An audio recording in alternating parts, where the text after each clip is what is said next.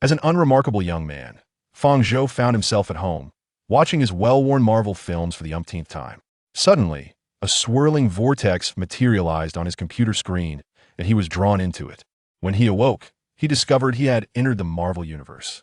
What transformations might this world, influenced by him, undergo? Chapter 1. Awakening to the sight of a bald head. In the Himalayas, within a mysterious hall, Fang Zhou opened his eyes to behold an antiquated yet majestic chamber. Rubbing his still dizzy head, he hastily rose and surveyed his surroundings. Where am I? He pondered. I distinctly remember watching a movie. Suddenly, a figure clad in a yellow robe entered the room. Fang Zhou focused intently. Was that not the Ancient One? As a seasoned Marvel aficionado, he recognized the iconic attire and the eye of Agamotto hanging around the figure's neck. It was indeed the Ancient One. After a moment of contemplation, Fang Zhou confirmed that he had traversed into the Marvel universe.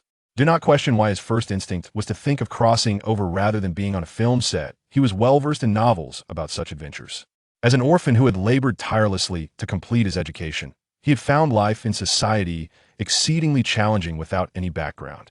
Over time, he had resigned himself to a meager existence, taking on temporary jobs to get by. Thus, he had long harbored a desire for a fantastical escape. Just as he was watching Captain America wield Thor's hammer, exclaiming "Avengers, assemble!" he was suddenly transported to the Marvel Universe. How delightful his dream had come true. You have finally awakened, the Ancient One remarked, breaking Fang Zhou's reverie. With a sudden rush of emotion, Fang Zhou knelt and declared, having drifted aimlessly for half my life without a worthy leader, if you do not reject me, I wish to serve as your disciple. Inwardly, he thought, in my past life, I suffered greatly due to my lack of connections. In this life, I must cling to this powerful figure and ascend to the pinnacle of my existence. Naturally, he did not dare voice these thoughts aloud. Witnessing Fang Zhou's fervent display, the Ancient One raised an eyebrow. Is this how individuals from otherworld behave? She mused, her mind filled with questions. You need not be so dramatic. As an outsider, as long as you refrain from causing harm to Earth, I shall not act against you, she reassured him. Hearing this, Fang Zhou exhaled in relief. His kneeling was not merely an act of seeking support, it was also a means of self-preservation. He had not landed in Kamar-Taj by mere coincidence. It was likely the Ancient One had sensed his arrival and brought him here. Who could fathom her intentions? At least he had secured his life for now.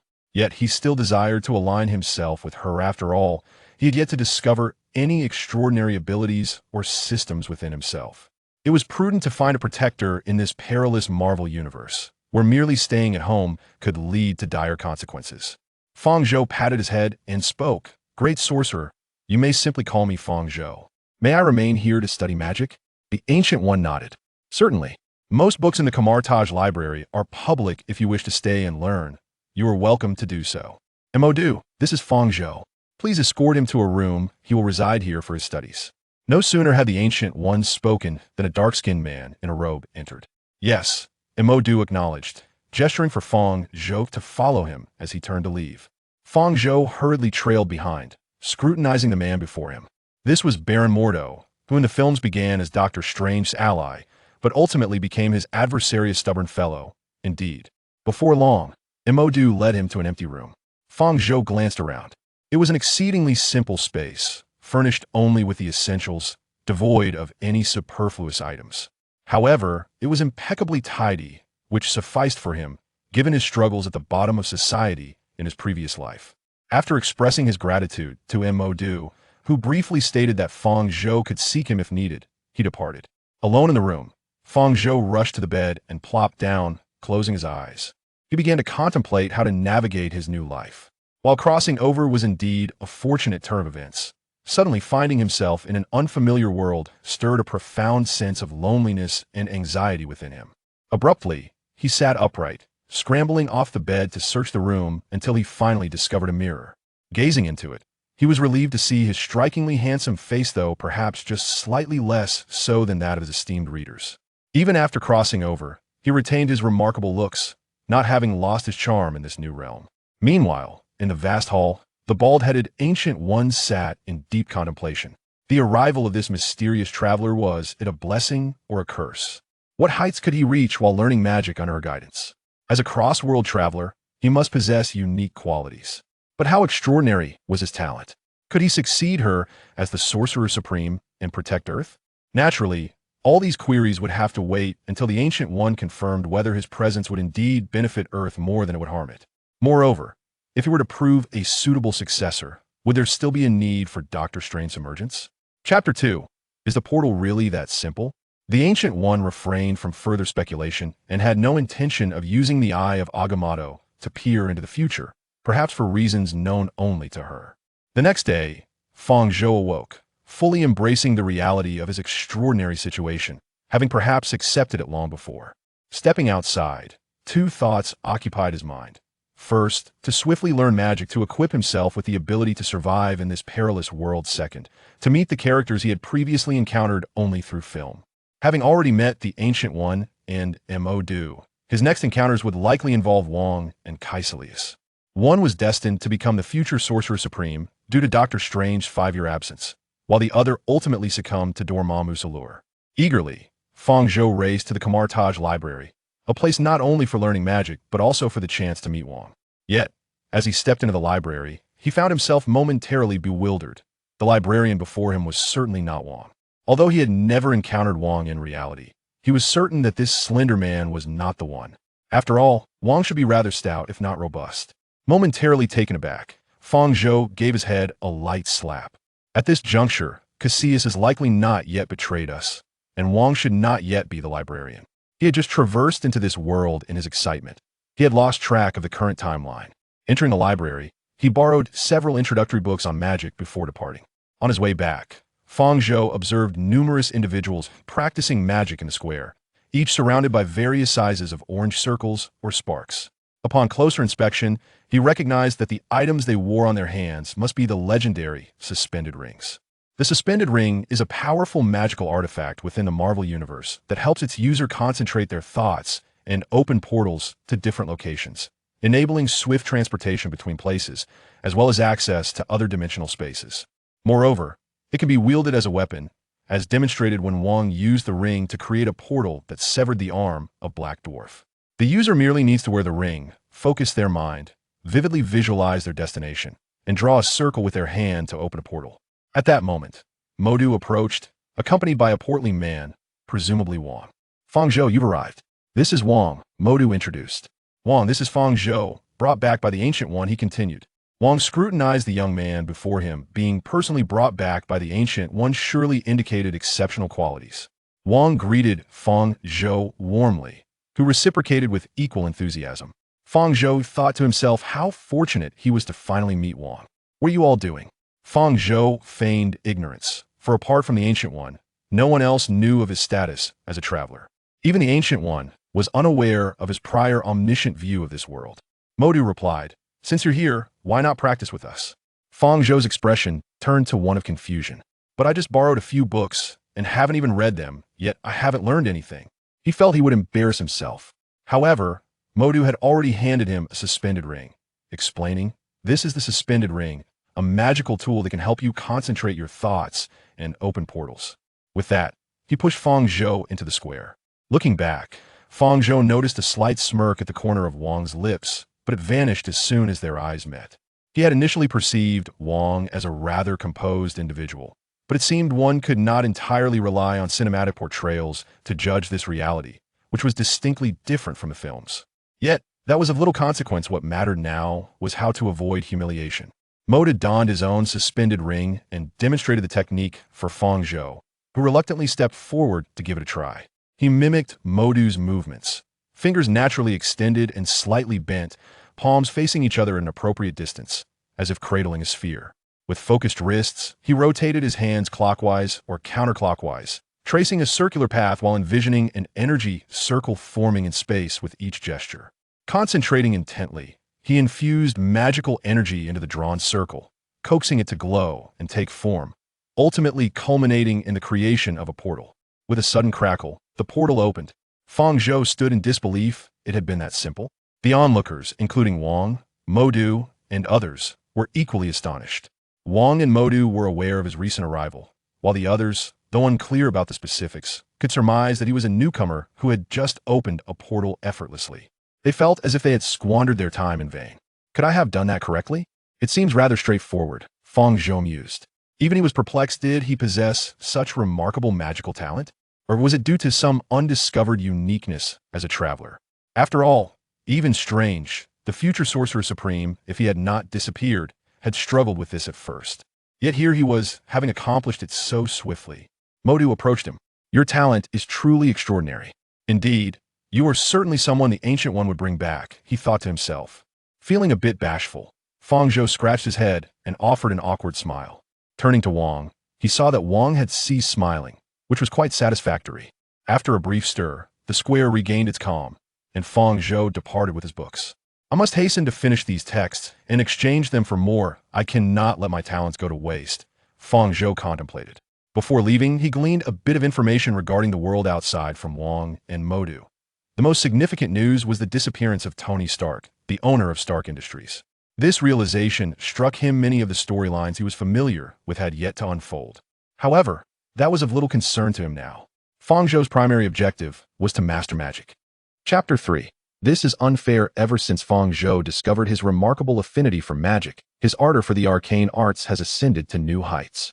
On a sunlit afternoon, as he perused ancient texts, a sudden flash of lightning illuminated the runes outside his window, and in that fleeting moment, he perceived the fluid rhythm of the words. In that instant, the symbols on the parchment transformed from mere cold patterns into a tangible manifestation of cosmic energy. He raised his hand, attempting to sketch a magical circle in the air. Droplets of rain coalesced at its center, suspended like pearls, refracting a halo of rainbow light. From that day forth, Fang Zhou's presence became a constant in the courtyard of Kamar-Taj. At dawn, he practiced his gestures towards the east, the glimmer of magic gathering in his palm, shining in harmony with the rising sun. By night, he immersed himself in forbidden tomes within the library, the flickering candlelight casting the rune shadows upon the ceiling. Reminiscent of ancient star maps, Fang Zhou understood that his talent, combined with relentless effort, was the key to rapidly elevating his magical prowess. On one occasion, Mordo discovered him practicing the shield spell in the rain, the downpour washing over his pale face, yet failing to extinguish the fervor burning in his eyes. Witnessing his diligence, Mordo recognized that Fang Zhou was destined for greatness. 3 months later, during a practical exercise, Fang Zhou faced a simulated dimensional creature, effortlessly conjuring a complete magical shield. A pale golden energy barrier unfurled before him as the creature's claws grazed the shield, igniting sparks like stardust. From a distance, the Ancient One smiled with satisfaction, acknowledging, "You have learned to listen to the voice of magic rather than merely seeking to wield it." As these 2 months elapsed, others bore witness to Fang Zhou's formidable talent. He had traversed in mere months what took others decades. In the entirety of Kamar-Taj, few could rival him. The Ancient One increasingly felt that Strange was unnecessary. After all, according to the original timeline, while Strange had made some progress in 3 months, he still paled in comparison to Fang Zhou. Moreover, during this time, Fang Zhou had not only grown familiar with Wang and Mordo, but had also encountered Kaisalius, the mage who might one day betray Kamar-Taj. Why the uncertainty? Because with Fang Zhou as a variable, the trajectory of the future would inevitably differ from the original timeline. As a time traveler, Fang Zhou did not doubt that the butterfly effect he brought would be significant. At least for now, Kaisalius exhibited no signs of deviation, and there were no indications of impending betrayal. The following day, in the ancient and expansive training grounds of Kamar-Taj, the morning light filtered through the sparse clouds, casting ethereal rays that enveloped this enigmatic arena in a soft golden hue. Fang Zhou, clad in a freshly donned yet somewhat oversized mage's robe, sported a pendant at his waist that shimmered with an unusual brilliance. He took a deep breath, striving to calm his racing heart. For today marked the day of his practical sparring session with Modu. Modu had long been awaiting this moment, his figure standing tall and resolute, grasping the life tribunal staff. A symbol of formidable power, the gem atop it radiated a profound blue light. As Fang Zhou approached, Modu nodded slightly, his voice deep and commanding. "Today, let me witness the fruits of your training. Remember, there is no room for error in battle. Each misstep could prove fatal." Fang Zhou responded with a nod, his eyes betraying a hint of anxiety, yet brimming with eager anticipation. Swiftly, he moved his hands before him, murmuring incantations. Soon, he had conjured a magical shield. "Well done," Modu remarked approvingly. He then swung the life tribunal staff, unleashing a sharp beam of energy towards Fang Zhou. The latter deftly sidestepped, the beam grazing the edge of his robe and scorching the ground beneath. Fang Zhou dared not relent. Utilizing the pendant, he opened a small portal, summoning a rope woven from concentrated magic, which he hurled towards Modu. Unfazed, Modu nonchalantly waved his staff, effortlessly deflecting the rope.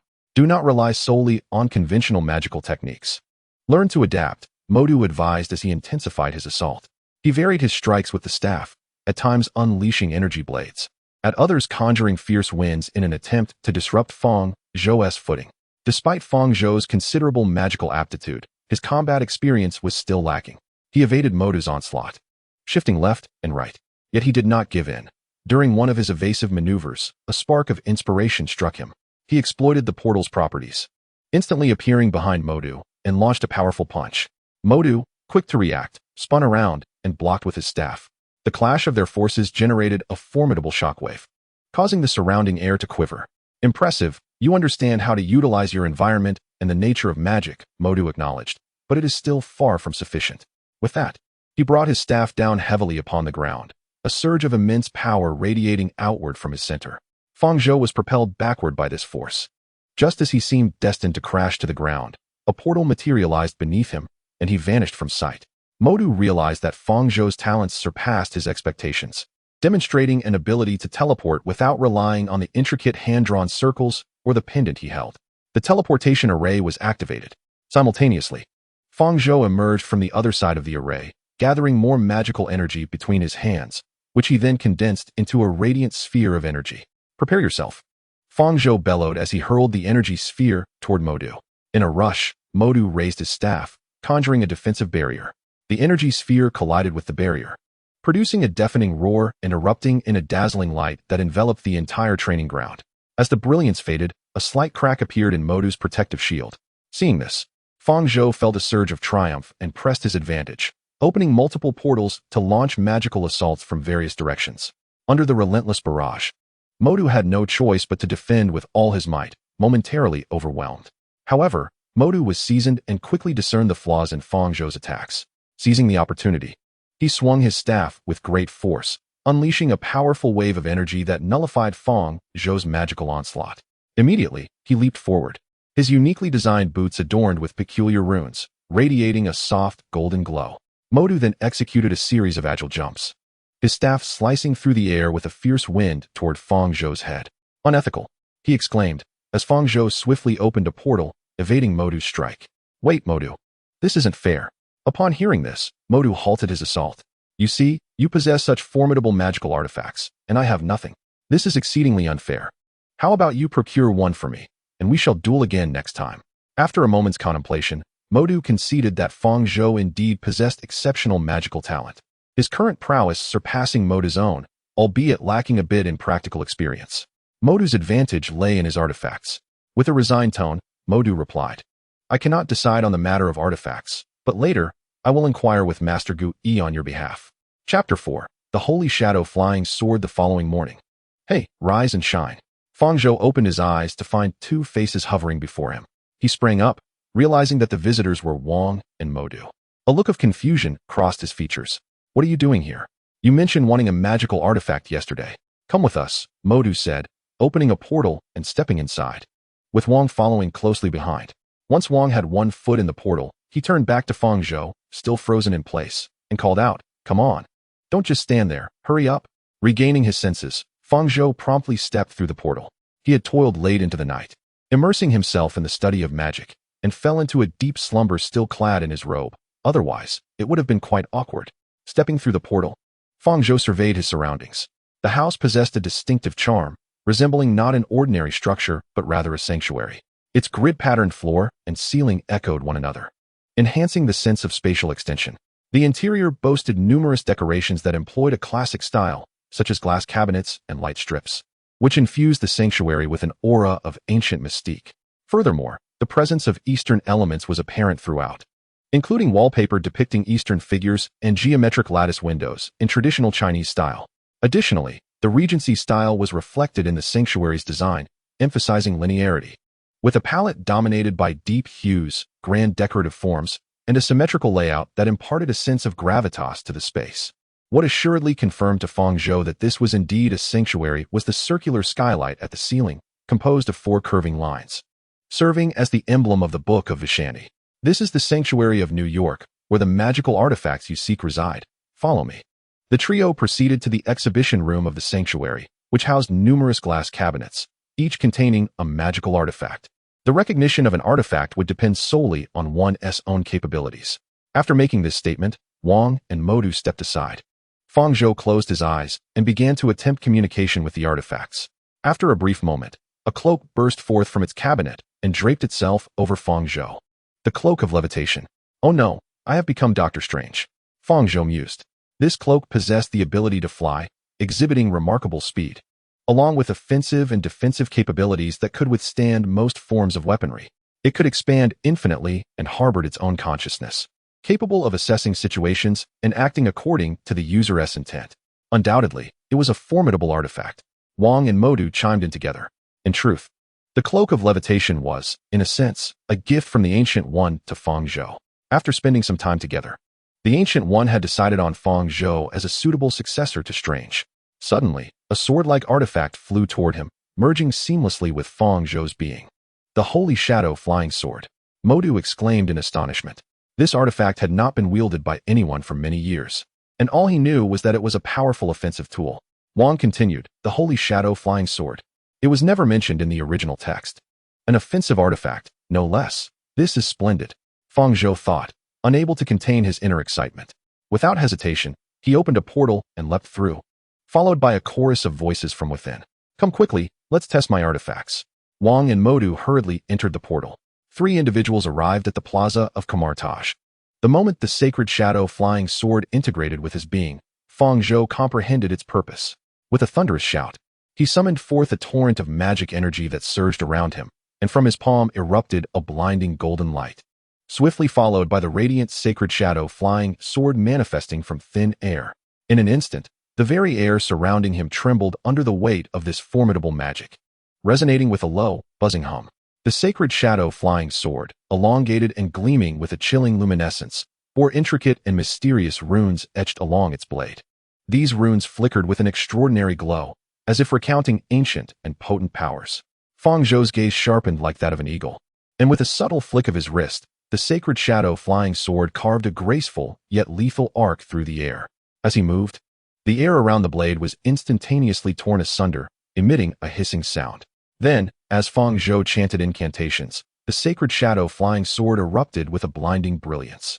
He thrust it forward, unleashing a golden sword beam, stretching nearly 10 feet long, which shot forth like a bolt of lightning into the distance. The speed of this beam was astonishing, distorting the space it traversed with a series of crackling sounds. The flying sword transformed into a myriad of sword shadows, filling the sky with glimmering golden hues, exuding an aura of formidable intensity. Fang Zhou was exhilarated, marveling at the experience of wielding such power in the Marvel Universe. It was as if all swords had converged into one. Subsequently, with a mere thought, the multitude of sword shadows vanished, reverting to a single entity that flew back into Fang Zhou's body. Exhilaration coursed through him. Not only could he launch attacks, but he could also conceal this weapon within himself, rendering him nearly invincible. Beside him, Wang and Modu were left utterly astonished. Such an extraordinary artifact was impressive even in the hands of a dog, let alone this remarkably gifted youth. Fang Zhou swiftly approached Modu, draping an arm around his shoulder. "Modu, shall we exchange a few more moves?" Modu, taken aback, brushed off Fang Zhou's arm and made a hasty retreat. "Are you joking? With an artifact so absurd, even the entirety of Kamar-Taj would likely find only the Ancient One capable of matching this fellow." He had no desire to be pierced by the sword, riddled with wounds. Seeing Modu flee, Fang Zhou turned his gaze toward Wang, only to find him summoning a portal and making a swift exit as well. The plaza was left echoing with Fang Zhou's raucous laughter, his figure alone amidst the deserted space. The Ancient One observed this spectacle from Kamar-Taj, clearly aware that Fang Zhou could not have acquired such a powerful artifact without her consent. Naturally, it was also predicated on Fang Zhou possessing the capability to earn the sacred sword's recognition. The sword, an artifact bequeathed by the Emperor of Weishan, has remained unacknowledged for countless years. To what extent can you unleash the power of this blade? Murmured Ancient One. Chapter 5. The rescue begins with Iron Man. Fang Zhou returned to his chamber, gazing at his brand new equipment with a slight snicker. Draped in the cloak of levitation, the holy shadow flying sword concealed within him, and with the suspended ring grasped in hand, He could summon a portal at any moment, feeling an overwhelming sense of security. After a while, his smile gradually faded, and his expression turned serious. Now, he possessed a measure of self-defense, enabling him to pursue endeavors he had only dreamt of before his travels. The first mission would be to rescue Tony Stark and Ethan. Fang Zhou murmured to himself, Iron Man, this is the visage of the Marvel Universe, the cornerstone of the future Avengers. I wish to witness the birth of Iron Man firsthand. He knew that Tony Stark had been kidnapped by terrorists and was imprisoned in a cave in Afghanistan, coerced into crafting weapons for them. He needed to act swiftly to rescue both Stark and Ethan. After all, in the original storyline, it was only Tony Stark who truly escaped. However, Fang Zhou was unaware of the precise geographical location, possessing only a vague sense of where it might be.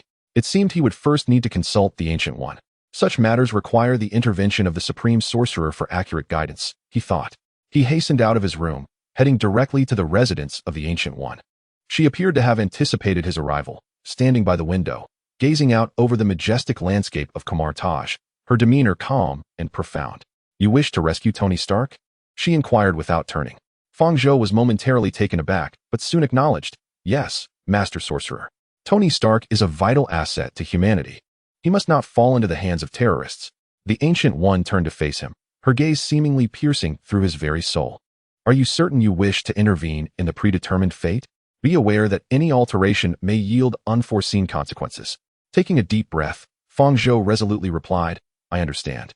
But since I have arrived in this world, I must take action. I cannot stand idly by as tragedy unfolds. Some actions must be undertaken, even with the knowledge that they may alter the future. In Fang Zhou's eyes, Tony would undoubtedly escape. The only variable was whether Ethan would survive. The Ancient One fell silent for a moment, then let out a gentle sigh. Very well, since you have made your decision, I shall lend you my assistance.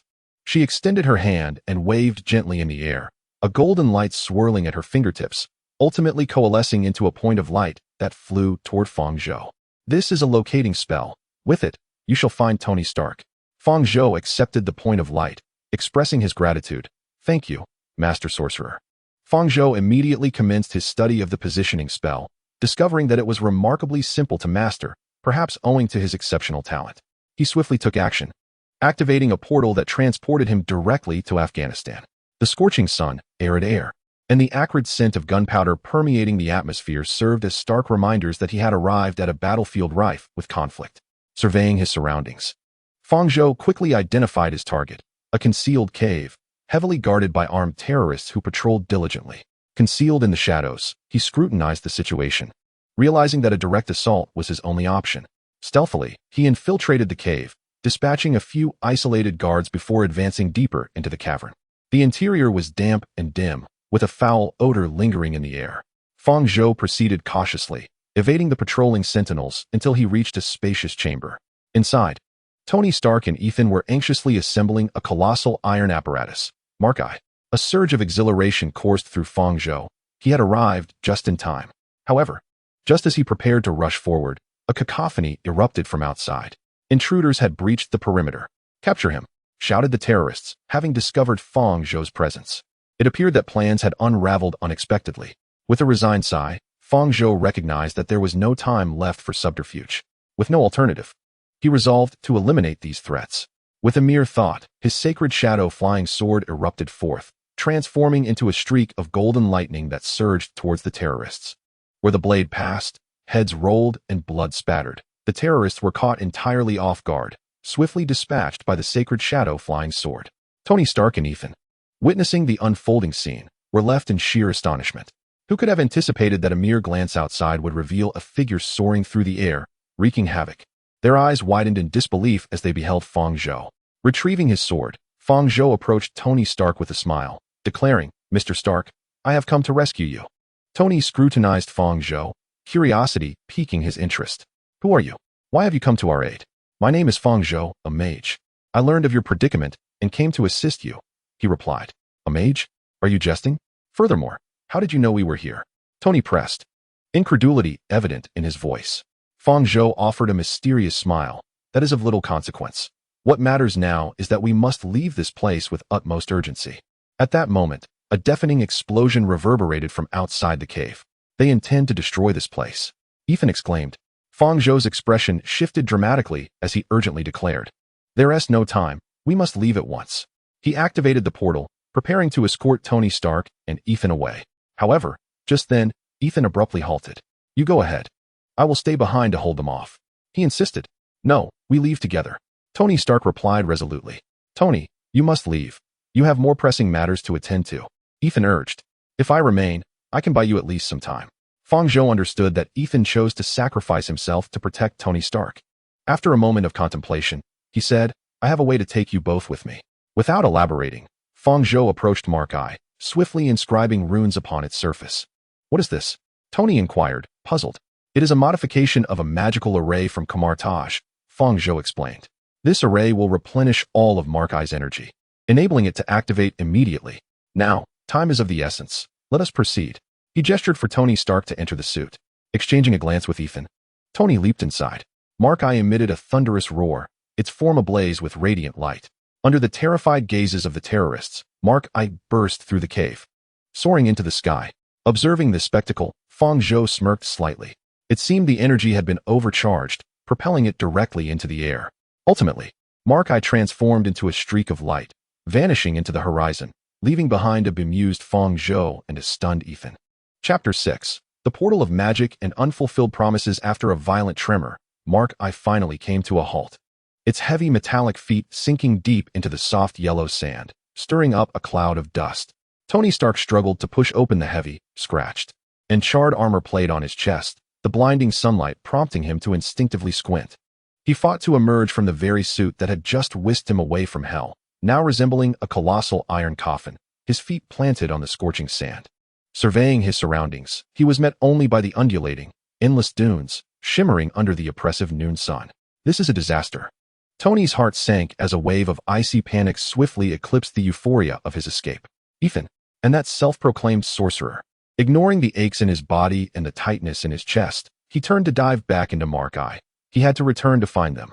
Just then, the air before him, less than 3 meters away, began to warp without warning. Golden sparks erupted into the air as if the most skilled artisan were etching a frame with flames.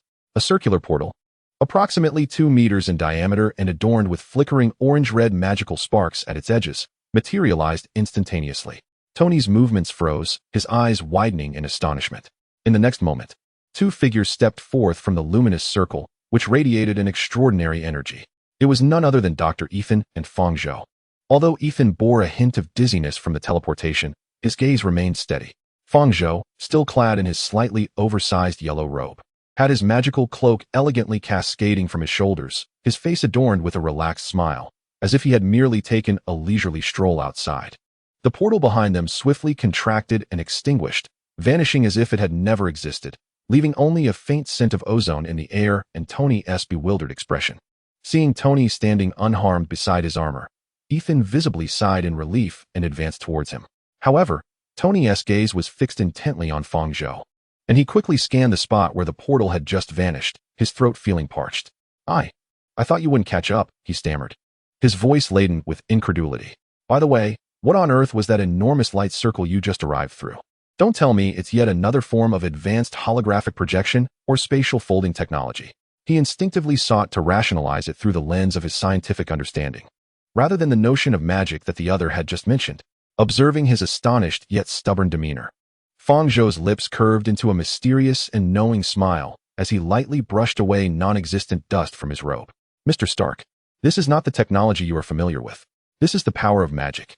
His tone was calm and resolute, imbued with the weight of ancient tradition. Magic. Tony pondered over the word, his brow furrowing.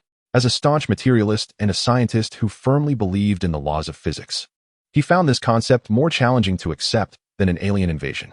Yet, apart from magic, the dazzling, unparalleled golden sword shadows that danced through the air, though he hadn't fully discerned them, the sensation was unmistakable.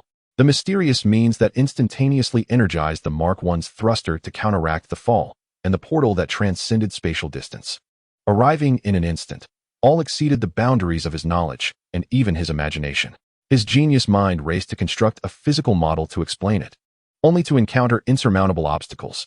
Ultimately, he exhaled heavily, his shoulders sagging slightly under the weight of reality's harsh expansion of his understanding, murmuring, "All right, magic boy. This explanation, though absurd, seems to be the only answer that can account for all those phenomena. He relinquished the futile endeavor of thought, at least for the moment. Regardless, Tony lifted his gaze, sweeping it across Fang Zhou and Ethan, a renewed sense of relief washing over him, dispelling the shock and confusion. At long last, we are safe. Indeed, we have secured our safety in the most genuine and grounded manner. He placed particular emphasis on the phrase grounded, evidently still haunted by the recent experience of emergency landing in the clouds. Approaching Fang Zhou, his demeanor transformed into one of unprecedented seriousness and gravity. Shedding the usual air of nonchalance, he extended his right hand, palm facing upward. This is all thanks to you, Fang Zhou. His voice was deep and resonant. Without you, Ethan and I might have become mere charred remains in a cave or parched by the desert sun. You not only extricated us from that dreadful place, but also safeguarded us throughout the ordeal. This debt, I, Tony Stark, shall remember. I owe you a monumental favor, no? I owe you 2 lives. Fang Zhou gazed at Tony's outstretched hand, and the sincerity reflected in those caramel-colored eyes, characteristic of Iron Man, albeit tinged with a hint of genius awkwardness. He reciprocated the gesture, gripping Tony's hand firmly. He could feel the warmth of the other's palm and the slight tremor of someone who had narrowly escaped disaster. Mr. Stark, you are too kind. Fang Zhou replied with a smile, his tone calm. I merely did what I believed was necessary. Protecting life is one of a mage's responsibilities. No, Tony asserted, shaking his head resolutely, increasing the pressure of their handshake. What you did far exceeds what was merely expected. The strength you displayed and your choices revealed to me that this world is far more intricate and fascinating than I ever imagined. He paused, seemingly gathering his thoughts. That portal, he indicated, is not merely a physical passage. It opens up a realm of possibilities. Fang Zhou nodded slightly, acknowledging Tony's insight. He sensed that this experience, particularly the impact of magic, had sown a seed within the heart of Tony Stark, the future Iron Man. All right, Mr. Stark, Fang Zhou released his hand, timely interrupting what could have unfolded into a profound discussion on the essence of magic and science, a topic Tony clearly inclined towards. Now is not the moment for such discourse. He surveyed the scorching desert surrounding them. We must depart swiftly and return to civilization. Prolonged exposure to this environment is detrimental to your recovery, especially for Dr. Ethan. Tony immediately snapped back to focus, regaining his composure as a decision-maker. He nodded in agreement. You are right. We need communication devices to connect with the outside world. That is simple, Fang Zhou replied calmly, raising his hands once more. His fingers traced a fluid and rhythmic path through the air, this time conjuring not a massive combat portal, but rather 2 stable circles of light, each approximately 1.5 meters in diameter, appearing side by side. Within the circles, the imagery shifted dramatically from the desert landscape to a bustling street scene, vibrant with life. Fang Zhou pointed to the left circle. On the other side of this portal lies a lively street, slightly noisy, yet brimming with the essence of life. The low, earth-toned houses, pedestrians clad in traditional attire, and small shops adorned with faded signs create a picturesque scene. With the distant silhouette of a mosque's dome visible on the horizon, the angle of sunlight aligns perfectly with the desert here.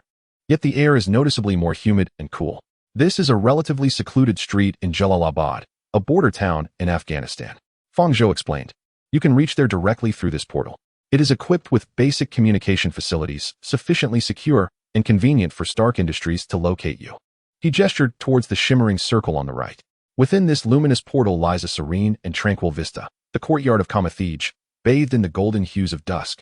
Ancient cobblestone paths, and the ornate eaves of a distant hall etched against the sunset, the air still lingering with the scent of sandalwood and the echoes of chanting. As for me, Fang Zhou turned to Tony and Ethan with a farewell smile. His mission accomplished, it was time to return home. Wait, Tony and Ethan exclaimed in unison. Tony, in a flurry, urged, at least tell us how to reach you. I must know where my savior resides, right? When we next host a gathering. When expressing our gratitude, an address would be essential.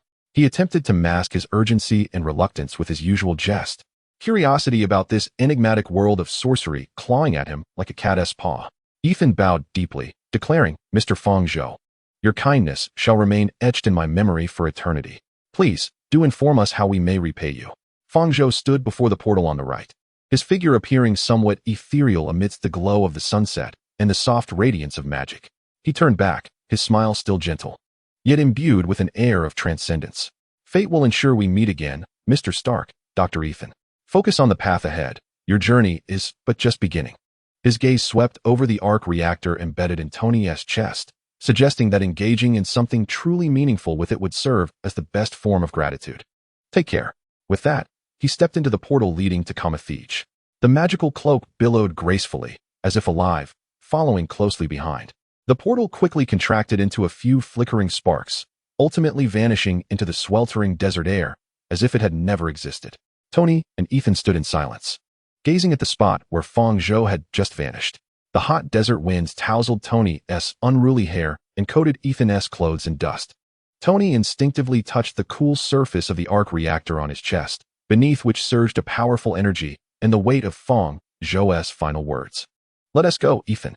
Taking a deep breath, Tony's expression grew resolute and complex as he stepped toward the portal leading to Jalalabad. "Let us leave this cursed place behind." As for the sorcerer and the gathering, he stepped through the portal, feeling a slight dizziness from the spatial transition, his feet landing on the solid ground of a foreign town. Turning back to see Ethan following closely, a signature smile graced his lips, tinged with deeper significance. "I have a premonition. This shall not be our last encounter." Chapter 7. The distress signal. The streets of Jalalabad were enveloped in a lang of aromas, the scent of freshly baked naan mingling with spices and dust. The sudden appearance of two foreign men, grimy and disheveled, especially Tony, clad in an oil-stained tank top, and Ethan, in tattered attire, immediately aroused the curiosity and wariness of the passers-by. "We need a phone immediately," Tony declared, unfazed by the gazes that surrounded him, his mind shifting into problem-solving mode. His keen eyes scanned the street and swiftly identified a relatively modern grocery store, its entrance marked by a faded sign indicating a public telephone. The two men hurried towards it. The proprietor, a middle-aged man sporting a bushy beard, regarded them with suspicion, particularly eyeing the peculiar device emitting a faint blue glow from Tony's chest. With no time for pleasantries, Tony reached into his pockets, only to find them utterly devoid of cash or cards. All had been confiscated in the cave. He muttered a curse under his breath. Ethan, reacting more swiftly, recalled that he might still possess a few emergency dollars in a hidden pocket. He rummaged through his clothing and indeed retrieved several crumpled bills. Handing the largest denomination to the shopkeeper, he adopted the gentlest yet most urgent tone he could muster, punctuating his plea with simple English words and gestures. "Phone. Emergency." The shopkeeper scrutinized the bill, then glanced at their anxious expressions. After a moment's hesitation, he reluctantly pointed towards an old coin-operated telephone nearby. Tony seized the receiver, inhaling deeply. At that moment, he needed to contact someone absolutely trustworthy, someone capable of extricating them with utmost urgency. His fingers flew over the familiar digits of his best friend, Colonel James Rhodes's private satellite phone. The interminable wait felt like an eternity. Each second stretched infinitely. Tony's knuckles whitened from the pressure, sweat trickling down his temples. Ethan nervously scanned their surroundings, alert for any potential trouble. Finally, the call connected. A calm, albeit perplexed voice emerged from the line. "Hello? This is Rhodes." "Rhodes. It's me. Tony." Tony nearly shouted, his voice hoarse with excitement and dehydration. A stunned silence enveloped the other end, quickly followed by an incredulous exclamation. "Tony? My God. Is it really you? Where are you? You're alive. The military, everyone has been searching for you." "I'm alive." "Listen," Tony interrupted, his tone urgent yet clear. "I'm with Dr. Ethan. We're both alive. We're in Afghanistan, Jalalabad. I don't know the name of this street, but there's a carpet shop nearby with a green sign." He quickly surveyed the area, catching sight of a blurred marking on a utility pole, close to a community known as Bazaar. "Listen, I urgently require you to dispatch the fastest aircraft available. Nay, send an entire battalion to retrieve us. They must be utterly reliable. Now, immediately." "Jalalabad. Bazaar community? Acknowledged. Hold on, Tony. I am coordinating at once. The airbase has our rapid response unit. Keep this line open, or provide me with a secure location where you can stay." Rod's voice instantly transformed into a tone of utmost seriousness and professionalism, imbued with the decisiveness of a soldier. The sounds of him swiftly issuing commands resonated in the background. "We are waiting right by this public phone for you. Rod, hurry. I do not wish to linger in this wretched place for another minute." Tony exclaimed. "Hold on, brother. I shall be there shortly." Rod's voice was resolute. After hanging up, Tony leaned against the weathered wall of the grocery store, exhaling a long sigh. Contacting Rod meant they were truly safe. He glanced at Ethan, and both of their eyes reflected a profound sense of relief. "What did he say?" Ethan inquired. "Rod is sending someone right away. Soon." Tony wiped the sweat from his brow, observing the curious crowd gathered at the street corner, then glanced at his disheveled appearance, suddenly breaking into a grin, albeit one tinged with the fatigue of survival. "Hey, Ethan, when we get back to New York, I am throwing an unprecedented super party. A champagne tower as tall as the Empire State Building. We must invite all the top models in Manhattan. And there should be, one of those fire-breathing magicians." He intentionally emphasized the word magician, his eyes sparkling with mischief and a fervent longing for a magical celebration. Ethan shook his head in exasperation. Yet a relaxed smile graced his face. It feels good to be alive. Witnessing Tony Stark's iconic flamboyance made it seem as though the world had returned to a semblance of normalcy. However, he knew that after the cave, after Mark 1, and after that enigmatic sorcerer, both Tony and he could never return to their former selves. A new journey had truly just begun, and the enigma surrounding the essence of magic and power was indelibly etched in their hearts. In the distance, the faint yet approaching sound of helicopter rotors echoed through the air. Rescue was on its way. Chapter 8.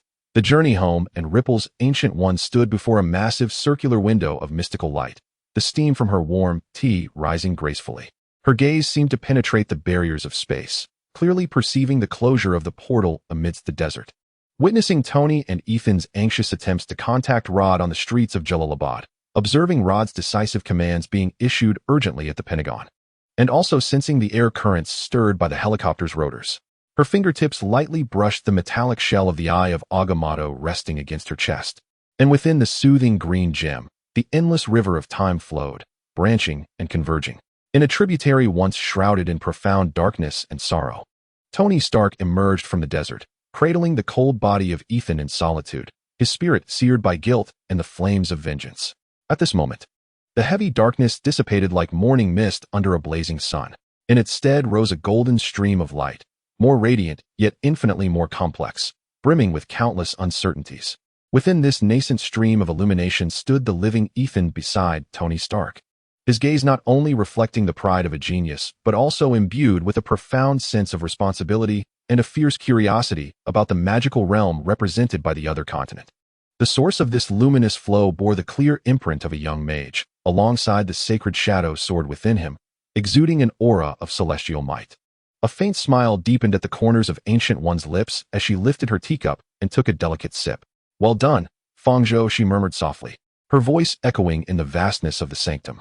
"You have not only strummed the strings of fate, saving 2 pivotal lives, but also cast a stone named responsibility into the lake of Tony Stark's heart, alongside a spark called the unknown." Ethan's survival has indeed mended a profound wound. Her gaze drifted towards the distant future within the river of time, where myriad possibilities flickered like stars in her profound eyes. The wings of a butterfly had begun to flutter. Strange, she paused slightly, seemingly confirming the ripples at a distant juncture in time. "Perhaps the burden that belongs to you can indeed be lightened." The glow of the Eye of Agamotto flickered gently, illuminating her vision of a future made more vibrant, yet also more tumultuous due to Fang Zhou's intervention. In a flash, Fang Zhou stepped through the portal of Kamar-Taj's courtyard. The familiar aura of tranquility enveloped him, the scent of sandalwood mingling with the freshness of greenery, causing his taut heartstrings to relax involuntarily. The magical floating cloak unfurled affectionately behind him, seemingly delighted to return to this familiar abode. The sacred shadow sword lay dormant within him, like a lurking beast, ever ready to respond to a call. Fang Zhou inhaled deeply, feeling the surging magic within, a sense of accomplishment blossoming within him.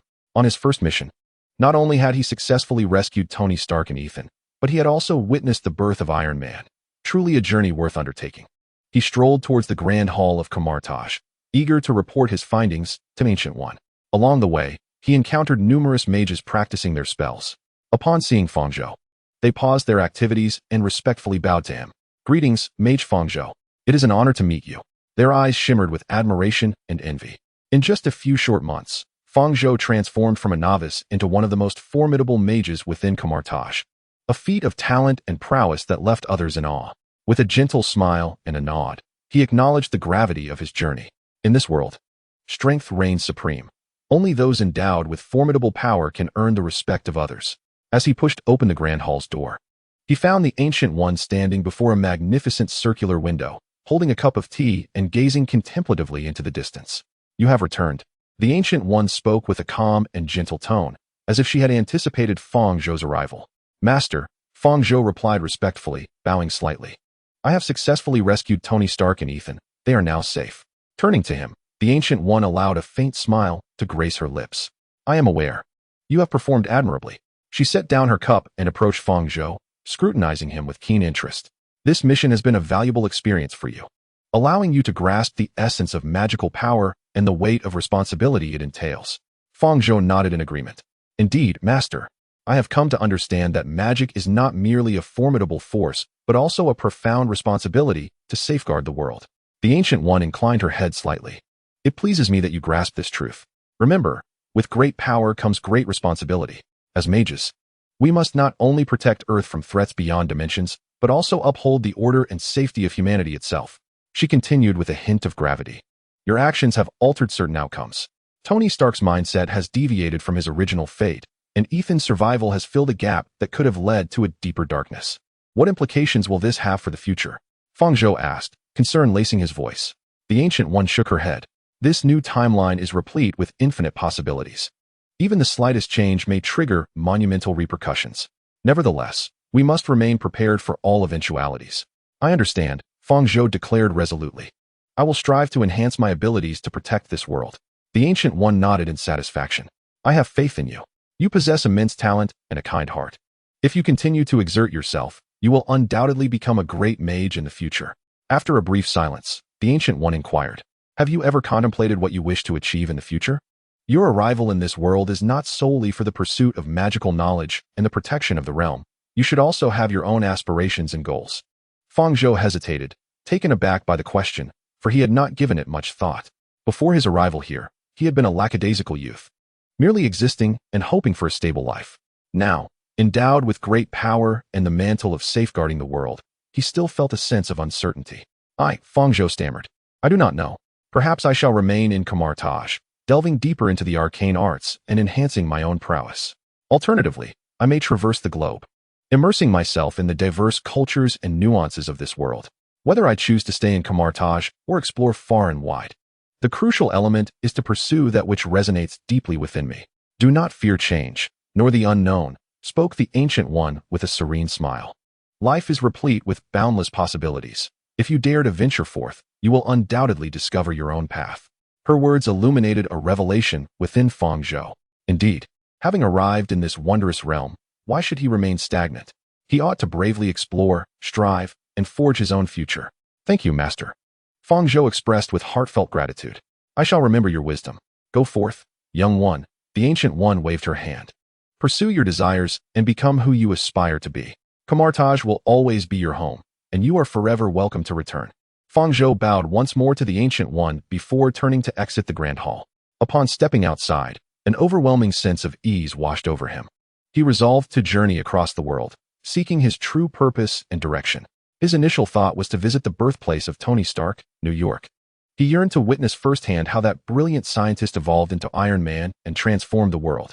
He longed to befriend Tony Stark, exploring the mysteries of technology and magic together. He wished to witness the genesis of the Avengers and stand shoulder to shoulder with those remarkable heroes. However, before embarking on his journey to New York, there remained one crucial task. He must aid Kaecilius in preventing his descent into darkness.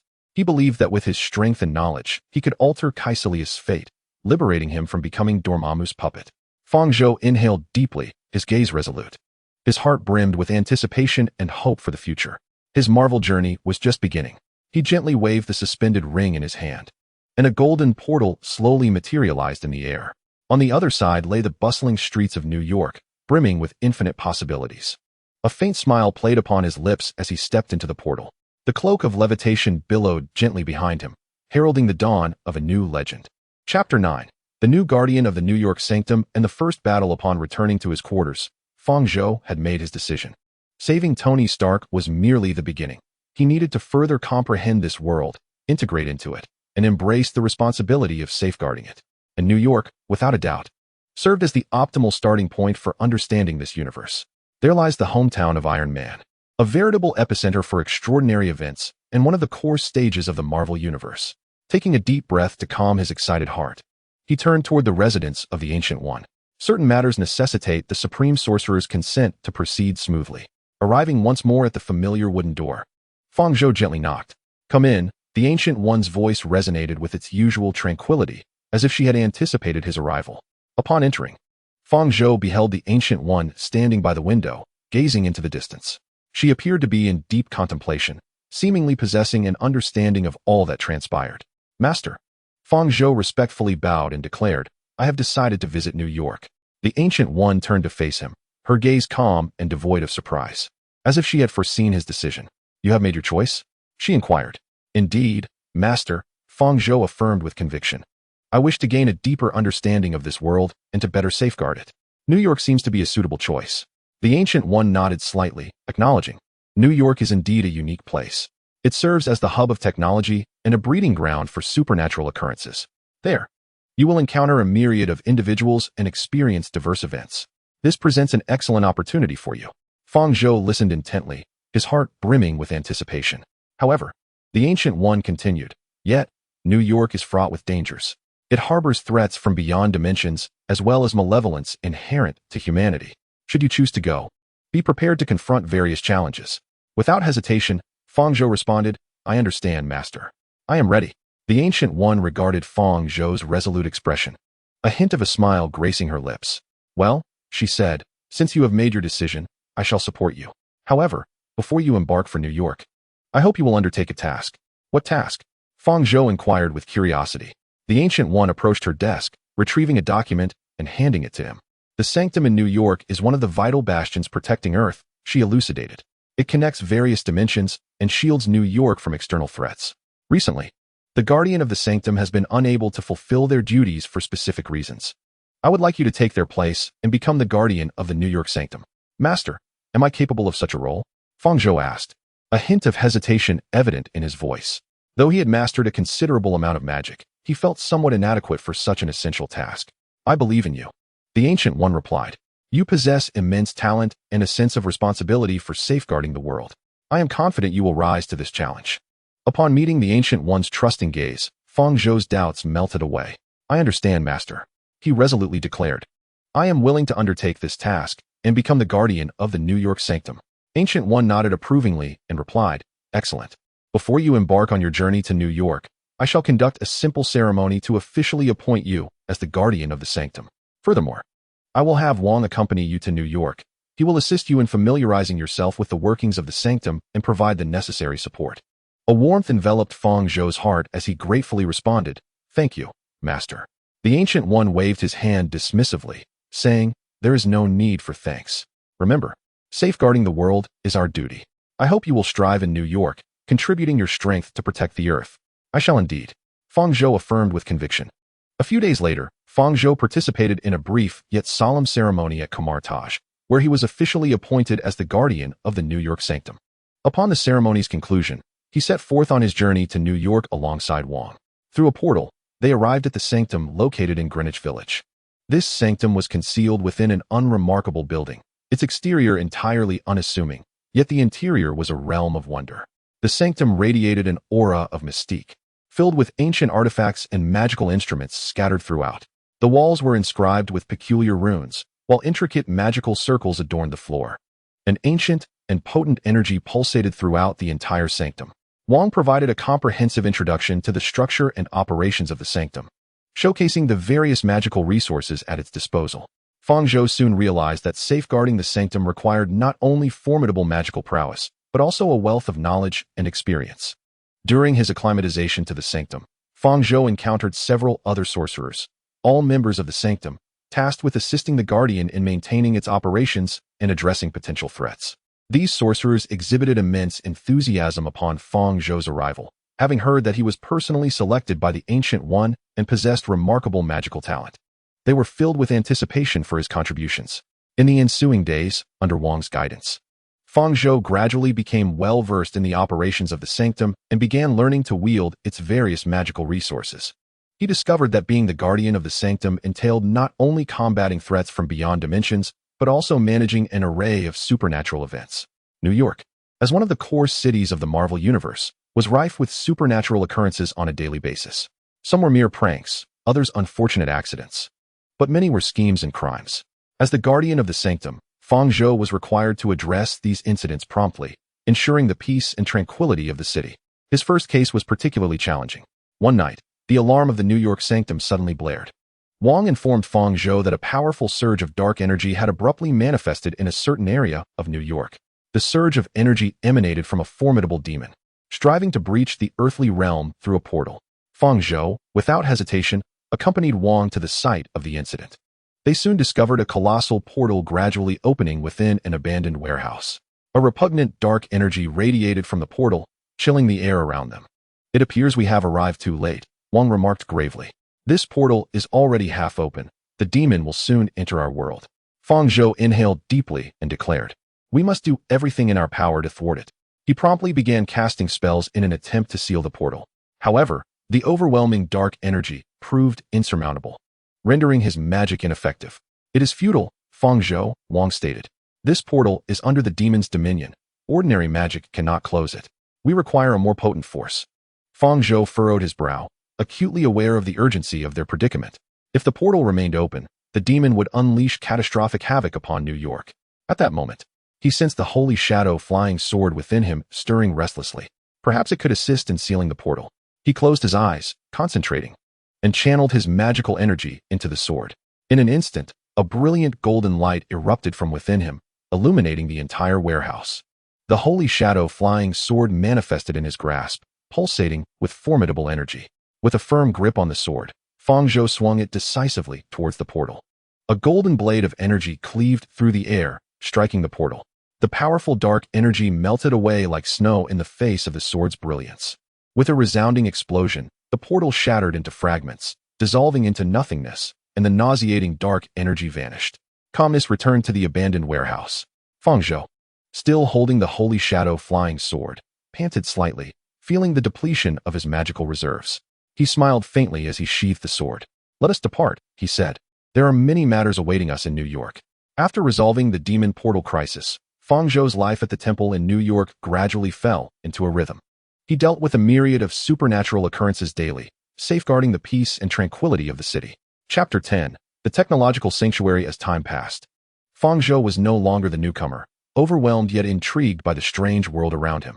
The temple became both his stronghold and classroom, where he eagerly absorbed an ocean of magical knowledge. With the assistance of Wang, his seemingly stern yet passionately devoted colleague, he became attuned to the pulse of this vibrant metropolis. He strolled through the verdant shade of Central Park, experienced the cacophony of Times Square, and paused on the Brooklyn Bridge to admire the majestic silhouette of Manhattan's steel forest. During this journey, he encountered a multitude of individuals.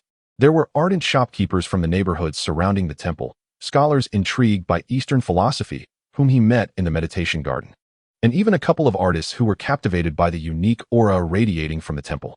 However, the most astonishing and fateful reunion was with Tony Stark. Since their parting in the searing sands of Afghanistan, Stark's life had undergone a radical transformation. He had shuttered the weapons division of Stark Industries, boldly declared himself Iron Man, and engaged in a life-and-death confrontation with Obadiah Stane, each event reverberating across the globe.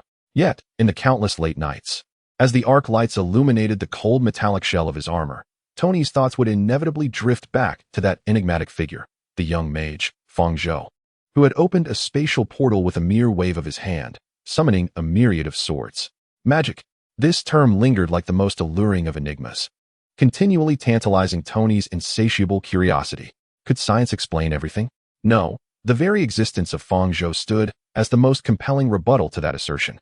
He employed every resource at his disposal, tapping into the vast information network of Stark Industries, utilizing JARVISS omnipresent data searches, and even delving into some classified military files in search of any trace of the mage.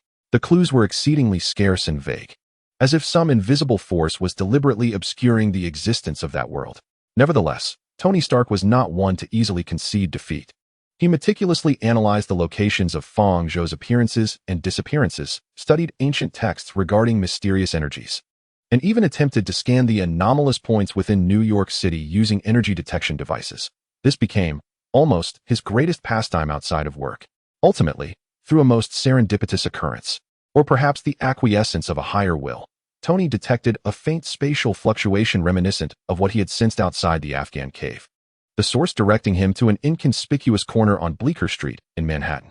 To the ordinary observer, That building appeared merely as an old, somewhat dilapidated library or museum. But to Tony's instruments and instincts, it radiated an extraordinary luminescence akin to a lighthouse. Without a moment's hesitation, he didn't even take the time to change out of his oil-stained work attire and promptly had Happy drive him to 177 Bleecker Street. Taking a deep breath, he pushed open the seemingly heavy and ordinary wooden door. The sight within rendered even the seasoned Tony momentarily speechless. Contrary to his expectations of high technology or foreboding darkness, he was greeted with a tranquil and solemn atmosphere, steeped in the passage of countless years. The air was infused with the faint scent of books, ancient wood, and an ineffable energy. Then, he beheld the familiar figure of Fang Zhou, standing before a massive circular window adorned with intricate geometric patterns, seemingly lost in contemplation.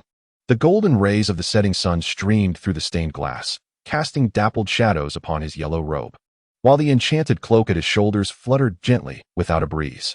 "Hey, Magic Kid." Tony's voice shattered the tranquility of the temple.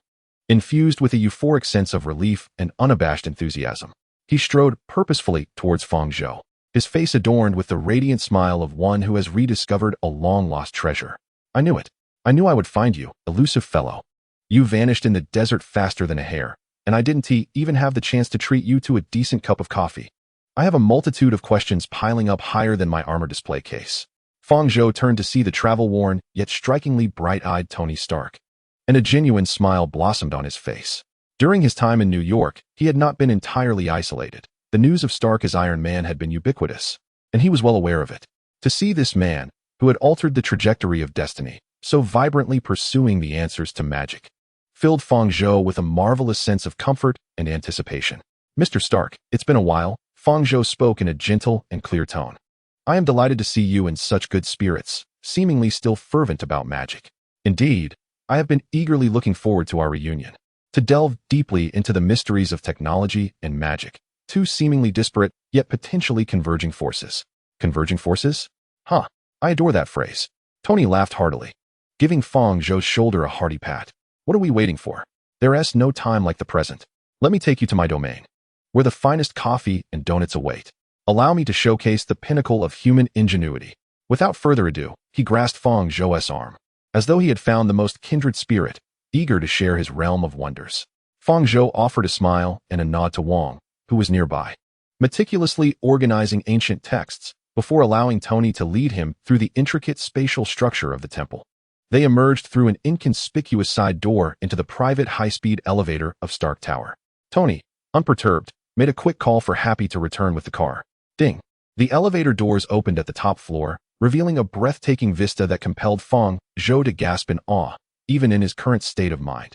This place was nothing short of a futuristic sanctuary of technology. The expansive floor-to-ceiling windows showcased a breathtaking panorama of New York City. The interior space was remarkably vast, illuminated with bright, transparent light. The mirror-like floor reflected the intricate geometric lighting structures above. Countless holographic screens floated in midair, cascading with torrents of code and data streams. Mechanical arms glided silently along precise tracks, engaged in automated assembly or testing.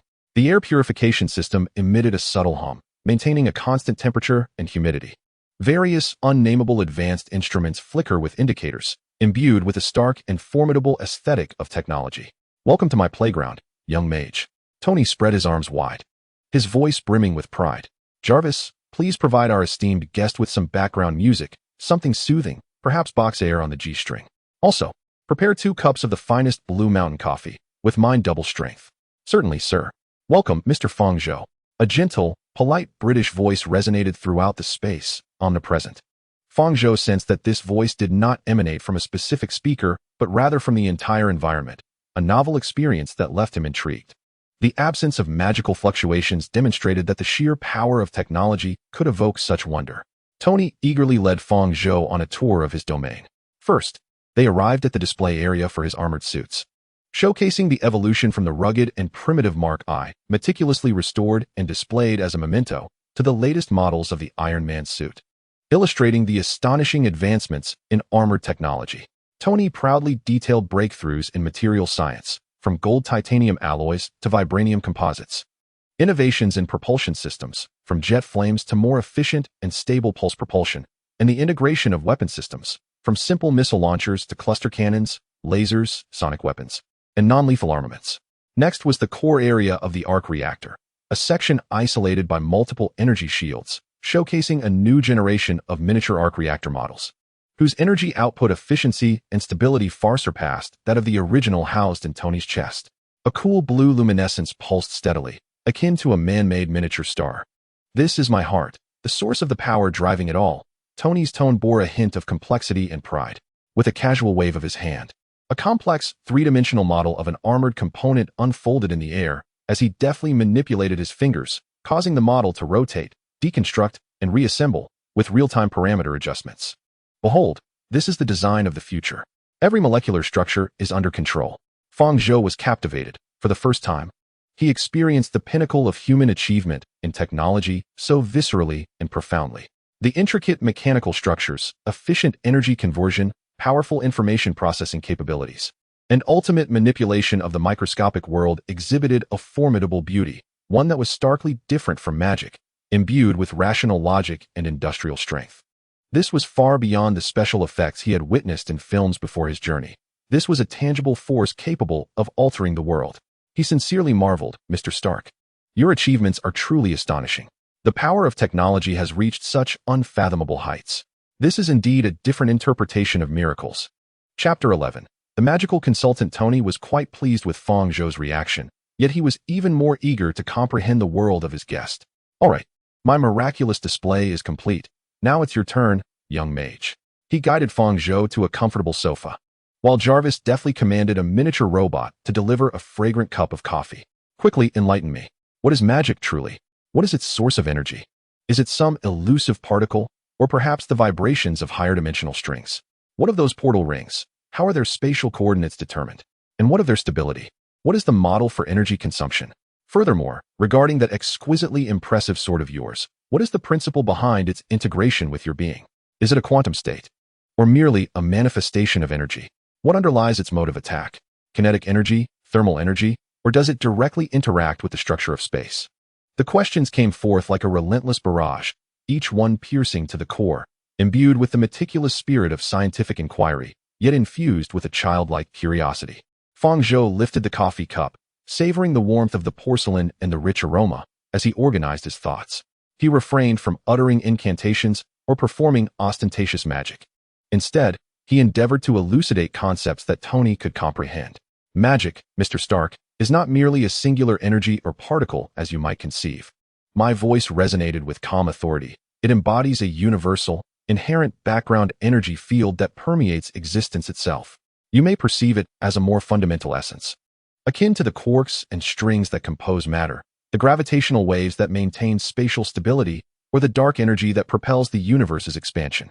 It pervades every corner of the multiverse, flowing through the fissures of time, serving as one of the foundational rules governing all things." He set down the coffee cup, his fingertips tracing delicate arcs through the air, conjuring a barely perceptible golden ripple. "We, as sorcerers, through specific mental cultivation, knowledge of runes, gestural guidance, and well, you might interpret it as a form of mental resonance frequency, perceive, direct, and ultimately shape this primal and vast energy, transforming it into the forms we require, be it opening spatial gateways, erecting energy shields, or imbuing objects with life and will, even summoning pure destructive energy from the void." As Fang Zhou elucidated, he demonstrated some fundamental magical phenomena. He spread his palm, and above it coalesced a slowly rotating, intricate geometric shape composed of pure golden light, a simplified version of the Vasantide seal, emanating gentle and stable energy fluctuations. "This is the most basic form of energy shaping." He pointed his finger at an empty coffee cup on the table, and it silently levitated, gliding smoothly through the air. "This is psychokinesis, the precise manipulation of the energy field." He swiftly formed seals with his hands, conjuring before them a small, stable portal, no larger than a palm, through which the vibrant image of a blooming snow lotus in the courtyard of Kamar-Taj was distinctly visible. Spatial localization relies on the caster's profound mental perception and deep memory of the destination's spatial imprint, rather than physical coordinates. Stability is contingent upon the caster's mental focus and the precision of their control over the energy flow. Regarding consumption, Fang Zhou chuckled softly. It entails the mental strain and guiding energy expended by the spellcaster, akin to engaging in prolonged, high-intensity, cerebral exertion. Tony listened, enraptured, his eyes unblinking, as his mind raced to translate Fang Zhou's descriptions into a physical model. He instructed Jarvis to meticulously record every detail, while the holographic screen flickered with an array of hypothetical equations and energy distribution diagrams. Incredible, utterly astounding, Tony murmured, pondering the notion of a pervasive background energy field resonating with mental vibrations, wherein runes serve as a manifestation of energy circuits. This concept sounded akin to a conscious-based, direct invocation of the universe's underlying programming interface, surpassing even the most advanced quantum computers in efficiency. He abruptly slapped his thigh. Could we design an instrument to directly detect and quantify this background energy field? Or perhaps employ specific electromagnetic frequencies to simulate mental resonance and attempt to harness it? Alternatively, could we etch the rune structures with nanomaterials to see if a stable energy circuit could be formed? Tony's thoughts leaped in myriad directions, instantly proposing several avenues to scientificize magical principles. Fang Zhou, equally inspired by his imaginative prowess, engaged in a fervent and profound discussion with him regarding the technological detection of magic, energy conversion efficiency, the similarities between runes and circuit topology, and the correlation between mental strength and brainwave intensity. Fang Zhou elucidated certain rules and taboos from a magical perspective, such as the dangers of excessive reliance on dark dimension energy, while Tony suggested methods or alternatives for verification from a physics standpoint.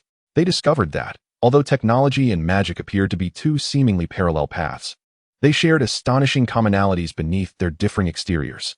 The ultimate goal of both is the exploration of the universe's mysteries, the understanding of the essence of existence, the expansion of the boundaries of human or intelligent life, capability, and ultimately, the transformation of the world.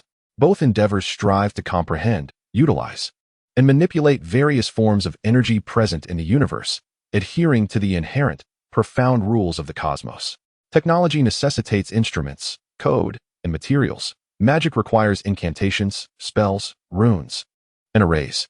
They both serve as bridges and amplifiers connecting the user to the targeted power. Technology births machines, cities, and networks. Magic conjures shields, portals, and summoned entities. It is the transformation of intangible concepts or energies into tangible, perceivable, and utilizable entities. This dialogue resembled a fusion of thoughts, igniting an unprecedented spark within both individuals. Tony envisioned boundless possibilities that transcended the existing scientific framework, a novel cosmos, brimming with unknown energies, unfurled before his eyes. Fang Zhou profoundly grasped the potency of rational scientific thought and the exquisite manipulation of the material realm, providing him with a fresh perspective for understanding magic and exploring the deeper interactions between magic and the physical world. An intense sense of mutual admiration, transcending age and background, blossomed between them. Both were top-tier explorers in their respective fields, endowed with the ambition and capability to transform the world while harboring a childlike, insatiable curiosity for the unknown. Fang Zhou and Tony set aside their long cold coffee, their gazes sincere and fervent. "Stark Industries needs you," Tony jested, before sobering, "not as a security guard or janitor, but as our chief consultant for mysticism and cutting-edge energy technology. I require your wisdom, your perspective, and your perception of that background energy field. Together, we can embark on truly audacious and magnificent ventures. Imagine integrating the principles of magic into technology, or employing technological means to dissect magic. This could undoubtedly revolutionize the game." Fang Zhou perceived the burning flame in Tony's eyes, feeling the earnest invitation and shared vision. Without hesitation, he smiled and nodded. "It is my honor, Mr. Stark. The Sanctum Sanctorum safeguards the balance of dimensions, yet the exchange and fusion of knowledge are equally paramount forces propelling the world forward. I eagerly anticipate collaborating with you to explore the infinite possibilities at the intersection of technology and magic. Moreover, becoming a consultant for Stark Industries undoubtedly represents the perfect entry point into the heart of this world's grand narrative, participating in the forthcoming epic storyline." As a traveler from another realm, Fang Zhou was acutely aware of the challenges awaiting Earth's future. He needed this position and the pivotal ally that is Tony Stark. "Fantastic!" Tony exclaimed, leaping with excitement. "JARVIS. Immediately grant Mr. Fang Zhou the highest privileges. Prepare the finest office for him. No, right next to my laboratory. And organize a welcome party of even greater magnitude than the last one in Monaco. This time, we celebrate the historic handshake between science and magic." He turned to Fang Zhou, a glimmer of challenge lighting his eyes. So, consultant, shall we commence our first research endeavor with energy coupling tests between your shadow blade and my new palm cannon? What say you? Fang Zhou, witnessing Tony's eagerness, felt a subtle resonance between the surging technological energy in the lab and the magical power coursing through him, a smile of anticipation gracing his lips. He was aware that a collaboration destined for greatness, a new chapter interwoven with the brilliance of technology and the mysteries of magic, was officially commencing at this very moment. Atop Stark Tower. Chapter 12. Collision of Energies and the Enigma of Elements. The welcome party hosted by Tony Stark, famously dubbed the historic handshake of science and magic, unfolded in a characteristically extravagant manner within his uppermost laboratory. The guest list comprised only himself, Fang Zhou, and Jarvis, who diligently documented the entire process. Absent were the champagne towers and supermodels. Instead, the workspace was cluttered with intricate components, permeated by the scent of machine oil and energy, accompanied by the intense flame of curiosity igniting in their eyes as they ventured into the unknown. Their inaugural research topic was the energy coupling test between the Holy Shadow Sword and a new palm cannon. Jarvis, record. First coupling attempt, energy output set to 5. Focus mode engaged. Tony stood outside the testing zone, adorned with sleek glasses, his fingers deftly manipulating a virtual control panel in midair. Opposite him stood Fang Zhou, his expression concentrated as he delved inward, establishing a connection with the dormant Holy Shadow Sword. Extending his right hand, palm facing upward, he refrained from using any external restraints, relying solely on his mental prowess for guidance. A stream of golden sword energy, as solid as if it were tangible, slowly emanated from his palm, the runes along the blade shimmering with a sharp, yet restrained energy pulse. Tony's repulsor cannon was mounted on a mechanical arm, its barrel aimed at a specially designed energy absorption feedback target positioned at the forefront of the sword energy. 3, 2, 1. Buzz. In an instant, a cerulean repulsor beam surged forth, striking the target with precision while simultaneously making contact with the tip of Fang Zhou's extending golden sword energy. Contrary to their expectations, there was no fusion or amplification of energy. The pure physical kinetic energy of the repulsor beam clashed with the magical essence of the Holy Shadow Sword, and upon contact, it was akin to oil splashing into boiling water. Sizzle. A violent energy repulsion reaction erupted. The blue and gold luminescence clashed fiercely, twisting and exploding.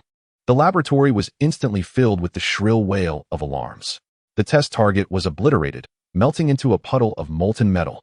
A powerful shockwave sent several nearby tool racks tumbling, scattering components across the floor. The air was thick with the acrid scent of burning ozone and melting metal. Warning. Energy collision exceeds safety threshold. Test terminated. Jarvis's voice resonated calmly. Tony swiftly cut off the energy output, surveying the chaotic testing area, and rather than feeling disheartened, his eyes gleamed with excitement. Wow, this is infinitely more exhilarating than watching fireworks. Jarvis, did you record the peak of the energy collision? What about spectral analysis? What's the repulsion coefficient? This data is invaluable. Fang Zhou also retracted the sword energy. His brow furrowed as he carefully processed the peculiar sensations that had returned to him during the energy collision. Tony, the disparity in the essence of our energies is far too significant. Your repulsion cannon is purely a manifestation of kinetic energy impact, while the energy of the Holy Shadow Flying Sword approaches a more conceptual form of cutting and annihilation. It acts upon the deeper structures of matter and can even interfere with energy itself. Direct coupling is akin to attempting to ignite a flame with water. Conceptual interference with energy structures? Tony stroked his chin, lost in contemplation as the data streams rapidly scrolled across his glasses. Intriguing. Perhaps a different approach is warranted? Instead of directly coupling energy, what if your flying sword's energy served as a guide or catalyst? Or, one might design a converter, an interface capable of comprehending and transforming the rules of your background energy field? Jarvis, initiate the project. Codename, Divine Edge Energy Adapter. Highest priority. At that moment, the alloy door of the laboratory slid open silently. A middle-aged man, clad in a pristine white lab coat, with meticulously combed hair and a gentle, yet slightly worried expression, entered. Upon witnessing the chaotic testing area and the excited Tony, he sighed in resignation. After warmly greeting Fang Zhou, he remarked, Tony, Jarvis alerted me to the energy warning. I knew you were once again engaged in those high-risk, high-reward experiments. The newcomer was none other than Dr. Ethan. After being rescued by Fang Zhou, he declined Tony's generous offer of monetary compensation, but accepted a position as Stark Industries' chief medical advisor and senior researcher. On one hand, He sought to repay Tony's life-saving deed, as he believed that without Tony, he would have never escaped. Both men before him were his saviors. On the other hand, he was deeply concerned about Tony's health and hoped to assist this benefactor and friend to the best of his ability. Drawing upon his engineering skills and medical background demonstrated while aiding Tony in constructing the Mark I in the cave, he quickly established himself at Stark Industries, primarily responsible for optimizing the biocompatibility of the arc reactor and monitoring Tony's personal health. Ethan, your timing is impeccable. Tony, engrossed in the data, did not turn around.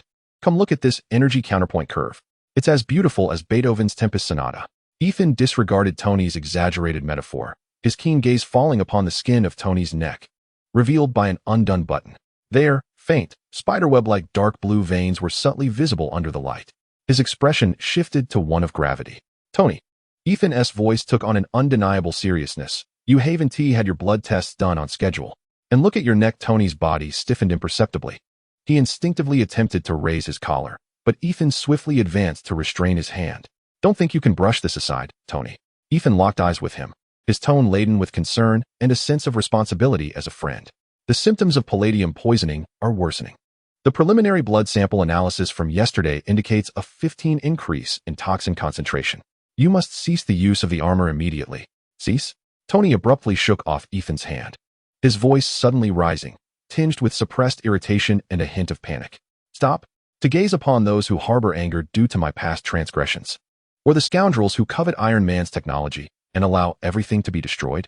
Ethan, you know better than anyone that without this suit of armor, I am nothing. Especially now. He gestured towards the window, as if the potential threats loomed just outside. Fang Zhou stood quietly to the side, his magical vision having already discerned the palladium toxicity spreading within Tony like black thorns, eroding his vitality. At this moment, hearing Ethan's words only solidified his perception. Tony. Fang Zhou's voice calmly interjected between the two, imbued with a peculiar soothing power. Ethan is correct. The toxins are accelerating their assault. Yet, arguing is futile. He turned to Ethan. What you observe is merely the surface. In my perception, this toxin not only affects the physical body but also manifests as a decay field on an energetic level, creating a vicious cycle with the energy of Tony's chest reactor, hastening the erosion process. Both Tony and Ethan looked at Fang Zhou with astonishment. Tony had not anticipated Fang Zhou's magical perception to be so intricate. Ethan, on the other hand, was astounded by Fang Zhou's description of the energetic decay field, providing an entirely new perspective from a medical standpoint regarding the stubbornness of palladium poisoning. The energetic decay field, Ethan murmured, his mind racing as a medical doctor. This elucidates why conventional chelating agents and metabolic therapies yield minimal results. The toxin forms a symbiotic contamination with the energy of the reactor. He suddenly turned to Fang Zhou, hope igniting in his eyes. Mr. Fang Zhou, can your magic influence this decay field, or perhaps offer a means to eliminate it? At this moment, Ethan still regarded Fang Zhou with respect, though their rapport would undoubtedly become more casual with time. Upon hearing this, Tony held his breath, turning his gaze towards Fang Zhou.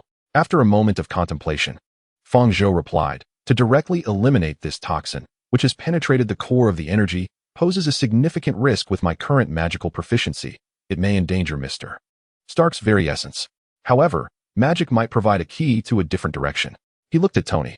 Your father, Howard Stark, left behind a legacy, particularly the model of the future city from the 1974 exposition, which may conceal answers that transcend the palladium element. The ancient texts of Kamar-Taj also mention a concept of a pure, stable, man-made element that is highly compatible with life energy. There may exist a connection between the two. Fang Zhou ultimately decided to offer Tony a hint, for they were friends now, and alleviating a friend's suffering is always commendable. Tony's eyes instantly brightened, akin to seeing dawn after despair. My father's model of the future city, JARVIS. Immediately bring up the hologram of the model. At the highest resolution, he turned to Fang Zhou and Ethan, a renewed determination igniting on his face. Ethan, I require your medical expertise and engineering intellect to analyze all physiological data and devise monitoring and safety protocols. Fang Zhou, I need your energy vision and magical knowledge to decipher the codes left by my father and locate that accursed pure element. Together, the three of us shall surely unravel this deadlock. Although Tony could single-handedly develop an entirely new element, he was more than willing to share this honor with his two closest companions. Chapter 13. Life rekindled. The top-floor laboratory of Stark Tower had transformed into a battleground. A race against death.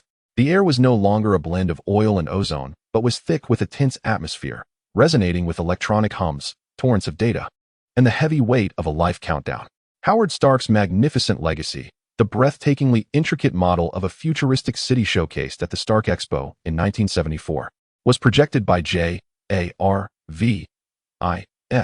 in holographic form, suspended in the center of the lab, dominating almost the entire space. It was no longer a static exhibit but had morphed into countless rotating, flickering, interlocking atomic lattice structures, a life code awaiting deciphering. Tony Stark, once the epitome of youthful brilliance, now resembled a cornered beast. His eyes were bloodshot, fixated on the dazzling energy streams and geometric configurations within the holographic model. His fingertips danced on the virtual keyboard, leaving almost a phantom trace. His voice, hoarse from excessive concentration and the ravaging effects of toxins within, commanded, JARVIS. Eliminate all known stable structures. Focus on scanning for energy resonance anomalies. Simulate the decay path of the seventh element. No, wait. Integrate the rhythm of perpetual life that Fang Zhou spoke of and reconfigure the energy filter parameters. Quickly, sweat trickled down his taut jawline, splattering onto the expensive floor, leaving a small dark stain. Beneath the ethereal blue glow of the old reactor in his chest, the web-like dark cyan veins seemed to deepen, each heartbeat tugging at an indescribable ache and numbness. The shadow of death had never loomed so palpably over him. In the relatively quiet southeastern corner of the laboratory, Dr. Ethan constructed a bastion of life. Several makeshift workstations were assembled, cluttered with flickering medical monitoring screens, precision blood analyzers, bioelectrical signal collectors, and several urgently deployed life support devices. JARVIS biological sensor network, like invisible tendrils, continuously captured every heartbeat, every breath, and the slightest fluctuations in palladium ion concentrations in Tony's blood. Ethan's white coat remained immaculate, yet a profound worry knitted his brow. He intently monitored the screen displaying the steadily rising palladium concentration curve, which slithered like a venomous serpent, his fingers deftly tapping the keyboard to adjust the parameters of the infusion pump. Tony, the concentration of the inhibitor has reached its peak, but the metabolic burden on your liver has reached a critical point. You must cease your endeavors and take a 10-minute respite. His voice resonated with the undeniable authority of a physician intertwined with the urgency of a dear friend. There is no time left, Ethan. Tony, without a backward glance, rasped. Either I uncover the answer, or it shall find me. Proceed. He seized the specially formulated high-energy nutrient solution crafted by Ethan, consuming it greedily in an attempt to quell the surging waves of nausea and dizziness. On the opposite side of the laboratory, Fang Zhou sat cross-legged, appearing as the solitary calm in the eye of the storm. His eyes were gently closed, breathing deep and profound. The yellow robe billowed as if moved by an unseen wind, enveloped in a delicate yet potent golden aura that emanated a formidable spiritual force. His consciousness had long transcended the confines of his corporeal form, immersed in the vast ocean of energy offered by the holographic model. Deep within the depths of the Kamar-Taj library, the ancient runes inscribed with the forbidden knowledge of the birth of stars, the essence of matter, and the transformation of energy surged to life, flowing and colliding within his mental ocean, resonating in unprecedented harmony with the technological marvel constructed from Howard's intellect. Through Fang Zhou's magical perception, the colossal holographic model transformed from a mere cold atomic structure into a vibrant cosmic map interwoven with countless threads of energy, pulsating with the rhythm of life. Most of the structures remained stable yet silent, with only a few nodes shimmering with a unique brilliance. His mental prowess, akin to the most delicate probe, swept across these luminescent points, discerning their frequencies, pulsations, and intrinsic wills. Time slipped away in the suffocating silence, punctuated only by the humming of instruments and Tony's suppressed cough. Ethan observed Tony's increasingly pallid complexion and the incessant flashing alarms on the monitoring device. His fists clenched tightly, nails nearly embedding themselves into his palms. He swiftly manipulated the equipment, preparing to activate an emergency protocol, a prototype biotic field device he had designed from his experiences in the cave, aimed at forcibly isolating the heart and brain from the corrosive palladium energy field. The risks were immense, yet there was no alternative at this moment. At that instant, Fang Zhou's tightly shut eyes flew open. Within the depths of his gaze, it seemed as if the rivers of stars were reversed, the runes flickering in and out of existence. Tony, Fang Zhou's voice, though not loud, resonated like a clear chime, instantly penetrating the oppressive atmosphere of the laboratory. Imbued with a conviction that pierced to the core, he did not indicate the areas where the brilliance was most intense and the structures most intricate. Instead, he pointed steadily to an exceedingly inconspicuous corner of the model, composed of countless minuscule, nearly flawless hexagonal lattices, a structure so simplistic it bordered on the austere, easily overlooked in the dazzling holographic projection. Here, the energy imprint is the most pure and vibrant. Its rhythm embodies the essence of life.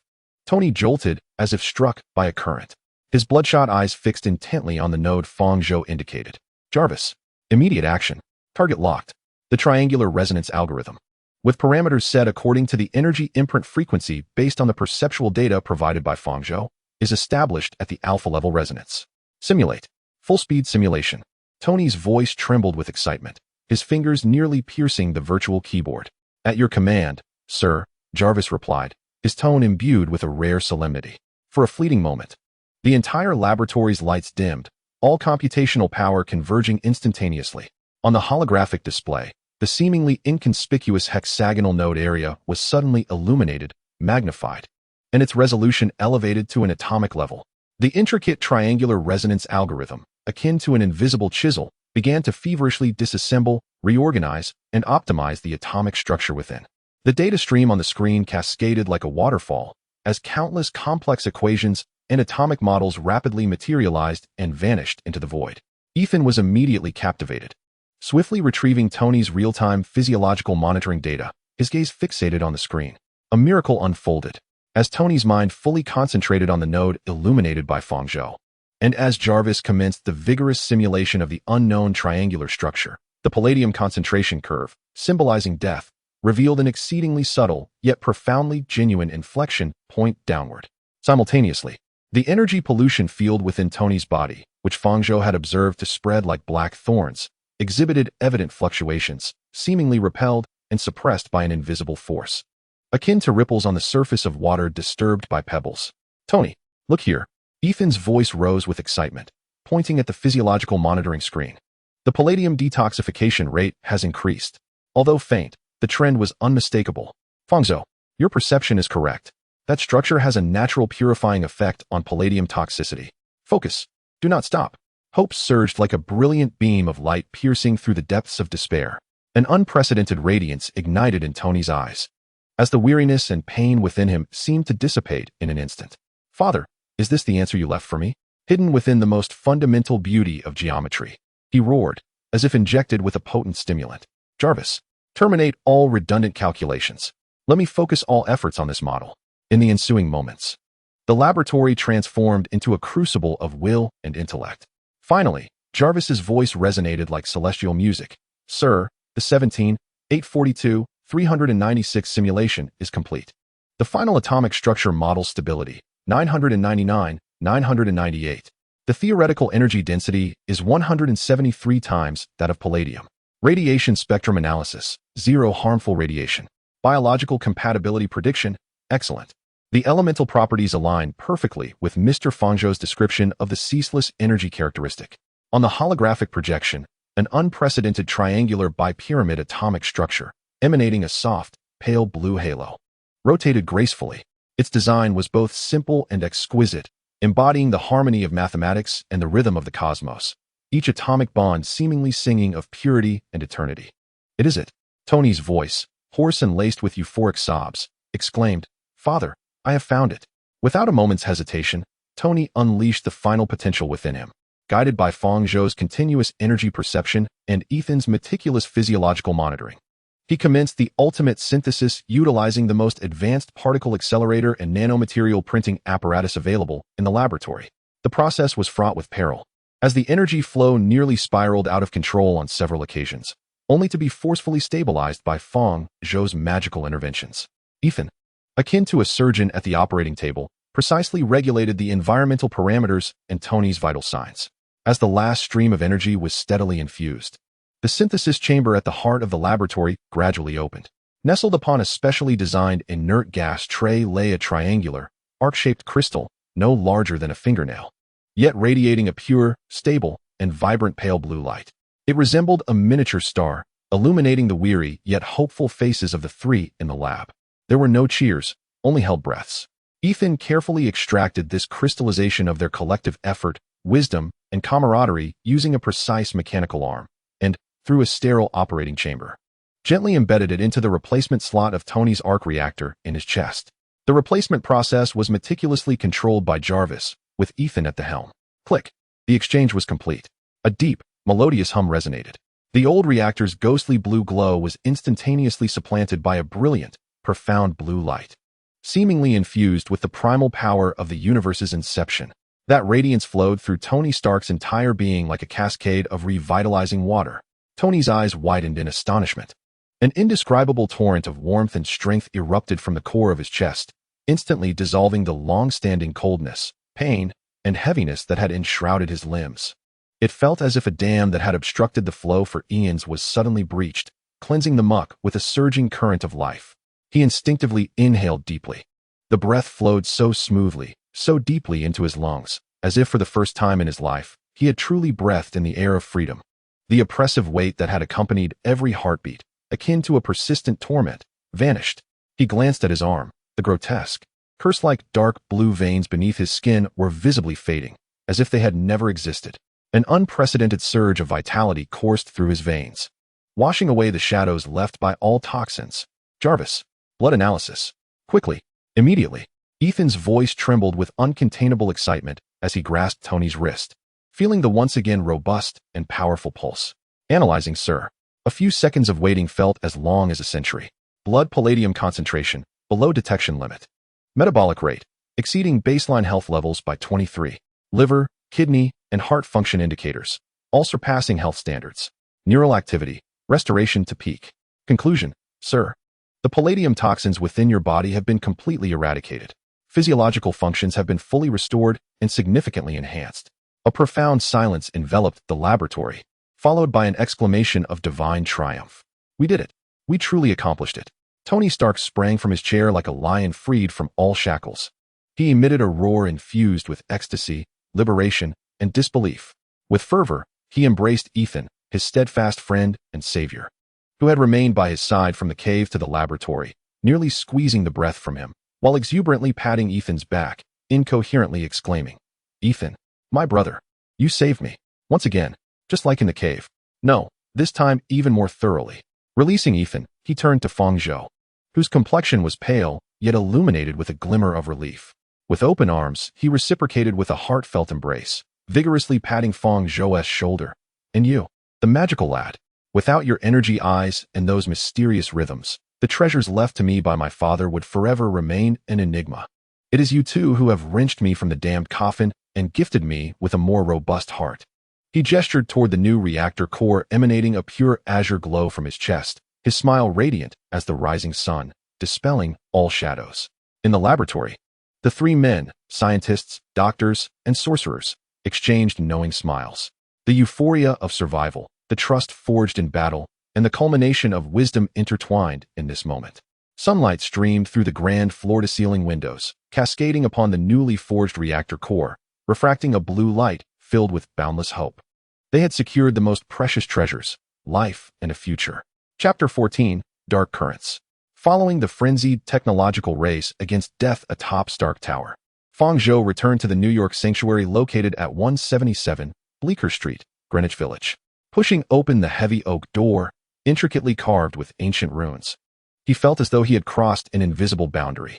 The cacophony of the outside world, the blaring of car horns, the clamor of crowds, and the unique electromagnetic hum of the modern city was instantly silenced, replaced by a tranquility that had settled over centuries, almost solidified in time.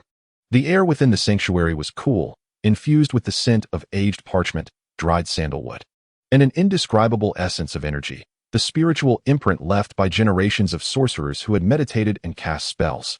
Sunlight filtered through the towering stained glass windows, casting a kaleidoscope of muted colors upon the ground, illuminating the dust motes suspended in the air, as if time flowed particularly slowly within this sacred space. The ancient stone walls were thick and solid, adorned with runes that were not mere embellishments. Through Fang Zhou's magical vision, they emitted a faint but steady luminescence of protective energy. Here lies a bastion against dimensional incursions, a treasure trove of knowledge, and a sanctuary for Fang Zhou's spirit after traversing into this perilous world. In contrast to Stark Industries' vibrant and boundlessly promising future workshop, the temple resembles a wise yet silent guardian, reminding him of the weight of his responsibilities. As he stepped into the foyer, Wang's sturdy figure emerged from behind a row of towering bookshelves. Rather than cradling a hefty tome as was customary, he held a scroll emanating a faint magical aura, its ancient parchment edges worn and frayed. Wang's brow was furrowed, his usually solemn visage now etched with gravity, his gaze unusually piercing. "Fang Zhou, you have returned," he intoned, his voice deep and devoid of the usual pleasantries. Plunging straight into the matter at hand. "There have been unsettling currents in New York during your absence." He handed over the scroll. Fang Zhou accepted the scroll, feeling its weight, the parchment exuding a unique resilience and a hint of coolness. He slowly unfurled it, the ancient ink delineating clear text and concise magical sigils.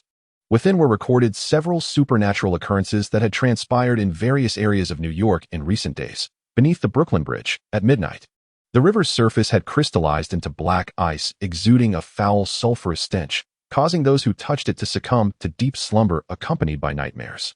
In an abandoned apartment building in Harlem, unearthly howls had echoed for 3 consecutive nights, with walls seeping a viscous black substance that corroded steel and concrete. In a woodland area of Central Park, all flora had withered to a charred black overnight, forming a bizarre swirling pattern, with a core detected to harbor a high concentration of negative energy residue. In the underground pipeline system of Queens, maintenance workers reported being attacked by shadowy entities, with victims describing them as pure condensations of darkness capable of absorbing light and warmth. "We have addressed the superficial manifestations," Wang indicated the records on the scroll, clearing the ice crystals, purifying the corrosive substances, dispelling the negative energy fields, and banishing the shadow beings with light incantations. Yet with each encounter, it feels as though we are merely severing the tendrils of a poisonous vine, while the roots remain deeply entrenched, siphoning sustenance. Although the fluctuations of dark energy from these events vary in intensity, their frequency, unique, tinged with despair and corrosiveness, strikes an unsettling similarity. The origins seem to point towards a singular direction, as if an invisible hand manipulates from the shadows. However, when I employed the temple's eye of arcane sight to trace the source, the leads invariably faltered in a certain area to the northwest of the city, obscured by a deeper veil of mist. Fang Zhou's gaze swept over each word on the scroll, his mental faculties extending forth, fingertips brushing against the magical sigils. A chilling, viscous residue of energy, imbued with a potent corrosiveness and insatiable greed, surged through his perception, causing him to furrow his brow. This sensation was far more intense than the ambient urban noise he had keenly perceived before his departure, and it exhibited an alarming level of organization. "I feel it too, Wang." Fang Zhou's voice bore a weighty gravity, as if the dark energy were a living entity, spreading and breeding within the city's veins. Its corrosive nature was profound, inflicting not merely physical destruction but also eroding the very spirit of existence, amplifying fear and despair. If left unchecked, it would ultimately proliferate like a plague, dragging the entire city into an abyss. He raised his gaze, his eyes piercing through the dome of the sanctuary, as if perceiving the formless, dark clouds gathering ominously over New York. A name flashed through his mind like a cold bolt of lightning. Caecilius, the sorcerer from the original tale who, lured by the promise of eternal life, was seduced by Dormammu and ultimately betrayed Kamar-Taj, tearing open the dimensional barrier with his own hands. Could the source of all these anomalies be connected to his fall from grace? Had the timeline been accelerated? Wang, Fang Zhou's tone grew increasingly grave. "Has Caecilius been in New York recently? Or are there any unusual reports regarding his whereabouts?" Wang hesitated, clearly taken aback by Fang Zhou's sudden inquiry into Caecilius. He pondered carefully before shaking his head affirmatively. "No. Caecilius's training records for the past 6 months are all documented in the Kamar-Taj library. He has been diligent, hardly stepping outside. Mordu even praised his recent breakthroughs with the Shield of Seraphim last month. Master Gu has not mentioned any irregularities either." Wang's voice carried a trust in his fellow disciple, yet there was also a hint of skepticism regarding Fang Zhou's questioning. Fang Zhou's brow remained furrowed. Caecilius's ability to disguise himself was exceptionally formidable in the original narrative. Perhaps the training records we see are merely a fade. Wang, the nature of this dark energy deeply unsettles me. It evokes the characteristics described in ancient texts regarding corruption by the forces of the dark dimension. He refrained from uttering Dormammu's name directly, but the weight of his tone was sufficient for Wang to grasp the gravity of the situation. Wang's expression changed instantaneously, his eyes widening. The dark dimension? Fang Zhou, are you suggesting? I cannot be certain, but the likelihood is substantial, Fang Zhou replied solemnly. Caecilius's obsession with the mysteries of life, particularly his yearning for immortality, constitutes a tremendous temptation in itself. We must return to Kamar-Taj to ascertain his condition in person. If my premonition proves to be mistaken, that would be the best outcome. But if it is true, Fang Zhou did not finish his sentence. Yet the seriousness reflected in his eyes conveyed everything. Wang inhaled deeply, suppressing his shock and a flicker of disbelief. As the guardian of the New York sanctuary, he understood all too well the weight of Fang Zhou's perception and judgment. You are right, Fang Zhou. We cannot take any risks. I will personally reinforce the sanctuary's defensive array and notify the sanctum to heighten its alertness. We shall depart immediately, utilizing the sanctuary's teleportation array for the swiftest return. The two exchanged a glance, each recognizing the resolve mirrored in the other's eyes. Within the serene confines of the sanctuary, an invisible pressure surged abruptly. The ancient stone walls and runes seemed to sense the impending storm, as the air, suffused with the fragrance of sandalwood, appeared to carry a faint hint of sulfur. Chapter 15, Shadows Gather, Betrayal through the teleportation array of the New York Sanctum. The slight dizziness induced by the spatial transition had not yet fully dissipated when Fang Zhou and Wang stepped onto the familiar and solemn stone courtyard of Kamar-Taj. The crisp air of the Himalayas filled their lungs, while the distant snow-capped peaks sparkled under the sunlight, intertwined with the chants and the gentle tinkling of wind chimes, composing the eternal background symphony of this sacred realm of sorcery. Yet, the unease Fang Zhou had felt in New York lingered within him, intensifying as he entered this sanctified land, much like a stone cast into a lake, deepening the ripples. This place marked the inception of his magical journey, his first home in this unfamiliar world. However, upon his return, he was burdened by scrutiny and apprehension. In the grand main hall, they encountered the Ancient One. The Supreme Sorcerer remained clad in a simple yellow robe, her bald head gleaming, and her countenance serene and unyielding, resembling an eternal rock. She seemed to have anticipated their arrival. Her eyes, deep as a sea of stars, lingered on Fang Zhou and Wang for a moment, as if capable of penetrating their souls and discerning all truths. I have sensed the undercurrents in New York, the Ancient One spoke with a calm voice, imbued with an invisible force. Your concerns are not without merit. Caecilius' scales of judgment are tipping. She neither affirmed Fang Zhou's suspicions nor denied them, merely stating a fact while tacitly endorsing their actions. He is in the library. Go, confirm with your eyes and hearts.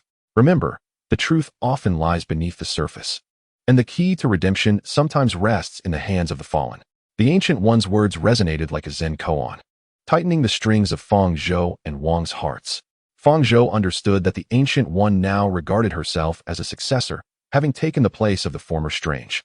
With the successor in position, her return to the eternal embrace was merely a matter of time. Thus, she chose not to intervene, deciding to leave the resolution of matters to Fang Zhou himself. Upon receiving her permission, the two traversed the corridor towards the magnificent library, a repository of countless magical secrets. The air was steeped in the unique aroma of aged books and parchment, while the towering bookshelves loomed like silent giants, casting profound shadows. Beneath a beam of light near a stained-glass window, they found Caecilius. He was engrossed at a spacious desk, cluttered with hefty tomes and ancient scrolls. Sunlight filtered through the colored glass, casting dappled shadows on his focused profile. He appeared just as Fang Zhou remembered, perhaps even more tranquil, his brow slightly furrowed, as if immersed in an intricate magical conundrum, oblivious to the world around him.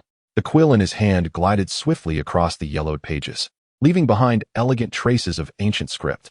Caecilius. Fang Zhou's voice resonated in the tranquil library, not loud, yet distinctly clear. Caecilius's hand, holding the pen, hesitated imperceptibly before he lifted his gaze. Upon seeing Fang Zhou and Wang, a hint of perfectly measured surprise flickered across his face, quickly transforming into a gentle smile as he set down his pen and rose. Fang Zhou? Wang, what brings you both back together? Is there some matter requiring assistance from the New York Sanctum? His tone was natural, imbued with concern for his fellow practitioners.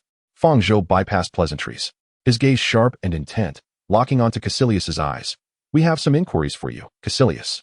He addressed the matter directly, explaining that New York had recently experienced a series of anomalous dark energy incidents, characterized by unique energy properties with high corrosiveness and pronounced dimensional erosion features. You have been diligently cultivating in Kamar-Taj, making you most attuned to such energies. Have you sensed anything unusual? Or do you possess any clues? Fang Zhou's inquiry was pointed, yet left room for response. Caecilius's smile faltered momentarily, swiftly returning to calmness, albeit tinged with confusion. Dark energy incidents? Dimensional erosion? He shook his head, his tone sincere. I apologize, Fang Zhou Wang. I have been engrossed in ancient texts on life sequence reconstruction and soul anchoring, endeavoring to discover methods to extend a mage's spiritual longevity, thus paying little heed to external affairs. The barriers of Kamar-Taj are formidable, and its internal energy field remains stable. I have not perceived any significant anomalies. He spread his hands, indicating his ignorance. Is that so? Fang Zhou's gaze sharpened, locking onto Caecilius with an almost palpable intensity. Are you certain you are not concealing something?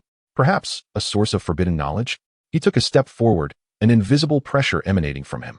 Wang stood alertly beside Fang Zhou, hands subtly gathering within his sleeves, ready to form a seal at a moment's notice. A flicker of disturbance crossed Caecilius's eyes, an emotion akin to offended anger, but it was swiftly replaced by a deeper sense of weariness and resignation. He sighed, his voice lowering. Fang Zhou, are you questioning me? Is it due to my obsession with immortality? Or because I once questioned certain methods of Master Ancient One? He fixed his gaze on Fang Zhou, his eyes appearing exceptionally earnest. But please believe me, my loyalty to Kamar-Taj has never wavered. All my research is aimed at better safeguarding this world and prolonging the strength of its protectors. I would never betray the sanctum or disrupt the balance of dimensions. Fang Zhou regarded those sincere eyes, listening to the impassioned words, and for a fleeting moment, his doubts wavered. Could it be that he had been overly cautious? Was there another source for the dark energy in New York? Was Caecilius merely absorbed in an ostensibly impossible field of study? Yet, just as Fang Zhou's mind began to relax, a faint, almost imperceptible energy fluctuation, akin to a serpent's flickering tongue, abruptly surged from the depths of Caecilius's soul. This energy was deeply concealed, entwined within the currents of his own cultivated magical power. And had it not been for Fang Zhou's enhanced magical sight and mental perception, sharpened through the creation of new elements, it would have remained nearly undetectable. This energy was frigid, viscous, steeped in insatiable greed and a loathing for vitality, mirroring the dark energy residual from the New York incident inscribed upon the scroll. It enveloped Caecilius's soul like a thin, filthy film of oil, and although he desperately suppressed and disguised it, a moment of emotional upheaval revealed its telltale signs. Caecilius, Fang Zhou's voice rose sharply, laced with astonishment and severity. You harbor energy from the dark dimension. It is corroding you. Do not deny it. I can see it, entwining your soul like a parasite.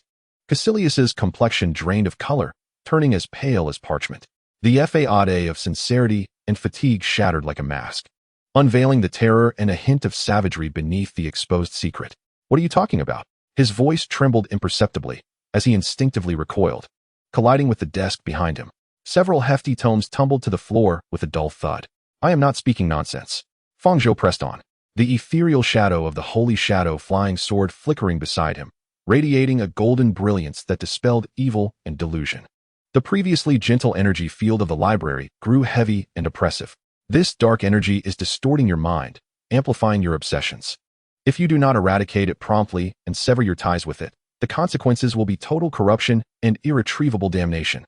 Caecilius, tell me, what have you encountered? Was it Dormammu? The name Dormammu struck the air like a forbidden incantation, freezing the atmosphere of the entire library.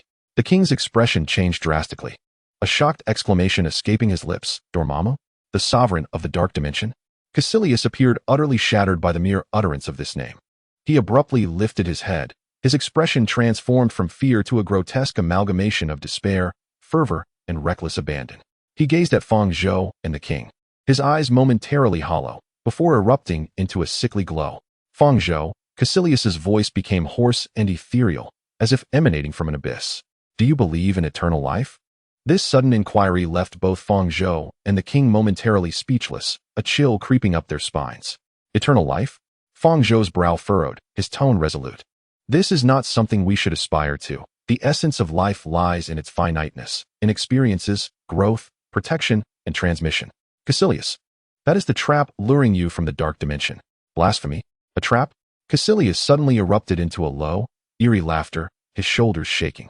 Ha ha ha, Fang Zhou. How lightly you speak.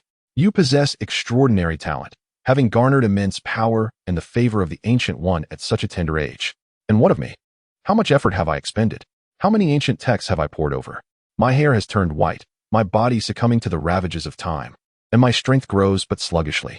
I gaze upon the fragmented remnants chronicling eternal life, the ancient murals depicting immortal dimensions. Do you comprehend that sensation? Is it temptation? No. It is a beacon amidst despair. His eyes became fervent and entranced, as if ensnared by some phantasm. You speak the truth. I have made contact. I have sensed it. That magnificent entity beyond time and death, Dormammu. He is not a harbinger of destruction. He embodies order. He is the bestower of eternity. He has promised me that should I open the gateway to welcome his arrival, all suffering, illness, aging, and death shall cease. The world shall find true, everlasting peace and order in his embrace. This is the ultimate guardianship. You are mad, Caecilius. The king roared, his hands forming a defensive sigil. Dormammu will consume all. He will transform our world into a fragment of his dark dimension. All beings will lose their essence, becoming his eternal slaves and sustenance. That is not order. It is eternal chaos and torment. Silence. You pitiful creatures blinded by the Ancient One. Caecilius straightened abruptly, his aura shifting dramatically. The gentle demeanor of the mage vanished, replaced by an oppressive chill and fury. Tendrils of viscous, ink-like darkness erupted uncontrollably from him, swirling around his body like a living entity, coalescing. The light within the library dimmed instantaneously, and the ancient tomes on the shelves stirred autonomously, producing a cacophony. His eyes were no longer mere human pupils, but two orbs ablaze with the fires of hell, blood-red and fierce. A grotesque smile, a blend of ecstasy and madness, twisted across his face, as if black veins writhed beneath his skin. To welcome the great Dormammu, to usher in eternal order, Caecilius's voice took on a metallic rasp, imbued with an inhuman quality. You must be eradicated. Chapter 16, Salvation. The struggle of light and dark. The darkness emanating from Caecilius surged forth like a deluge, swiftly engulfing a corner of the library. The viscous, ink-like mists rolled and billowed, chilling to the bone and reeking of sulfur, greedily consuming light and space. The ancient tomes on the shelves appeared to be torn asunder by an invisible force, their pages flailing wildly, shattering. The once serene and wise sanctuary transformed into a realm of the damned. Within the swirling black fog, one could discern the twisted faces of countless souls, racked with torment, fragments of souls eternally consumed by Dormammu, never to find release. Fang Zhou and the king were momentarily pushed back by this ferocious dark force. The king reacted swiftly, uttering a command. Vishanti, protect. With swift gestures of his hands, a circular shield composed of intricate golden runes, a simplified version of Seraphim's shield, unfurled before him, barely warding off the initial wave of encroaching dark energy. The shield emitted a hissing sound of corrosion, its brilliance flickering intensely. Stay focused, protect yourself. Fang Zhou's voice resonated clearly and steadily amidst the howling dark energies, imbued with an undeniable resolve. He understood that at this moment, Caecilius had been thoroughly consumed by Dormammu's power, no longer the comrade of yore, but rather a puppet manipulated by darkness. Ordinary words and reasoning could no longer awaken him. Taking a deep breath, Fang Zhou cast aside all distractions, his mental energy converging like rivers flowing into the sea, surging into the sacred shadow flying sword that was intricately linked to his soul. A melodious hum of the sword echoed throughout the library, akin to the dawn's first light piercing through the long night. A pure and fervent beam of golden light erupted from within Fang Zhou. The radiance was blinding and warm, embodying the might to vanquish malevolence and safeguard the brilliance of righteousness. Since acquiring the sacred shadow flying sword, Fang Zhou had often meditated upon its energy, discovering its immense power with each contemplation. His utilization of it had transcended mere physical assaults, particularly during experiments with Tony. He had delved deeper into the essence of the artifact and magic. The swirling dark energy around him, as if encountering its nemesis, let out a piercing shriek. Instantly dispelled and purified, a golden halo enveloped him, his robe billowing as if caught in an unseen wind, rustling with authority. A venerable and majestic longsword materialized in his grasp, its elongated blade radiating a warm, yet indomitable golden hue, inscribed with intricate silver runes that shimmered like breathing stars. Caecilius, awaken! Fang Zhou's voice resonated like a resounding bell, infused with the power to cleanse the soul. No longer hesitating, he stepped forward. The sacred shadow flying sword tracing an arc of profound significance, not merely thrusting but embodying the force of creation itself, descending toward Caecilius with intent to cleave. Exorcising light. The golden sword energy surged forth, rapidly expanding into a massive golden blade nearly 10 feet long. Wherever the blade passed, the fabric of space resonated with a burdensome hum. The tumultuous dark energy torn asunder and evaporated like snow in boiling water. This finely honed sword energy possessed the innate ability of the sacred shadow flying sword to counter dark forces, infused with Fang Zhou's unwavering commitment to the ideals of protection. Confronted with this celestial strike, Caecilius, now fully under the thrall of darkness, displayed no trace of fear, only a more frenzied and maniacal grin. Trivial skills, he roared, his blood-red eyes igniting with an even deeper shade of darkness. He thrust his hands forward with great force, and a viscous, dark energy was instantaneously compressed and congealed before him, forming a colossal shield of skeletal darkness, adorned with the agonized visages of tormented souls. Thunderous echoes reverberated through the library as the golden sword energy collided violently with the skeletal shield, akin to the clash of two titanic mountains. The deafening sound erupted, sending shockwaves of chaotic energy radiating outward in a circular pattern. The shield that Wang had conjured trembled violently, fissures spreading across its surface, while the surrounding bookshelves succumbed to the tempest, collapsing with a resounding crash. Countless precious tomes were torn asunder, swirling like autumn leaves in a storm, as the floor fractured, and shards of stone were propelled in every direction. The standoff lasted but a fleeting moment. The holy sword's purging power proved to be as formidable as its reputation suggested.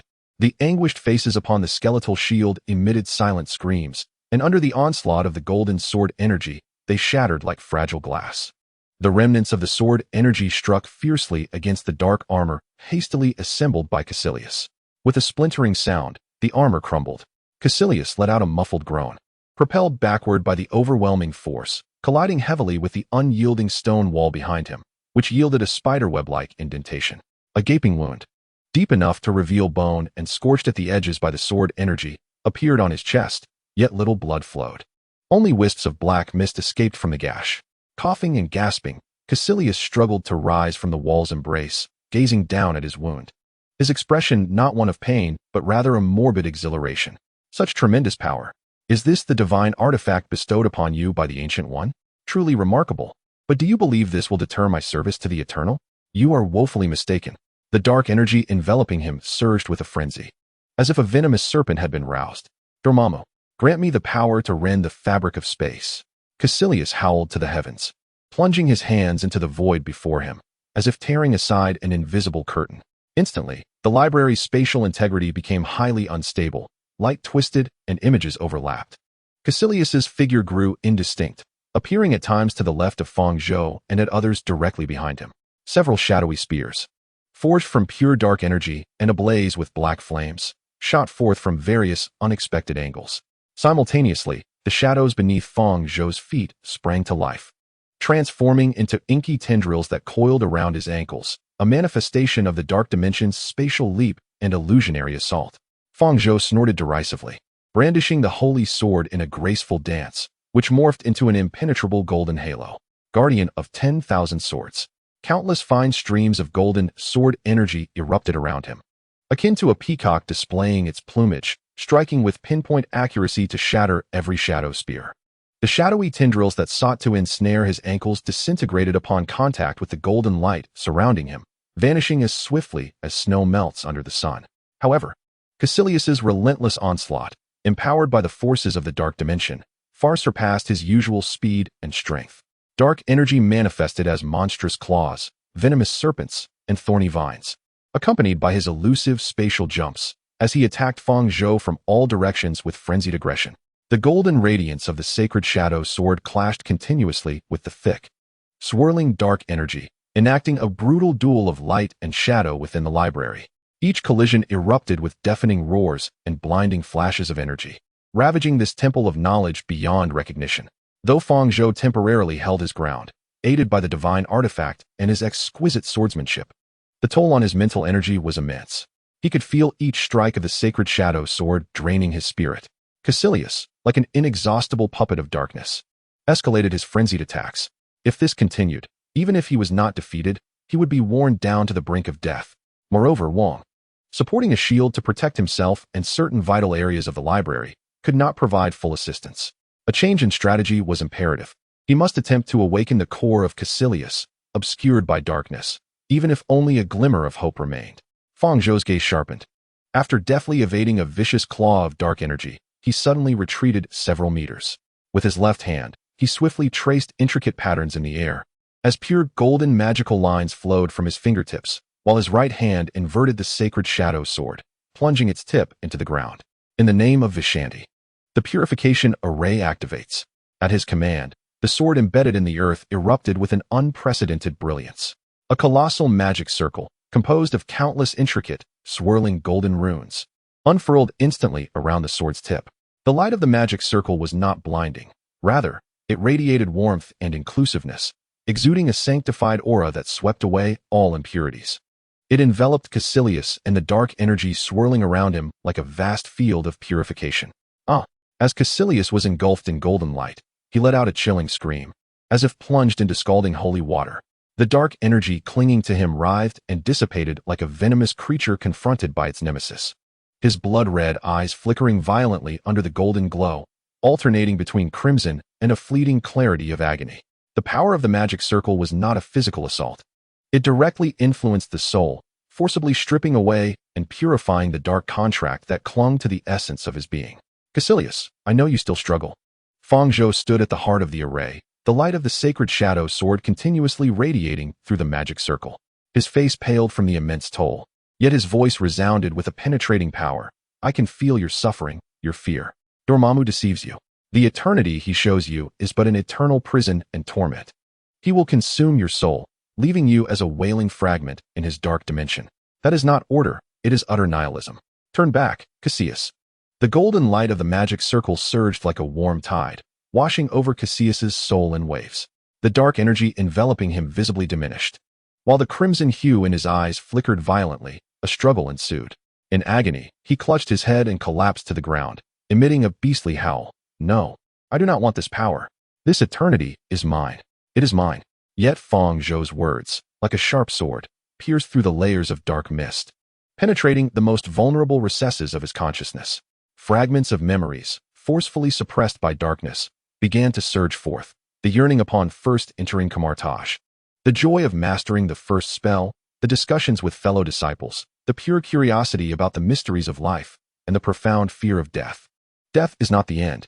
Fang Zhou's voice resonated within Caecilius's chaotic mind like the final note of redemption. It is a part of the cycle of life, the boundary that bestows meaning upon existence. Only by bravely facing it and embracing the finite nature of life can one truly find inner freedom and peace, relinquishing that illusory eternity to reclaim oneself. Caecilius let out a long wail, a mixture of pain, despair, and a hint of relief. The dark energy surrounding him dissipated swiftly, like a receding tide. His blood-red eyes finally returned to their original hazel, albeit filled with bewilderment, immense suffering, and profound fatigue. He slumped helplessly to the ground, his body trembling violently, as if he had just endured a torturous ordeal of the soul. The purifying power of Vishanti had finally momentarily subdued the encroachment of the dark dimension. What is this? Caecilius weakly raised his head, surveying the surrounding devastation, reminiscent of a library ravaged by a storm. He glanced at his pale hands, filled with an incredulous sense of unfamiliarity and deep fear. What have I done? Fang Zhou exhaled a sigh of relief, his taut nerves slightly easing. He withdrew much of the power sustaining the magic circle, the light of the holy shadow flying sword retracting, yet still held cautiously in his hand. He stepped forward, extending his hand toward the prostrate Caecilius. His tone tinged with fatigue, yet imbued with hope. It is over, Caecilius. You have been tainted by darkness, but now you have returned. However, just as Fang Zhou's fingers were about to touch Caecilius's arm, an unexpected turn of events unfolded. The clarity in Caecilius's recently restored eyes was suddenly pierced by a flash of resolute madness deep within his pupils. This was not the encroachment of darkness, but rather the ultimate terror of losing power and confronting death that overwhelmed his very soul. No, I cannot give up. Caecilius howled like a wounded beast, his eyes igniting with the last and purest fervor of madness. He did not merely extend his hand to grasp Fang Zhou's. Instead, he abruptly lunged forward, his hands clamping down on Fang Zhou's wrist with a tenacity akin to that of an iron vice. Within him, the last remnants of the most pure essence of dark energy, forced into the recesses of his soul by the purifying power, surged forth like the final strike of a dying serpent, flooding into Fang Zhou through the point of contact. Fang Zhou, thank you for dispelling the filth for me, but eternity must be mine. A twisted and greedy grin spread across Caecilius's face. Your power and your body will serve as the finest offering to my master, and the final step on my path to eternity. Fang Zhou, taken aback, felt a sudden chill as a cold, malevolent energy, brimming with an insatiable hunger to consume, surged into his veins. Although this energy was not vast in quantity, it was of an exceptionally high rank, bearing the imprint of Dormammu's will. It relentlessly assaulted Fang Zhou's magical essence, eroding his spirit and attempting to taint his soul. He felt half of his body instantaneously numb, the brilliance of the holy shadow flying sword dimming in response. Seizing the moment when Fang Zhou was paralyzed and vulnerable to the encroaching dark energy, Caecilius summoned the last of his strength, his hands stained with the black blood from his chest, swiftly inscribing a blasphemous and distorted rune, ablaze with black flames. In the void, the gate to the dark dimension opens. A portal, barely large enough for a single person to pass through, crackled with ominous black lightning at its edges, materializing instantly behind Caecilius. Within it lay an absolute darkness, chilling to the soul, accompanied by the terrifying echoes of countless wailing spirits. Caecilius cast a final glance at Fang Zhou, whose features were marred by the torment of the dark energy, and let out a maniacal laugh. Farewell, my friend. Once I attain eternity, I shall return to express my gratitude for your aid today. With that, he leaped without hesitation into the portal leading to the endless abyss of darkness. Caecilius, Fang Zhou roared, desperate to intervene. But the dark energy within him was as immobilizing as a 1,000-year frost, pinning him in place, leaving him to watch helplessly as the black portal closed like an eraser, removing the last trace of Caecilius's form. Only the faint scent of sulfur and the nauseating remnants of dark energy lingered in the air. Fang Zhou. At that moment, Wang rushed forth from behind the shield, supporting the faltering Fang Zhou. He could clearly see the spiderweb-like black veins emerging on one side of Fang Zhou's face, as well as the painful struggle reflected in his eyes, which shimmered with a golden black light. I am fine. I can hold it back for now. Fang Zhou gritted his teeth, struggling to speak. Beads of cold sweat forming on his forehead as he summoned all his strength to wield the holy light of Visanti and the life force he had gleaned from the new elements to combat the encroaching darkness within. But Caecilius, he has gone to the dark dimension. He has fully sacrificed himself to Dormammu. Wang gazed at the spot where the portal had vanished, his face pale, eyes filled with rage and profound concern. He has lost his mind. That is a path to self-destruction. No, it is an eternal torment more terrifying than death. Fang Zhou inhaled deeply, forcefully suppressing the turbulent blood within him and the dark energy that dwelled in his body. Although his gaze was tinged with sorrow, it was predominantly filled with an unprecedented resolve. No, my king, we cannot abandon him. Caecilius was once our comrade, and we share the burden of his downfall for not recognizing the signs in time, even if he has plunged into the abyss of darkness. As long as a fragment of his soul remains unconsumed, we must endeavor to bring him back. In other words, since Fang Zhou has traversed here, he seeks to alter certain tragedies of the past. He refuses to accept this failure. He looked at the king, articulating each word as his voice echoed in the ruins of the library. One day, my king, we shall venture into the dark dimension and reclaim Caecilius. Chapter 17. Watching the match, Caecilius's betrayal and descent into the dark dimension weighed heavily upon Fang Zhou's heart like a colossal stone. The anguish of being betrayed by one he trusted, coupled with the remnants of dark energy, akin to a relentless parasite, gnawing at him, filled him with unprecedented fatigue and fury. Yet he understood that succumbing to such negative emotions would only provide the dark energy with an opportunity to thrive. Upon returning to the York Sanctum, Fang Zhou immediately harnessed the powerful protective energy emanating from the Sanctum's ley lines, alongside the power of the Book of Vishanti, to commence an all-out effort to suppress and purify the dark corruption within him. The process was excruciating and protracted, akin to cleansing the wounds of his soul with scalding holy water. The golden sacred light clashed violently with the foul black aura within him, each collision bringing forth agonizing rifts of pain. The king stood steadfastly by his side, providing support through the magical array and offering spiritual encouragement. Simultaneously, Fang Zhou immersed himself in frenzied magical training. He knew he was about to confront the dark dimension's sovereign, Dormammu, as well as the completely ensnared Caecilius. Mastery of the sacred shadow flying sword required greater purity, and command over spatial magic needed to be refined to perfection. Moreover, he needed to acquire more formidable protective and purifying spells. He nearly resided in the library, surrounded by tomes chronicling forbidden knowledge and ancient protective incantations. His mental fortitude waning even more than when purifying the dark energy. Yet a singular belief resided in his heart, to grow stronger, to save Caecilius, and to thwart Dormammu.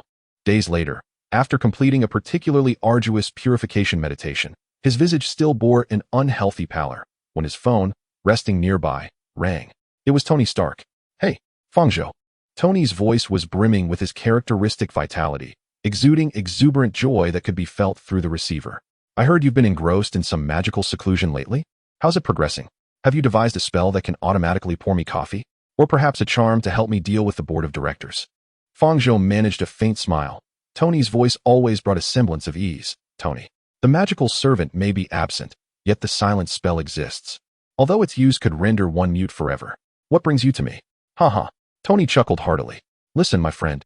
The annual Monaco Grand Prix is about to commence this weekend.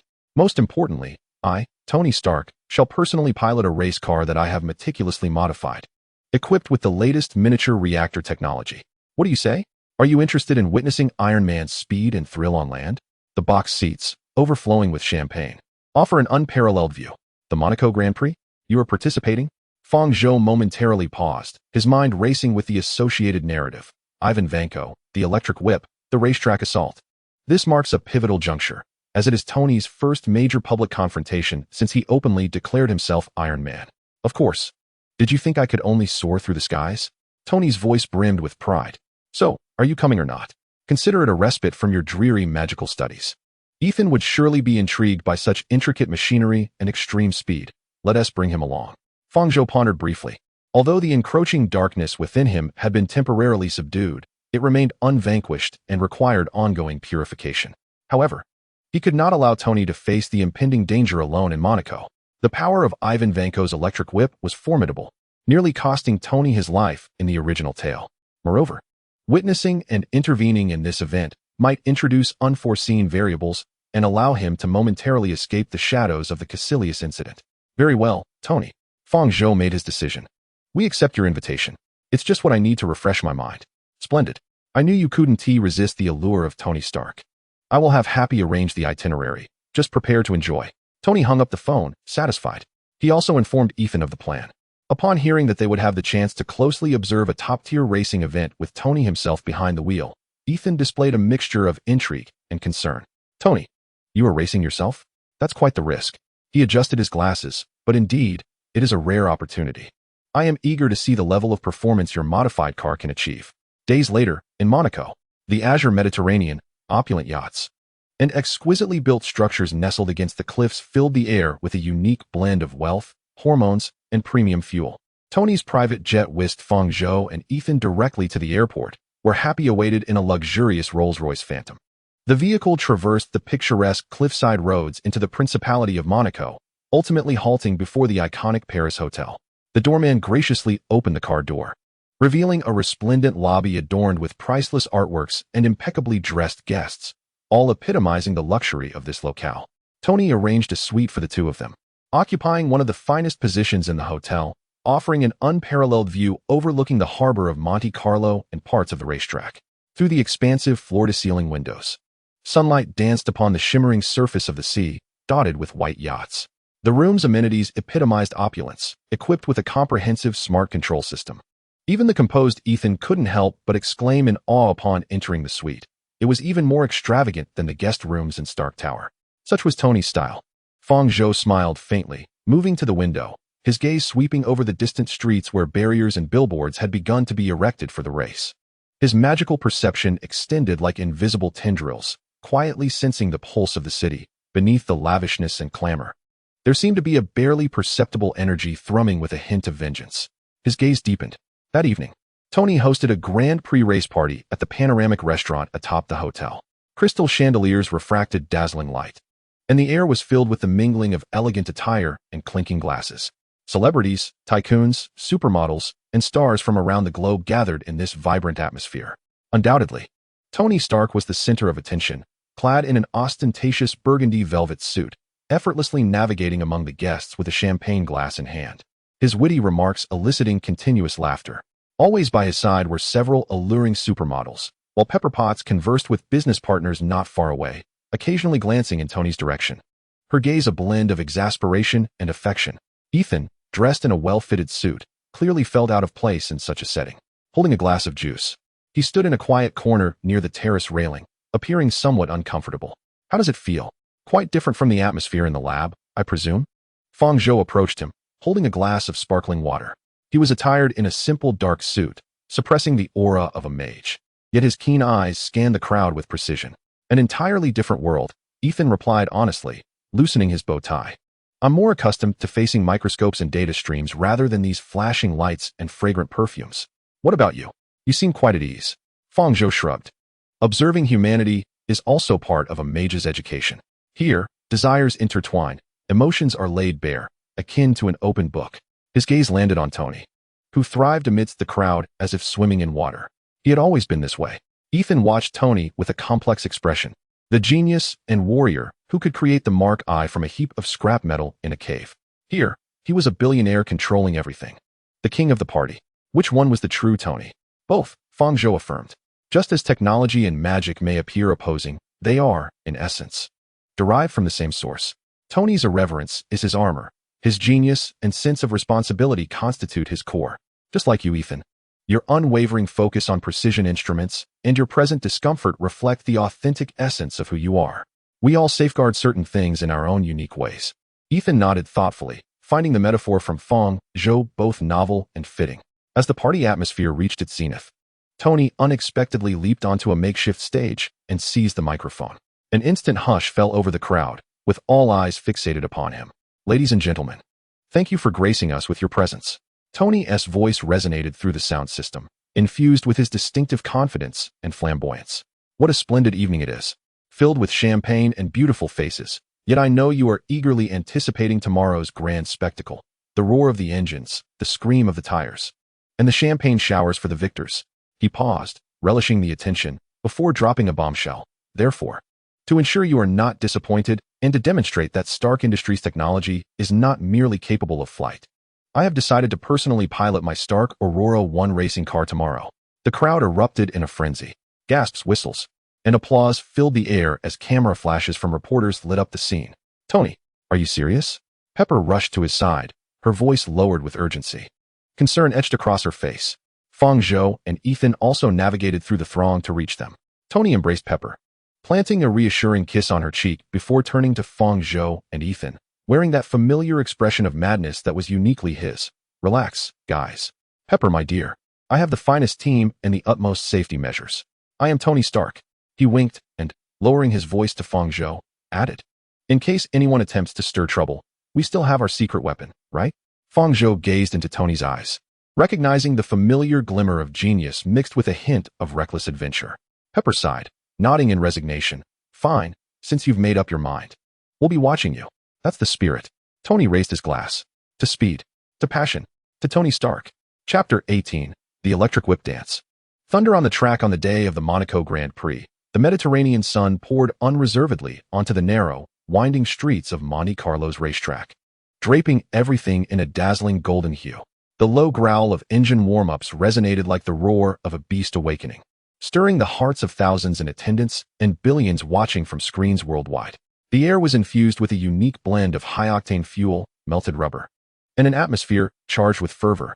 Tony Stark's Stark Aurora 1 racing car was undoubtedly the center of attention. Its streamlined silver and red paint gleamed brilliantly under the sun, and the massive logo boldly proclaimed its presence. It stood quietly in the front row of the starting grid, akin to a mechanical cheetah poised to pounce. Tony donned a specially designed fireproof racing suit, the visor of his helmet glinting in the sunlight. Seated within the cockpit, he engaged in final confirmations with his engineer via radio, exuding an air of relaxation and confidence. Fang Zhou and Ethan occupied a prime location in the luxurious box. The expansive floor-to-ceiling windows offered an unparalleled view, complemented by plush sofas, chilled champagne, and high-definition screens transmitting multi-angle footage of the race in real time. However, their thoughts were evidently far from indulgence. Tony's start was exquisite, Ethan pointed at the screen as Tony's car seized the inside line the moment the green light illuminated. Launching forward with astonishing acceleration, his reflexes surpassing the ordinary.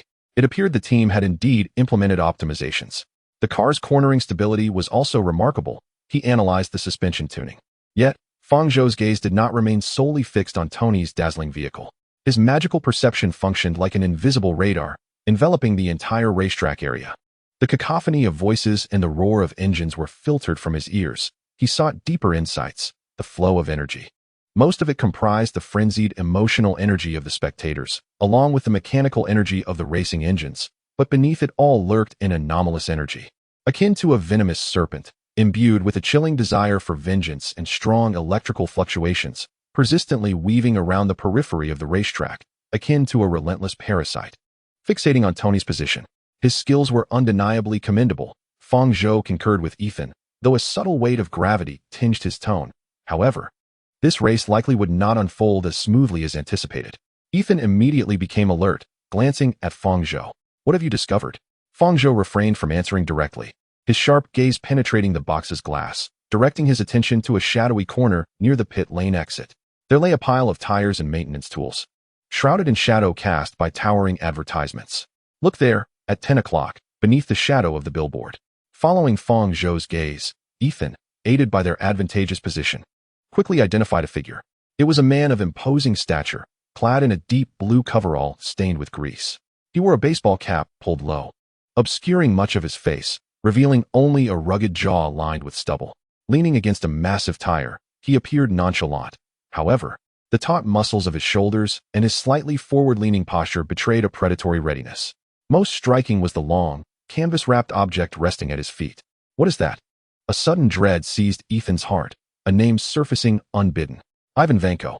Fang Zhou's voice confirmed Ethan's grim realization, the son of Anton Vanko.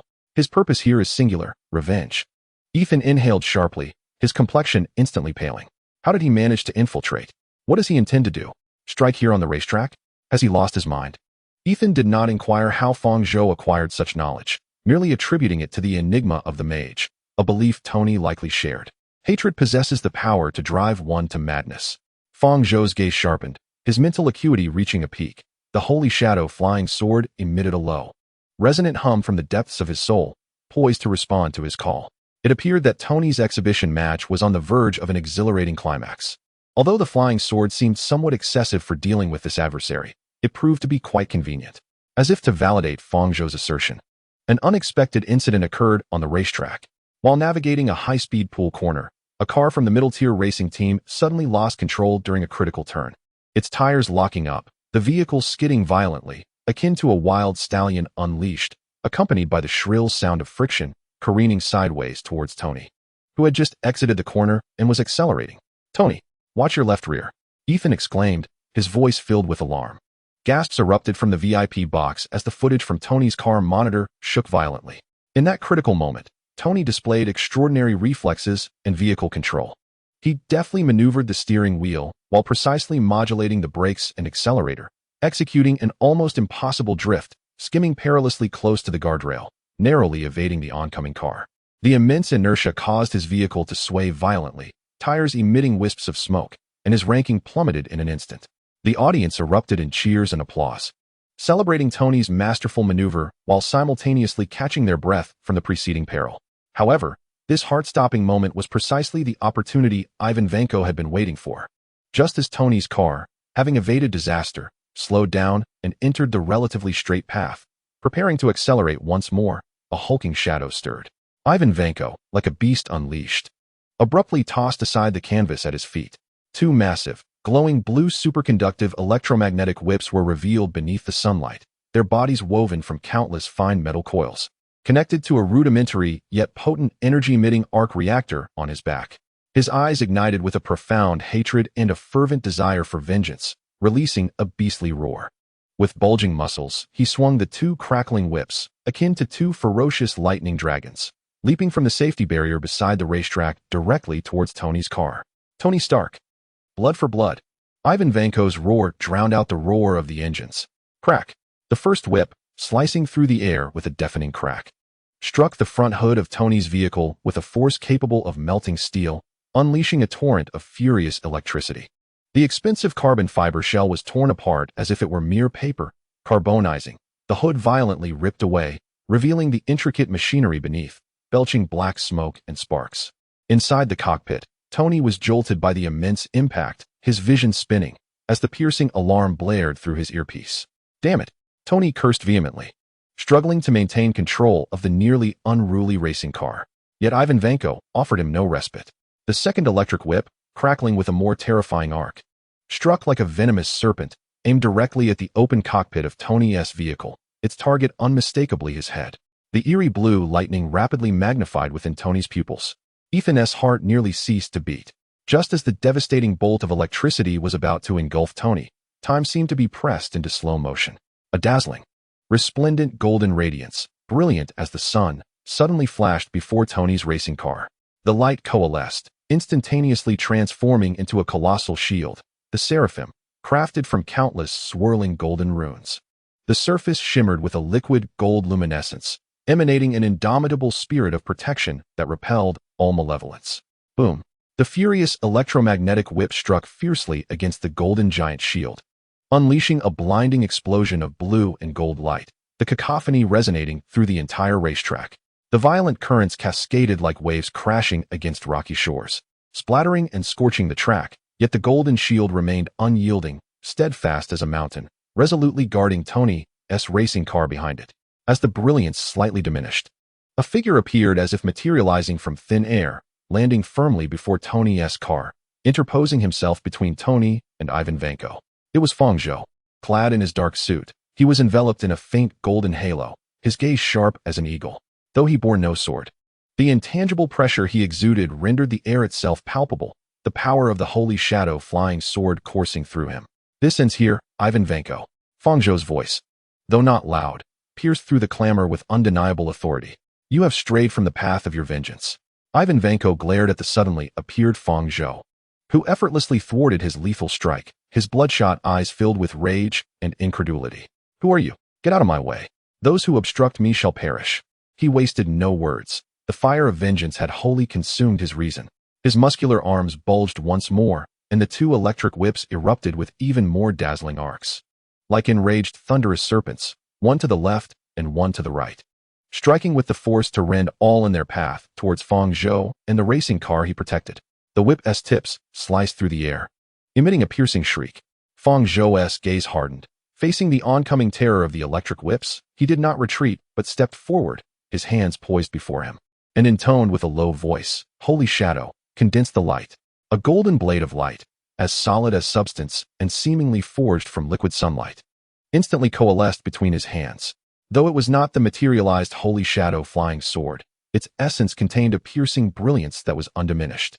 Fang Zhou wielded his arm as a sword, commanding the energy with his will, and met the two ferocious electric whips with two intersecting streams of golden sword energy. Swish! Swish! Two golden sword lights sliced through the ominous clouds like bolts of lightning, striking with unfathomable precision the tip of the electric whip where its energy was most concentrated. There was no earth-shattering explosion, only a sound reminiscent of teeth grinding, as energy was forcibly extinguished. Wherever the golden sword aura passed, the fierce blue arcs of electricity, as if encountering their nemesis, were instantly severed, dispersed, and annihilated. The superconducting coils that constituted the electric whip shattered like fragile threads under the high-dimensional cutting force embedded in the sword energy. Astonishingly, the two formidable electric whips were severed cleanly by two casual sword strikes from Fang Zhou. The broken whip bodies emitted wisps of black smoke and feeble sparks of electricity, helplessly falling to the ground. What? Ivan Vanko stared in disbelief at the half of the whip handle that remained in his hand, crackling ominously. The weapon he relied upon for vengeance had been so casually destroyed by his opponent. A peculiar silence enveloped the racetrack. The spectators gazed in awe at this incomprehensible scene. A man in a suit had effortlessly severed two terrifying weapons reminiscent of Thor's whip with a mere wave of his hand. Tony in the cockpit was equally stunned, forgetting even the alarm blaring in his helmet. Ivan Vanko, regaining his composure from the shock, felt an overwhelming sense of defeat morph into a frenzied fury. He let out a beast-like roar, discarding the broken whip, charging at Fang Zhou barehanded like a raging bull, his powerful arms outstretched in an attempt to tackle Fang Zhou. The arc reactor on his back blazed brilliantly, evidently operating beyond its limits, bestowing upon him inhuman strength. Fang Zhou's gaze turned icy as he faced the charging Ivan Vanko. His right hand formed a sword-like gesture, the fingertips radiating a dazzling golden brilliance. Just as Ivan was about to pounce, Fang Zhou's figure flickered like a specter, effortlessly evading the assault. Simultaneously, his fingers, akin to a sword, darted like lightning towards an energy node atop the reactor on Ivan Vanko's back. The golden tip precisely pierced the node. A surge of pure Visanti sealing power flooded in, causing the reactor's eerie blue glow to dim abruptly. As if its throat had been constricted, the momentum of his charge came to an abrupt halt, his entire strength seemingly siphoned away in an instant. His legs weakened, and the massive figure collapsed to the ground with a resounding thud, akin to a mountain crumbling. He struggled to rise, but found even lifting a finger to be an insurmountable challenge, emitting a cry of unwillingness. Only then did the security personnel and Monaco police, stunned by the series of events, awaken from their stupor, rushing an armed to the teeth, surrounding the incapacitated Ivan Vanko, brutally placing heavy handcuffs and shackles upon him. Fang Zhou finally retracted his radiance, as if the formidable mage from moments ago had been naught but a fleeting illusion. He approached Tony's racing car. Tony had managed to force open the severely deformed cockpit cover and, in a somewhat disheveled manner, crawled out, removing his helmet. His face still bearing the marks of shock and bewilderment. "Are you all right?" Fang Zhou inquired, his tone having regained a semblance of calm. Tony Stark, panting heavily, glanced at his smoking race car, then at Ivan Vanko being escorted away by the police, finally fixing his gaze on Fang Zhou. His expression a complex tapestry of fear and gratitude. I'm fine," he replied, his voice somewhat hoarse. "Thanks to you once again. But could you perhaps give me a heads up next time you appear so dramatically? My heart can't take such shocks." He attempted to mask the turmoil within with humor. "I'll try my best next time," Fang Zhou replied, a slight smile gracing his lips. Tony inhaled deeply, his gaze shifting back to the detained Ivan Vanko. His brow furrowed in concern. Who is this madman? Why does he harbor such hatred for me? That weapon, and the device on his back. I recognized the technology of that rudimentary reactor. Fang Zhou observed Ivan's receding figure and remarked coolly, "His name is Ivan Vanko, son of Anton Vanko. He believes the Stark family has stolen and betrayed his father's legacy, seeking vengeance for his father." He left unspoken deeper grievances for Tony to uncover himself. As a time traveler, he possessed knowledge far beyond what could be articulated at this moment. This harrowing episode on the racetrack was merely the prologue to a greater storm brewing. Chapter 19. The choice of magic. Though the harrowing assault on the Monaco racetrack was forcibly quelled by Stark Industries' formidable public relations machinery and the military's intervention, publicly attributed to Tony Stark's driving misjudgment and an overzealous fan, the internal reverberations were far from settled. The media's scent of conspiracy was forcibly dispersed. Yet a palpable tension lingered heavily in the hearts of Tony and Ethan. Ivan Vanko's hate-filled eyes and the formidable electromagnetic whip he wielded, along with the unknown forces lurking behind him, hung over them like the sword of Damocles, poised to strike again. Time had become the most precious yet urgent of resources. Although Tony had escaped the lethal threat of palladium poisoning, this attack had unveiled new adversaries. Of course, Fang Zhou believed that Ivan Vanko posed little significant threat. However, upon returning to the Stark Tower's top-floor laboratory, a more immediate and pressing issue confronted Fang Zhou. He had used magic on the Monaco racetrack. In full view of the public, the dazzling golden magical array and energy barrier were beyond any known technological explanation. "Mr. Fang, regarding your extraordinary display of abilities at the Monaco racetrack, Mr. Stark's public relations team wishes to discuss the subsequent alignment of statements with you." Pepper Potts entered the laboratory, wearing a professional smile, yet her eyes betrayed a subtle hint of concern and curiosity. Tony, engrossed in a torrent of holographic data, looked up at the sound of her voice, raising an eyebrow and regarding Fang Zhou with keen interest, as if anticipating a captivating performance. Ethan also paused his tinkering, casting an attentive glance in their direction. Fang Zhou set aside an ancient tome that shimmered with an unusual light, his demeanor calm, even exuding an unprecedented resolve. He approached the expansive floor-to-ceiling window, gazing down at the bustling street below, and spoke in a clear, steady voice. "Miss Potts, I appreciate your concern. I recognize that this has stirred unnecessary attention, even panic." He turned to face the gathering, his gaze deep and unwavering. "In Kamar-Taj, we adhere to an ancient and stringent principle.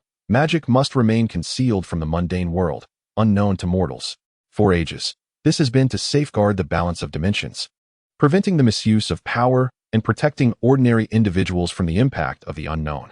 He paused, his eyes sweeping over Tony, Ethan, and finally resting on Pepper, his tone becoming resolute. However, times are changing.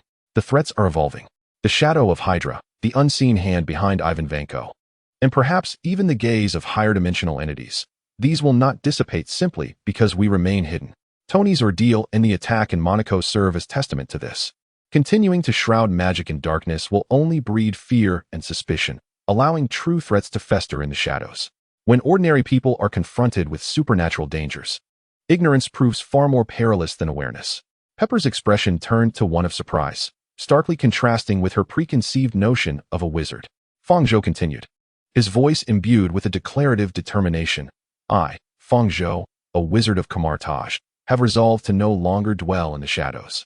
Monaco is not an exception. It marks the beginning. I shall make the world aware that magic exists. It is a force of protection, not a harbinger of disaster. I will walk under the sun as a wizard. A smirk of appreciation curled at the corners of Tony's mouth as he whistled. Wow, buddy, that declaration is incredibly cool. More thrilling than my press conferences. Conversely, Pepper appeared troubled. Mr. Fang, I understand your perspective, but this will incite tremendous societal upheaval. Panic, religious fervor, and governmental scrutiny could yield unpredictable consequences.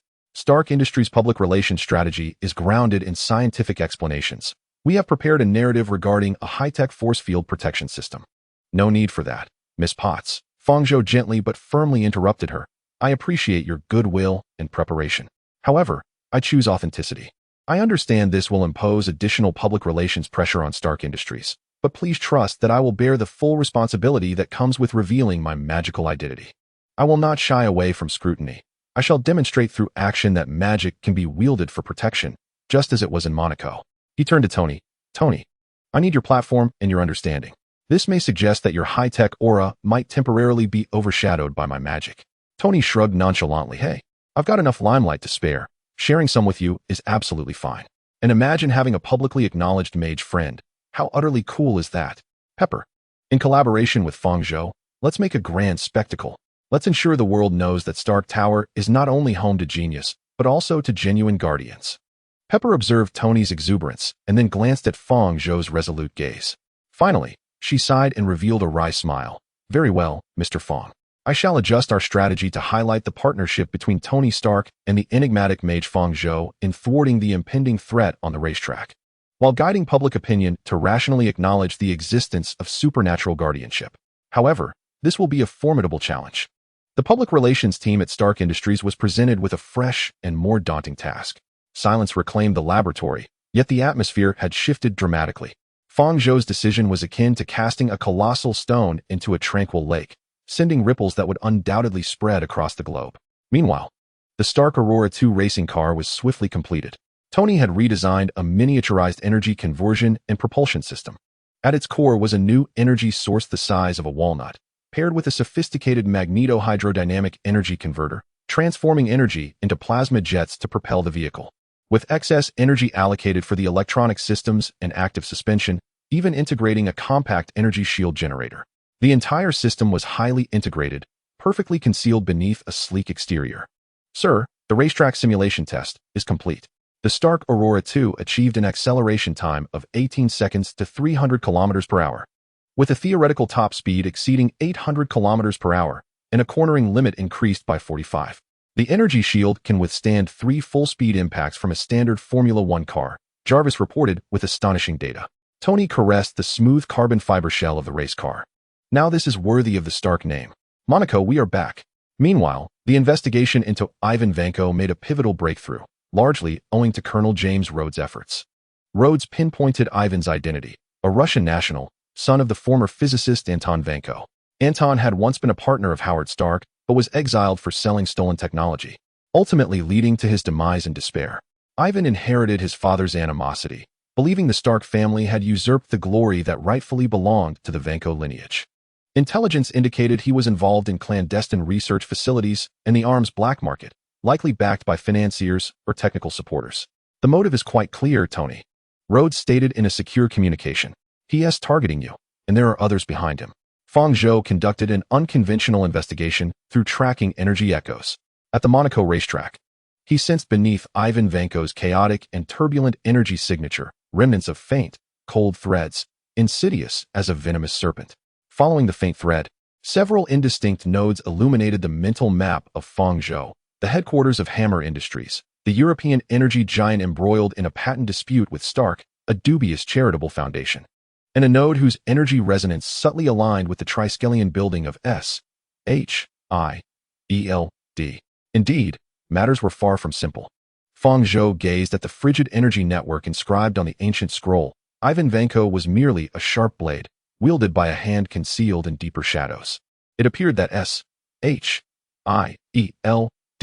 was not entirely uninvolved. He noted that the node representing S.H.I.E.L.D. exhibited an extraordinary interest in Tony's new technology. Once all preparations were complete, Tony Stark boldly proclaimed that he would pilot the brand-new Stark Auroral 2 to participate once more in the Monaco Grand Prix. Following an unexpected event, the previously interrupted race was resumed. The news ignited a global frenzy. Speculation abounded.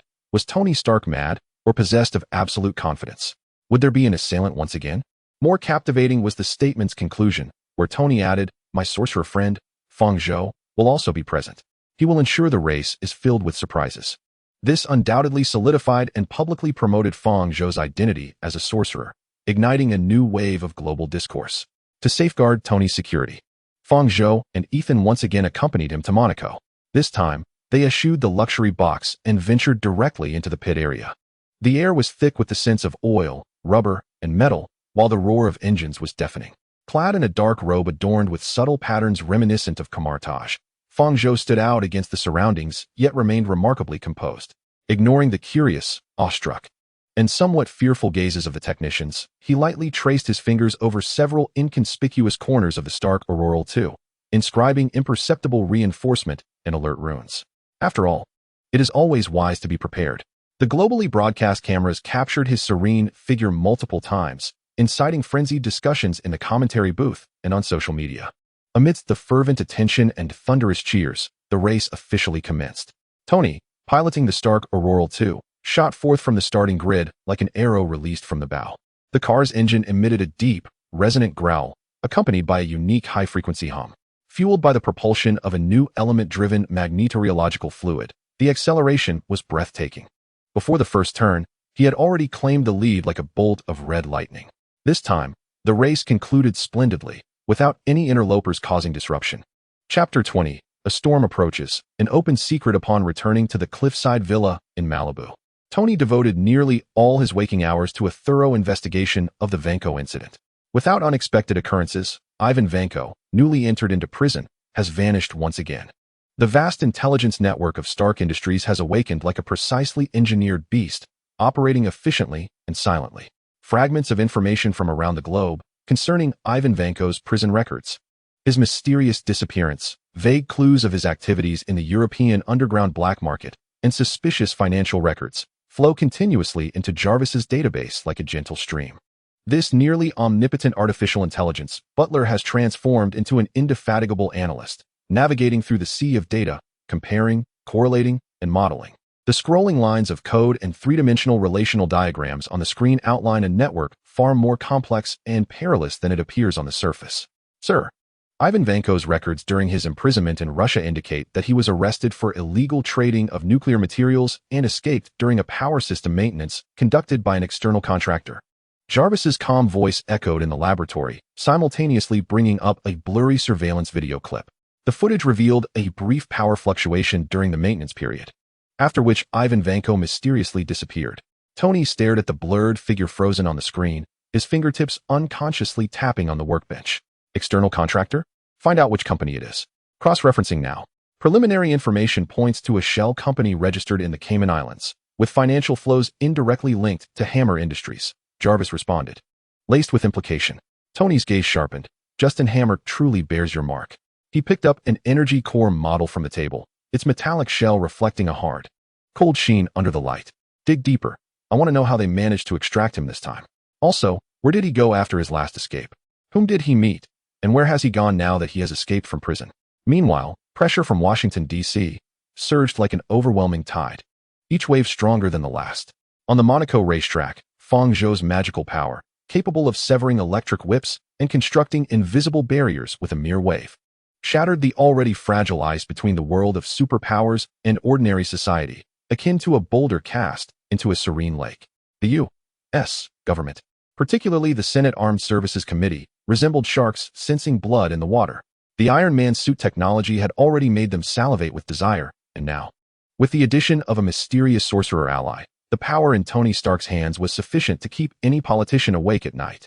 Calls for oversight, control, and the transfer of technology surged to unprecedented heights. Deep within the fortified Capitol Hill in Washington, D.C., a highly confidential hearing was underway. In the narrow conference room, the atmosphere was so tense it could be wrung dry. On one side of the long table sat a dozen senators clad in crisp suits, their expressions grave and rigid, with Senator Stend, known for his hardline and conservative stance, leading the assembly. On the opposite side, Tony Stark, clad in a finely tailored Italian suit, leaned casually against the back of his chair, yet his gaze was piercing. Fang Zhou, dressed in a modest attire befitting Kamar-Taj, sat beside him, his expression serene and unyielding, his profound eyes seemingly capable of penetrating the carefully concealed intentions of everyone present. Mr. Stark, Senator Stend's voice, imbued with undeniable authority, shattered the suffocating silence. We reiterate, this is not a request, but a matter of grave national security. The technology of the Iron Man armor, along with the strategic power it embodies, must be placed under a controllable and reliable system, rather than being subject to the whims of any individual, no matter how brilliant. The government requires this technology to ensure that, should you or your associates lose control, there exists the capability to protect the citizenry. Tony chuckled lightly, his characteristic sarcasm evident. Lose control? Senator, who was it that prevented Obadiah from going rogue in the past? Who thwarted Ivan Vanko in Monaco? It seems that I have never been the one to lose control. Rather, it has been those greedy for power. My armor is the fruit of my intellect, my property, and indeed my responsibility. I believe I understand better than anyone in this room how to prevent its misuse and how to ensure it serves its true purpose. He deliberately emphasized the phrase, serves its true purpose. The power of an individual is ultimately limited, Mr. Stark. Stend leaned slightly forward, his tone growing increasingly forceful. The machinery of the state requires stability and a replicable defensive force. Your personal heroism cannot encompass global threats. We must ensure that this technology is entrusted to reliable institutions that represent the will of the people. His sharp gaze swept over Tony and finally settled on Fang Zhou, laden with evident scrutiny and apprehension. Senator, Fang Zhou's voice arose with calmness, akin to a clear spring flowing over stones, infusing the tense atmosphere with an unusual sense of tranquility, yet it held an undeniable strength. I comprehend your apprehensions regarding unknown powers. However, Tony's technology, much like my magic, is fundamentally complex and harbors immense energy. They are not mere buttons to be pressed for weaponry. To recklessly transfer such power to organizations that do not understand its underlying principles, operational logic, or potential risks could result not in protection, but in catastrophic loss of control.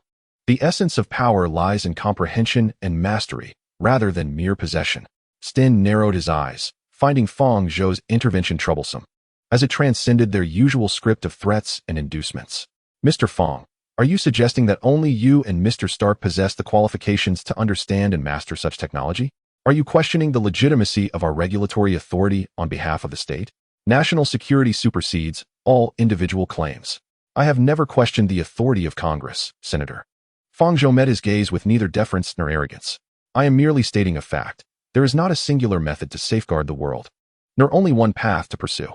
Technology can forge shields, and magic can protect. Fear arises from the unknown, and opposition breeds conflict.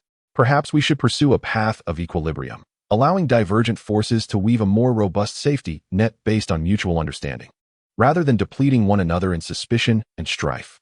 His words resonated with a soothing cadence, causing several originally fervent senators to subtly furrow their brows. The hearing had reached an impasse.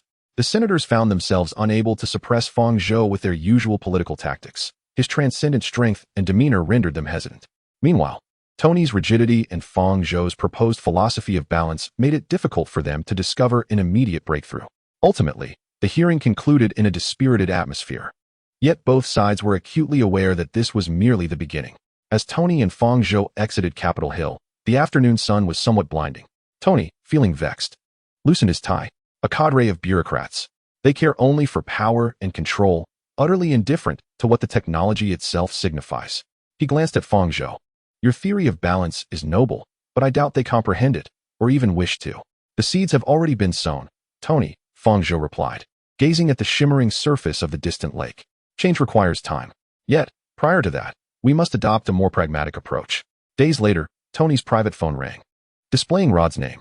Upon answering, Rod's voice carried its usual gravity, tinged with an unmistakable weariness and strain. Tony, I need to speak with you. In person. Regarding some compromises following the hearing. I'm at the base. Can we find a secure place? Tony paused for a few seconds. A flicker of understanding and complex emotions crossing his face. All right, the usual spot. My lab. Bring some drinks. I believe we will need them. In Tony's brightly lit, futuristically designed laboratory, the atmosphere was somewhat somber. Rod, clad in military fatigues, wore a serious expression. Tony, there is immense pressure from above. Those in power are nearly frantic. They have even suggested that if they do not acquire the armor, they may resort to more radical measures to assess the risks. Hammer Industries is also aggressively lobbying, touting their alternative solutions. Leaning against the workbench, Tony toyed with a miniature arc reactor model, its blue glow illuminating his face. Radical measures? Such as forced requisition? Or perhaps finding a pretext to confine me. Rod, you know they cannot do that. J-A-R-V-I-S. And my defense systems are not mere decorations. I know. Rod raised his voice, laced with a hint of exasperation and urgency. But have you considered the consequences? Continued confrontation? Endless hearings? Legal proceedings? They will do everything in their power to undermine you, tarnish your reputation, and even exploit Mr. Fang Zhou's presence to their advantage. This will drag you, Pepper, and all of Stark Industries into a quagmire. Tony did not immediately retort. Instead, he approached the expansive floor-to-ceiling window, gazing out at the dark sea and the distant city lights. In the laboratory, only the low hum of instruments remained. After a prolonged silence, he turned around, his gaze becoming unusually calm and resolute, as if he had made a significant strategic decision. You are right, Rhodes. Continuous confrontation benefits none of us. Tony returned to the workbench, bringing up a design interface that displayed a set of unpainted armor models, characterized by more robust lines. A pure refusal will only drive them further into madness, providing individuals like Hammer with ample opportunities to exploit. We require a buffer, a means to temporarily silence them while ensuring that power is not abused. Rhodes was taken aback. What do you mean? Tony pointed at the armor on the screen. I have decided to authorize you a suit of armor. It will be the result of a collaboration between Stark Industries and the military. Rhodes widened his eyes, hardly able to believe it. Tony, are you serious? Let me finish, James. Tony interrupted, his tone serious. This is not an unconditional gift. This armor will be personally calibrated and delivered to you by me. I will retain the highest level of backdoor access, not to monitor you, but to ensure that if the armor is misused or falls into the wrong hands, I can immediately lock it down or recall it. Its weapon systems will have specific safety protocols and limitations. Certain core technologies, like the reactor core and flight stability systems, will be adequately encapsulated to prevent reverse engineering. Most importantly, Tony locked eyes with Rhodes. The pilot must be you, James Rhodes, and only you. I trust you as I trust a part of myself. Do you understand? This is not a toy for the military. It is a responsibility entrusted to my friend Rhodes. A means to temporarily silence those politicians while keeping true power in the hands of a reliable individual. You are the firewall between me and those bureaucrats. Rhodes gazed at the formidable armor on the screen, then at the weight of trust and responsibility reflected in Tony's eyes. Feeling a surge of warmth mixed with a profound sense of duty and a tinge of sorrow, he comprehended Tony's helplessness and the deeper meaning behind it. This was indeed a strategy to seek breathing room in a harsh political environment while maximizing the protection of core technologies. Tony, Rhodes' voice was somewhat hoarse as he nodded firmly, his resolve becoming unwavering. I understand. I pledge to you, on my honor as a soldier and my personal friendship, that I will safeguard it. This armor will only be used where it is meant to be. Thank you for your trust. Meanwhile, hundreds of kilometers away from Moscow, deep within a secret research facility disguised as an abandoned factory, Ivan Vanko stood in a spacious yet oppressive laboratory. The air was thick with the acrid scent of ozone and molten metal. Bare-chested, the rudimentary arc reactor on his back flickered with unstable light, reflecting the burning hatred in his eyes, which seemed on the verge of overflowing. The Stark family, and the name Tony Stark, gnawed at his soul like venom. Revenge was the only meaning to his existence. A handful of researchers donned in white lab coats, their faces etched with anxiety, scurried amidst a labyrinth of instruments adorned with flickering indicator lights. A stout man, adorned with gold-rimmed spectacles and a sycophantic smile, approached cautiously, cradling a tray that bore two pristine electric whips. The whips were entwined with thicker cables, their tips pulsating with intensified energy arcs. "Mr. Vanko, as promised." His voice brimmed with excitement as he sought praise. "We have integrated the advanced materials and energy coupling technology provided by Mr. Hammer into your design, resulting in a comprehensive upgrade. The efficiency of the new energy conduits has surged by 47, and the arc's intensity and stability far surpass previous models.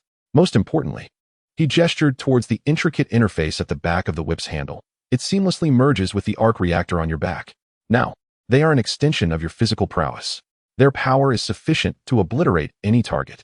He nearly uttered the words "tear apart Iron Man," but swallowed them under Ivan's frigid gaze. Ivan Vanko extended his calloused, grease-stained hand and grasped the cold whip handle.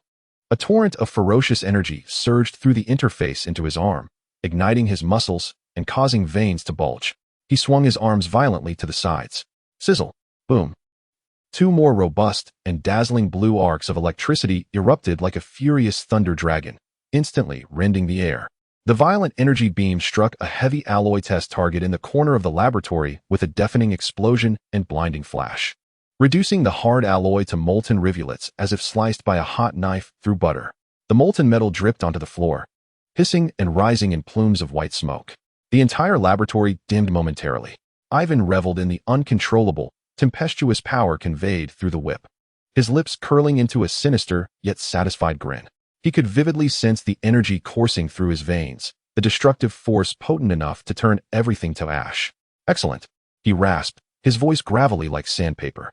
"Hammer has some utility after all. Inform your employer that his investment will soon yield returns." He retracted the whip, the arcs dissipating, leaving behind a lingering scent of ozone and destruction in the air. His chilling gaze seemed to penetrate through thick walls and distant horizons, locking onto the direction of New York. "Tony Stark, await your fate. This time, I shall personally deliver you and your prideful armor to the depths of hell." Meanwhile, the political machinations in Washington continued to swirl beneath the surface, as Tony and Rhodey forged a pact steeped in compromise and trust. In the shadows of Moscow, the vengeful agents, armed to the teeth by Hammer Industries, sharpened their claws. A more formidable storm, laden with conspiracy and hatred, is slowly encroaching upon Tony Stark and the Far East. Chapter 21. The conspiracy of Hammer Industries. The smoke from the Senate hearings has temporarily dissipated, yet the alarm bells in Tony Stark's mind continue to ring. The intelligence apparatus of Stark Industries, driven by Jarvis, operates with heightened efficiency, akin to a precise scalpel, endeavoring to dissect the layers of obscurity surrounding the Ivan Vanko incident. A plethora of fragmented data is continually collected, analyzed, and correlated, gradually revealing an exceedingly unsettling tableau before Tony's eyes. "Sir, we have made significant breakthroughs in tracking Ivan Vanko's movements prior to the Monaco incident." Jarvis's voice resonated in the laboratory, projecting a complex web of clues onto the main screen. It has been confirmed that crucial aspects of his escape were orchestrated with the backing of Hammer Industries. The electrical outage at the Russian prison was no mere coincidence. It was a meticulously planned jailbreak, executed with the aid of insider operatives, purchased and installed by Hammer Industries through a labyrinth of shell companies. The operation was conducted with such professionalism that it left almost no direct evidence, yet the end of the financial trail ultimately pointed toward Hammer Industries' clandestine accounts. Tony gazed at the enormous node marked with Hammer Industries on the screen, his expression icy. "Indeed, it is them. Justin Hammer will stop at nothing to bring me down. He even dares to harbor terrorists." The screen continued to unveil new connections after his escape. Vanko's activities in the European black market revealed that the arms dealers and technical intermediaries he interacted with were, to varying degrees, linked to Hammer Industries. The rare materials and funding he secured for the initial modification of the electric whip all traced back to Hammer. The assault in Monaco was, in essence, orchestrated by Hammer to test weaponry, tarnish Stark Industries' reputation, and simultaneously showcase alternative solutions to the military. Dr. Ethan adjusted his glasses, scrutinizing the technical analysis report compiled by Jarvis. "Tony, this is highly irregular. The technical data concerning Hammer Industries far exceeded their original capabilities." Although Ethan was not an expert in this field, his knowledge allowed him to quickly discern the anomalies in the analysis report. Tony furrowed his brow. "I am well aware of Hammer Industries' technological reserves. They excel in mass production and marketing. In the realms of cutting-edge energy and weapon miniaturization, they lag far behind us. The electric whip Ivan utilized in Monaco, while primitive in principle, exhibited energy output efficiency and arc control technology that surpassed the conventional standards of Hammer's laboratory. It seems they have supporters behind them that we are yet to uncover, asserted the Far East, and this hidden benefactor possesses a remarkably advanced level of technology, at least in certain aspects. They have likely coveted the arc reactor technology for a considerable time, yet have been unable to make progress on their own. Thus, they resorted to dangerous outsourced research and practical testing through Hammer's channels and Ivan's animosity. Hammer acquired the weapon platform he desired to vie for military contracts, while the puppet masters obtained invaluable real-world data and directions for improvement, with Ivan merely serving as a tool driven by hatred. Fang Zhou's gaze fell upon the screen, fixating on the eyes of Ivan, brimming with vengeance, as if piercing through the image to sense the deeper, colder, and greedier intentions lurking beneath. This world encompasses far more than the original Marvel Universe. It seems I must exercise greater caution. Regardless of who is pulling the strings behind the scenes, they have unleashed the vengeful beast that is Ivan Vanko and armed him with formidable weaponry. Tony, Ethan, the days of tranquility have come to an end. The alliance between Hammer Industries and Ivan will not relent. They are undoubtedly concocting grander schemes.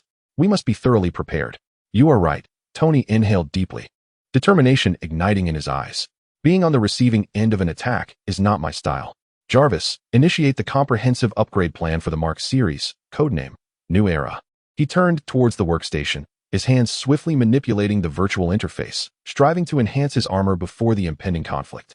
As Tony fully immersed himself in the armor upgrades, Ethan reluctantly exited the laboratory. Clearly, this was not his forte. Fang Zhou returned to a serene meditation room within the temple, closing his eyes and concentrating, battling the dark energy within him that clung like a parasite. The power of Dormammu was exceedingly tenacious, imbued with destructive and corrosive traits. He attempted various purification spells and energy redirection techniques, but the effects were akin to a cow sinking into the sea.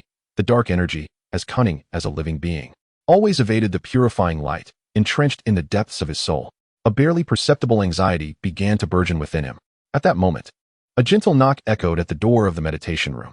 Wong entered, cradling a hefty tome bound in dark leather, its edges severely worn, the pages emanating a peculiar golden hue. His expression bore both gravity and a flicker of hopeful discovery.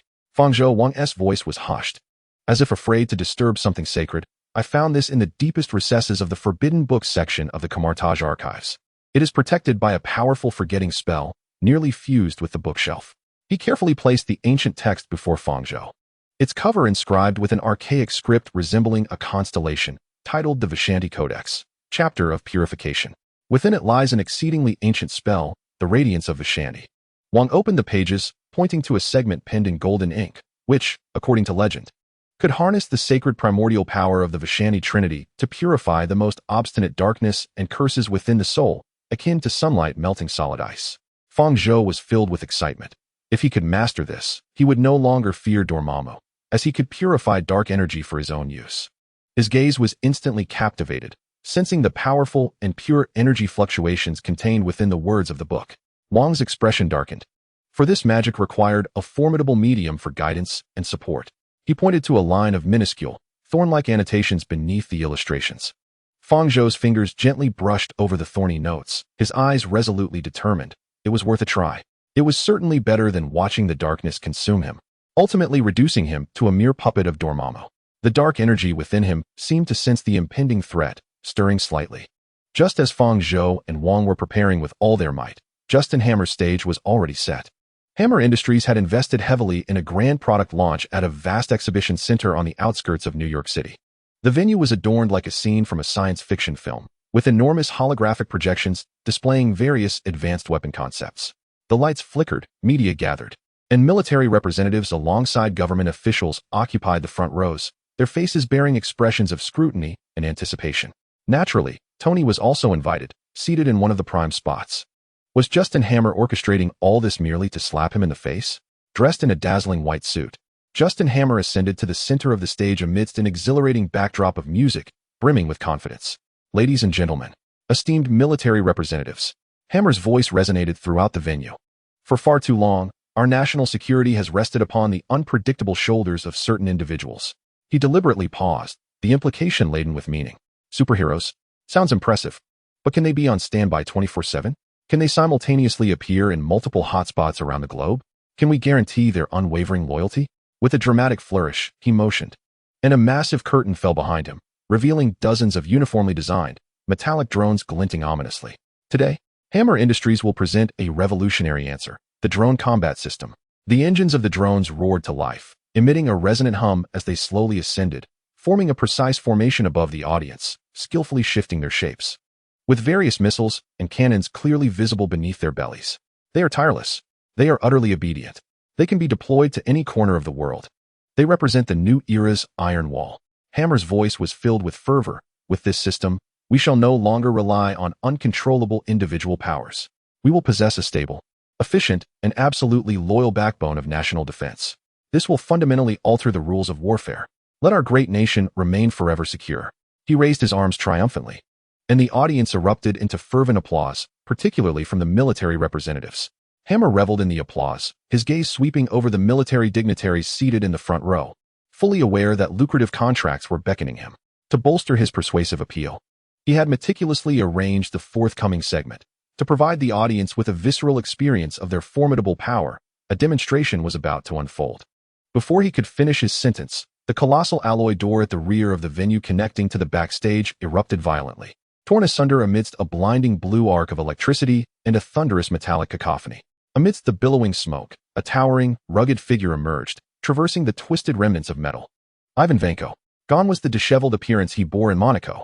Now, he was clad in a heavy battle armor crafted from materials and technology provided by Hammer Industries, yet distinctly personalized to reflect his own style. The armor, predominantly a dark gray, boasted robust lines, with massive hydraulic pistons and energy conduits exposed at the joints, and prominently featured his iconic arc reactor glowing fiercely on his back.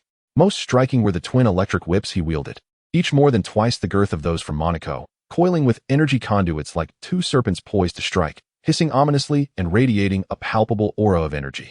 His gaze, sharp as a viper's fang, locked onto Tony Stark, who stood among the front row guests. Tony Stark. Ivan's roar drowned out the gasps and alarms of the crowd, infused with a deep-seated hatred. Your day of reckoning has arrived. Today, I shall tear you asunder. No sooner had he spoken than he swung his arms with ferocious intent, unleashing two thick, destructive blue arcs of electricity that cleaved through the air with an overwhelming ferocity, aimed directly at Tony Stark. Chapter 22. Clash of Steel and the Power of Magic Boom. The electric whips Ivan unleashed struck like two furious thunder dragons, crashing down upon the very spot where Tony had just stood. The sturdy alloy floor was instantaneously melted and torn apart, sending shards and molten droplets of metal flying in every direction. A searing wave of heat and a deafening explosion engulfed the venue. In the split second before the electric whips reached him, Tony reacted with remarkable reflexes, diving sideways. Even so, the scorching air and flying debris grazed his body, leaving a tear in his suit jacket. Tony. Pepper's scream was lost amidst the cacophony of chaos. Jarvis. Deploy. Tony rolled to his feet, his voice commanding. Understood. Jarvis replied with calm efficiency. The scene within the venue had descended into utter disarray. The piercing alarm echoed through the air, as terrified individuals screamed and surged towards the exits like a tidal wave. Some reporters fled in panic, while others, driven by professional instinct, raised their cameras, trembling as they captured the terrifying spectacle unfolding before them. The military representatives and government officials in the front rows, surrounded by their bodyguards, hastily retreated towards the security exit, their faces ashen. Justin Hammer stood at the edge of the stage, the color draining from his face in an instant, trembling uncontrollably as a wave of terror washed over him, as if he had plummeted from paradise to hell. No, no, no. Stop him. Quickly stop him. Activate defense mode. Target that lunatic. He screamed frantically into the communicator, his voice rising in pitch. Yet the mechs in the air ignored his pleas entirely. This was nothing like the presentation he had envisioned. This madman had ruined everything. Ivan Vanko paid no heed to the chaos surrounding him or Hammer's desperate cries. His focus was solely on Tony Stark, the flames of vengeance consuming his sanity. Stark, you cannot escape, he roared, as his heavy armor thunderously advanced. The electric whip in his hand raised once more, blue arcs of electricity crackling wildly. At that moment, a golden red streak, accompanied by a sharp sound of air being cleaved, crashed through the reinforced glass wall of the venue like a meteor, landing firmly before Tony. The streamlined gold-red paint shimmered brilliantly under the lights, the inverted triangular arc reactor on his chest radiating a brighter white light than ever before. The surface of the armor glimmered with faint, barely perceptible golden runes, magical inscriptions left by Fang Zhou. Ivan, the party is over. Tony's voice resonated through the armor's external speakers, imbued with Iron Man's characteristic bravado and a chilly anger. Had it not been for Fang Zhou's timely warning, he would have left the armor in the distance and likely faced defeat this time. Just in time for me to smash your new toy. Ivan's eyes glinted with malice as two electric whips, like giant serpents emerging from their lair, sliced through the air with a piercing shriek, striking at Iron Man from both sides at sharp angles.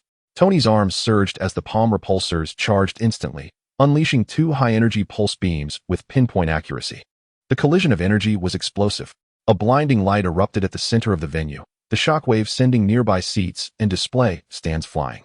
Ivan's electric whips were momentarily halted by the pulse cannon, sparks flying, yet they did not dissipate. Instead, they grew even more frenzied in their assault. The energy levels had more than doubled. Tony murmured within the armor, while the leg thrusters ignited, allowing him to deftly sidestep the lethal whips. The whips lashed against a nearby alloy column, leaving behind two terrifying scorch marks, half a foot deep, with molten edges. Their upgrades had indeed cost a fortune. Tony maneuvered the armor, utilizing the complex obstacles and columns of the venue to outmaneuver Ivan. Simultaneously, under Ivan's command, the drones also joined the fray. Tony's palm cannon, miniature missiles, and arm-mounted cutting lasers took turns in the fray. However, although Ivan's armor appeared rough and cumbersome, it was evidently constructed from a specially designed composite layer, exhibiting remarkable resistance to energy weapons. Most of Tony's assaults merely left charred marks, failing to inflict any mortal wounds. Conversely, Ivan's electric whip boasted an expansive range and terrifying power. Each swing placed Tony in peril, with the armor's surface accumulating new scratches and energy burns. Nevertheless, the suit was infused with the runes of the Ark, and the faint golden glimmer of the protective runes flickered violently under the onslaught of the whip's chaotic energy, resiliently countering much of the corrosive force. The attacks from the unmanned suits were akin to mere scratching. To put it plainly, these drones lacked the arc reactor as a power source, rendering conventional artillery ineffective against magical defenses. The two combatants engaged in a high-speed chase through the chaotic venue, colliding fiercely. Electrical sparks and lasers intertwined, with explosions resonating incessantly. Walls were pierced, load-bearing columns cracked, and various expensive exhibits and instruments were reduced to shards. The entire venue resembled a battleground. Jarvis, status of the suit? External armor damage at 5. Energy core output stable. Energy consumption has reached 20. The magical defense layer is depleting rapidly, but it remains operational. Jarvis's report instilled confidence in Tony. The fusion of magic and technology in the armor proved exceptional, with minimal damage and consumption. However, Ivan's condition was far from favorable. Although Tony's attacks had not penetrated his main armor, the impact reverberated through him, causing blood to surge and sparks to erupt from the joints of his suit, resulting in slight stiffness in his movements. Yet, the fury of vengeance propelled him forward, making him resemble an inexhaustible beast. Stark, your tin can hardly hold on, can it? He sneered, swinging the electric whip once more to unleash an even more frenzied assault. Just as their fierce battle reached its zenith, the sky resonated with a deep, menacing roar of engines. Dozens of Hammer Industries drones surged forth like a pack of sharks drawn by the scent of blood, their red targeting lights flickering ominously. However, this would prove futile. Tony had no desire to continue playing. The true combat of his magical armor was only beginning. With a swift takeoff, Tony's suit revealed two launch devices on its arms. Two exceedingly slender beams of light shot forth, distinct from his usual blue and white energy attacks, now emanating a golden hue. As Tony maneuvered his arms, the beams sliced through the airborne drones with surgical precision. What is this? Ivan was struck with terror at the sight of Tony's formidable assault. What is this? Is this meant to take my life? Tony promptly responded. No sooner had he spoken than the beams struck Ivan's metallic form, cleaving both him and his armor in two. Indeed, it is as straightforward as that. Tony gazed at the lifeless body before him, then at the launcher in his hand, marveling at the formidable power of magic. This was the culmination of countless failures and modifications he and Fang Zhou had endured, resulting in the creation of the Divine Blade Launcher, which emitted what appeared to be an exceedingly fine laser, but was, in fact, an energy blade that extended in the form of light. The true strength of this attack lay in the energy manifested by the blade, derived from the sword aura of the Holy Shadow Flying Sword. This represents a harmonious fusion of technology and magic. Chapter 23. The Purification of Radiance. Meanwhile, the ancient and weighty oak door of the New York sanctuary silently closed behind Fang Zhou, completely isolating him from the clamor of the bustling metropolis outside. The dome towered above, and beams of light filtered through the stained glass, causing dust motes to dance like ethereal spirits. However, at that moment, Fang Zhou had no heart to admire the sanctuary's solemnity and mystery. A chilling energy from the dark dimension surged within him, akin to countless tiny ice needles ruthlessly piercing through his veins, attempting to freeze his magical core and erode his will. He halted, taking a deep breath in an effort to suppress the tumultuous encroachment of darkness, yet each inhalation brought searing pain. He turned to Wang, who stood beside him, his expression graver than ever before. Wang, Fang Zhou's voice was somewhat hoarse, laced with forcibly restrained agony. This power stemming from Dormammu is of such high order and possesses great toxicity. I must retreat immediately to purify it with all my strength. The New York Sanctuary is entrusted to you. Each word emerged as if squeezed from between clenched teeth, laden with gravity. Wang's gaze shifted from Fang Zhou's face to meet his eyes, which burned with indomitable, while yet concealed a barely perceptible weakness. Wang's heart sank, realizing the situation was far more dire than anticipated. He straightened his back, exhibiting a steadiness akin to the sanctuary itself. Rest assured, Fang Zhou, the sanctuary is under my watch. I will personally reinforce the barriers threefold, and the defense array will be set to the highest alert status, maintaining an unbroken connection with the sanctuaries in London and Hong Kong, as well as the Holy of Holies. Not even a fly from another dimension shall breach our defenses. His tone was resolute, imbued with an unyielding determination to protect. He paused, stepping forward half a pace, lowering his voice to a whisper filled with genuine concern. Do you require my protection? This energy is exceedingly malevolent. Fang Zhou slowly shook his head, his movement heavy with fatigue. No, Wang. This darkness is akin to a malignant growth. It originates from the essence of Dormammu and is suffused with a loathing for life and order. If you draw near, its corrosive nature would be incited, seeking to taint your magic. I cannot permit you to fall into peril as well. He lifted his gaze, penetrating through the ancient celestial map depicted on the sanctuary's dome, as if beholding the triune divine presence, the power of Vishanti, the bane of darkness. I shall employ the purification of radiance to eradicate it entirely. With his instructions conveyed, Fang Zhou no longer lingered, turning to proceed toward the sanctuary's most profound and central domain. His steps were somewhat unsteady, each movement seemingly a struggle against the dark torrent raging within him. The heavy stone walls parted automatically, revealing a narrow passageway leading to the meditation chamber, where the air was suddenly infused with a heightened concentration of magical energy, imbued with an ancient tranquility. This meditation chamber was exceedingly old, hewn from massive blocks of obsidian, its floor and walls smooth as mirrors, reflecting the softly glowing magical stones embedded in the dome above. The cold, hard stone platform at the center was inscribed with intricate silver runes that flickered gently, responding to the tumultuous energy within Fang Zhou's being. Fang Zhou stepped upon the stone platform and seated himself cross-legged. The icy sensation beneath him cleared his chaotic thoughts. He closed his eyes, inhaling deeply before exhaling slowly, endeavoring to immerse his spirit into the depths of a serene lake. As his consciousness delved inward, the internal vision he beheld filled him with dread. The dark energy was no longer merely a frigid torrent. It resembled a magical serpent composed of viscous ink, adorned with fangs and claws. It coiled within his dantian, its countless dark tendrils deeply piercing his magical network, greedily siphoning the pure golden magical energy and tainting it with filth.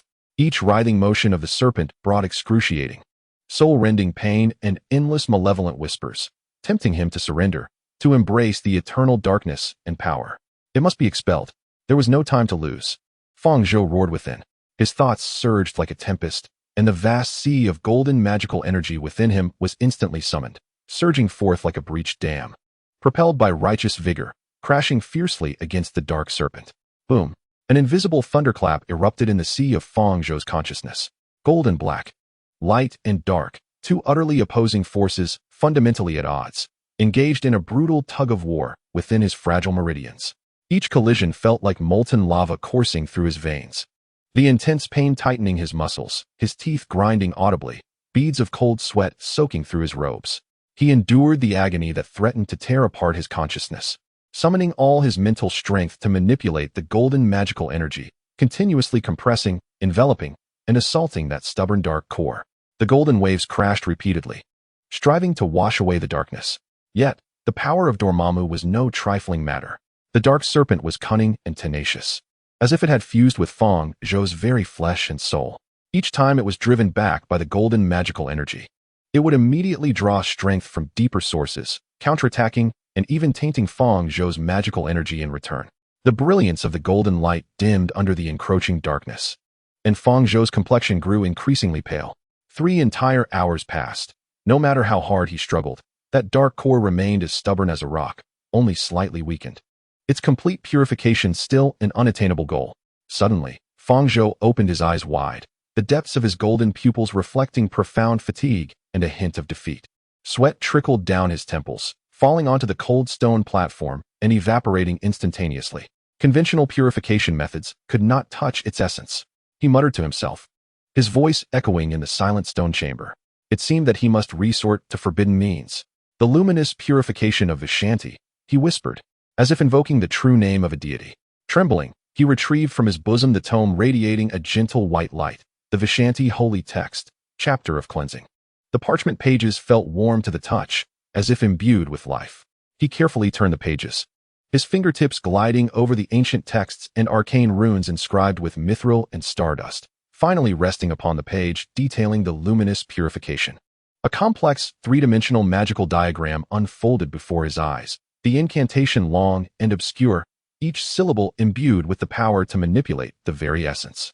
The illustrations meticulously described how to channel the pure and sacred power of the Vishanti Trinity, Agamotto, Oshter, and Hogarth, akin to a divine furnace, directly incinerating the most stubborn dark imprints and curses embedded within the depths of the soul. The effects were nothing short of miraculous. Yet, the vivid crimson warning text was equally alarming. This technique was extraordinarily perilous, the divine essence far too vast and overwhelming.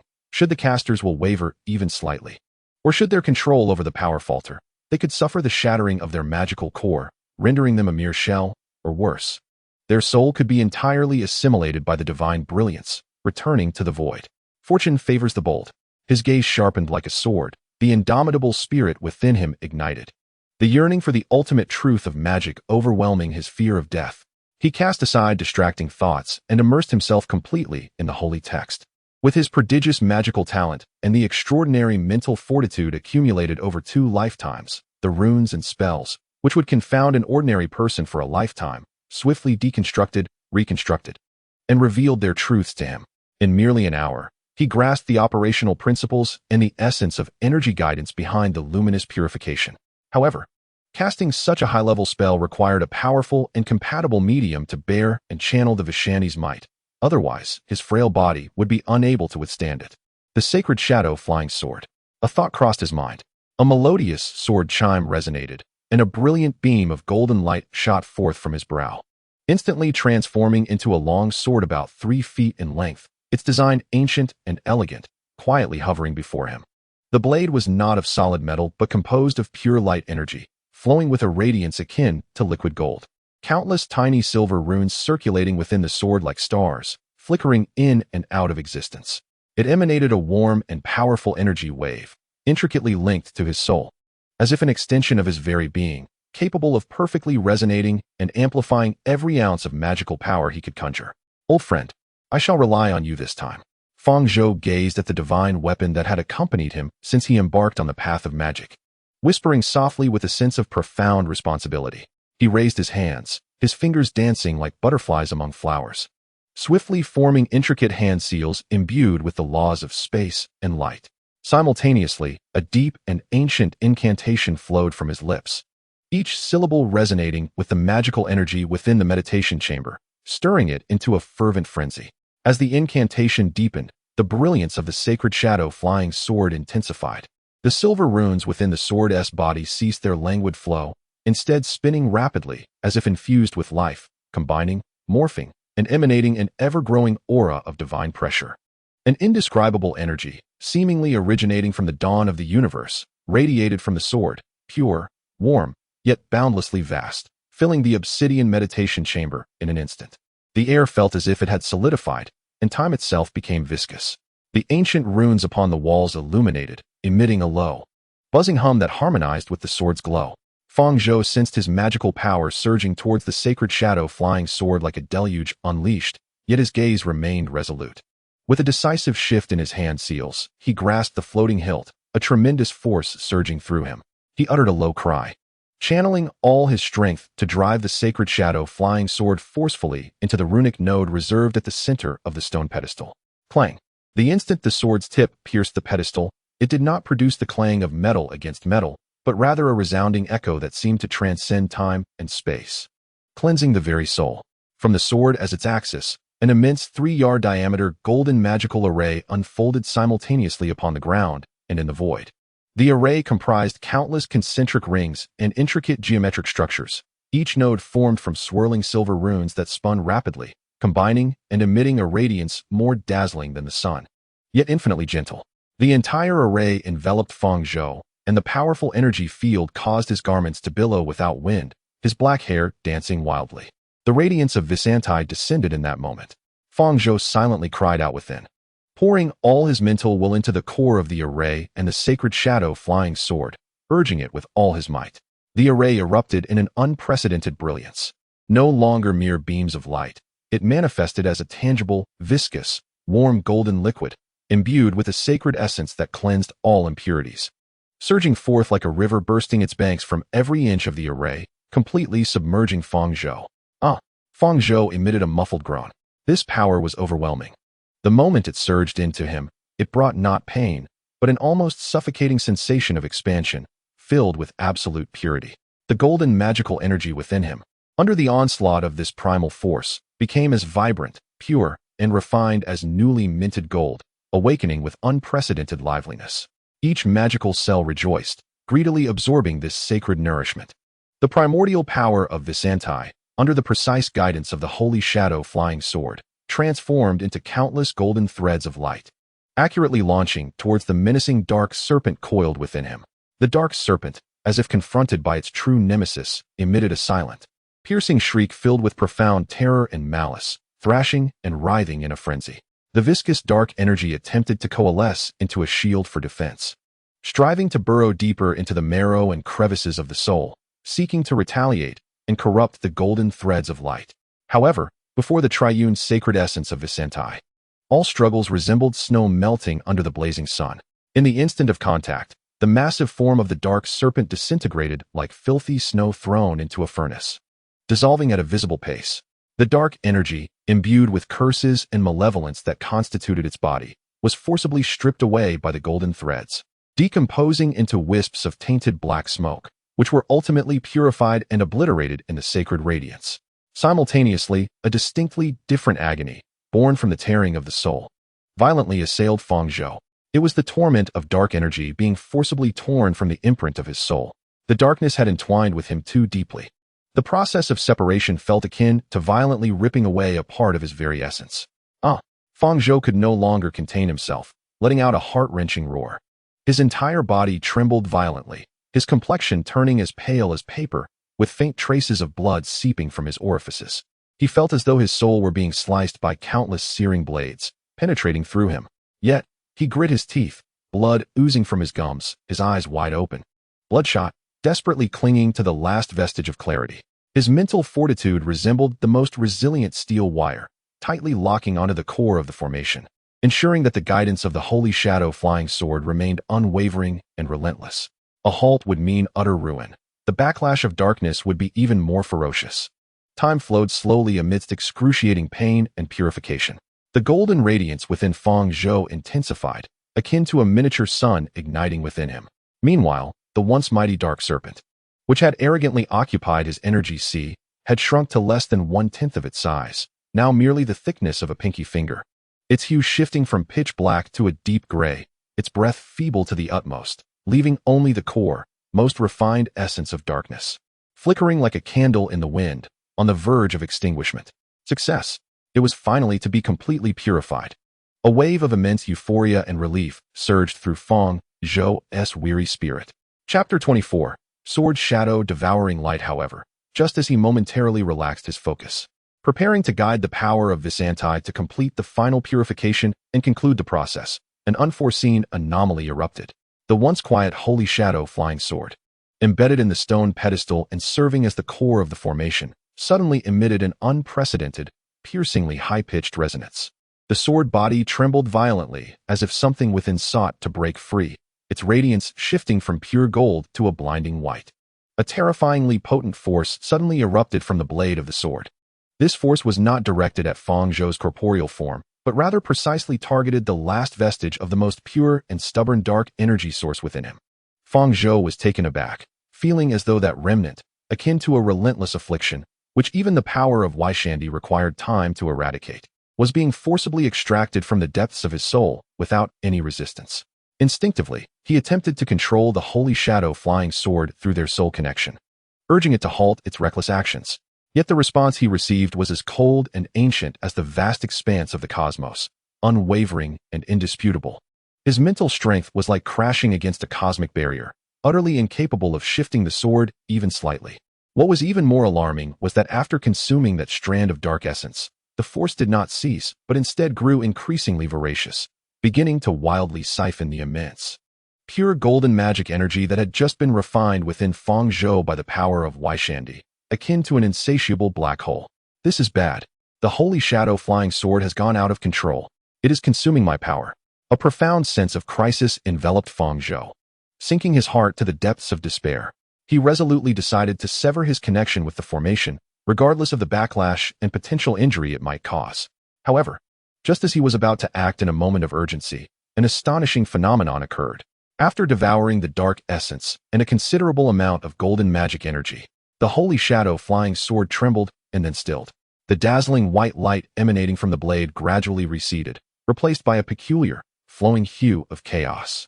As if the purest light and the deepest darkness were perfectly merging and swirling within, forming a profound and balanced gray aura. A wave of energy, far more powerful, more subdued, and brimming with vitality than before, began to radiate from the sword, imbued with an ancient charm that harmonized all things and balanced yin and yang. Simultaneously, a clear yet ineffable thought form surged into Fang Zhou's soul, like a pristine spring. It was the long-dormant will of the holy shadow flying sword awakening. It conveyed to him a shocking truth. It was not merely a sword of light. Its core essence was transformation and balance. It could transmute and purify the dark energy, filled with destruction and corruption, into a pure shadow power that it could absorb and utilize. Likewise, it could reverse the pure light magic of Fang Zhou into equally pure dark magic. The dark energy would no longer pose a threat or corrosion to its wielder, but would instead become an integral part of his strength. This meant that Fang Zhou could now study, master, and wield those immensely powerful, yet exceedingly dangerous dark magics without reservation. Light and dark, sanctity and shadow, had achieved a perfect dynamic balance within him and within the sword. How is this possible? Fang Zhou was utterly astonished, his very soul trembling. He could never have imagined that the divine artifact left by Wyshandi possessed a power far beyond merely vanquishing demons and dispelling darkness. Its true might lay in harmonizing the dualities of the universe. It was a key capable of unlocking the gateway where light and darkness converge, where myriad laws unite as one. Was this the true intent of Wyshandi? Not to annihilate the shadows, but to restore balance? A tempest surged within Fang Zhou's heart. He stifled his astonishment and immediately focused his mind, attempting to engage in a deeper communion with the nascent, vast consciousness of the sacred shadow flying sword. Fragments of information flooded into his mind. He envisioned the sacred shadow flying sword as a celestial regulator throughout the endless ages, quietly transforming light into darkness in realms overrun by brilliance, and silently transmuting darkness into light within the abyss, maintaining the delicate and vital equilibrium of the multiverse's energies. It was not a measure of good and evil, but rather the cornerstone of order. Thus, balance was indeed the true path to power, Fang Zhou mused, as if awakened from a profound slumber. All confusion, all struggles, clarified in that moment. With the transcendent balancing power of the sacred shadow flying sword, he would completely free himself from the shadow of dark encroachment, even harnessing the power of darkness to refine his own light, mastering a more comprehensive truth of magic. At this thought, an unprecedented surge of exhilaration and ambition instantly dissipated all fatigue and pain. He slowly opened his eyes. The golden light within them remained. Yet in the radiant depths of that gold, an added layer of profundity and inclusiveness emerged, as if it could absorb all rays of light into its obscurity. His aura became more restrained, yet also more expansive. With every gesture, energies of light and darkness flowed and melded around him, forming a harmonious field. He sensed that his strength had not only returned to its zenith, but had also undergone a qualitative leap, purer, more refined, and more stable. akin to a roaring river merging into the profound ocean. More importantly, his comprehension of magic, his understanding of the essence of cosmic energy, and his insights into the laws of balance ascended to an entirely new, unprecedented level.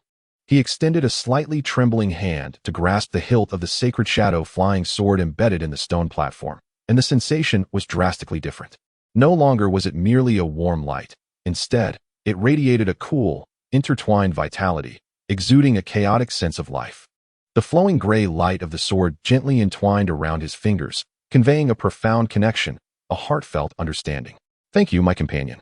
Fang Zhou gazed at the rejuvenated sacred shadow flying sword, his voice low and filled with sincere gratitude, akin to confiding in a lifelong friend. A low, melodious hum resonated from the sacred shadow flying sword, its gray light flickering as if in response to his call. With a flick of his wrist, the sacred shadow flying sword transformed into a stream of gray golden light, merging into his forehead. He rose to his feet, stretching his somewhat stiff body. As his bones emitted a series of crisp cracks, he approached the sole narrow window of the meditation chamber, adorned with enchanted crystals. Outside, the sky of New York was a brilliant azure, bathed in radiant sunlight, beneath which lay a bustling metropolis teeming with fragile, yet resilient vitality. Fang Zhou's gaze pierced through the clouds, as if beholding the dark world concealed beyond the rifts of dimensions, reeking of sulfur and destruction. An unprecedented fervor, forged from the dual forces of power and responsibility, surged within him. Caecilius, with a cold and confident smile gracing his lips, spoke in a voice that, though soft, carried the resolve to sever steel, savor your final moments. Soon, I shall personally step into the dark dimension, wielding the shadowy power you have bestowed upon me, alongside this purifying holy light, to bring your end. Chapter 25. The shadow of the tome. The latent thread of darkness within him had not only been eradicated, but transformed into a part of his own strength. Fang Zhou's mind was as clear and expansive as the sky after a storm. The elevation of his power brought about an enhancement in his understanding. Standing atop the highest observatory of the New York Temple, he looked down upon the bustling traffic and crowds below, feeling his conviction to protect grow not weaker, but rather more resolute and profound within the equilibrium of light and darkness. Power itself possesses no inherent quality. The essence lies in the will that governs it. Fang Zhou contemplated. The holy light can save the world, yet it can also incinerate cities. Darkness can annihilate existence, yet it can also peer into the abyss, utilizing poison to combat poison. A new, bold, and enticing idea sprouted within him like a seedling breaking through the soil, becoming increasingly clear. Since the holy shadow flying sword had granted him the ability to harness dark energy, even converting it into sustenance for the holy light, why not take it a step further? Why not delve deeper into the essence of dark magic? Fang Zhou's gaze sharpened. Why had Caecilius succumbed? What was the operational mechanism of Dormammu's power? Where lay the weaknesses of the dark dimension? Knowing oneself and one's enemy ensures victory in every battle. Perhaps only by genuinely plunging into the darkness and comprehending its operational rules could one effectively wield the light against it, and even on the precipice of the abyss, discover the possibility of rescuing the lost.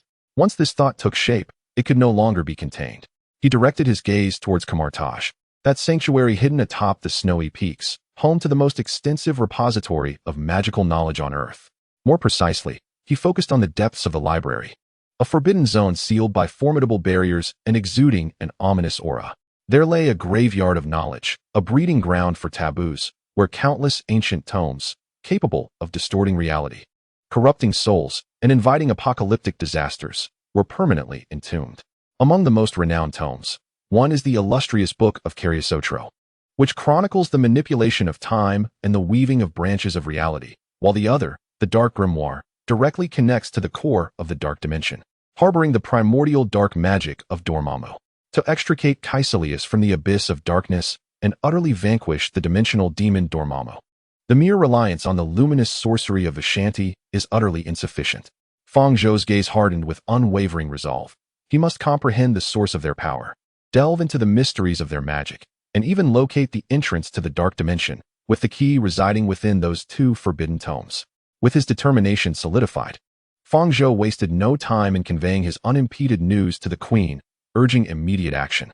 A golden portal spiraled open on the stargazing platform, revealing the familiar icy aura and distant chimes of Kamar-Taj.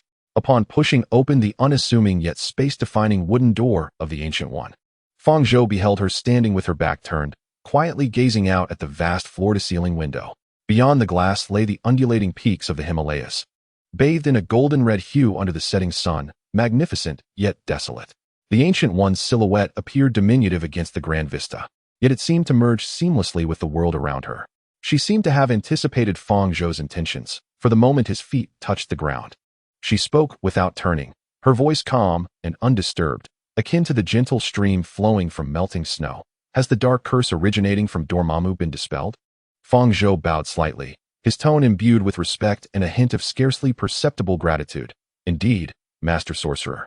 Thanks to the protection of the primordial power of Vishanti and the unexpectedly astounding efficacy of the Holy Shadow Flying Sword, it has been entirely transformed and poses no further threat. He prudently refrained from disclosing the core ability of the Holy Shadow Flying Sword's transformative balance. The Ancient One slowly turned to face him, the golden rays of the setting sun outlining the smooth contours of her head and elegant robe. Her gaze was as profound as the cosmos itself, resting serenely upon Fang Zhou's face, seemingly able to penetrate beyond the surface and gaze into the depths of his soul, where the balance of light and darkness had just been established. Then, have you found that path that is uniquely yours? Her voice was soft, yet it bore an inherent power that could pierce through the heart. Fang Zhou felt a shiver run through him, aware that any concealment before the Ancient One would be futile. He met her gaze, which seemed to encompass the vastness of the stars, and nodded solemnly. Yes, Master Sorcerer. The path ahead is clear. It is precisely for this reason that I yearn to delve deeper into the entirety of the magical cosmos, including those sealed and feared knowledge. His voice was steady and resolute.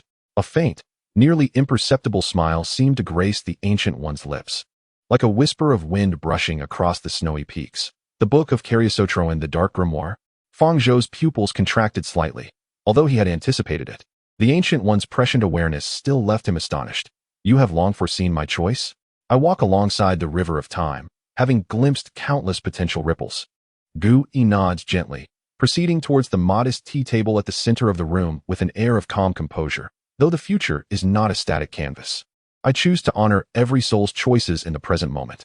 She lifts the copper kettle warming on the stove, pouring boiling water into 2 ancient ceramic cups. As the fragrant steam wafts through the air, darkness is an indispensable counterpart of the universe, akin to the shadow of light. A relentless cycle of fear, avoidance, and suppression. Much like a thief covering his ears, will never provide a resolution. The truly formidable guardian gently pushes a cup of tea towards Fang Zhou, raising her gaze, her eyes burning with intensity. One who can master the fervor of light can also comprehend and command the profundity of darkness. She pauses, her tone suddenly grave and weighty, like the biting wind descending from a snow-capped peak. However, Fang Zhou, you must always remember, with greater power comes greater responsibility. This is an immutable truth. The reason forbidden magic is sealed away is not solely due to its potency, but also because of its cost. Those who distort reality shall be ensnared by it. Those who toy with time shall ultimately be forsaken by it, and those who embrace darkness. Her gaze, sharp as a blade, pierces deep into Fang Zhou's soul, warning that any misstep may lead to being devoured by eternal cold and void, becoming a puppet of darkness, losing the essence of one's own existence. The cost of such folly is the complete annihilation of the soul, the greatest betrayal of a guardian. Gui spoke no further, slowly extracting 2 tomes from her seemingly ordinary, yet space-expanding robe. There was no dazzling brilliance, no overwhelming surge of energy emanating from them. Only a suffocating aura steeped in countless ages. One tome, its cover a twisted dark golden metal, appeared as if composed of innumerable temporal whirlpools, its touch chilling. The edges of its pages shimmered with ever-changing hues, inducing a disorienting sensation of spatial dislocation and temporal regression upon mere contact. The Book of Cagliostro. The other, bound in an unknown pitch-black beast skin, exuded a bone-chilling cold, reminiscent of the frozen earth of the abyss, its spine adorned with a perpetually spinning dark purple gem, akin to a miniature black hole, emanating an evil gravity that devours all light. The Dark Grimoire. Fang Zhou extended his hands, as if receiving 2 searing hot brands or cradling 2 slumbering primordial beasts. The moment his fingertips brushed against the covers, 2 utterly distinct energies surged into his perception. The Book of Cagliostro represented chaos, a mad amalgamation of countless possibilities, the moans of reality being forcibly distorted. The Dark Grimoire, on the other hand, embodied pure cold, a deathly silence, and the malevolence that consumes all, as if materialized from Dormammu's frigid gaze. The Archmage. Fang Zhou held the two weighty tomes of forbidden knowledge tightly to his chest, as if swearing the most solemn vow, his voice resonating with conviction. Your teachings. I engrave upon my heart. Power is a tool, not an end. I shall approach the knowledge contained herein with the utmost reverence and caution, guarding it as my singular principle, ensuring that this power does not become a source of calamity in the world. The Ancient One gazed into Fang Zhou's eyes, where a resolute and clear light resided, not the brashness of youth, but rather the maturity and responsibility forged through trials. A genuine smile, akin to a snow lotus blooming, gradually unfolded upon her face. I believe in you. She circled the tea table and approached Fang Zhou, her stature modest yet imbued with the weight of a mountain's trust. Extending her hand with the gentle warmth of a mentor, she lightly patted Fang Zhou's shoulder. Her palm was both warm and strong. Fang Zhou. Her voice resonated with depth and power. You will surpass all the sorcerers I have encountered over my long years, even eclipsing the young version of myself. You possess a potential that even I cannot fully foresee, one capable of illuminating the vastness of the starry sea. Consequently, her gaze pierced through Fang Zhou, as if glimpsing an endless future. The mission you bear far exceeds that of the supreme sorcerer of Kamar-Taj. The survival of Earth, the balance between dimensions, and even the threads of fate within this universe may one day entwine themselves within your grasp. Fang Zhou's heart trembled violently. The Ancient One's words resonated like the tolling of a great bell, echoing deep within his soul. This was not mere expectation, it was prophecy, a weighty destiny. He felt an unprecedented pressure, yet a surge of fervor coursed through his veins. At that moment, the Ancient One's body swayed imperceptibly, and a cough, tinged with the scent of rust, escaped from her throat. She swiftly concealed her mouth with the back of her hand. Yet Fang Zhou keenly perceived the fleeting moment of weakness and the flash of vivid crimson between her fingers. Great Master, what ails you? Fang Zhou's countenance changed dramatically as he stepped forward, eager to offer support, his voice heavy with urgent concern. An intense unease gripped him. The Ancient One quickly lowered her hand, clenching her palm to hide the crimson stain from view. She gestured reassuringly, her movements still composed. Yet the fatigue etched upon her brow was no longer concealable.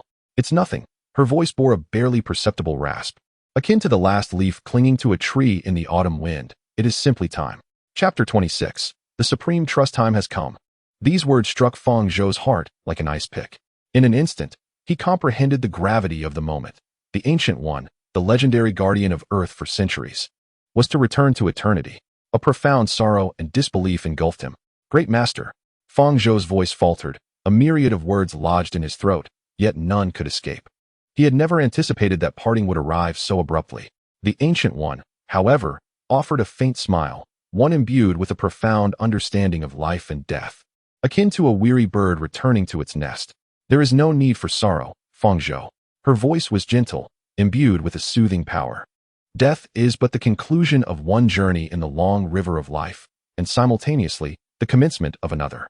I have lingered in this mortal realm for far too long, witnessing the rise and fall of civilizations, safeguarding countless days and nights. Now, it is time to return to eternal tranquility. She turned and once more approached the expansive floor-to-ceiling window. Outside, the sun had descended beyond the snow-capped mountains, leaving only a final, hauntingly beautiful crimson twilight at the horizon, elongating her silhouette.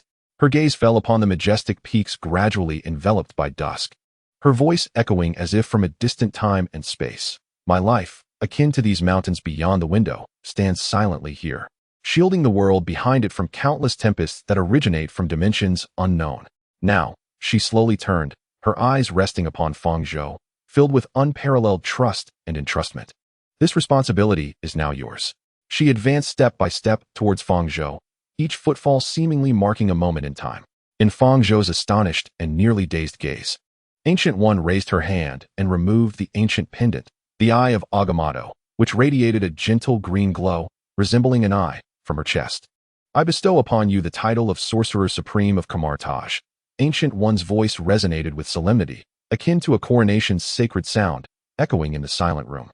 This is entrusted to you, Fang Zhou. This sacred proclamation simultaneously reached the ears of all the sorcerers within Kamar-Taj. Sorcerer Supreme. Fang Zhou felt as if struck by lightning, instinctively wanting to retreat and refuse. Sorcerer Supreme. This was not only an unparalleled honor, but also a weighty responsibility as immense as a mountain.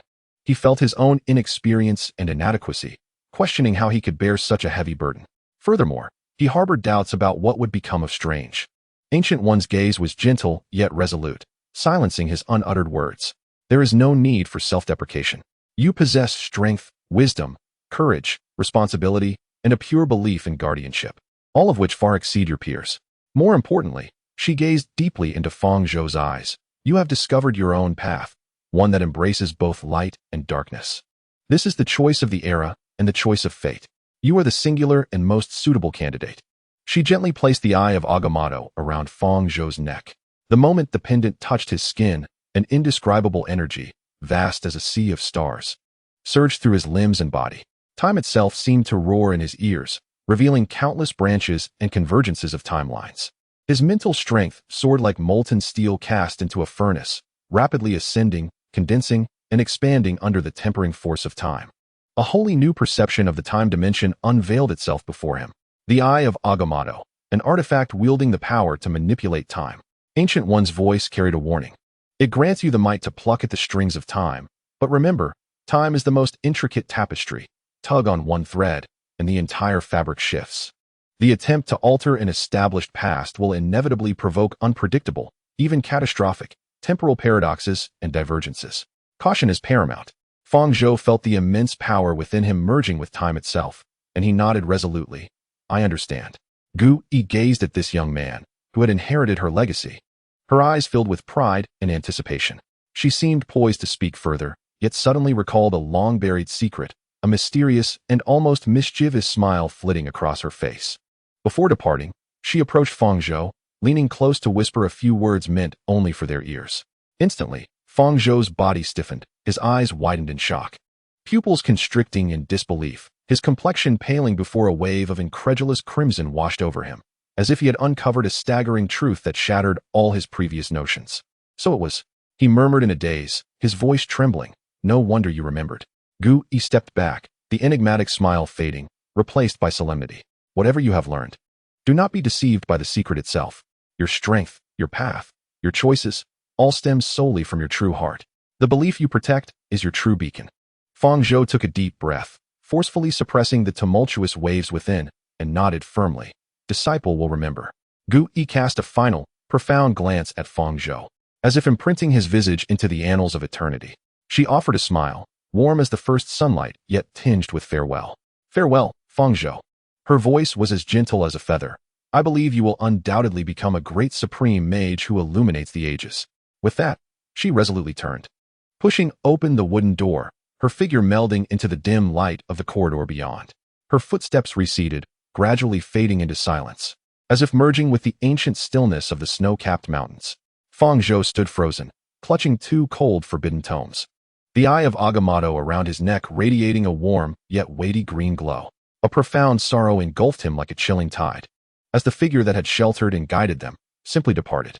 He slowly approached the window where Gu Yi had stood moments before. Outside, twilight deepened. The last rays of daylight vanished, and a profound night enveloped the majestic Himalayas.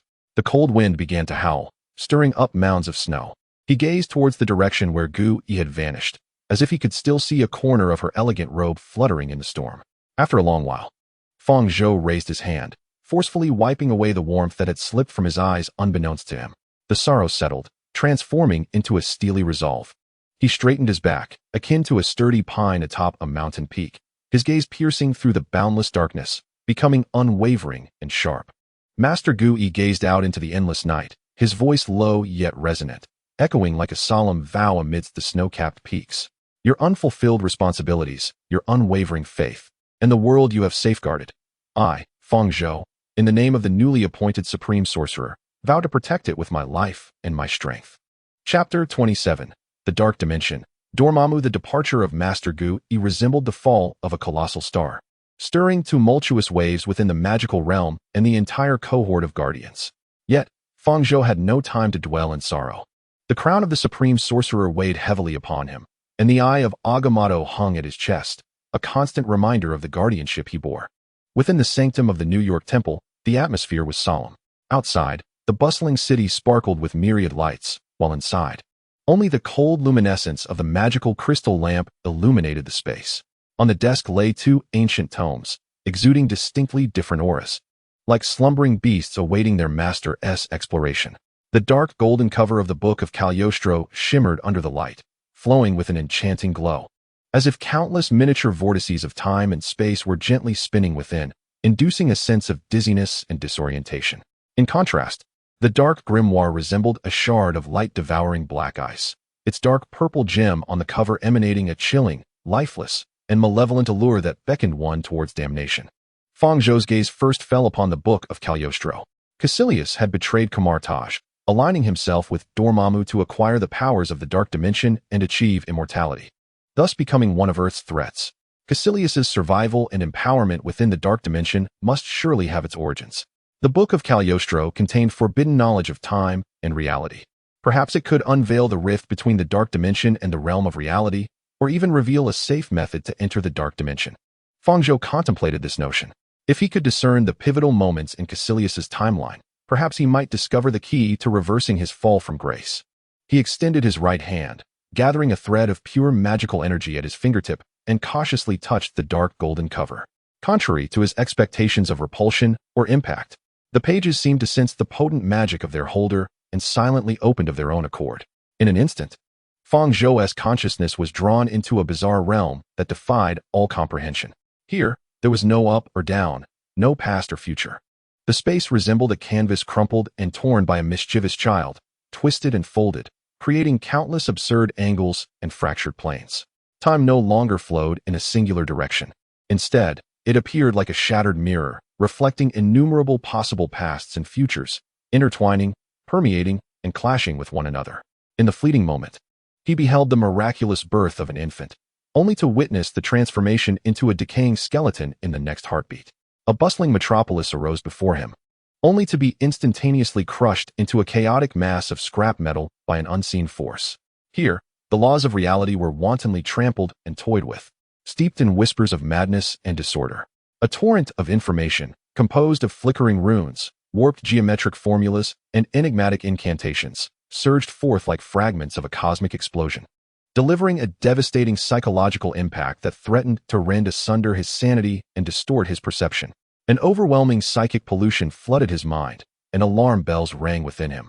This was far more bizarre and perilous than the trials of the Byzantine scriptures. He promptly summoned the vast magical energies within him, golden light radiating outward, forming a formidable shield in the realm of the mind to repel the pervasive encroachment of chaos. Simultaneously, with a mere thought, he invoked the sacred shadow flying sword, which materialized as a shimmering stream of gray-gold light, suspended above his consciousness. The sword emanated a soft yet resilient halo, akin to the stabilizing needle of the sea god, creating a steady force field. As the distorted visions of space, fragmented shards of time, and the chaotic murmurs of the mind approached this gray-gold aura, they were quelled and dispersed with the swiftness of boiling water meeting snow. Under the protective equilibrium of the sacred shadow flying sword, Fang Zhou's consciousness steadied, akin to a lighthouse amidst a tempest. Enduring the intense discomfort on a mental plane, he began to concentrate his will, laboriously deciphering and comprehending the frenzied influx of knowledge fragments.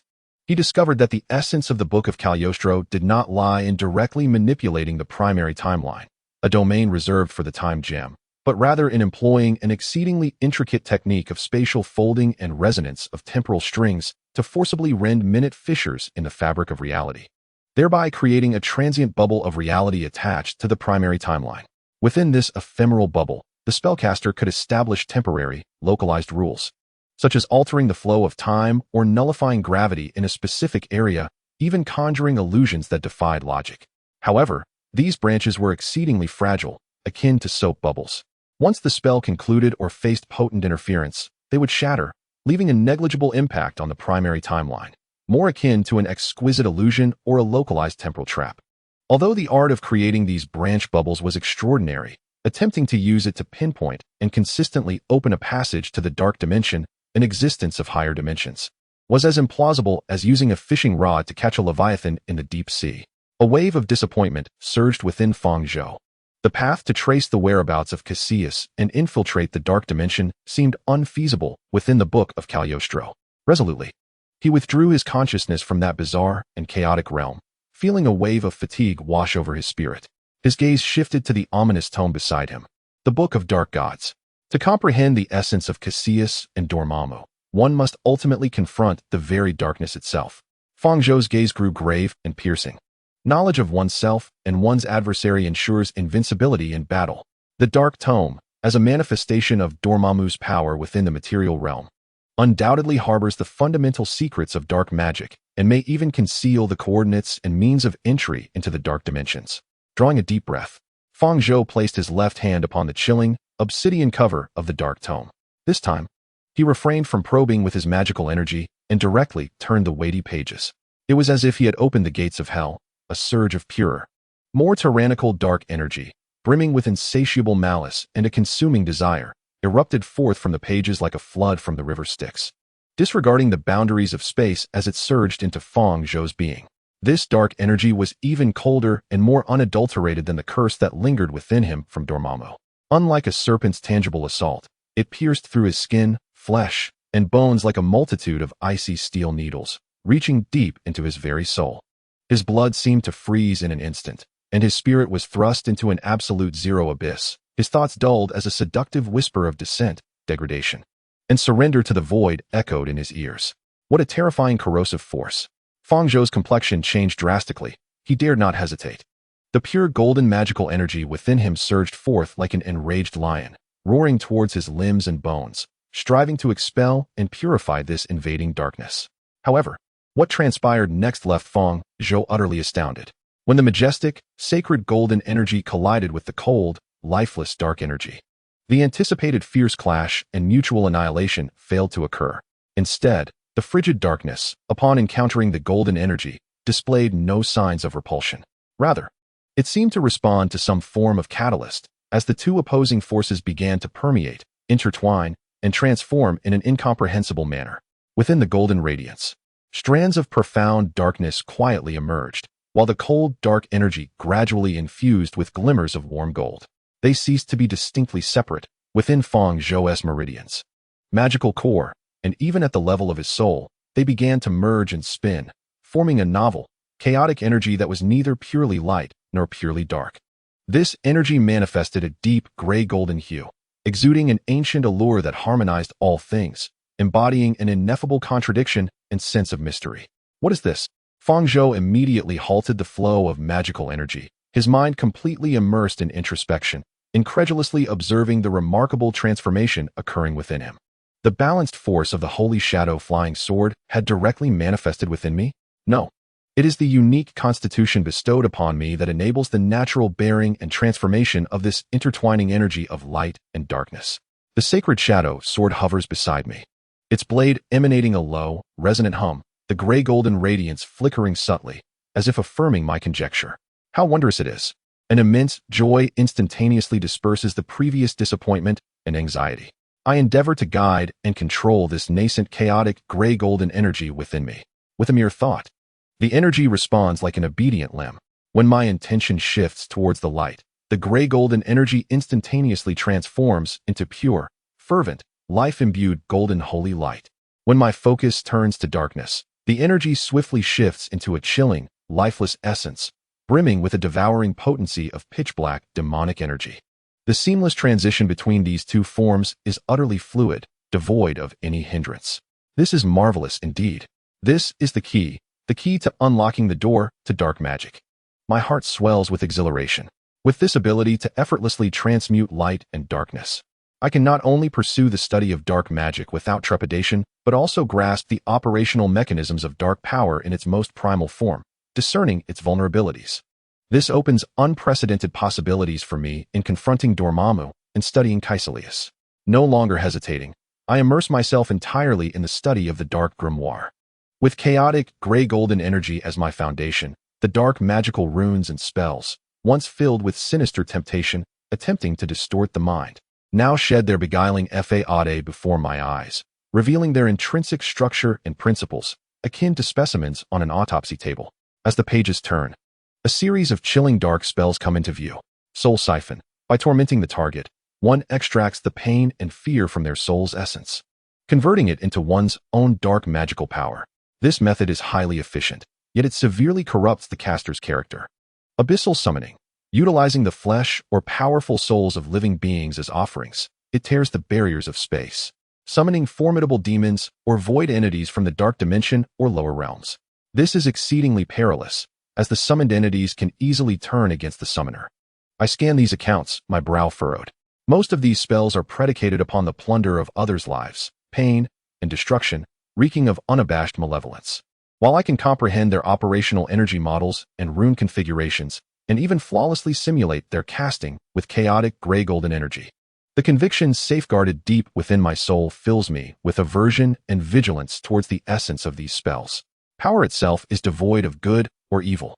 Yet the manner in which power is acquired and wielded raises a caution within me.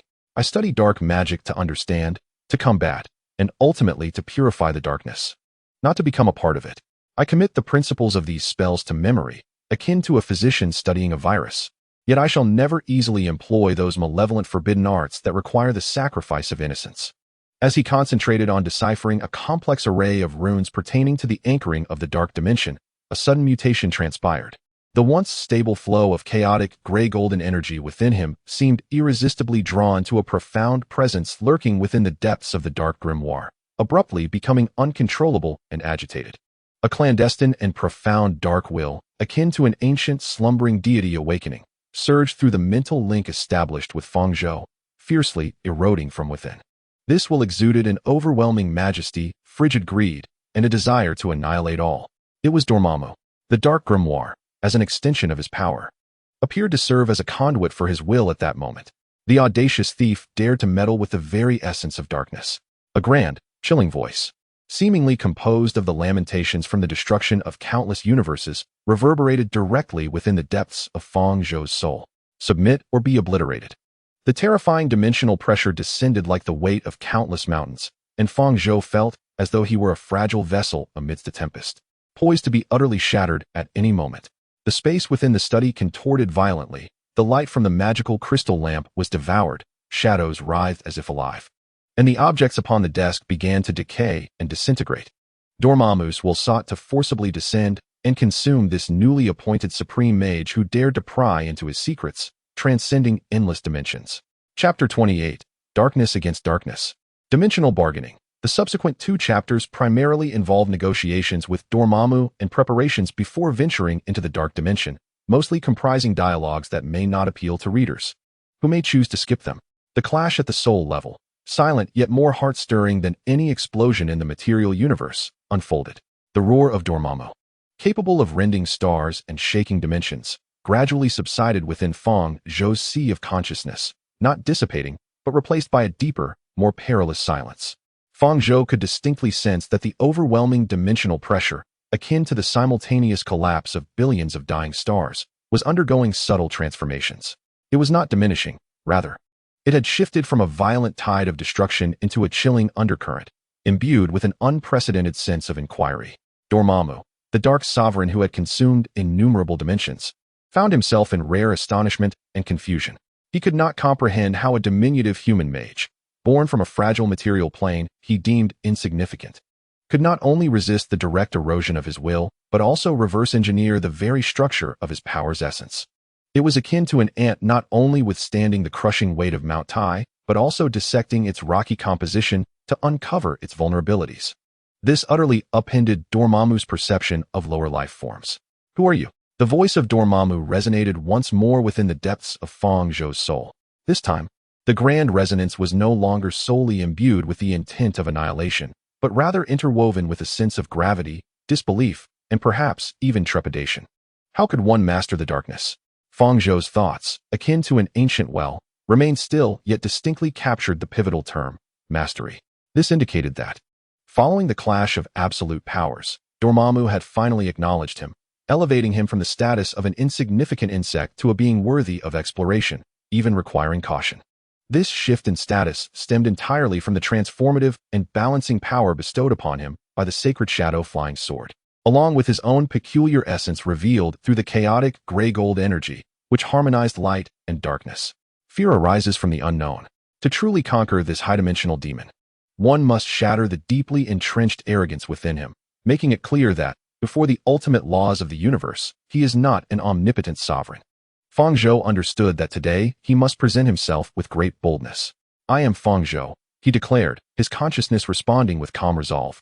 As steadfast as a rock amidst tumultuous waves, the supreme mage of Kamar-Taj, the heir to the will of Vishanti, and a practitioner of the path of balance. He paused, allowing his thoughts to reach forth towards the chilling undercurrents. My intent is neither to beseech nor to usurp, but rather to understand and engage in dialogue. Understand? Engage in dialogue?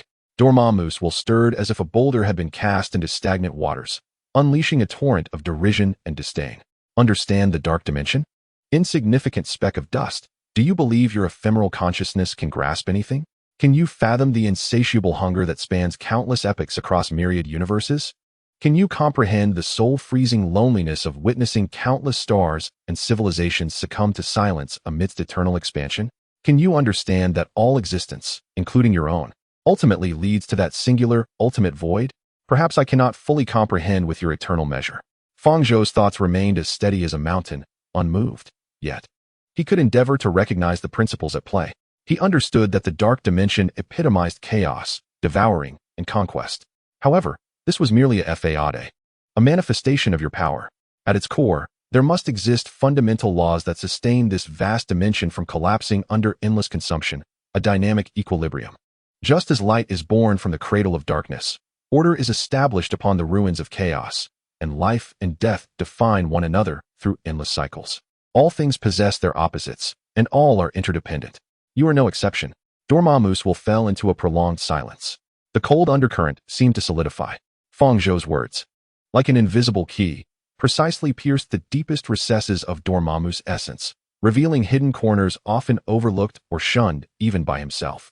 Endless conquest and consumption are the inherent instincts of Dormammu, the sole pathway for his power to burgeon and his dimensions to expand.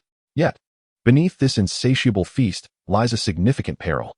With each dimension or planet devoured, Dormammu undoubtedly acquires immense energy and matter. However, he inevitably absorbs the unique fragments of laws from that dimension, the remnants of civilized will, and the desperate wails of countless souls in their final moments.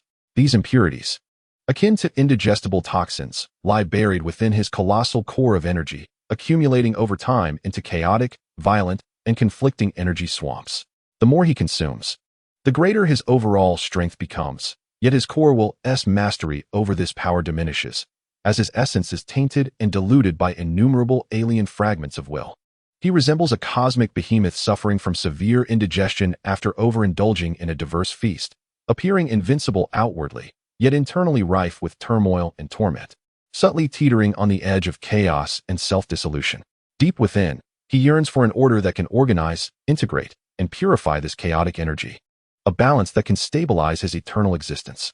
The emergence of Fang Zhou, possessing an unprecedented chaotic gray-golden energy capable of seamlessly merging light and dark, along with his utterance of the word balance directed at the core, ignited a faint flicker of hope in the endless darkness, revealing a glimmer of possibility amidst Dormammu's eternal thirst and disorder. Intriguing, indeed. The fluctuations of Dormammu's will finally resonated once more. The fury and disdain in his tone significantly abated, replaced instead by a cold scrutiny and evaluation. Yet, the weighty sense of oppression remained, indicating that you are indeed exceptional. You possess the qualities that brush against the precipice of balance. So, tell me, human, what is it that you desire? His proposition of a bargain represented a monumental concession in itself. Fang Zhou comprehended fully. The fish had taken the bait.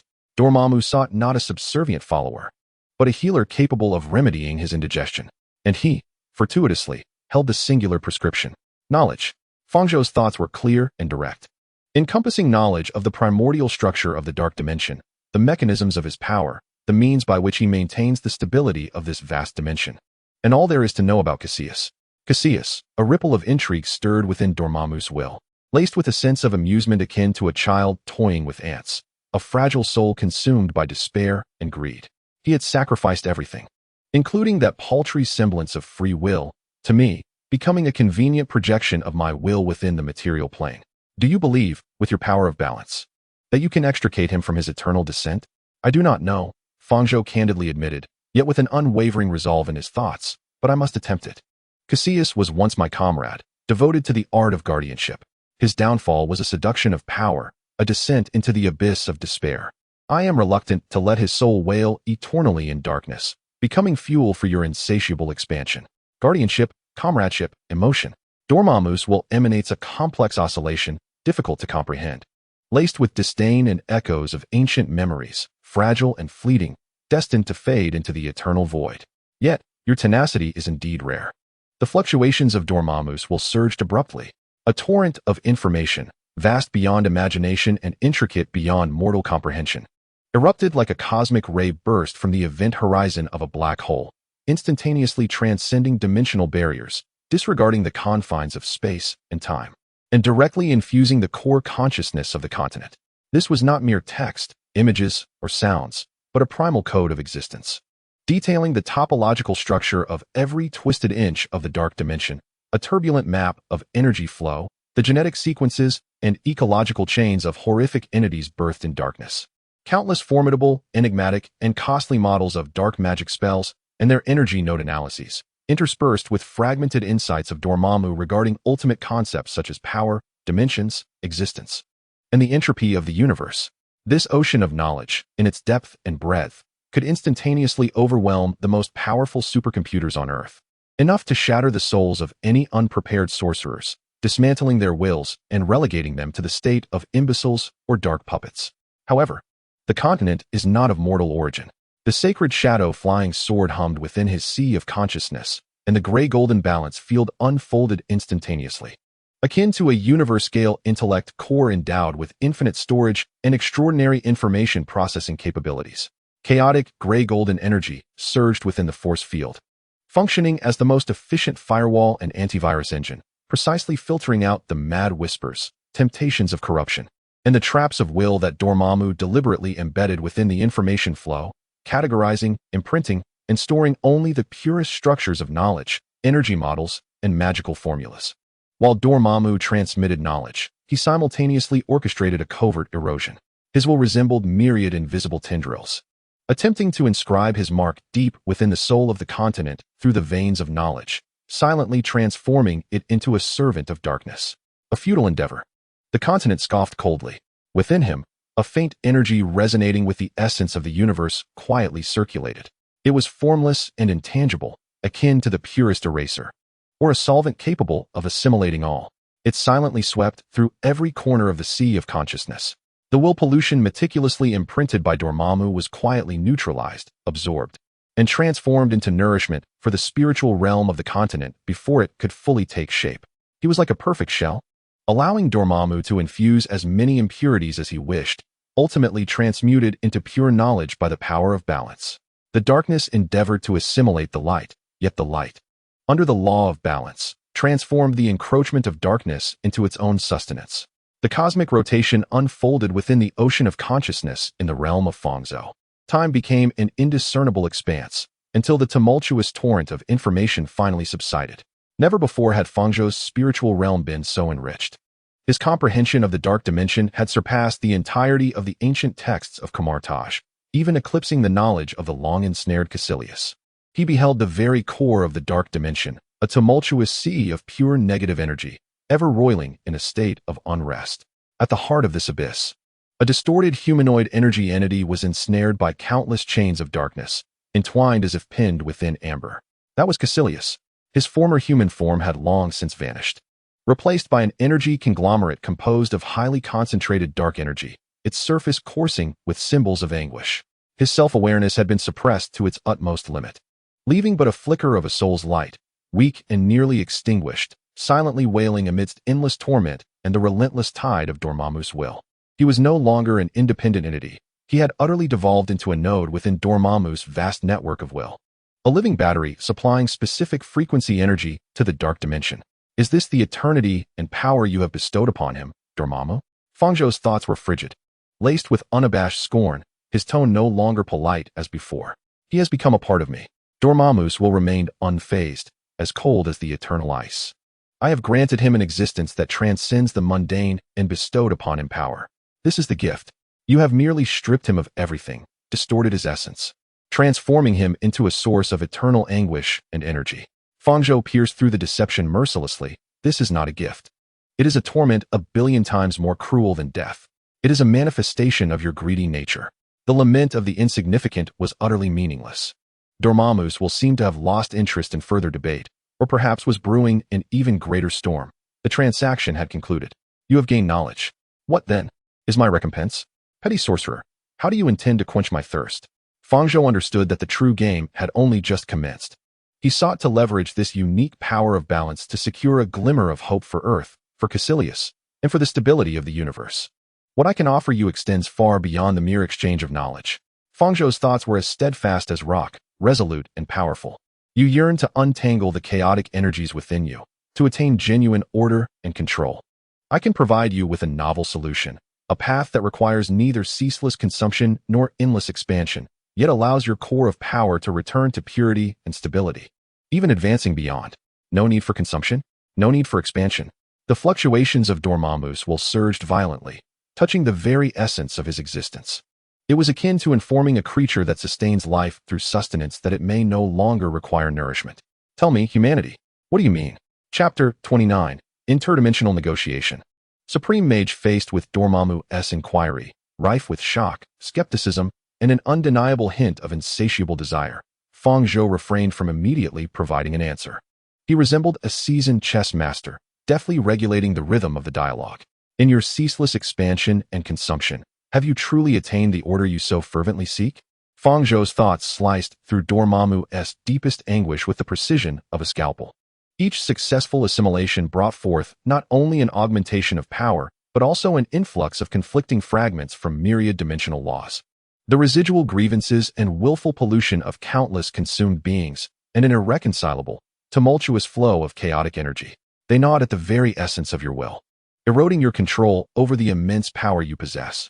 You are akin to a giant incessantly devouring various toxic metals, though your stature grows ever larger, and your might becomes increasingly formidable. Your interior is riddled with wounds, poisoned, and on the brink of collapse under your own weight and internal turmoil.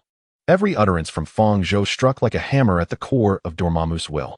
His chilling silence was, in itself, a tacit acknowledgement. No one understood better than Dormammu the chaotic state within him. He resembled a glutton with an insatiable appetite afflicted by an incurable cosmic indigestion. Each moment of fleeting satisfaction from consumption was followed by a deeper layer of chaos and the risk of losing control. He yearned for pure power, for absolute dominion. Yet the path of consumption seemed to lead him toward an abyss of self-destruction. I require balance. Dormammu's will resonated once more, bearing a rare hint of acknowledgement of his own shortcomings. Although still imbued with an air of supremacy, he questioned, but what is the cost of this balance? Why should I place my trust in you, a diminutive being of the material plane, a thief coveting my power? His doubts ran deep. For the foundation of any transaction lay in the equivalence of power, and what Fang Zhou presently exhibited was more potential than absolute strength. Yet Fang Zhou's resolve remained unwavering. You do not possess infinite choices. I am the singular entity within the multiverse who wields the transformative power of balance and can apply it to life forms such as yourself. I am the sole physician capable of alleviating your indigestion, even purifying and elevating the core of your power. Whether you choose to trust me rests upon your assessment of your predicament and your desire for a solution. Of course, Fang Zhou was unaware if he was indeed the only one who possessed the transformative power of balance. He simply felt that such a claim would be advantageous in the present circumstances. He unveiled the essence of his bait. What I can offer you is a technique of energy transformation and purification grounded in the law of balance. Through specific energy resonance and the guidance of rune matrices, I can safely extract the chaotic, disordered, and conflicting heterogeneous energies within you, converting them into a pure source of dark magic that you can master and assimilate flawlessly.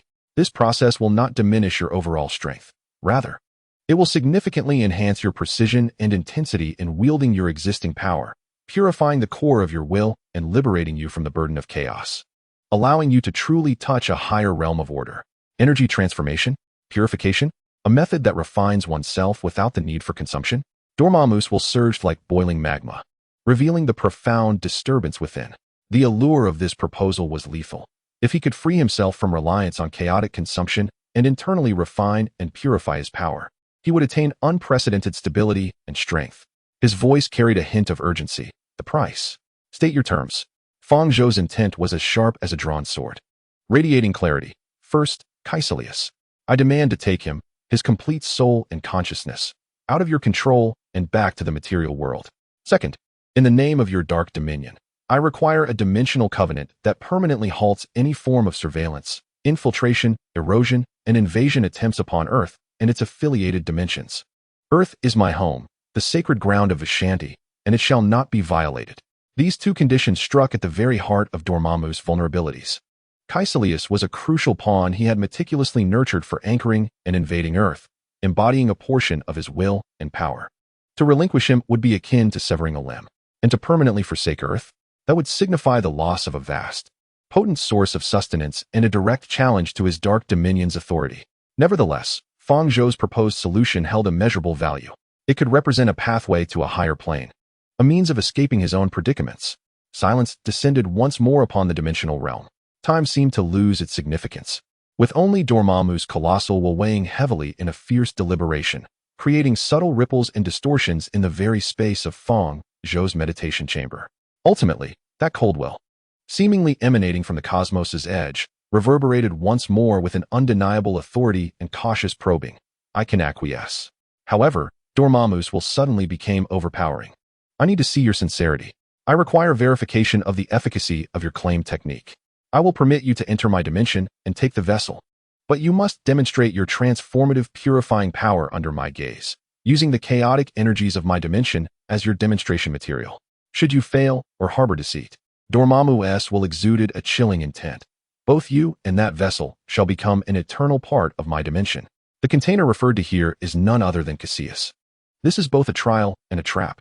Dormammu seeks not only to test the technique, but also to observe the operational dynamics of Fang Zhou's power firsthand, potentially even to forcibly analyze and plunder during the casting of spells. How fair! Fang Zhou's thoughts exhibited no sign of fluctuation. Rather, they bore a challenge laden with eager anticipation, proclaiming, I shall demonstrate to you that balance is not mere rhetoric. Light and darkness are not eternal foes, under higher laws. They can transform and coexist in mutual prosperity. Your chaotic energy shall serve as the finest whetstone for my power, severing the connection to Dormammu's weighty, galaxy-like will. Fang Zhou abruptly opened his eyes from deep meditation. Fine beads of sweat emerged at his brow, and his complexion appeared somewhat pallid. The high-intensity confrontation at the soul level drained his mental fortitude more than any physical battle could. Yet, deep within his eyes burned an unprecedented brilliance, a flame woven from confidence and martial spirit. Fang Zhou, the king, who had steadfastly guarded the door to the meditation chamber like an iron tower, sensed the ebbing of spatial fluctuations and immediately pushed the door open. Upon witnessing Fang Zhou's condition, his eyes brimmed with concern. What has transpired? How are you? Fang Zhou inhaled deeply, suppressing the weariness of his soul, and succinctly relayed the events that had just unfolded, including the negotiation process and its outcome. He emphasized the conditions of Dormammu's trial, entering the dark dimension, demonstrating transformation abilities on site, and taking Caecilius away. You intend to enter the dark dimension and cast spells right beneath his watchful gaze. The king's voice escalated sharply, the color draining from his face, his eyes filled with profound shock and vehement opposition. Fang Zhou, have you lost your mind? That is Dormammu's lair, an absolutely dominion of his. There, his power knows no bounds. Any spell may be distorted. Every action lies under his scrutiny. What difference is there from suicide, even with the holy shadow flying sword? I am aware of the risks, my king. Fang Zhou rose and approached the king, his gaze as steadfast as rock. But this is the only opportunity, the best opportunity. In his dimension, I can access the most core and chaotic dark energy, allowing me to directly demonstrate the value of balance to him. Caecilius is there. The everlasting peace of earth resides there as well. I must go. He observed the king's undeniable anxiety, softening his tone with an unwavering promise. I will not engage in a battle unprepared. Trust me, my king. I am not the same as before. I have seen the path. I will prepare thoroughly, bringing along all the assistance we can muster. I assure you, the New York Sanctuary, and the entirety of Earth, that I will return with Caecilius and ensure that Dormammu's claws are forever retracted into his dimension. As the king gazed into Fang Zhou's eyes, which now held a profound light born from transformation, perceiving the steady confidence that resonated with the vastness of the cosmos, he opened his mouth, ultimately swallowing back all words of admonition. He comprehended the essence of Fang Zhou, aware that when such a gaze emerged, any counsel would be futile. With a heavy sigh, Laden with resignation, yet imbued with the profound trust shared among comrades, he conceded. Very well, Supreme Mage. The king's voice was tinged with a raspy quality. He ceased to address him by name, opting instead for the formal honorific, symbolizing his respect for this resolute determination. Pray, tell me, what is it that you require? Kamar-Taj. The New York Sanctum, all resources of the Sanctum are at your disposal. I shall personally prepare them for you. In the days that followed, Kamar-Taj, along with the three great sanctums, entered an unprecedented state of readiness. The king mobilized the most sacred treasures of Kamar-Taj, the dimensional stability anchor, designed to create a fleeting pocket of relative stability within the dark dimension. The psychic barrier amulet, the ultimate protection against mental erosion, blessed by generations of supreme mages, and the crystallized light spring, a strategic reserve containing the purest light energy, capable of dispersing darkness in critical moments. Simultaneously, Fang Zhou alerted Tony Stark. Upon learning of Fang Zhou's intent to venture solo into the abyss, Tony activated the highest level of support protocol, a specialized suit engineered from the dark energy data provided by Fang Zhou. The outer layer could mimic dark energy fluctuations for camouflage. The middle layer featured high-intensity energy absorption and conversion matrices, passively absorbing dissipated energy. And it housed a hyperfrequency quantum communicator, attempting to breach dimensional shields, a high-sensitivity energy detector, providing early warnings of hazardous energy tides, as well as a miniature arc reactor for independent energy. The portable reality stabilization field generator, inspired by DS containment technology and the principles of PIM particles, could briefly reinforce spatial structure within a minuscule range, potentially countering the dimensional distortions caused by Dormammu. Of course, the efficacy of this human technology remained uncertain when the time came. Fang Zhou himself then entered a final seclusion, needing to thoroughly assimilate the Dark Tome. Under the protection of the Holy Shadow Flying Sword, he ravenously absorbed the forbidden knowledge, particularly concerning the energy node distribution within the Dark Dimension, spatial weak points, and the operational patterns of Dormammu's will network. Chaotic gray-gold energy coursed around him, deciphering and imprinting the dark knowledge. He also needed to hone his power of balance, endeavoring to control the chaotic gray-gold energy with greater finesse, simulating various extreme energy environments he might encounter within the dark dimension, chaotic energy flows, shockwaves, spatial folds. Practicing how to swiftly establish energy conversion pathways. Communicating with the Holy Shadow Flying Sword deepened their spiritual connection to an unprecedented level. He sensed the encompassing balance laws at the core of the sword. Within the dark dimension, it would serve as his most vital shield, weapon, and energy converter. On the eve of his departure, Fang Zhou ascended alone to the highest stargazing platform of the Sanctum. Beneath the night sky of New York, it sparkled like a river of stars. The myriad lights flickered like countless minuscule beacons of hope. He closed his eyes, attuning himself to the pulsations of the earth beneath his feet, feeling the fragile yet resilient breath of life woven through the billions of souls within the city. Safeguarding all of this was the wellspring of his strength, the very essence that had inspired him to embark on the path of equilibrium. He inhaled deeply, merging every concern, responsibility, battle fervor, and conviction into the eye of Agamotto at his chest, into the saintly shadow flying sword in his grasp, and into the ceaseless torrent of chaotic gray-gold energy coursing through his being. His consciousness descended into the depths of his soul, tracing the frigid will left by Dormammu. The thought of the multiverse struck him like a boulder cast into the depths of the ocean. Dormammu, open the door. In the next instant, a rift silently split the void before him. There was no radiance, only a darkness denser and more viscous than the deepest night. As if it could consume all light, an absolute blackness. A frigid, deathly aura, rife with boundless malice, surged forth, the very essence of the dark dimension. Fang Zhou's gaze sharpened like a blade, devoid of hesitation.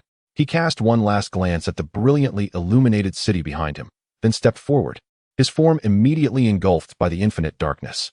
At the New York Temple's stargazing platform, only a slowly rotating dark portal emanating an ominous aura remained, alongside Wong, whose clenched fists expressed concern and prayer. Chapter 30.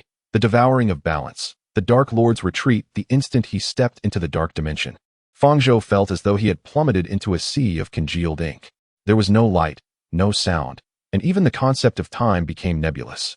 Absolute darkness enveloped him, icy energy piercing like a myriad of fine needles, attempting to penetrate his battle armor and protective spells, eroding his flesh and soul. The air was thick with the suffocating stench of sulfur, rot, and pure despair. A low hum emanated from the saintly shadow flying sword hovering beside him, its gray-gold radiance flaring to life. This illumination did not dispel the darkness. Rather, it formed a peculiar force field with a diameter of approximately 3 meters around him. Within this force field, the chaotic dark energies seemed to encounter their nemesis, being forcibly repelled and dissipated, creating a relatively stable bubble. Outside this field, the viscous darkness writhed like a living entity, compressing and emitting silent howls. Maintaining this domain required considerable energy. Fang Zhou immediately sensed the rapid depletion of his magical power. The balanced force field of the saintly shadow flying sword was his foundation in this dimension, yet it also bore a significant burden. He had to resolve matters swiftly. He activated the energy detector on the battle suit Tony provided. The screen was instantly flooded with chaotic energy readings, akin to a boiling tangle of threads. The spatial structure here was fragile and distorted, with countless invisible energy currents slicing through the void like blades. He felt as though he were ensconced within the tumultuous stomach of a colossal beast. Fang Zhou, you have arrived. The grand and chilling voice of Dormammu reverberated directly within the sea of Fang Zhou's consciousness, omnipresent, as if the very dimension were whispering, "Let me witness your performance. Do not disappoint me." Before the words had fully faded, the dense darkness before Fang Zhou suddenly convulsed violently. Like a colossal beast opening its maw, a torrent of energy, exceeding 100 meters in diameter and composed of countless frenzied, chaotic, and conflicting dark energies, surged toward the bubble where Fang Zhou resided, akin to a cosmic tempest. Within the torrent, distorted faces of vengeful spirits, shattered runes of law, and fragments of obliterated space could be faintly discerned. This was Dormammu's greeting, a trial, testing Fang Zhou's ability to transmute and purify using the most common, yet destructive chaotic energy flow from the dark dimension. Before the torrent could reach him, the terrifying pressure had already caused the bubble surrounding Fang Zhou to tremble violently. The nano-armor emitted a distressing alarm under the unbearable strain. The dimensional stabilizing anchor provided by Wang instantaneously overloaded, and the mind barrier talisman gleamed with frantic brilliance.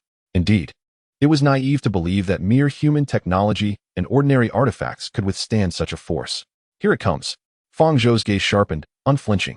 This was the moment he had awaited.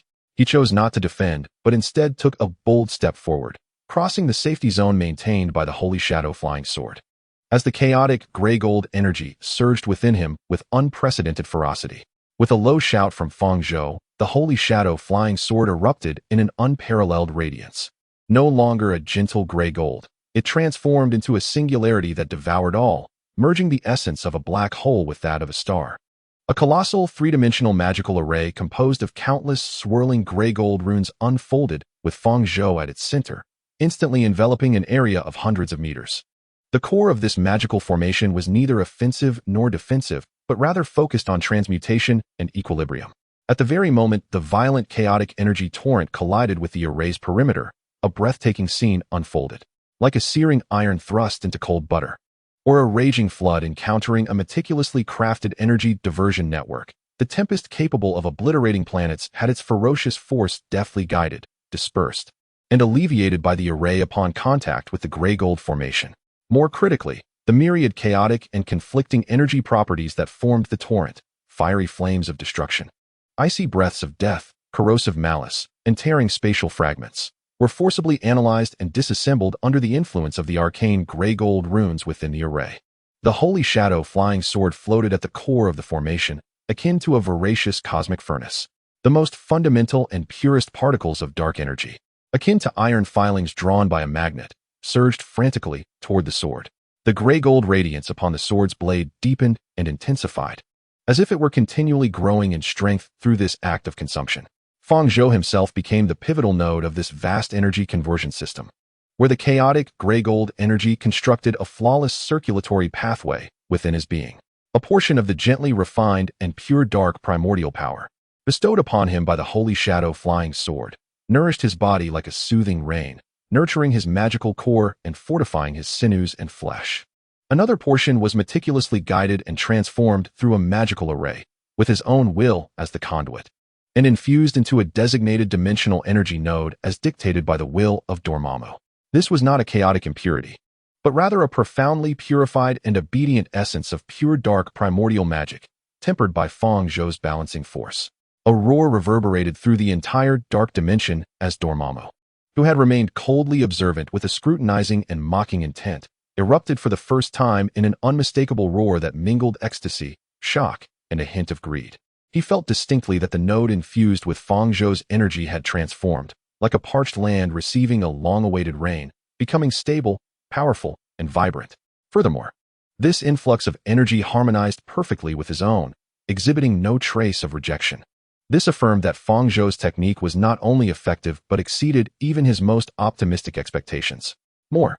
I demand more. Dormammu's will brimmed with urgency. Fang Zhou's worth soared instantaneously. However, just as Dormammu reveled in the pleasure of his power being purified and nurtured, a cold smile crept across the corners of Fang Zhou's mouth. You desire more? Very well, but this time, I shall take it myself. A fierce glint flashed in Fang Zhou's eyes as he abruptly altered the operational mode of the magical array. The balanced devourer reversed. The core runes of the gray-gold array instantly flipped, transforming from a conduit for guiding, converting, and outputting pure energy into an insatiable energy black hole. The target was no longer the chaotic torrent, but rather the very essence of Dormammu himself, the boundless sea of dark primordial energy hidden within the core of the dimension. The holy shadow flying sword emitted a piercing sound that transcended dimensions, its tip pointed directly towards the core of the dark dimension. A powerful suction, so intense it made even Dormammu's heart race, erupted from the flying sword, disregarding the barriers of space and directly affecting Dormammu's colossal energy core. Visibly, the viscous, liquid-like, pure dark primordial energy was forcibly extracted from Dormammu's core, traversing endless space like a surging black river, rushing into the holy shadow flying sword. The sword's brilliance instantly became as blinding as a supernova explosion, the blade itself emitting a hum of overwhelming strain. The magnitude of this power was far beyond the previous chaotic energy flow. You dare to steal my essence. The will of Dormammu erupted with unprecedented fury, causing the entire dark dimension to upheave. Countless dark entities were born amidst this rage, roaring as they surged towards Fang Zhou. The very fabric of space was torn asunder, forming terrifying dimensional rifts. The horrific dimensional pressure intensified 100-fold, threatening to utterly crush Fang Zhou along with his array. At the center of the storm, blood oozed from his 7 orifices, and his battle attire was severely tattered, yet his gaze shone with an intimidating brilliance. The chaotic gray-gold energy surged wildly within him, resisting the overwhelming pressure. As he maintained the balanced devourer, forcibly extracting Dormammu's essence, he directed a small portion of this boundless power into himself for extreme refinement. His body akin to forged divine metal, repeatedly tempered on the brink of destruction and rebirth. The vast majority, however, was transformed through the sacred shadow flying sword, frantically infused into the ethereal projection of the dark grimoire. The tome, suspended within him, radiated brilliance under the infusion of pure dark essence. The pages turned autonomously, swirling madly, with every dark magical rune inscribed upon them coming to life, flowing with profound black light. Its structure, principles, and even the deepest connections to the primal essence were etched into Fang Zhou's soul with unprecedented clarity. In that moment, he was no longer a reader but a true master. The dark grimoire held no secrets. Dormammu, I shall claim my due. Fang Zhou's thoughts thundered through the dimensional storm, declaring that it was time to fulfill your promise and deliver Kaelius to me. Seizing the brief moment of fluctuation in Dormammu's power as his essence was forcibly extracted, Fang Zhou's gaze pierced through layers of darkness, precisely locking onto the center of the sea of consciousness, that distorted energy body pierced by chains. The sacred shadow flying sword manifested a beam of gray-gold sword light, honed to perfection. This light embodied the supreme law of balance, effortlessly slicing through the dark chains forged by Dormammu's will that bound Kaelius, like a hot knife through butter, severing all restraints with pinpoint accuracy. A scream of liberation, mingled with endless agony, echoed forth. The suppressed light of Kaelia's soul blazed forth as if freed from a monumental burden. With a sweep of his hand, Fang Zhou enveloped Kaelia's fragile soul energy in a protective shield of chaotic gray-gold energy, drawing him back. No. Dormammu's furious roar shook the dimensions. His essence had been stolen.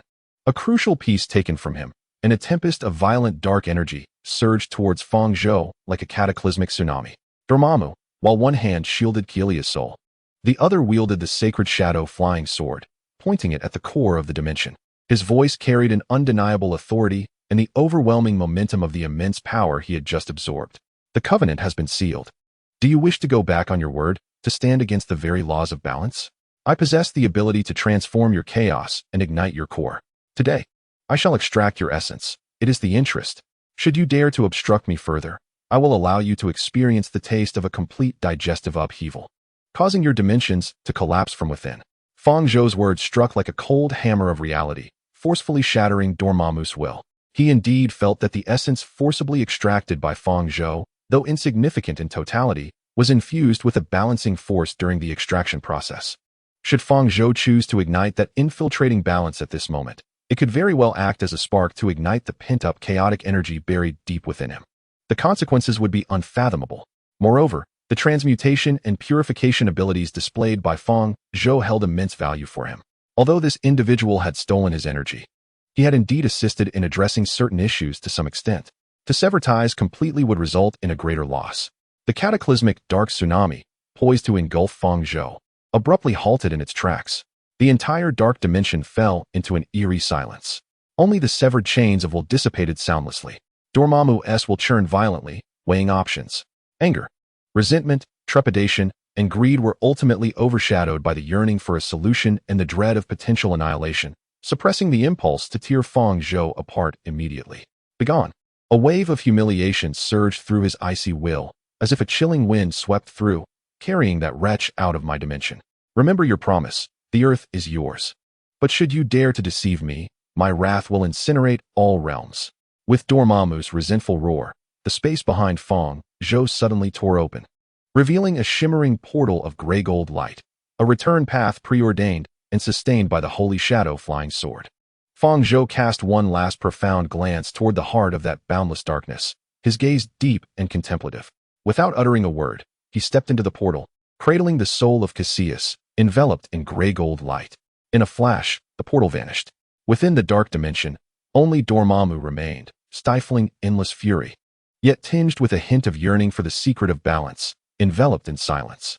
This encounter of dimensions, seemingly perilous for Fang Zhou, had ultimately seen the victor shift. Earth had, for the time being, secured a peace treaty promised by the Dark Sovereign, fought for by the power of balance. Meanwhile, Fang Zhou embarked on his return journey, laden with bountiful spoils and newfound strength. At the celestial observatory of the New York Temple, space rippled as a gray gold portal opened into existence. Fang Zhou emerged, slightly disheveled. His battle attire tattered and his complexion pale, yet his posture remained upright, and his eyes sparkled like stars. In his hand, a shield of gray gold energy contained a flickering flame of a struggling soul, weak yet tenaciously flickering in confusion. Wang gazed at Fang Zhou's return, his countenance, once taut, finally transforming into a smile of profound relief, soon overshadowed by an overwhelming sense of astonishment and reverence. He understood that a new legend had indeed been forged. Chapter 31. The Restoration of the Soul. The grayish-golden portal shimmered like rippling water atop the celestial observatory of the New York Temple, coalescing until only a faint whisper of spatial distortion remained, swiftly dissipated by the night breeze. Fang Zhou lowered his gaze upon the orb of chaotic gray-golden energy he held, encasing within it a flickering flame, the soul of Cassius, weak and wavering like a candle's light in the wind. The essence emanating from that soul was rife with the anguish of being torn asunder, boundless confusion, and profound self-loathing. Exhaling a heavy breath, Fang Zhou reflected on the perils of his journey through the dark dimension, which had far exceeded his expectations, revealing even the slightest chance of never returning. Wang, who had remained vigilantly by his side, stepped forward, his gaze immediately drawn to the soul shield in Fang Zhou's hands. He sensed the familiar yet foreign, faint vibrations emanating from it, his eyes filled with a complex array of emotions: pity for his fellow disciples' plight, astonishment at Fang Zhou's success, and deep-seated concern. Fang Zhou, have you succeeded? Wang's voice was tinged with dryness. I have brought him back, but his condition is dire, Fang Zhou replied, his voice hoarse yet resolute. His soul has been deeply tainted and torn by Dormammu, and his memories lie in shambles. We must commence immediate and profound restoration. The pure power of Vishanti is crucial. Without further ado, the two hastened to a secluded chamber deep within the temple, specifically designated for the healing and soothing of souls. The walls were adorned with moonstone, radiating a gentle, milky luminescence, while the floor was inscribed with layers of soul-soothing runes, and the air was imbued with the delicate fragrance of calming flowers and dragon's saliva incense. At the center stood an altar, meticulously carved from a solid block of warm white jade, its natural patterns seemingly resonating with the rhythm of the soul. Fang Zhou cautiously placed the gray-golden shield at the altar's core. As he formed intricate hand seals and recited the ancient Vishanti soul restoration incantation, the runes along the walls began to illuminate sequentially, casting a soft glow that enveloped the shield like a mother's tender embrace. The restless soul flame appeared somewhat pacified, yet remained exceedingly fragile. Wang silently assisted from the side, activating the auxiliary formation to provide a stable flow of energy. As he observed the dim light upon the altar, memories of the spirited, exceptionally gifted yet stubborn Caecilius beneath the peaks of Kamar-Taj flooded his mind. Can he endure this? Wang's voice was somber, expelling the remnants of dark will, mending the fractured essence of the soul, and finally untangling the chaotic memories. Each step is fraught with peril, Fang Zhou replied gravely, his gaze particularly heavy upon the matter of memories, which constituted the very foundation of his identity and were the most deeply contaminated by Dormammu's influence. With a slight misstep, he could forever become lost within the labyrinth of his self-constructed fears or be consumed by the lingering malevolence. He approached the altar, gazing intently at the flickering flame of the soul, as if he could penetrate the surface and glimpse the tumultuous darkness and chaos within.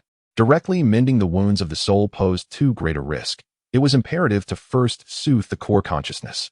To achieve this, one must delve into the dreamscape or the mental realm he had constructed, to unearth the roots of his terror and untangle the knots of his heart. Fang Zhou made his decision. I shall venture into the depths of his consciousness, my lord. His tone brooked no dissent. Understood, I shall serve as your guardian, ensuring that nothing disturbs you, the king replied solemnly, positioning himself at the entrance of the chamber, hands poised in a defensive incantation, his aura subtly intertwining with the sanctuary's protective array. Fang Zhou ceased further discourse, settling cross-legged before the altar. He formed an intricate seal with his hands before his chest, and his incantation took on an ethereal and distant resonance. As the chant resonated, countless minute golden runes sprang to life upon the ground surrounding the altar, connecting and ultimately coalescing into a complex and sacred circular array, completely enveloping Fang Zhou and the soul's flame upon the altar. A gentle golden light flowed like a tangible liquid. In the next moment, Fang Zhou's consciousness shot forth like an arrow released from its bowstring, plunging into the shattered and desolate mental realm of Caecilius, guided by the faint tether of the soul. Cold, damp, oppressive, these were Fang Zhou's initial impressions upon opening his mind's eye. He found himself enveloped in an endless expanse of dense gray fog, the atmosphere thick and viscous like liquid, imbued with sense of decay and despair. Beneath his feet lay a cracked, filthy black earth, littered with the remnants of buildings that loomed like the bones of colossal beasts within the mist. It was the collapsed sanctum of Kamar-Taj, the distorted streets of New York, and the shattered dome of the sanctuary, all presenting a scene of desolation, violently ravaged and forgotten by time. A low, mournful wind echoed, as if countless souls were weeping in despair. It was worse than anticipated, a realization that struck Fang Zhou with a chill. This inner realm starkly mirrored the state of Caecilius's soul, the ruins of Kamar-Taj, the remnants of the city, and the fragmented sanctuary, each symbolizing the collapse of faith, the obliteration of protective purpose, and the negation of self-existence, leaving only an abyss of grayness and despair. Suddenly, Fang Zhou's spiritual senses detected an exceedingly faint presence, distinct from the pervasive atmosphere of hopelessness surrounding him.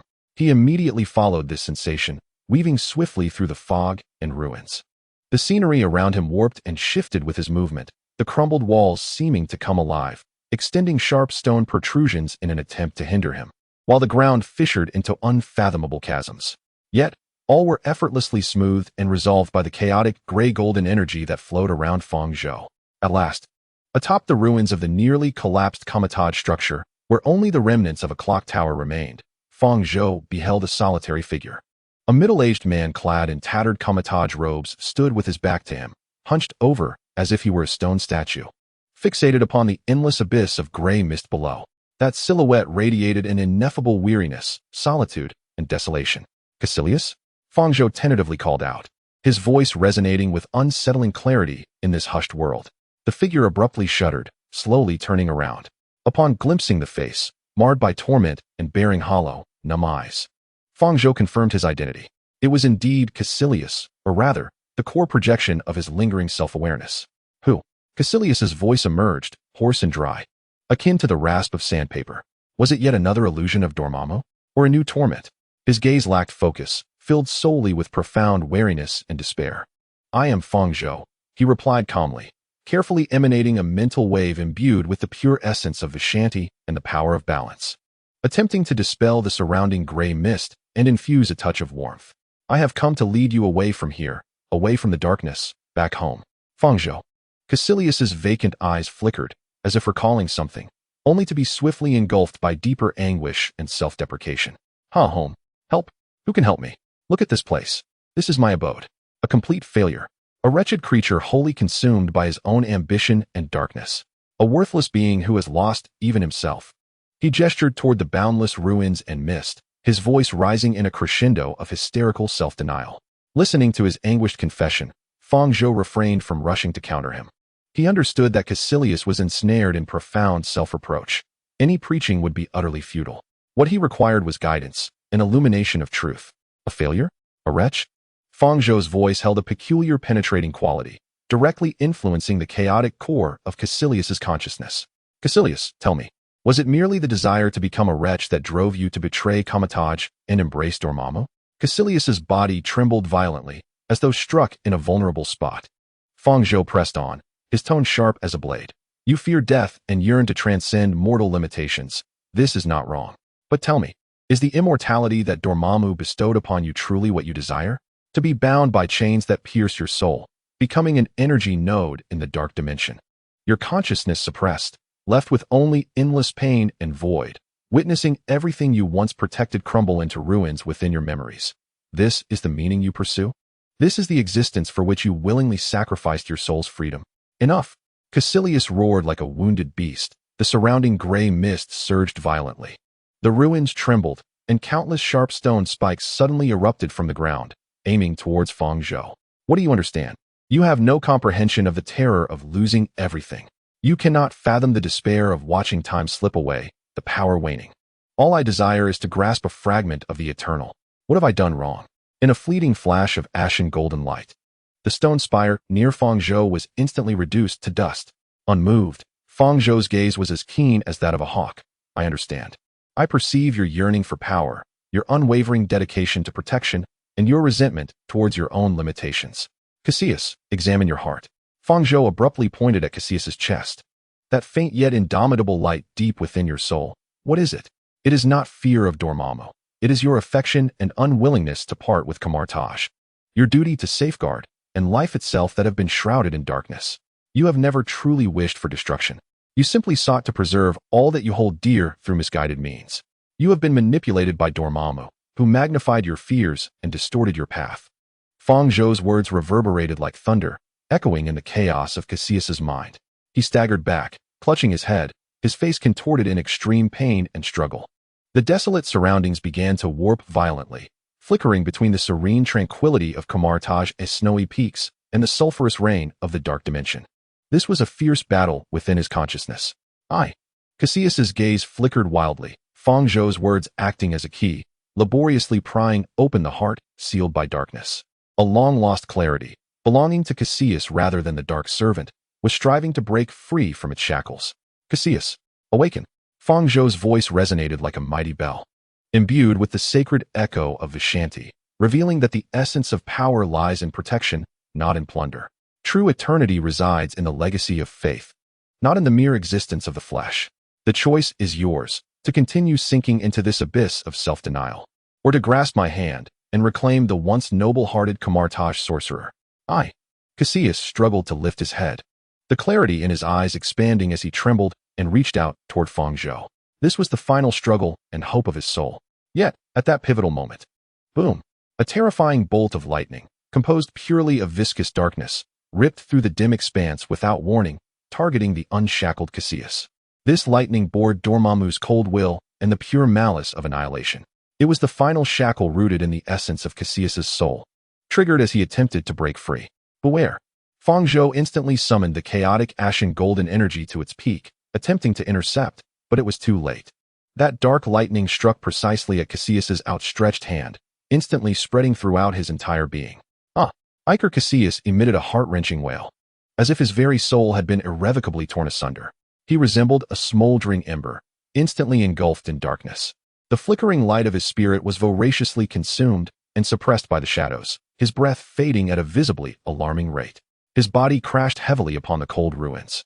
The flame of life flickering perilously. Cassius. Fang Zhou rushed forward, unhesitatingly channeling his immense chaotic gray-gold energy into Cassius's charred form, akin to a torrent breaching a dam. Yet, the encroaching darkness, like a relentless parasite, bore the curse of Dormammu, ravenously devouring and counteracting Fang Zhou's strength while further eroding the remnants of Cassius's soul. The power of the holy light of Byzanti dawned upon Fang Zhou to combat this ultimate curse emanating from the Lord of Darkness. Only an equal source of light could suffice.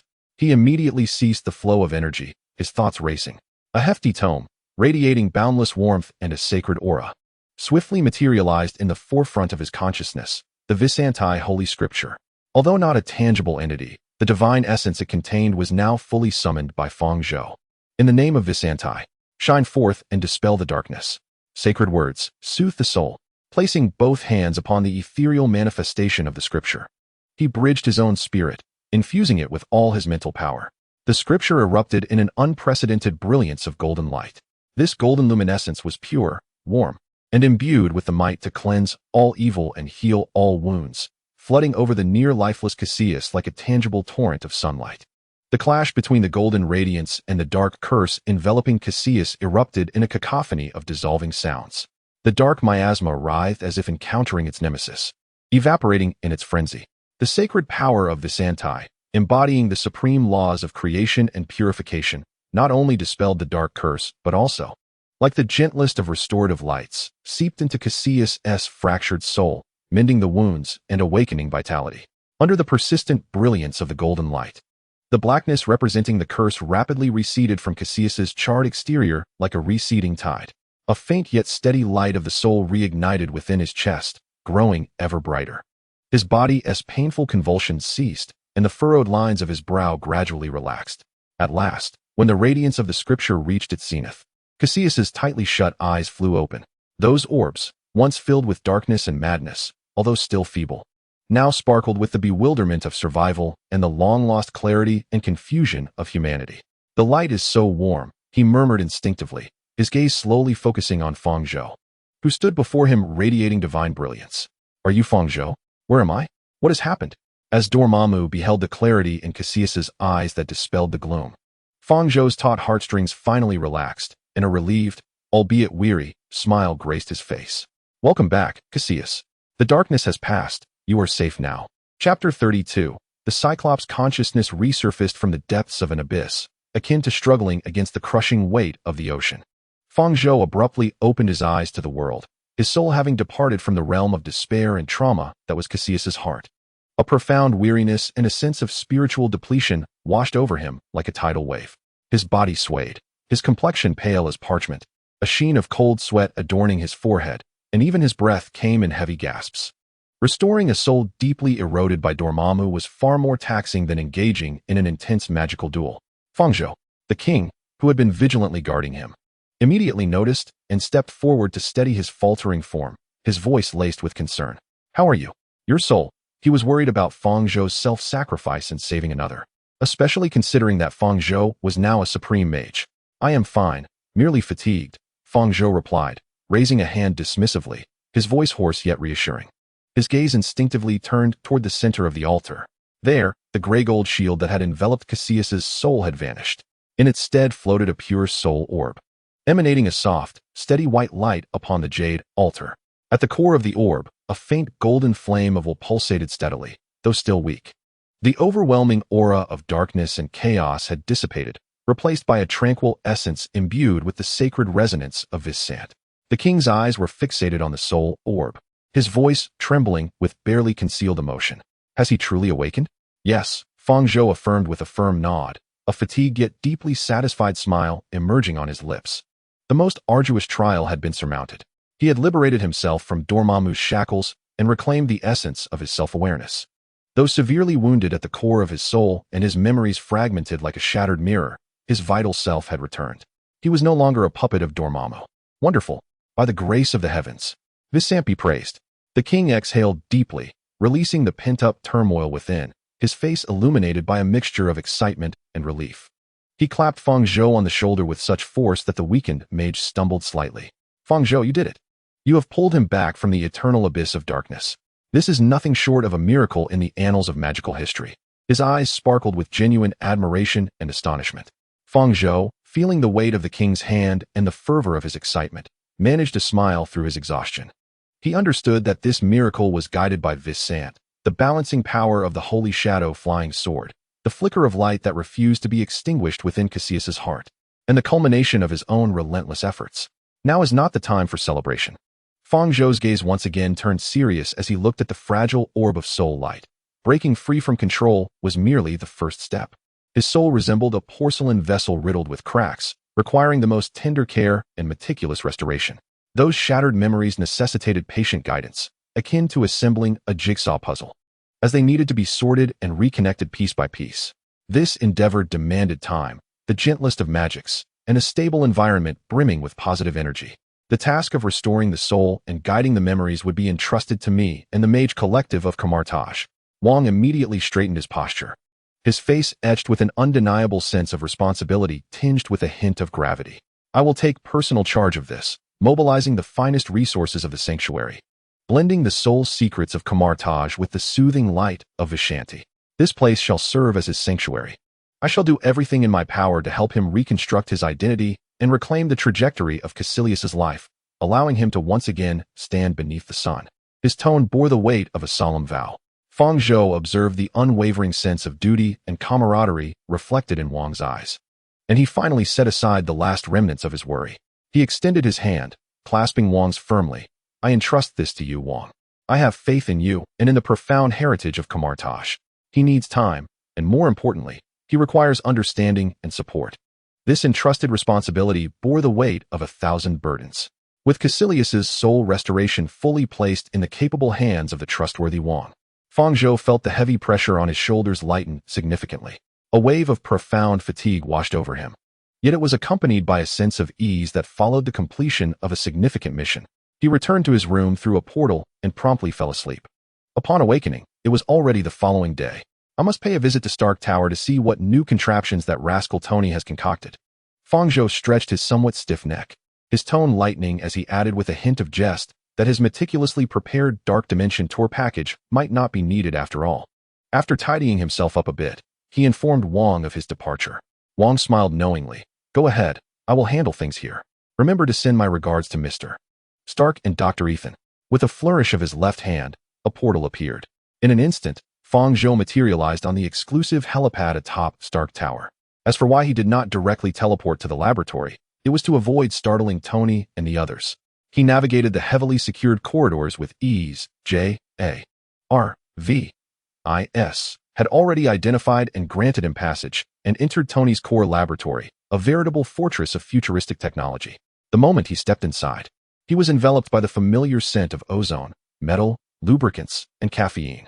Within the vast, circular expanse, an innumerable array of mechanical arms glided swiftly along precision tracks, emitting a deep, resonant hum as they engaged in the intricate assembly of components or laser welding, sparks flying in their wake.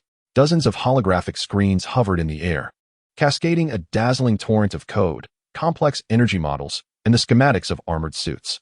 The very air seemed to shimmer slightly due to the operation of high-energy devices. At the center of the laboratory, Tony Stark donned a black vest stained with oil and mysterious burn marks, paired with work pants, and adorned with multifunctional glasses. Like a symphony conductor, he gestured emphatically into the air while simultaneously issuing commands. Jarvis, increase the energy output curve of the 7th-generation arc pulse cannon by another 5. And pay attention to the redundancy of the cooling module. The response time of the waste vector nozzles must be compressed to under 0.3 seconds. Yes, right there. Ethan soon entered through the door, evidently well informed by Jarvis's notifications. Hey, Magic Boy, have you finally deigned to emerge from your ivory tower of mysticism? Tony caught a glimpse of Fang Zhou from the corner of his eye, promptly removed his glasses, and a radiant, somewhat teasing smile blossomed on his face as he strode over. With an unceremonious yet playful tap of his oil-stained fist, without actual contact, on Fang Zhou's shoulder, he exclaimed, I thought you might not return from the Dark Dimension. Ethan lifted his gaze, adjusted his glasses, and offered a gentle smile. Fang Zhou, It seems your issues have been resolved. Tony, Ethan, Fang Zhou replied with a smile, having grown accustomed to Tony's dirty welcome, even finding it endearing. The problems have been resolved, though it nearly cost me my life. Fortunately, the rewards were substantial. His tone was relaxed, as if recounting a trivial matter. Huh, I knew it, Tony declared triumphantly, snapping his fingers as he pointed to the sleek, powerful crimson and gold armor being finalized by several mechanical arms on the central workbench. Behold, the Mark 8 prototype, custom designed for you, the Dimensional Traveler. It far surpasses the armor I hastily prepared for you last time. Featuring the latest miniature arc reactor with an energy output 18 times that of the previous generation, fully covered in composite armor for physical defense. Most importantly, he indicated the armor's chest and joints, adorned with intricate silver patterns that shimmered with a hint of magic. The magical anti-contamination coating runes you provided, Jarvis and I have worked diligently to optimize them, perfectly integrating them into the energy circulation system. The theoretical model indicates it can effectively neutralize or even deflect over 90% of known dimensional erosion energy, ensuring that when you next visit Dormammu's lair, you can stride through with confidence. Tony patted the armor's gauntlet with an expression that beckoned praise. Fang Zhou approached, intrigued, surveying the armor that embodied a harmonious blend of technology and magic. The runes indeed radiated a steady aura of energy isolation. Despite his previous encounter in the dark dimension, Fang Zhou understood that technology held little value against Dormammu. Even when combined with a degree of magic, its efficacy was only marginally improved. Nevertheless, he felt it prudent not to dampen Tony's enthusiasm. Impressive, Tony. This is nothing short of a masterpiece, he genuinely praised, then seamlessly shifted the tone of the conversation with a hint of mischief. However, it may not be of much use. Tony's eyes widened dramatically, akin to a cat that had just had its tail stepped on. Not useful. I spent 3 sleepless nights on this. Before he could finish his protest, Fang Zhou succinctly recounted how he had harnessed the Saint Shadow flying sword to forcibly transform and absorb Dormammu's primordial energy for his own use. This was a marked departure from his prior limitations in wielding dark energy. Thus, at this juncture, dark energy feels more like, well, a rather unique supplement to me, Fang Zhou remarked with a casual shrug. Tony and Ethan, upon hearing this, stood momentarily dumbfounded, their mouths agape. The laboratory was enveloped in the hum of mechanical arms at work. Tony muttered to himself, as if meeting Fang Zhou for the first time, You are simply extraordinary. What about the laws of physics? The conservation of energy? The principle of entropy? Are they mere trinkets in your presence? He circled Fang Zhou twice, his gaze resembling that of one observing an extraterrestrial being, absorbing Dormammu's power and transforming it. What on earth is this balance you speak of? Ethan adjusted his slipping glasses, his eyes sparkling with the fervor and incredulity of a scientist. Fang Zhou, your abilities have utterly upended my understanding of energy and matter. This transcends magic. It approaches operations at the level of fundamental laws, truly astonishing. His gaze towards Fang Zhou was filled with reverence for the unknown. Fang Zhou shrugged and smiled. What lies at the end of magic? Perhaps it is the comprehension and application of the universe's most fundamental laws. Balance may well be one of them. At that moment, Tony's smart wristband vibrated, and Jarvis's cultured voice resonated. Director Nick Fury requests access via an encrypted line. He inquires if the special consultant, Mr. Fang Zhou, whom you mentioned previously, is present, as he seems to have urgent matters to discuss. By the way, he is already downstairs. Tony grimaced, his expression betraying a sense of impending trouble as he glanced at Fang Zhou. Ah, the one-eyed dragon. The last time he tried to persuade me to join his so-called Earth Defense Choir, referring to the Avengers Initiative, I managed to deflect him. This time, he is probably here for you. Does he know you've emerged? Haven T mentioned you recently. Tony's brow furrowed in perplexity. Fang Zhou smiled knowingly, a glimmer of understanding in his eyes. He cannot locate me. I have shrouded the sanctuary's position with layers of spatial locks and cognitive interference spells. Unless I voluntarily make an appearance or grant my permission, even the satellites and agents of S.H.I.E.L.D. could turn New York upside down without uncovering the entrance to the sanctuary.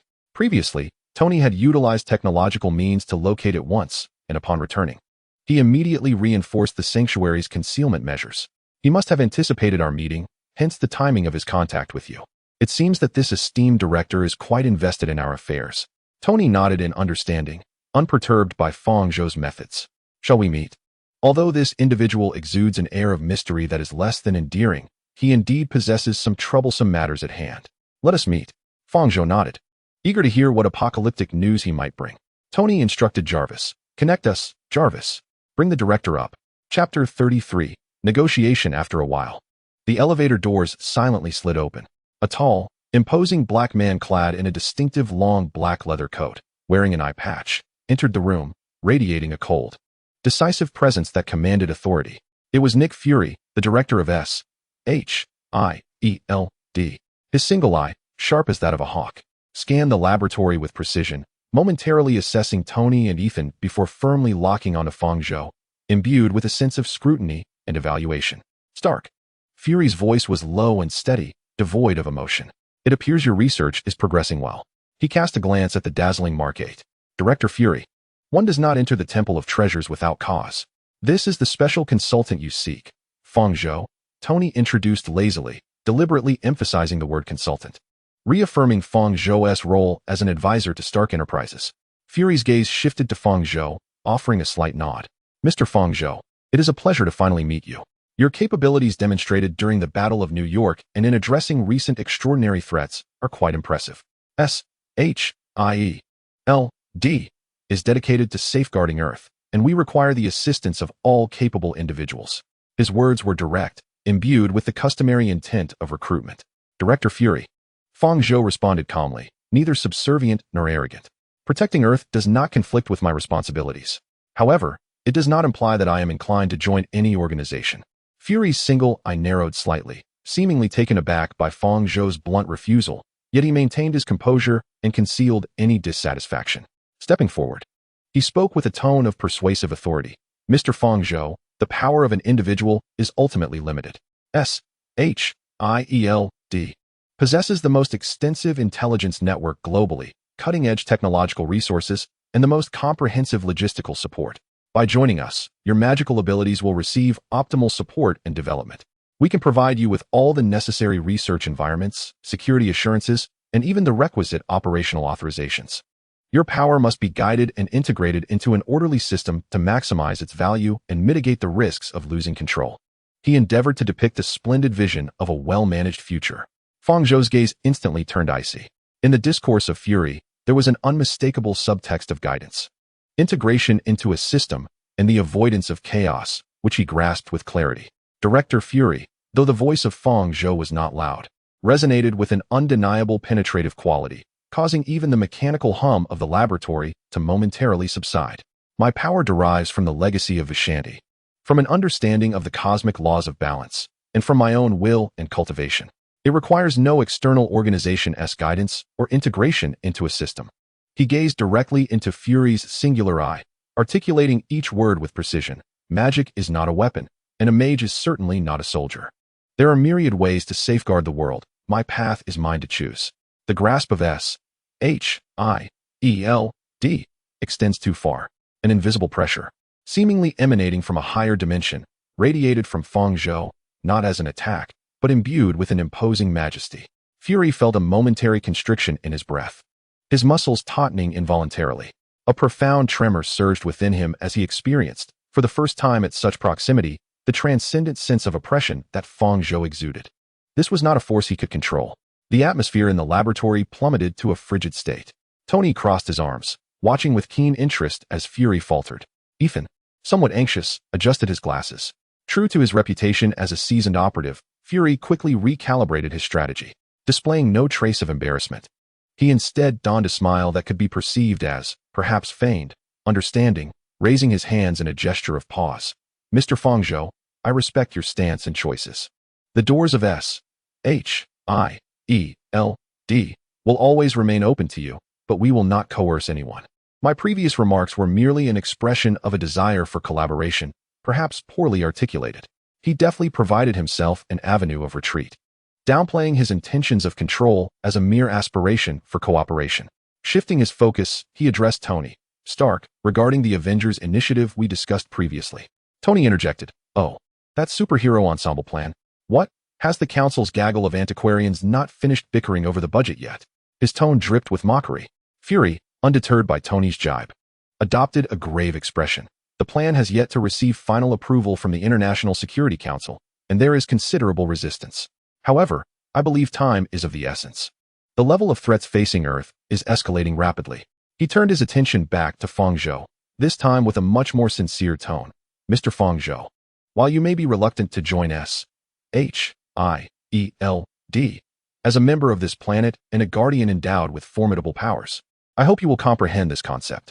It aims to assemble individuals like you and Stark, who possess extraordinary abilities and unique skills, forming a rapid response team to collectively address global, and even extraterrestrial, threats that individual nations or organizations cannot effectively manage. He succinctly outlined the framework of the initiative: an elite team, independent of any singular government, coordinated and supported by SHIELD. He subtly alluded to the potential threats they might face, such as large-scale superhuman crime and alien invasions. Gathering elites to confront extraordinary threats? It sounds akin to an enhanced special operations unit. Fang Zhou nodded thoughtfully. The concept itself holds considerable merit. However, the crux lies in identifying the executors and determining who defines the threat. He cast a pointed glance at Fury. Tony interjected from the side. Fury, joining your SHIELD framework is out of the question. However, he stroked his chin. Given that my father, Howard, was one of your organization's founding members, I could assume the title of technical advisor. This would be limited to providing technological support and intervening only under extreme circumstances when the world is on the brink of disaster. Daily attendance, report writing, and following orders? Absolutely not. Fury recognized that this was the utmost concession Tony could offer. He nodded. Technical advisor it is. We need your intellect and expertise. He then turned his gaze towards Fang Zhou. Fang Zhou stated unequivocally, I will not join any official or semi-official organization, including this Avengers initiative. However, as a mage, it is my duty to protect the world. Should a catastrophe threaten the very existence of Earth, I shall act. As for the manner of collaboration, that will depend on the circumstances. His stance was crystal clear, independent and self-reliant, yet he would not stand idly by when the greater good was at stake. Fury appeared to have anticipated this outcome. Securing Tony's advisory title and Fang Zhou's commitment to intervene during significant crises was already a commendable advancement. He nodded. Excellent. I appreciate your candor. I hope we can have opportunities for collaboration in the future. SHIELD will continue to monitor the developments. He left a secure communicator with Tony as a means of contacting the advisor and cast a lingering glance at Fang Zhou before decisively exiting the laboratory. As the elevator doors closed, only 3 remained in the lab. That one-eyed man certainly possesses an imposing presence. Tony exaggeratedly sighed, taking a bite of pizza. But Fang Zhou, your earlier retort about SHIELD's overreach was brilliant. Just look at his expression, huh? Ethan expressed some concern. Director Fury seems quite invested in Fang Zhou's capabilities. Will he meet force with force and water with earth? Fang Zhou replied nonchalantly, even within SHIELD, there are no guarantees of unity. His words hinted at unspoken matters, yet he refrained from directly mentioning Hydra. For now, I am more intrigued by your new contraption, Tony. He smiled at the Mark 8. Come. Allow me to demonstrate what true technology and innovation look like. Tony instantly perked up, leading Fang Zhou to the workbench, where he began to enthusiastically present his latest achievements. The laboratory once again resonated with Tony's excited explanations, Ethan's meticulous additions, and Fang Zhou's occasional magical optimization suggestions. Chapter 34. Undercurrents. The visit from Nick Fury was akin to a stone cast into a tranquil lake. Although the ripples soon subsided, the notion of the Avengers initiative lingered in the minds of Tony and Fang Zhou. The urgency that Fury conveyed, along with the greater threat implicit in his words, was not without foundation. As the Supreme Sorcerer, Fang Zhou possessed a heightened perception of dimensional fluctuations, not to mention his role as a seer. Through Stark Industries' satellite network and JARVISS global surveillance, Tony had also detected a subtle rise in extraordinary energy events and localized superhuman criminal activities. Despite Fury's enigmatic demeanor, the concept of the Avengers indeed warranted consideration. While fine-tuning the micro-missile launcher on the arm of the Mark 8 armor, Tony remarked to Fang Zhou, just imagine, if one day a behemoth capable of demolishing buildings appears, or a swarm of extraterrestrial cockroaches takes flight. What can the police and military do? It would be utterly insufficient. We require a more agile and formidable fire brigade. Fang Zhou stood nearby, his fingertips entwined with a wisp of chaotic gray-gold energy, endeavoring to manifest it into an energy shield rune that would synergize with the armor's physical defenses. The idea was sound, uniting powers to confront extraordinary crises. However, The challenge lay in determining who would decide when to assemble, whom to gather, and the targets and boundaries of action. Behind Fury loomed the International Security Council, and beyond that, the intricate political machinations of various nations. If the sword of the Avengers were to be wielded by unclean hands or contested by too many, it could inadvertently inflict harm upon itself. He spoke with purpose. That is precisely why I shall remain merely an advisor, Tony declared, lifting his chin with pride. An advisor offers counsel without bearing the burden of blame and acts on a whim when the moment calls for it. Freedom holds a higher value. He winked at Fang Zhou. You are more thorough than I. An independent contractor? Impressive. Fang Zhou smiled subtly but did not respond, directing his focus back to his experiment with the resonance of energy runes and materials. He sought magical artifacts capable of rapid deployment in emergencies to safeguard civilians or contain battlefields. In the days that followed, both men immersed themselves in rigorous preparations, albeit with differing emphases. Tony plunged into a frenzy of technological innovation, transforming the top floor of Stark Tower into a research center for armor development and a potential future base for the Avengers, despite his verbal denials. With the enhancements provided by Fang Zhou's magical runes, the performance metrics of the Mark 8 prototype consistently shattered records. This creation was something Fang Zhou did not desire, for he found it quite captivating. Simultaneously, Tony began harnessing the dimensional energy data supplied by Fang Zhou, prompting JARVIS to engage in frenzied modeling and analysis in an attempt to develop a broad-spectrum device capable of detecting, interfering with, and even countering dimensional incursions. Certainly, these gifts from Dormammu and the Dark Dimension were instrumental. He also devised a prototype of an efficient internal communication and command system, aptly named the Avengers Network. Presently, the only users are himself and Jarvis. He even established a concealed supply point near the safe house in the Sanctum Sanctorum of New York, stocked with several sets of basic armors and emergency equipment. This is what one might call prudent foresight, Tony declared with conviction. Meanwhile, Wong returned to the depths of magical reflection and enhancement. He spent most of his time in the library or meditation room of the Sanctum. On one hand, he needed to support the Sorcerer Supreme, keeping an eye on the progress of Kaecilius' soul restoration. On the other hand, he was deeply absorbing the vast dark knowledge forcibly seized from Dormammu, along with the fully comprehended dark hold. Under the protective balance of the Shadow Blade, Wong acted as the most precise analytical instrument, distilling the perilous dark magical knowledge, stripping away the malevolent sacrificial rituals and mental corruption, retaining only the pure energy structural models, dimensional law applications, and countermeasures. He began to experiment with the creation of entirely new spells, inspired by practical combat needs, characterized by their specificity and imbued with Wong's unique balance signature, no longer confined to the dichotomy of pure light or darkness. After some time, the Sorcerer Supreme brought news from Kamar-Taj. Although Master Ancient One had departed, the early warning system she established remained operational. It seemed that the tranquil days were drawing to a close. Recent monitoring had detected unusual ripples in the dimensional barrier surrounding Earth, of unknown origin. Yet their energy signatures differed from known dark dimensions or Asgard, exuding a cold, mechanical aura and aggression. This confirmed Fury's concerns were not mere idle talk. Wong relayed this information to Tony, who promptly instructed Jarvis to mobilize all near-Earth orbit satellites and deep space probes to focus on scanning those anomalous regions. However, aside from capturing some faint energy remnants that were difficult to analyze, no direct discoveries were made. The enemy was adept at concealment. The calm before the storm, Tony murmured as he gazed at the scattered energy signals on the screen. Wong stood on the observatory of the Sanctum, gazing up at the starry sky. His spiritual senses extended like invisible tendrils into the vast cosmos. He could feel a colossal will, cold and orderly, imbued with a desire for conquest, casting its gaze upon this azure planet from the distant starry seas. Was it the Chitauri or something else? He could not ascertain the details. After all, many things had begun to change since he first arrived in this world. Yet the oppressive sense of an impending storm was becoming increasingly clear. Tony.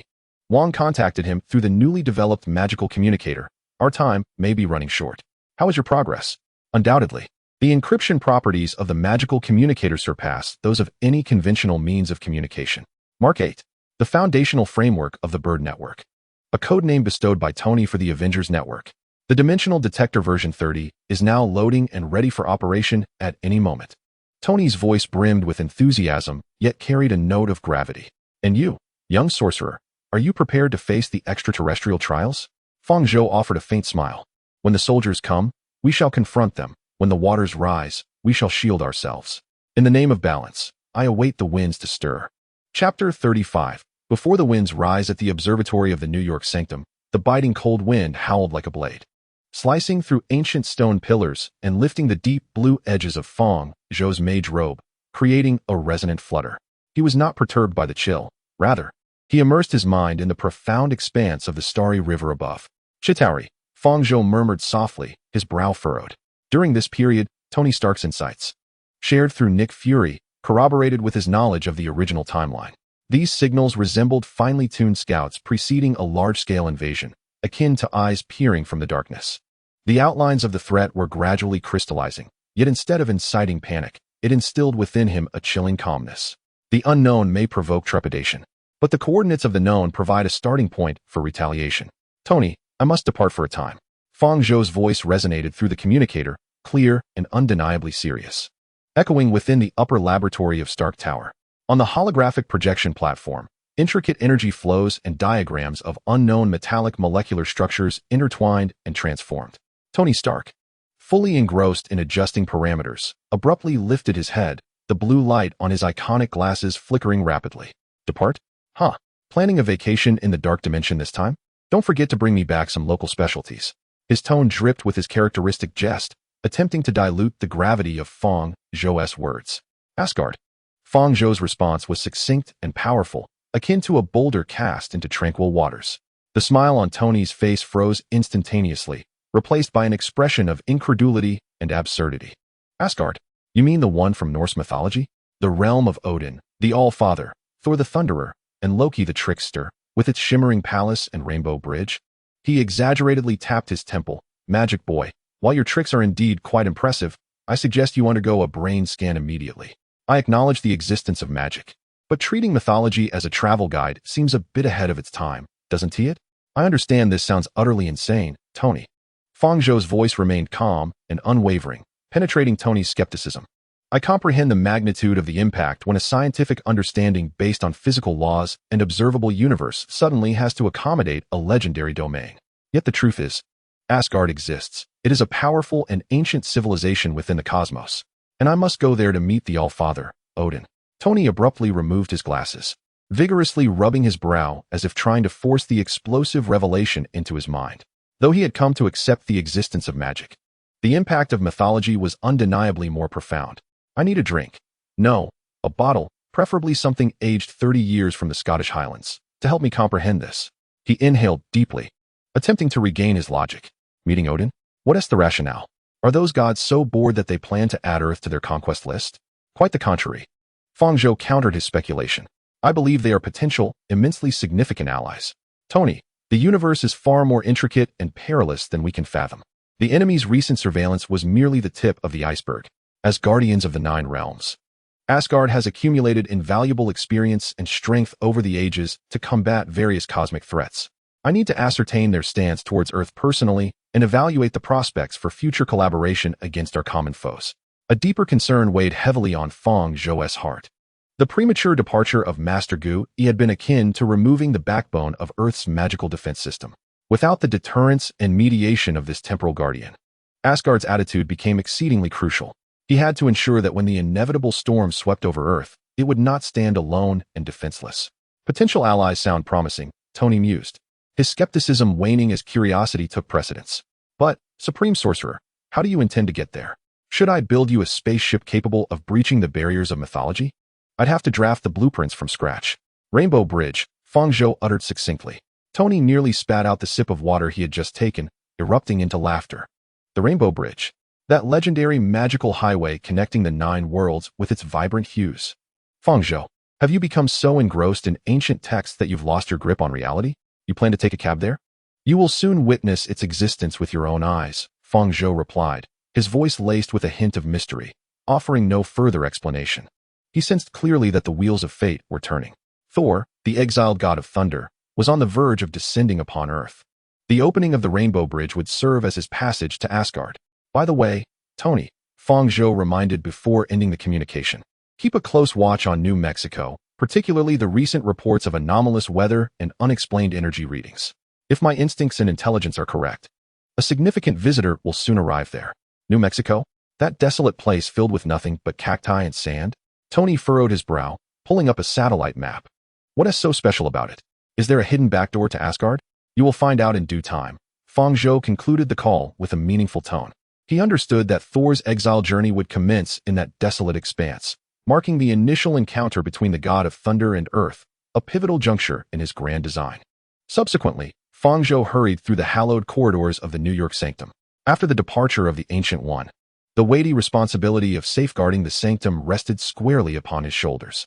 He needed to ensure that during his absence, the defensive enchantments of the sanctum remained in optimal condition, capable of repelling any potential dimensional incursions or assaults from dark sorcerers.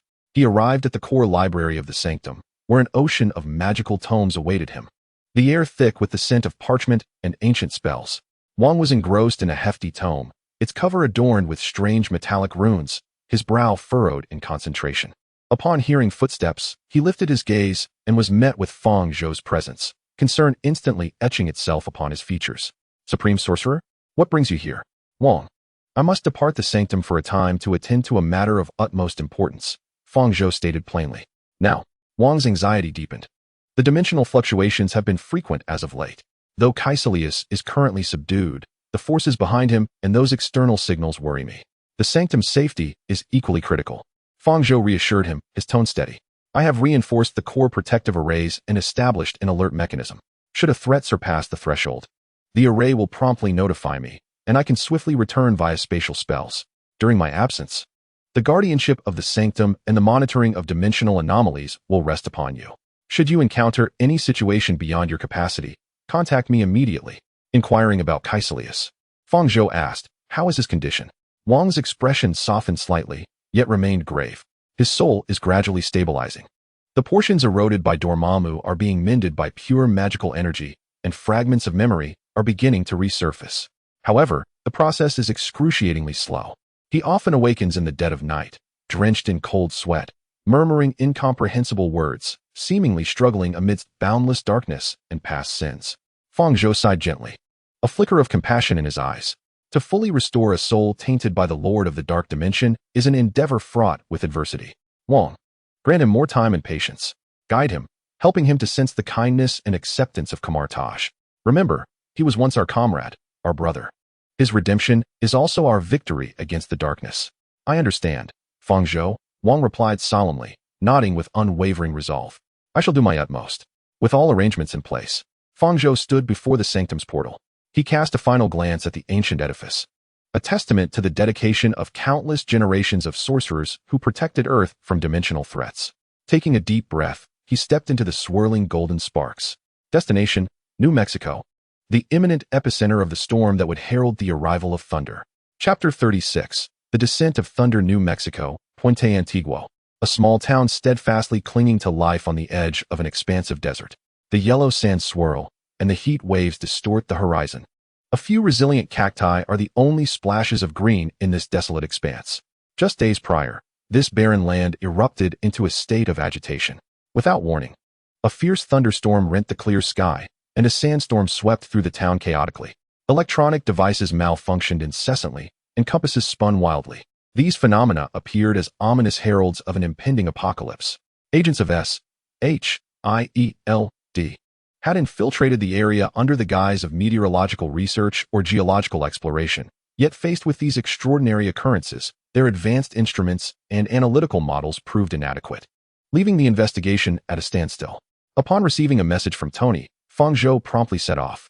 Upon arrival, he disguised himself as an ordinary backpacker, taking refuge in a dilapidated motel named Desert Star on the outskirts of town. The room was Spartan, with an unobstructed view of endless dunes. He suppressed his formidable magical aura, adopting the demeanor of a true observer, while his senses spread like an invisible web, covering dozens of miles, keenly capturing every ripple in space and surge of energy. He knew the moment was drawing near. During the days of waiting, Fang Zhou was far from idle. He utilized magic to remotely manage some routine affairs of Kamar-Taj, while closely monitoring Tony's findings regarding the Chitauri signal and the recent emergence of Captain America from his icy slumber. The appearance of Steve Rogers reaffirmed that although the timeline had shifted due to the departure of the Ancient One and his own variable presence, Many pivotal junctures continued to advance resolutely. At last, the day arrived. At noon, the sky darkened without warning, as if an enormous black curtain had been drawn. Dense clouds roiled and converged, obscuring the sun, the heavy leaden gray pressing down like a weight upon the breath. The howling wind roared across the wilderness like a wounded beast, lifting clouds of dust and reducing visibility to mere meters. The town was plunged into complete darkness, chaos erupting amidst terrified cries. Suddenly, a colossal bolt of lightning, as thick as a spear connecting heaven and earth, struck down with devastating force. In an instant, the dim landscape was illuminated in a blinding white. Following this was a thunderous roar, as if the very earth were to be torn asunder. Even the motel where Fang Zhou resided shook violently, the windows buzzing ominously.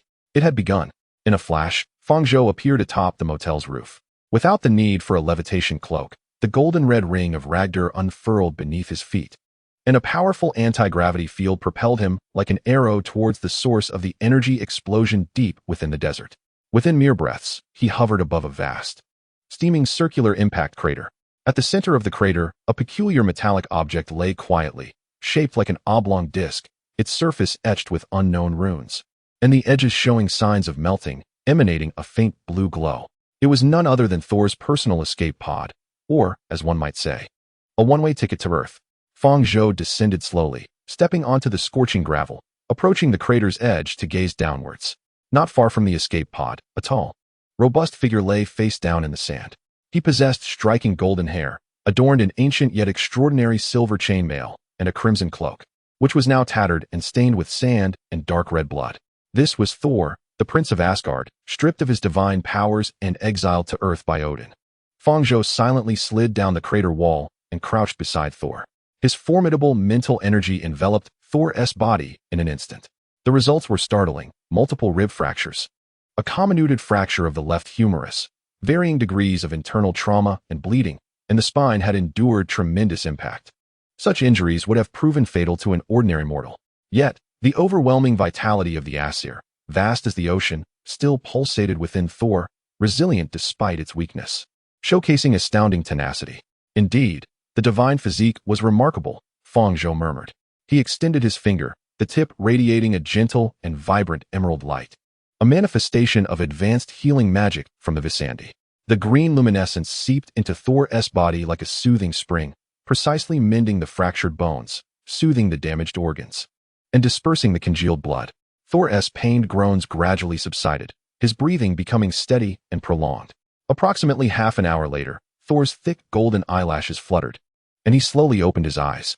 The once mighty azure gaze, which had once surveyed the 9 realms, now brimmed with confusion and frailty. He looked around at the yellow sand, the blue sky, the unfamiliar surroundings, and the enigmatic figure in an unusual robe with a calm demeanor standing before him. "Who are you?" Thor's voice was hoarse and dry, akin to the rasp of sandpaper. "I am Fang Zhou," came the calm and unwavering reply, "a mage." Mage. Thor's eyes widened with deeper perplexity. Where's this? The desolate lands of Jotunheim? He attempted to recall, only remembering the blinding light of the Rainbow Bridge and the wrathful visage of his father. "No, this is Earth. Midgard." Fang Zhou answered clearly. "Earth." Thor abruptly attempted to sit up, but searing pain surged through him, causing him to gasp sharply and tumble back into the sand, his face a canvas of shock and disbelief. "How could I be here? I am the Prince of Asgard, Odin's son. I should be in the Golden Palace awaiting judgment, not in this realm of mortals." Pride and anger instinctively surged within him. "Exile, Thor Odinson." Fang Zhou calmly stated the facts. "You have defied your father's will and instigated a war with the frost giants. As punishment, your divine powers have been stripped away, and you have been exiled to this place." He gestured towards the wreckage of the escape pod not far away, the vessel that brought you here. "Exiled? Stripped of divine power?" Thor felt as if struck by lightning, an immense sense of humiliation overwhelming him. His mind finally cleared, and he recalled the sequence of events. He struggled against the pain, attempting to rise once more. "No, father cannot do this. My power, Mjolnir. Where is my hammer?" Like a drowning man searching for driftwood, he frantically scanned his surroundings. Fang Zhou pointed to the edge of the crater on the opposite side. "There it is." Thor eagerly looked over to see a short-handled war hammer, ancient in design, glimmering with a metallic sheen, deeply embedded in the rock of the pit. Revealing only half of the handle and part of the head, it was indeed the mighty Mjolnir. Hope ignited in Thor's eyes. Gritting his teeth, He summoned all his strength, dragging his wounded body, crawling towards his hammer.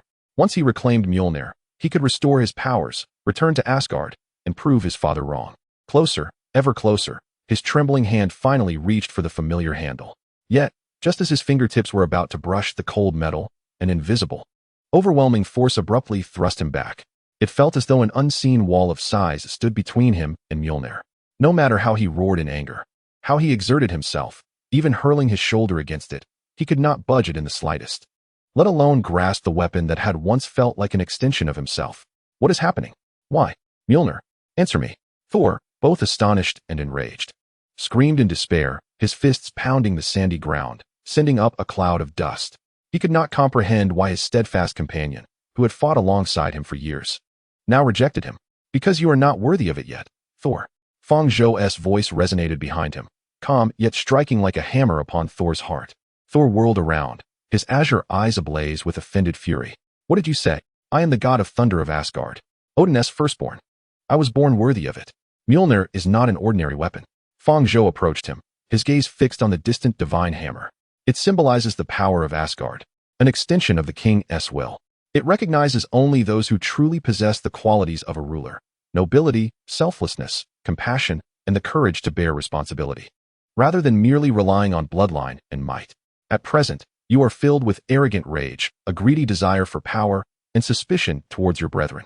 You have yet to comprehend the true essence of responsibility and sacrifice. Thus, Odin's enchantment has taken effect. You have been rejected by Mjolnir. Fang Zhou's words, akin to the chilling waters of a spring, extinguished the flames of anger within Thor, leaving only a piercing coldness and a sense of bewilderment. He endeavored to make Thor comprehend the necessity of returning to Asgard promptly, urging him not to squander precious time on Earth. Memories of his reckless provocations in Jotunheim flooded his mind, alongside his scorn for Loki's counsel and his furious roars in response to his father's judgments. Fang Zhou's words reflected like a mirror, revealing the flaws obscured by the halo of glory that shrouded his heart. A profound sense of loss and anguish seized him. What should I do? Thor's voice was hoarse, imbued with an unprecedented confusion and fragility. To live on Earth, like a mortal. Fang Zhou's gaze swept over the desolate desert and the distant town, advising him to learn humility, to respect those weaker than himself, to experience the joys and sorrows of mortals, and to understand the essence of guardianship. When one truly grasps the purpose of strength, the weight of responsibility, and the essence of love, Mjolnir shall surely recognize him anew. After this, I wish to accompany you to Asgard. There are matters I need to discuss with your father. Fang Zhou felt that by elucidating these points, Thor might grow at a swifter pace. Having spoken, he lingered no longer, turning away as the magical sigil beneath his feet shimmered, and in an instant, his figure vanished, leaving only an echo in the wind. I shall watch over you, Thor Odinson, until you truly become a god worthy of trust. Fang Zhou did not stray far. He remained like an invisible specter, blending into the town's environment, his instincts as acute as the most sophisticated radar, perpetually fixed upon Thor. He observed as S.H.I.E.L.D. agents, led by Phil Coulson, rapidly cordoned off the meteorite crater area, discovering Mjolnir and establishing a temporary research base. He saw Thor, on his way to the town, being found amidst a sandstorm by the young astronomer Jane Foster, her mentor Dr. Eric Selvig, and the lively intern Daisy Louise, who brought him back to their laboratory, housed within a vehicle brimming with instruments. Days passed. He witnessed the clumsy yet proud Thor, stripped of his divine power, inadvertently creating a plethora of amusing situations, how he fell awkwardly under Daisy's taser, and how, under Jane's patient explanations, he began to clumsily attempt to comprehend this unfamiliar world and the lives of mortals. He observed Thor in a bar, boldly stepping forward to confront provocateurs in defense of Jane and Daisy, fully aware of his disadvantage, yet earning an unusual gleam in Jane's eyes despite his bruises. He saw the prince's inherent arrogance gradually give way to a deeper understanding as he listened to Dr. Selvig's discourse on science, the universe, and the paradox of humanity's insignificance yet greatness. Change occurred in subtle ways. Thor began to assist in moving equipment, though often complicating matters. Attentively listened to Jane's scientific discoveries, even when much escaped his understanding, and sincerely thanked Daisy for the hamburgers she provided. He began to care for those around him, contemplating the meaning of guardianship, transcending the mere glory of conquest. Certainly, Fang Zhou would not merely observe. Throughout this process, he occasionally met with Thor in a transparent manner, hastening Thor's transformation through their dialogues. Chapter 37. The True God of Thunder. Simultaneously, Fang Zhou remained vigilant against the shadows cast by Asgard. In the original narrative, Loki, the newly appointed regent, did not relinquish his intent to eliminate threats upon confirming Thor's loss of power and inability to wield Mjolnir. He dispatched one of Asgard's most formidable war machines, the Destroyer, a colossal armored automaton forged from URU metal, towering several meters high and capable of unleashing destructive energy beams from its visage. Its arrival was heralded by terrifying energy fluctuations and blinding pillars of light. The Destroyer's objective was clear: to obliterate the exiled Thor and secure Loki's throne. All of this unfolded prematurely, even before Thor's divine allies had arrived.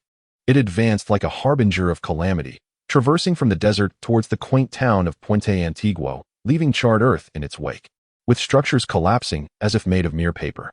S.H.I.E.L.D. Agents and their weaponry were rendered utterly impotent before its might. The town plunged into unprecedented panic and the brink of devastation. Jane, Daisy, and Dr. Eric endeavored to escape amidst the chaos. Yet the relentless energy beams of the Destroyer pursued them mercilessly. In a moment of despair, Thor made a decisive choice. He pushed Jane aside, who sought to shield him, and charged towards the annihilating beam aimed at the Destroyer. Clearly, Thor recognized that this entity hailed from the realm of gods. With every ounce of strength, he roared. His voice dwarfed yet resolute amidst the explosions and tempestuous winds. "Look at me. You desire me. Spare them. They are innocent. Take my life. End this." He extended his arms, devoid of fear, radiating a serene acceptance of sacrifice for the sake of protection. In this moment, he transcended the mere god of battle, becoming a warrior willing to lay down his life for the vulnerable. Just as the Destroyer's visor opened, ready to vaporize Thor entirely, a circular portal of gray gold suddenly tore through space mere meters before him. The searing white beam, capable of melting through battleship armor, was silently consumed by the portal, vanishing without a trace. Time appeared to freeze. The emotionless face of the Destroyer seemed to momentarily falter. Thor, Jane, Daisy, Eric, and the survivors hidden behind the remnants of the town gazed in astonishment at this miraculous spectacle. Moments later, a figure emerged with unhurried grace from the portal. The robes of a sorcerer fluttered slightly in the residual energy waves. It was Fang Zhou. He positioned himself between Thor and the Destroyer, calmly regarding the lethal machine from the realm of gods. "Your task has come to an end." Fang Zhou's voice, though soft, penetrated the cacophony of the battlefield with clarity. The Destroyer, seemingly enraged, illuminated its mask once more, and a more robust energy beam swiftly coalesced. Fang Zhou's gaze sharpened, his hands moving rapidly before his chest. A resplendent, golden magical array unfolded before him, layer upon layer, forming a vast and intricate shield of Visanti. The shield shimmered with the glow of ancient runes. Boom! The destructive beam collided fiercely with the magical shield. The blinding light and the violent shockwave erupted in a circular explosion, scattering the surrounding debris anew. Yet, that seemingly fragile golden shield remained steadfast, completely isolating the cataclysmic energy. "Fang Zhou!" Soul exclaimed with a mix of surprise and elation. Fang Zhou did not turn. His voice remained steady. "Protect them well, Soul. The true god of thunder must return." As his words fell, Fang Zhou thrust his hands forward. The Visanti shield instantaneously transformed, morphing into countless golden magical chains that entwined around the limbs, torso, and neck of the Destroyer like a colossal golden serpent imbued with life, moving with astonishing swiftness. The Aluk metal emitted a piercing sound of friction as the Destroyer struggled mightily, its immense strength stretching several chains taut, threatening to snap. "Bind!" Fang Zhou uttered an arcane syllable. His hands formed a seal and forcefully pressed down toward the ground. A colossal gray-gold magical array was instantaneously imprinted upon the earth, centered around him. Countless thicker, denser gray-gold energy chains surged forth from the ground, like tentacles emerging from the depths of hell, layering upon one another to ensnare the Destroyer, along with the previous golden chains, into a massive energy cocoon. The Destroyer's struggles were instantly subdued, reduced to a low, reluctant hum. Fang Zhou's movements flowed seamlessly, without a hint of hesitation. With a swift motion of his right hand, a colossal sword, forged from pure magical energy and radiating blinding white light, materialized in his grasp. The sword's blade flowed with sacred runes, emanating an aura that purged all evil. "Shatter!" Fang Zhou commanded, and the luminous sword transformed into a streak of white lightning, piercing through the air with unparalleled precision toward the chest of the bound destroyer, where its energy core resided. Sizzle. There was no earth-shattering explosion. Only the peculiar sound of metal being instantaneously melted and annihilated by extreme energy. The massive form of the destroyer stiffened abruptly, a vast, molten-edged cavity forming where the light sword had penetrated its chest. The frenzied light in its eyes rapidly dimmed, extinguished. The magical chains that had ensnared it dissipated as well. Crash. The lifeless husk of the destroyer plummeted to the scorched earth like a landslide, raising clouds of dust into the air. The once formidable weapon of the gods now lay transformed into a heap of smoldering, cracked scrap metal. The battlefield was enveloped in an eerie silence, punctuated only by the whisper of the wind and the faint sound of distant weeping. Fang Zhou relinquished the luminous sword in his hand and approached the colossal head of the destroyer. Clearly, his strength had surged significantly, rendering the holy shadow flying sword unnecessary against these foes. Yet, he seized this opportunity to test his newfound prowess. Otherwise, given his aversion to complications, it would have been far simpler to dispatch them with a single stroke of the holy shadow flying sword. He extended his finger, tracing a delicate arc across the frigid URU metal, etching faint magical inscriptions. Then, with both hands outstretched, a vast portal radiating with spatial ripples materialized beneath the remnants of the destroyer. The debris gradually sank into the portal, vanishing from sight.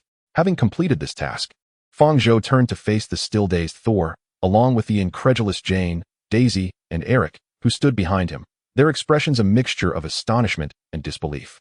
Fang Zhou's gaze settled on Thor, a subtle smile gracing his lips. "It seems you are ready, Thor Odinson," as if to validate his words.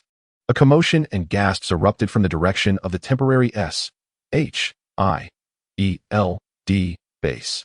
Under the astonished gazes of all, the hammer of the thunder god, deeply embedded in the rock and inert until now, trembled slightly in the radiant glow of the Bifrost before slowly ascending, transforming into a streak of light that surged towards its master, where Thor stood. Thor extended his hand. With a resounding clap, the familiar weight and touch of Mjolnir firmly settled into his palm. At the moment of contact, the dormant divine power surged forth like a bursting dam, flooding Thor's entire being in an instant. He then donned a new attire, shedding the garb of a mere earthling. The shattered armor mended itself, gleaming with a silvery radiance. The crimson cape billowed without wind, rustling with life. Threads of lightning danced around him as if animated, leaping with vigor. The dark clouds in the sky seemed to gather at his summons, rumbling thunderously as serpents of electricity writhed in frenzy. A powerful pressure radiated from Thor, enveloping the vicinity. "I have returned," Thor proclaimed, raising Mjolnir high, his voice resonating like thunder, echoing across the land. The true god of thunder was reborn at this moment. Fang Zhou stood a short distance away, watching Thor bathe in lightning and glory, his eyes gleaming with fervor. The first step of the plan had finally been accomplished. Now, it was time to journey to Asgard. Chapter 38. The journey to Asgard, Thor shouted to the skies. Immediately, a magnificent beam of multicolored light, bridging heaven and earth, descended with thunderous intensity, enveloping the very spot where Thor stood. The radiant column of the Rainbow Bridge resembled a sacred passage linking the realms, imbued with the vast power of space. At its core, a formidable gravitational force firmly ensnared Thor. "Jane, Eric, Daisy," Thor turned, his eyes brimming with reluctance and a newfound vigor, declaring, "I must return. Asgard needs me, but I shall return. I promise." His words resonated with unwavering determination, accompanied by the thunder's rumble. Jane, teary-eyed, nodded emphatically. In mere days, an extraordinary bond had blossomed between her and Thor. Dr. Eric and Daisy, however, stood in stunned silence, as if still processing this extraordinary spectacle that transcended the realm of science. Thor cast a final, profound glance at his friends on Earth before gripping Mjolnir tightly, his gaze shifting towards Fang Zhou, filled with gratitude and invitation. "Fang Zhou, come with me. I shall take you to meet my father." He understood that without Fang Zhou's crucial assistance and previous enlightenment, he might never reclaim his true self, nor return to the realm of the gods. Thus, he did not forget Fang Zhou's earlier words about meeting his father. Fang Zhou inclined his head slightly, affirming, "That is indeed my intention." Under the enchantment of the magic cloak, he gracefully floated into the dazzling beam of the Rainbow Bridge, standing shoulder to shoulder with Thor. In the next moment, a terrifying sensation of acceleration surged forth. The surroundings instantaneously elongated, blurring into a kaleidoscopic tunnel of flowing light. Space folded and leaped rapidly. In just a few breaths, that overwhelming sensation of high-speed movement abruptly vanished, and they found solid ground beneath their feet.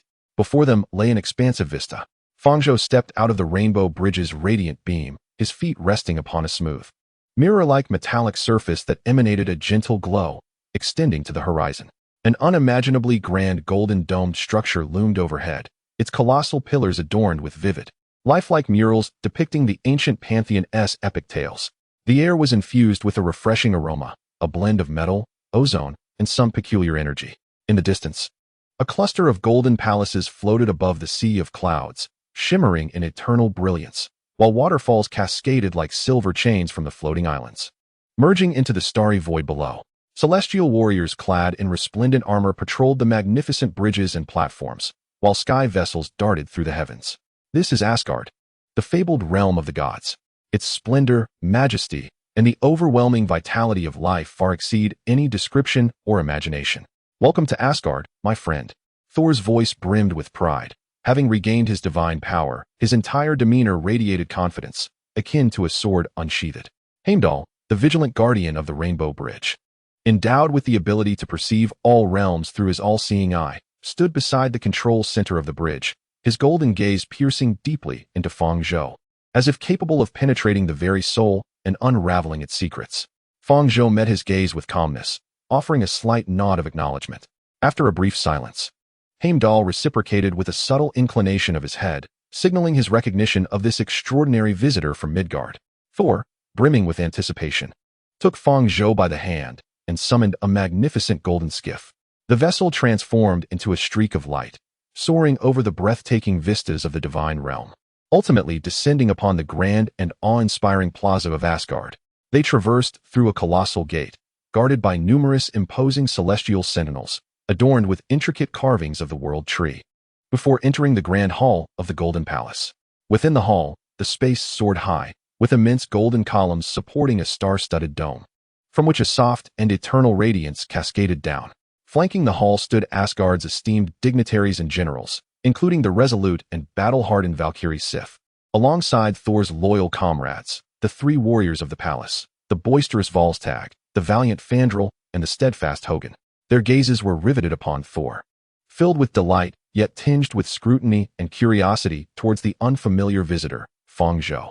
At the far end of the hall, upon a high golden staircase, sat the ruler of all Asgard, Odin, the All-Father of the gods, draped in a magnificent dark gold robe embroidered with intricate runes. His remaining eye shimmered with the depth of the cosmos, embodying wisdom and the weight of countless ages, exuding an unparalleled majesty. He leaned upon the everlasting spear Gungnir, its tip glistening with a cold light, as if serving as the fulcrum of universal order. An invisible, boundless force, akin to a sea of stars, permeated the hall, rendering the very air heavy with its presence. Thor, my son, Odin's voice resonated deeply, echoing like an ancient bell throughout the hall, imbued with a sense of pride and an undercurrent of complex emotion. You have returned. It appears that your journey through Midgard has led you to rediscover something far more significant than mere strength.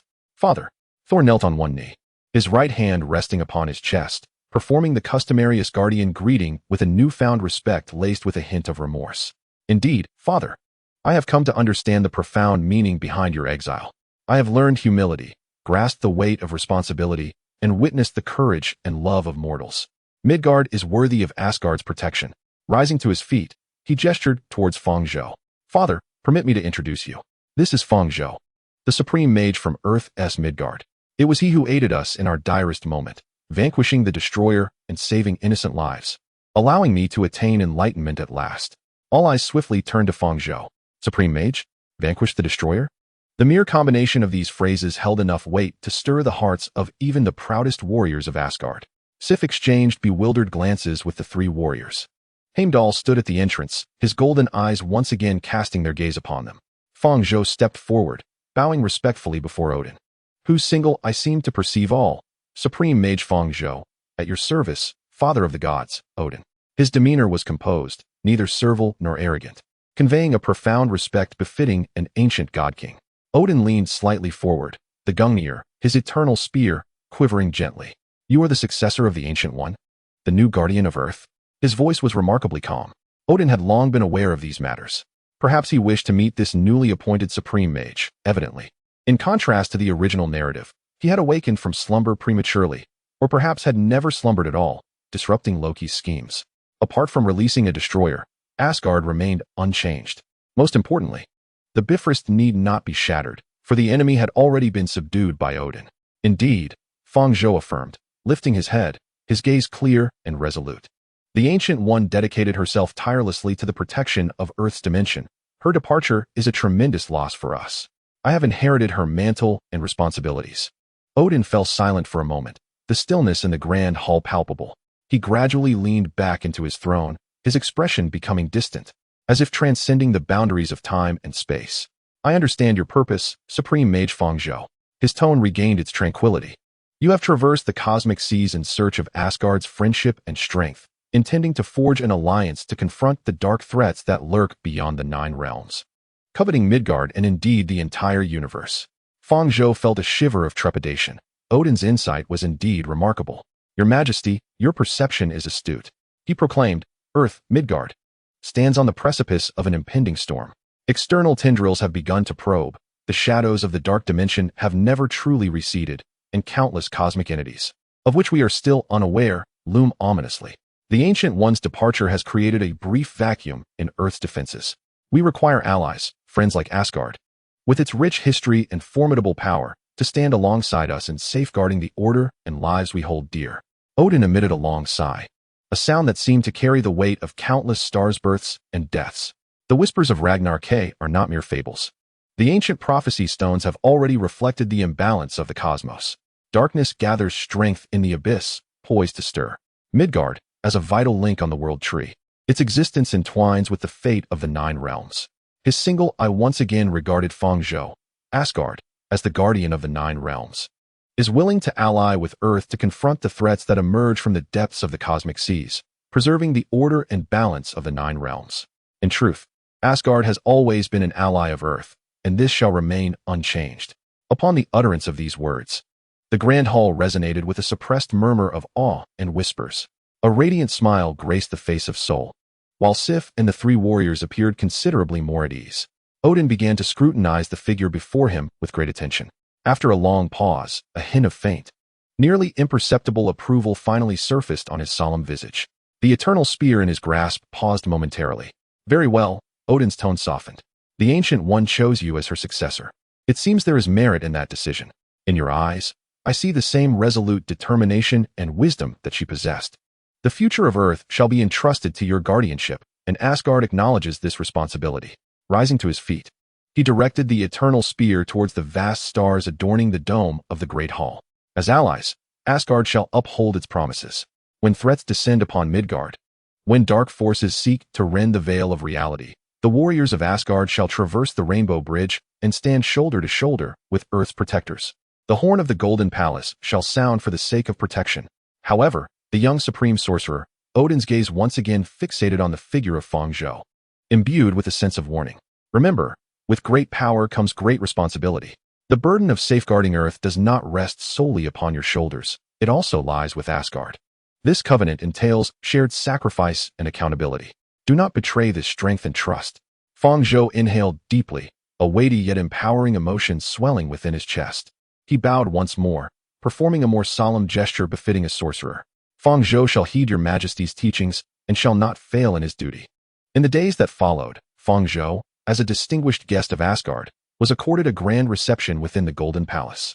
He engaged in several profound and clandestine discussions with Odin, either in the ancient, magical ambience of Odin's library or on the terrace overlooking the entirety of the divine realm. The exchanges they shared were vast and profound. Yet, in private, Odin exhibited a warmth far removed from his demeanor in the Great Hall. Their interactions resembled those between a mentor and a mentee.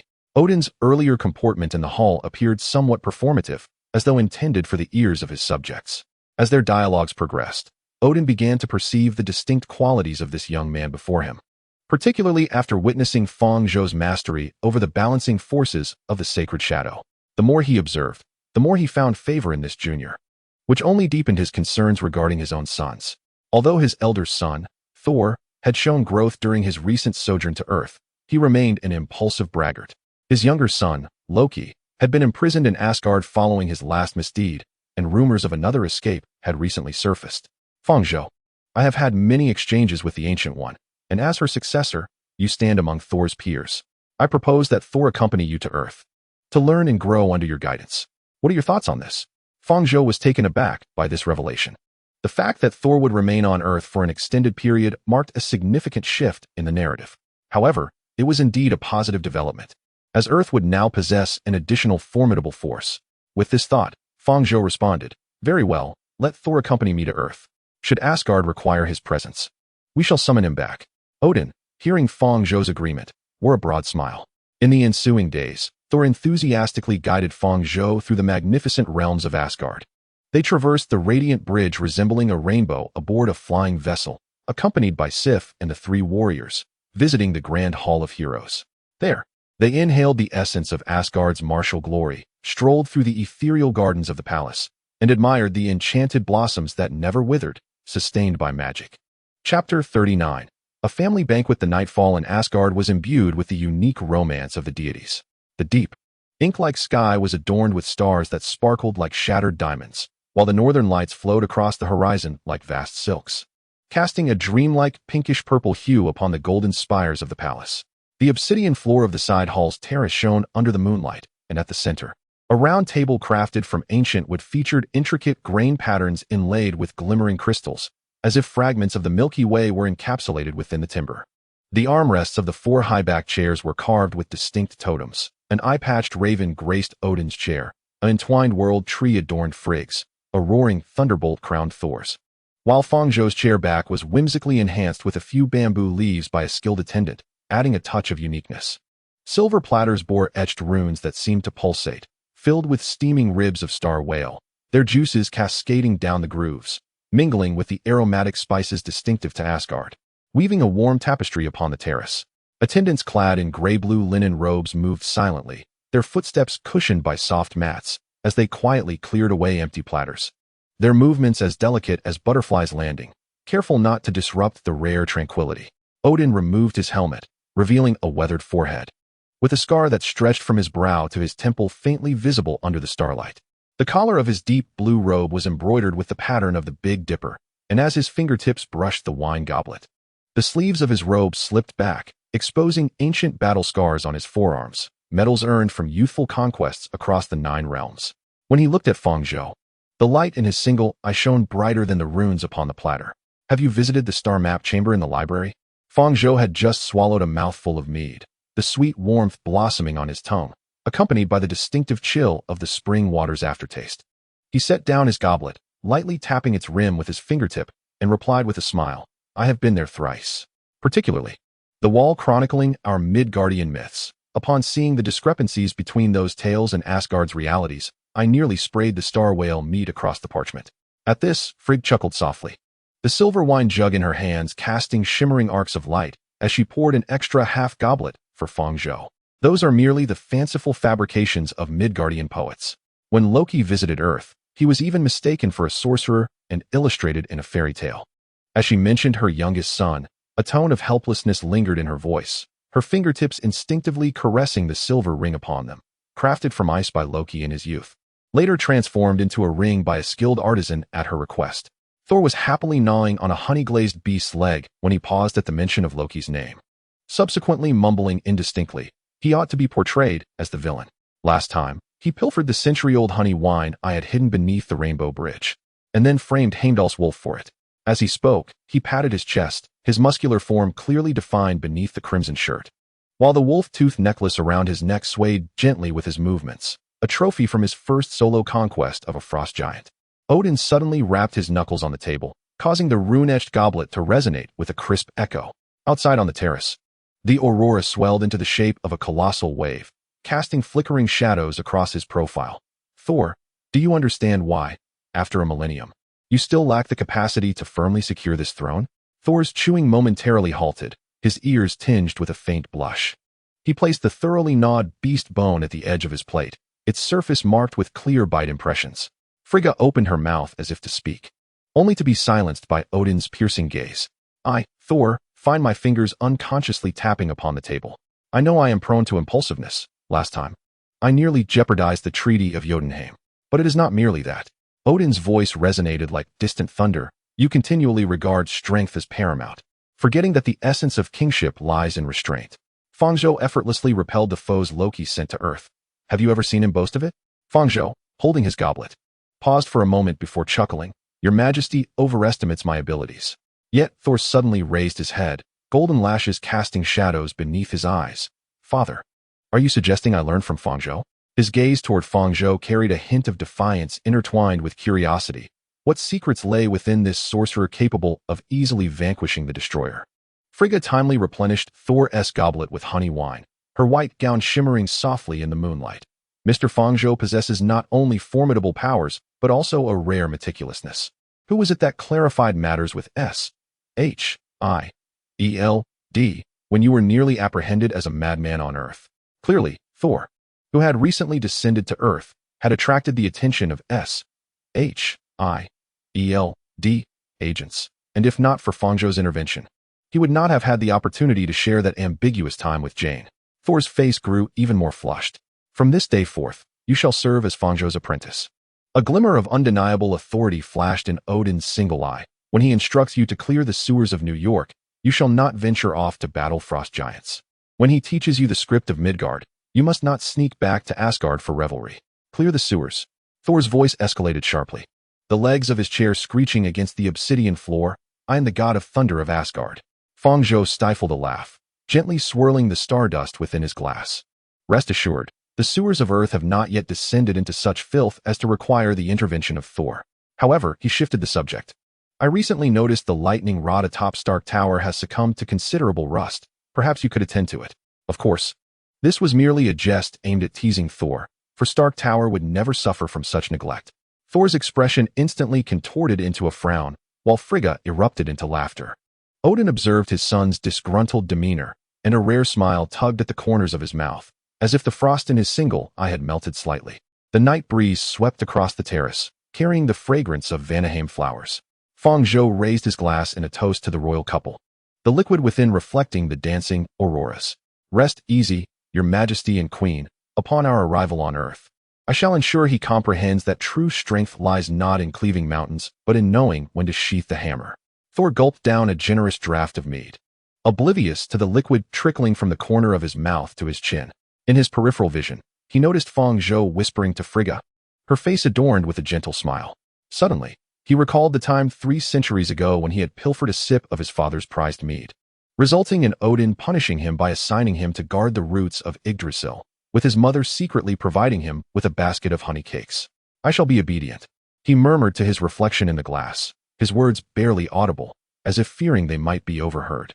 In the distance, the aurora took the shape of a colossal hand, gently resting upon the spire of the Golden Palace, as if the divine were silently endorsing this pact. Chapter 40. Return to Earth. The dawn of Asgard arrived unexpectedly. As the first rays of sunlight pierced through the morning mist, Heimdall, the guardian of the Bifrost, stood resolutely before the control center, his golden armor gleaming blindingly in the morning light. The great sword in his hand was planted diagonally into the ground, its runes pulsing softly in time with his breath, heralding the activation of the Bifrost. Thor's satchel appeared bulging, yet felt as light as a feather. Frigga had packed 12 bottles of mead from different vintages, 3 bags of starlit roasted nuts, and even a woolen blanket embroidered with thunder motifs.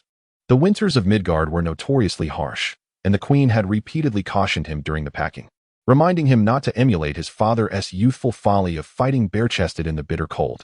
Although, given the physique of the Aesir, one would presume cold to be of little concern. At this moment, Thor resembled a dutiful child, as Frigga adjusted the slightly askew collar of his attire. Mjolnir, restless behind him, vibrated gently, its leather grip polished from his caresses. The hammer, which had accompanied him for millennia, had suddenly become notably affectionate, occasionally nudging against his back, as if to comfort its master on the verge of departure. Do you require assistance with your bag? Fang Zhou inquired, clad in a deep azure robe. The holy shadow soared at his waist, emanating a soft golden glow. He watched as Thor tightened the strap of his bag, producing a creaking sound, and couldn't help but tease. If you pull it any tighter, those muscles of yours will rival the Rainbow Bridge in hardness. Thor suddenly yanked the bag onto his shoulder, the hammer clattering against his scapula. No need. I can lift the heaviest mountains of the 9 realms. This is but a trifle. Nevertheless, he surreptitiously adjusted the strap. For the woolen blanket his mother had stuffed inside was indeed a bit uncomfortable. Heimdall abruptly turned, his golden eyes reflecting the figures of the two. This taciturn guardian rarely spoke, yet at this moment, he inclined his head slightly towards Thor. Miss Jane Foster's life force is even more radiant than before. Thor's ears flushed instantly, as if kissed by the morning light. He recalled the image of Jane in the New Mexico desert, clad in a dust-covered jacket, chasing after him with a detector in hand. Her hair was tousled by the wind, yet her eyes sparkled like the stars of Asgard. Are you ready? Heimdall's colossal sword struck the ground, and the energy of the Rainbow Bridge began to coalesce. Countless points of light surged forth from the bridge's intricate patterns, weaving a luminous net in the air. Fang Zhou raised his hand to cast a simple defensive spell, the hem of his robe fluttering with the energy wind. Let us go. Thor inhaled deeply, casting one last glance at the distant spires of the Golden Palace, where his father stood on the terrace. Although the expression was obscured, he could feel the weight of that singular gaze upon him.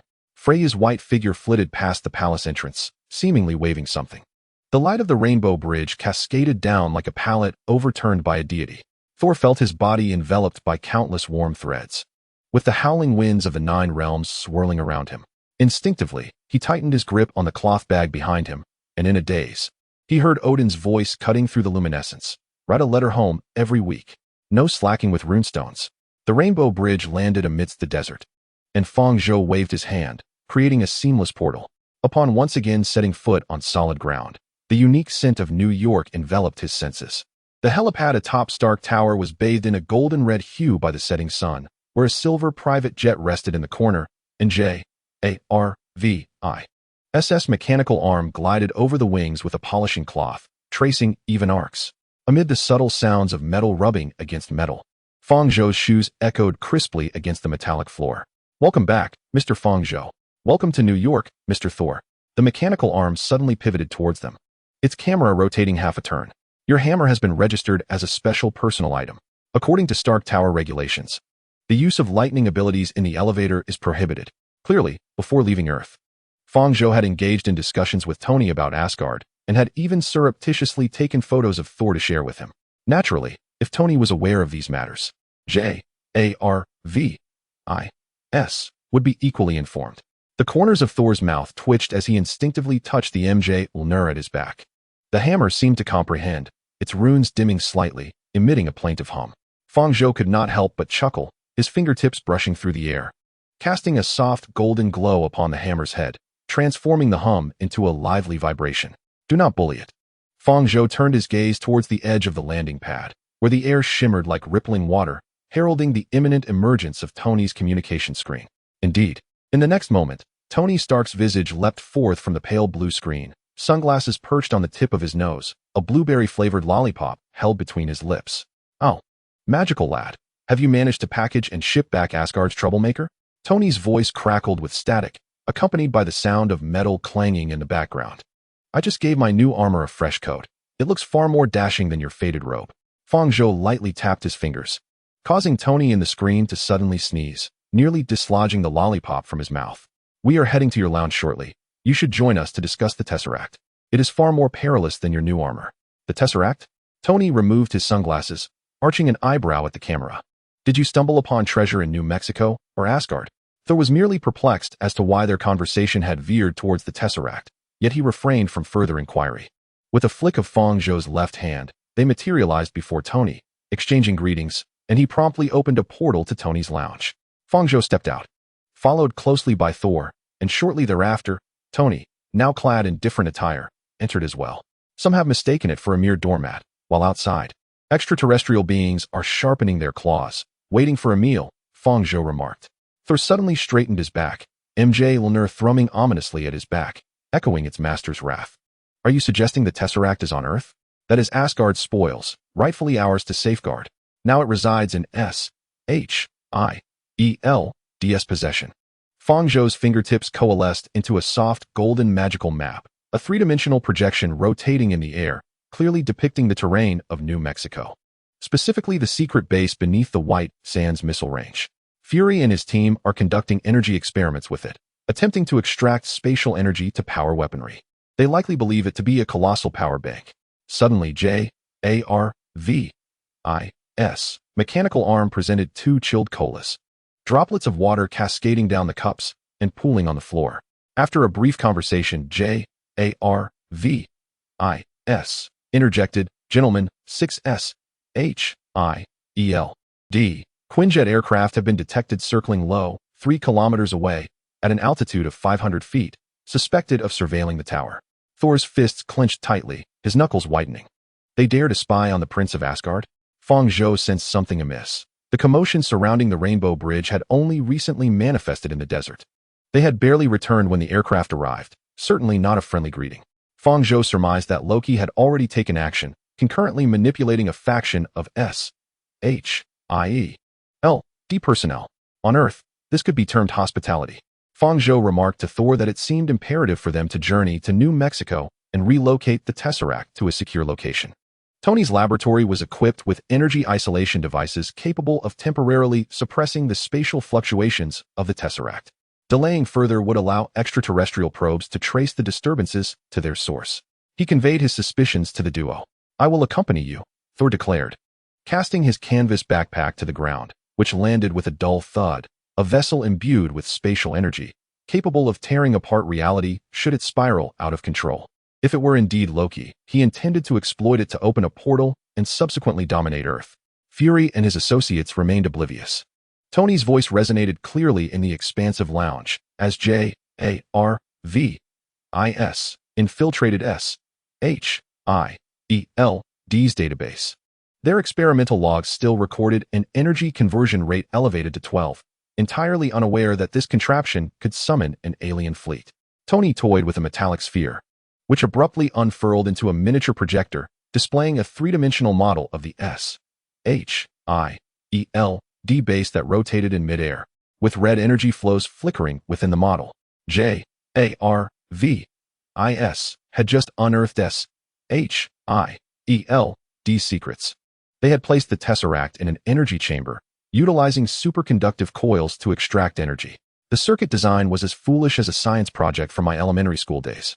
The model suddenly magnified, revealing the core area of the base flashing a red alert. Anomalous spatial fluctuations had been detected an hour prior. Matching the frequency previously recorded, the probes of those cosmic marauders had already locked onto this location. Thor instinctively grasped the hammer at his waist, lightning crackling at his fingertips, as if tiny bolts danced through his golden hair. How dare they meddle with spatial energy? Someone must have extended an invitation. Fang Zhou traced his fingertip along the energy conduits depicted in the model. A red light at the intersection of the conduits began to flicker. Loki's scepter could manipulate the energy output of the Tesseract. He had likely infiltrated the base, serving as an unwitting doorman. Tony snapped his fingers, and the projection vanished instantly. "It seems we must deliver a grand gift to our friends at S.H.I.E.L.D.J.A.R.V.I.S. Prepare the party bus. We are off to New Mexico to dance and dismantle Loki's little scheme." 5 minutes later, a sleek black aircraft launched from the pinnacle of Stark Tower. Its fuselage adorned with striking red stripes, and a colossal Stark Industries logo emblazoned on the tail. Fang Zhou chose not to hasten through the portal.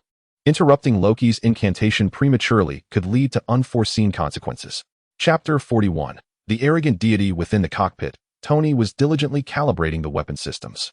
The pulsating data streams illuminated his face, casting a chiaroscuro effect. The left-mounted cannon could unleash depleted uranium projectiles, while the right featured an energy pulse cannon, capable of transforming the Vanguard into a display of fireworks. No need for courtesy, as those S.H.I.E.L.D. agents would be powerless against such armaments.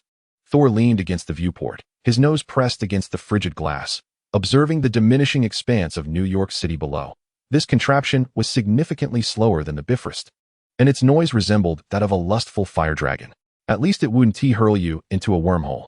Tony pressed the red button, and the aircraft surged forward, the immense G-force slamming Thor back against his seat. "In the meantime, enlighten me about the origins of that blue cube, but spare me the epic Asgardian recitations. I fear I might doze off." Fandral reclined in the co-pilot's seat, his fingertips surrounded by a soft, golden halo of magic, which gently oscillated with his breath. The Tesseract is a vessel of spatial energy, capable of opening interstellar gateways. During World War II, The Red Skull sought to wield it for the creation of superweapons, but it subsequently vanished beneath the waves, only to be retrieved by S.H.I.E.L.D. in 2010 from the depths of the Greenland Sea. They likely believed they discovered a treasure, unaware it was a cosmic bomb poised to detonate. He abruptly paused, the magical aura flickering violently, akin to a candle flame disturbed by the wind. They had activated the energy extraction device, and the spatial fluctuations of the cube were escalating exponentially, akin to a spotlight piercing the night. The aircraft jolted violently, and the shrill alarm resonated through the cockpit, with red warning lights flashing frantically. Tony yanked the control stick upward, the fighter jet skimming the canyon's edge, rocks cascading against the fuselage with a cacophony of sound. It seems S.H.I.E.L.D.'s welcome ceremony has commenced. Outside the viewport, 3 Quinjet fighters were encircling them from either side, their cannons glinting with a cold metallic sheen. Suddenly, Thor unbuckled his seatbelt and strode purposefully toward the rear of the cockpit, Mjolnir humming with excitement behind him. Let them witness the might of the God of Thunder. Just don't dismantle my aircraft, Tony shouted, pressing the ejection button. Thor, along with his seat, was propelled from the cockpit, enveloped instantaneously in a crackling lightning aura. He spun thrice in the air, his hair and cape billowing in the wind, before landing firmly on the wing of a Quinjet, his hammer striking the engine with a resounding impact. Blue arcs of electricity coursed over the metal, and the fighter spiraled into chaos, plummeting like a burning leaf. Fandral traced his fingers across the cockpit glass, a golden magic circle unfurling against the viewport, runes dancing along the glass's surface. J-A-R-V-I-S. Locate the energy core of the base, avoiding those superconducting coils. Head straight for the chamber housing the Tesseract. S-H-I-E-L. DS engineers have likely set the security locks there. Locking on, sir. Strong magnetic field interference detected. The Tesseract's spatial fluctuations have already affected electronic devices within a 5-kilometer radius. S-H-I-E-L. DS radar is likely displaying nothing but snowflakes. As the aircraft pierced through the thick clouds, the outline of the S-H-I-E-L-D base gradually came into view below. The gray fortress is nestled deep within the canyon, surrounded by energy shields that shimmer with a pale blue luminescence beneath the sunlight, resembling a colossal sapphire. At the pinnacle of the central spire, a ghostly blue radiance pierces through the clouds, revealing a distorted spatial rift in the sky. With dark violet lightning flickering at its edges, an unmistakable hallmark of the Chitauri fleet. They have placed the cube atop the tower. Fang Zhou's pupils constrict slightly, and the magical aura emanating from his fingertips suddenly becomes blinding, as the energy output exceeds the safety threshold. If this continues, it will tear apart the very fabric of space. The rippling edges of the rift are already beginning to destabilize. Suddenly, Tony opens the weapon bay, and dozens of miniature missiles scream towards the base's shield. It is time to unwrap the gift. The shockwave from the explosion violently shakes the aircraft, causing ripples across the shield, which remains intact, akin to a massive drum reverberating from a strike. Conventional weapons are futile. A dazzling golden light coalesces at Fang Zhou's fingertips as the light blade spins in his palm, accompanied by the sound of air being sliced. Allow me to open a door. He pushes open the hatch, and a fierce wind rushes in, causing his robe to flap dramatically, the hem striking against the cabin walls with a sharp crack. Suddenly, a magical floating cloak appears behind him, and he leaps from the cockpit, tracing a perfect arc through the air as the light blade in his palm strikes forcefully against the shield. The shield shatters like broken glass, cracks spreading outward from the point of contact with the light blade, producing a piercing, crisp sound. Fang Zhou passes through the rift, landing on the tower's platform, where he immediately encounters 3 S-H-I-E-L-D agents. They brandish energy rifles, blue beams coalescing in the air amidst a crackling sound. Halt. This is a top-secret S-H-I-E-L-D facility. Fang Zhou sidesteps the beams, which explode against the rocky wall behind him, erupting in a burst of blue sparks. With a swift motion, he sweeps the light blade, cleaving the rifles in two. Golden magical traces lingering at the metallic rupture. Stand aside. I am here to avert disaster. He hastens toward the control room, where the door slides open automatically to reveal Dr. Eric, slumped over the console, his eyes rolled back, a peculiar blue pattern etched upon his forehead. This is the control mark left by the Mind Stone, pulsating faintly like a living serpent. He has been ensnared by Loki's scepter. Fang Zhou grips the doctor's shoulder, a soft golden magic flowing from his palm, spreading along the Doctor's neck to his forehead as the blue patterns dissipate upon encountering the golden light, akin to snow melting in hot water. Tony, clad in his iron suit, bursts in as well. Jarvis, sever the energy supply, switch to the backup lines. Loki has tampered with the main line. Cutting it would trigger an energy overload. Sparks suddenly erupt from the console, the data stream on the screen transforming into gibberish. Green characters cascading like a waterfall. The energy chamber at the tower's apex shakes violently as the ghostly blue cube hovers in midair, its surface flowing with enigmatic runes that pulse with a light that flickers as if it were breathing. The spatial fissure spun around, revealing the dark fleet at the other end, where the vanguard warships of the Chitauri stood poised for action, their cannon mouths flickering with a cold luminescence. Thor's roar echoed from the platform, accompanied by a thunderous crash that sent debris cascading from the tower's pinnacle. Fang Zhou turned and dashed out of the control room, witnessing Thor being struck by several beams of energy, crashing heavily against the rocky wall, a trickle of blood escaping from the corner of his mouth. Loki stood before the Tesseract, his green cloak billowing in the tempest, the blue gem atop his scepter glimmering with an icy light. Brother, you are always such an impediment. Put down the Tesseract, Loki. Thor struggled to rise, lightning erupting around him, illuminating his form like a deity. These beings merely exploit you. Do you truly believe they will bow to you? Those cosmic marauders recognize only strength, not crowns. Loki chuckled softly, his scepter pointing skyward. The black warships within the fissure suddenly advancing slightly. Soon, the Chitauri's army will descend, and Earth shall become my prize. As for them, he glanced at the fleet, as if observing a swarm of ants. Merely my hounds. In the distance, Tony remarked, those outsiders are called Chitauri, right? Loki paid him no heed, abruptly turning to Fang Zhou, a flicker of surprise dancing in his green pupils, as if discovering a fascinating toy. It seems Earth harbors beings of magic as well. Your power is rather intriguing. Fang Zhou's fingertips coalesced into a blade of light. The Saint's shadow flying sword humming behind him, its blade reflecting a cold glow in the sunlight. You would do well to depart now, lest I cannot guarantee the integrity of your scepter. The energy of the Mind Stone is not something you can fully command. Interesting. Loki's scepter suddenly unleashed a beam of energy, the blue ray slicing through the air toward Fang Zhou with a sharp whoosh. Let me see what you are capable of. Chapter 42. The spatial fissure. The energy beam grazed past Fang Zhou's ear, striking the rock wall behind him, sending fragments flying, one of which left a faint gray mark on his robe. The blade of light from Fang Zhou's fingertips traced a golden arc on the ground. A magical array blossoming around him, runes spreading along the fissure, instantaneously sealing Loki's escape route. This was an ancient spatial confinement spell, capable of temporarily freezing small-scale spatial jumps. It seems you are far more interesting than I imagined. Loki flicked his scepter, blue energy coalescing into a shield before him. The light blade striking the shield and creating ripples, akin to stones cast upon a lake. Unfortunately, you cannot thwart the Chitauri fleet. Their mothership is already poised at the other end of the fissure, awaiting my command. Suddenly, Thor charged from the side, his hammer crackling with lightning as it swung toward Loki, the sound of the air tearing apart akin to a beast's roar. Loki teleported away, but due to the effects of the spatial confinement spell, he was delayed by half a second, and a corner of his cloak was singed by the lightning, emitting wisps of black smoke. He appeared beside the cube, the staff gently brushing against the energy chamber's exterior, the ethereal blue glow suddenly surging forth. A gaping rift tore open at the tower's apex, the silhouette of the black warship becoming increasingly distinct within the fissure. The chilling war cries of the Chitauri soldiers wafting through the wind like countless nails scraping against glass. They have arrived. Loki spread his arms wide, his green cloak billowing fiercely in the tempest, his face alight with a near-manic exhilaration. Feel despair, mortals. Your world shall become the cornerstone of my dominion. Fang Zhou abruptly bit into his fingertip, blood dripping onto the magical array below, the golden runes igniting into a vivid crimson, akin to a flame, the lock of Visanti.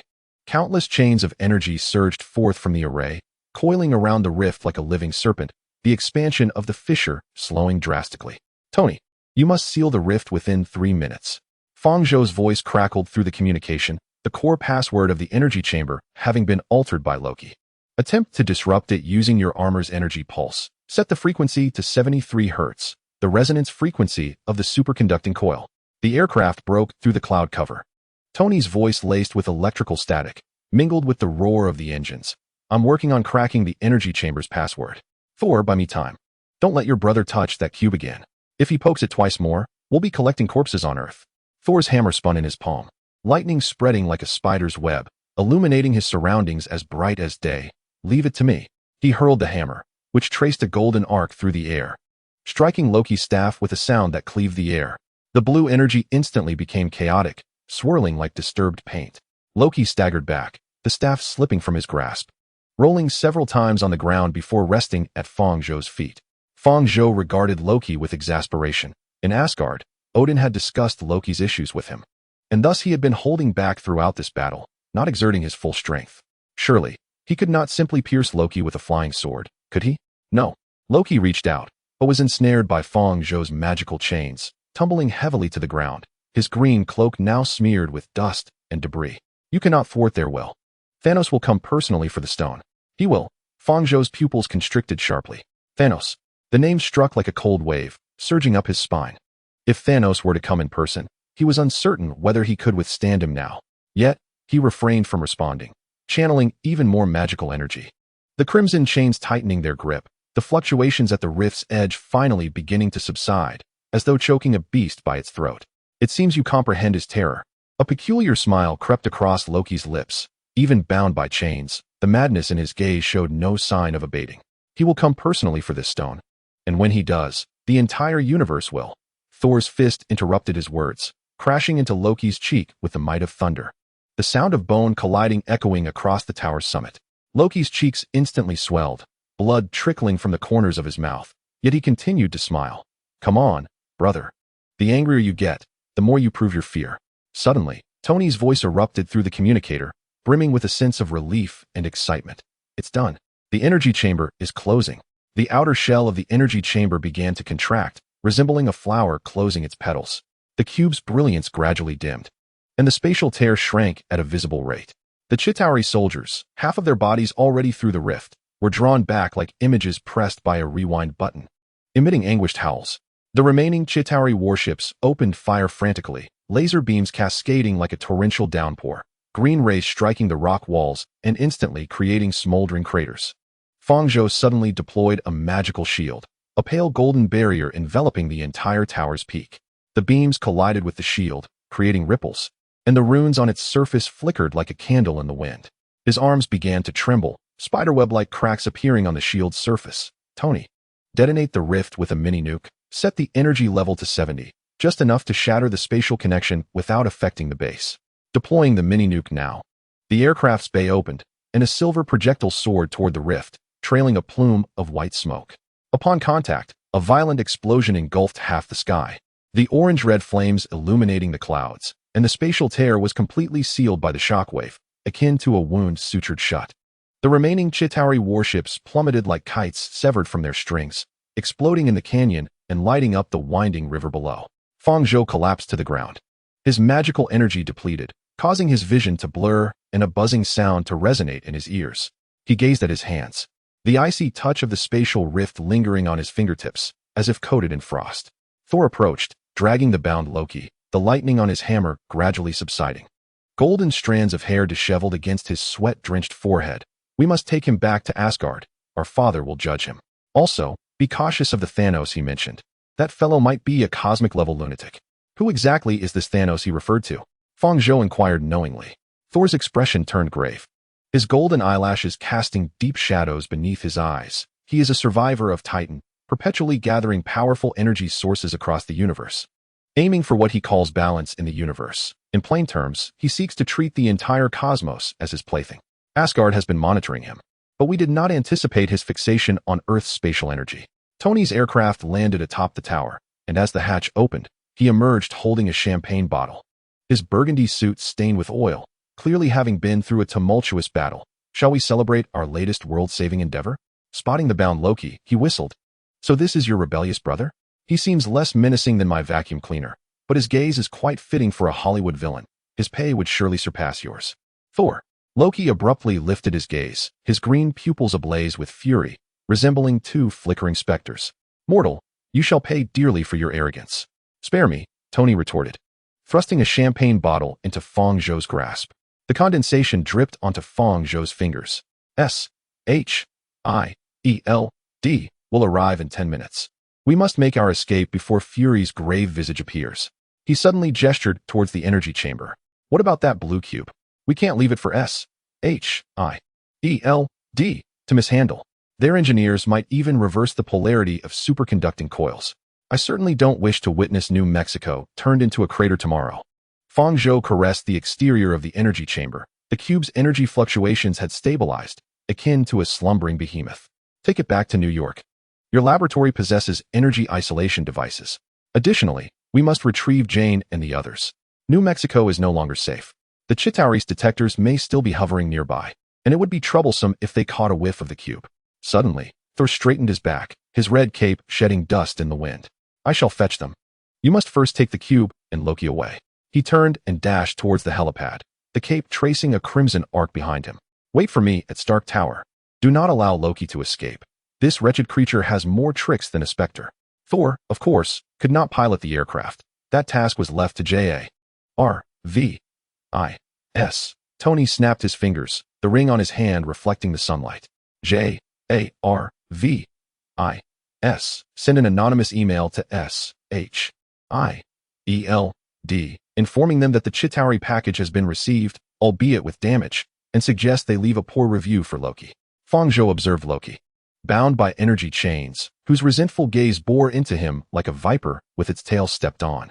Why do you hate Thanos? Loki let out a derisive laugh, a flicker of fear flashing in his green eyes, suppressed by an overwhelming madness yet still evident. You do not comprehend his power. He promised me dominion over the 9 realms, provided I acquire the so-called cosmic cube. It seems you are quite terrified of him. Fang Zhou rose, the magical chains constricting and causing Loki to emit a muffled grunt. But Earth is not a place for you to wreak havoc. He turned to the aircraft. Tony, prepare for takeoff. We must return home before Fury arrives. I have a premonition that the tasks ahead will be far more troublesome than dismantling the energy chamber. As the aircraft soared into the sky, Fang Zhou glanced back at the receding base, the setting sun piercing through the clouds and casting dappled shadows on the ground, reminiscent of a toppled pallet. Loki was confined in the isolation chamber at the rear of the cockpit, his gaze fixed on Fang Zhou through the glass, his eyes sharp as poisoned daggers, seemingly intent on piercing through him. What was he plotting? Tony suddenly offered him a glass of whiskey, the amber liquid swirling within, reflecting his weary visage. I can't shake the feeling that this fellow is not as simple as he seems. The Thanos he mentioned sounds like a troublesome character, more troublesome than the Chitauri? Tenfold. Fang Zhou took a sip of wine, the spicy liquid sliding down his throat, igniting a fiery sensation in his esophagus. He was engulfed in fear. The mere mention of Thanos instilled dread within him, indicating that the threat we faced was far more daunting than we had imagined. Chapter 43, The Eve of the Avengers. He gazed out of the porthole at the starry sky, where it seemed as though countless eyes were watching from the depths of the universe. We must assemble a genuine team. Our small group alone is insufficient. Isn't there an Avengers initiative proposed by Fury? Perhaps it's time to retrieve it from the depths of obscurity. Are you referring to Fury's Avengers initiative? Tony activated a holographic projection, displaying several files, with the faces of individuals flashing sequentially. The Hulk, Captain America, Black Widow, Hawkeye. He recently messaged me, which I dismissed as junk mail. However, in retrospect, that one-eyed dragon has a decent vision. At least he understands the necessity of forming such a super squad. It appears this initiative may indeed be viable. Fang Zhou's fingertips glided over the names in the files, each touch producing a soft, golden glow. The Hulk, Captain America, Black Widow, Hawkeye. Together with you and Thor, we could form a fundamental defense line. And you? Tony raised an eyebrow, his fingers tapping a lively rhythm on the console. Is our master of the arcane planning to take a back seat, hiding behind the scenes to cheer us on? I have more pressing matters to attend to. Fang Zhou's voice grew somber, the golden glow of his fingertips dimming. Thanos not only sought a source of power, but was also searching for ways to disrupt the very essence of existence. I must seek means to counter him. This is far more critical than engaging in battle. Just as with the Chitauri, merely repelling the vanguard is insufficient. We must ascertain the location of their mothership and identify their weaknesses. Suddenly, a violent crash reverberated from the isolation chamber, where Loki was inside, screaming frantically.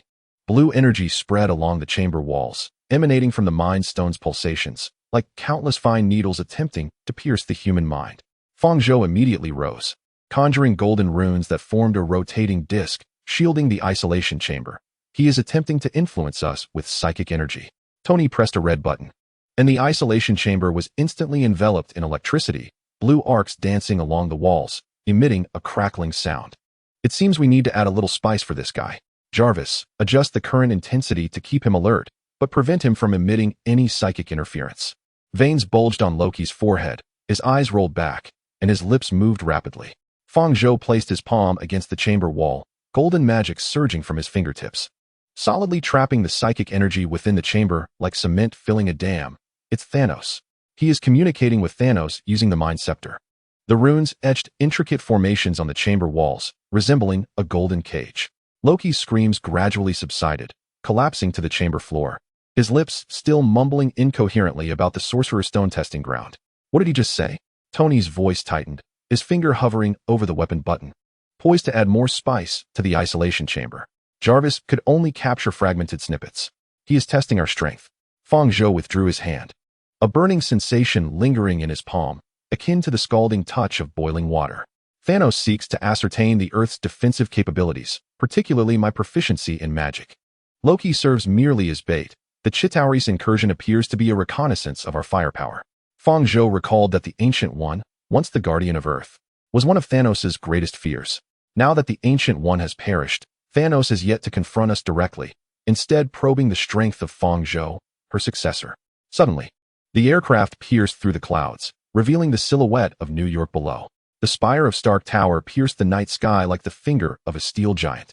Fang Zhou gazed upon the bustling metropolis, its lights weaving a brilliant tapestry against the darkness, and clenched his fist, knuckles whitening, as if he intended to imprint the city's outline into his very bones. We cannot allow it to become a battlefield. Tony's fingers danced across the console as the aircraft began its descent, the landing gear humming softly. Fear not. With me here, the Chitauri shall not set foot in Manhattan, he assured. After a brief interval, Tony suddenly pointed to the holographic screen, which displayed several blinking points of light. Thor and the others had arrived at the tower, and Fury's convoy was stationed below. It seemed a family meeting was in order, and one could expect to endure that old man's lengthy discourse on Earth's crises. Remember to bring earplugs. The aircraft landed smoothly on the helipad, and as the hatch opened, Thor emerged with several companions. Jane nestled beside him, tightly clutching a notebook, her face etched with astonishment.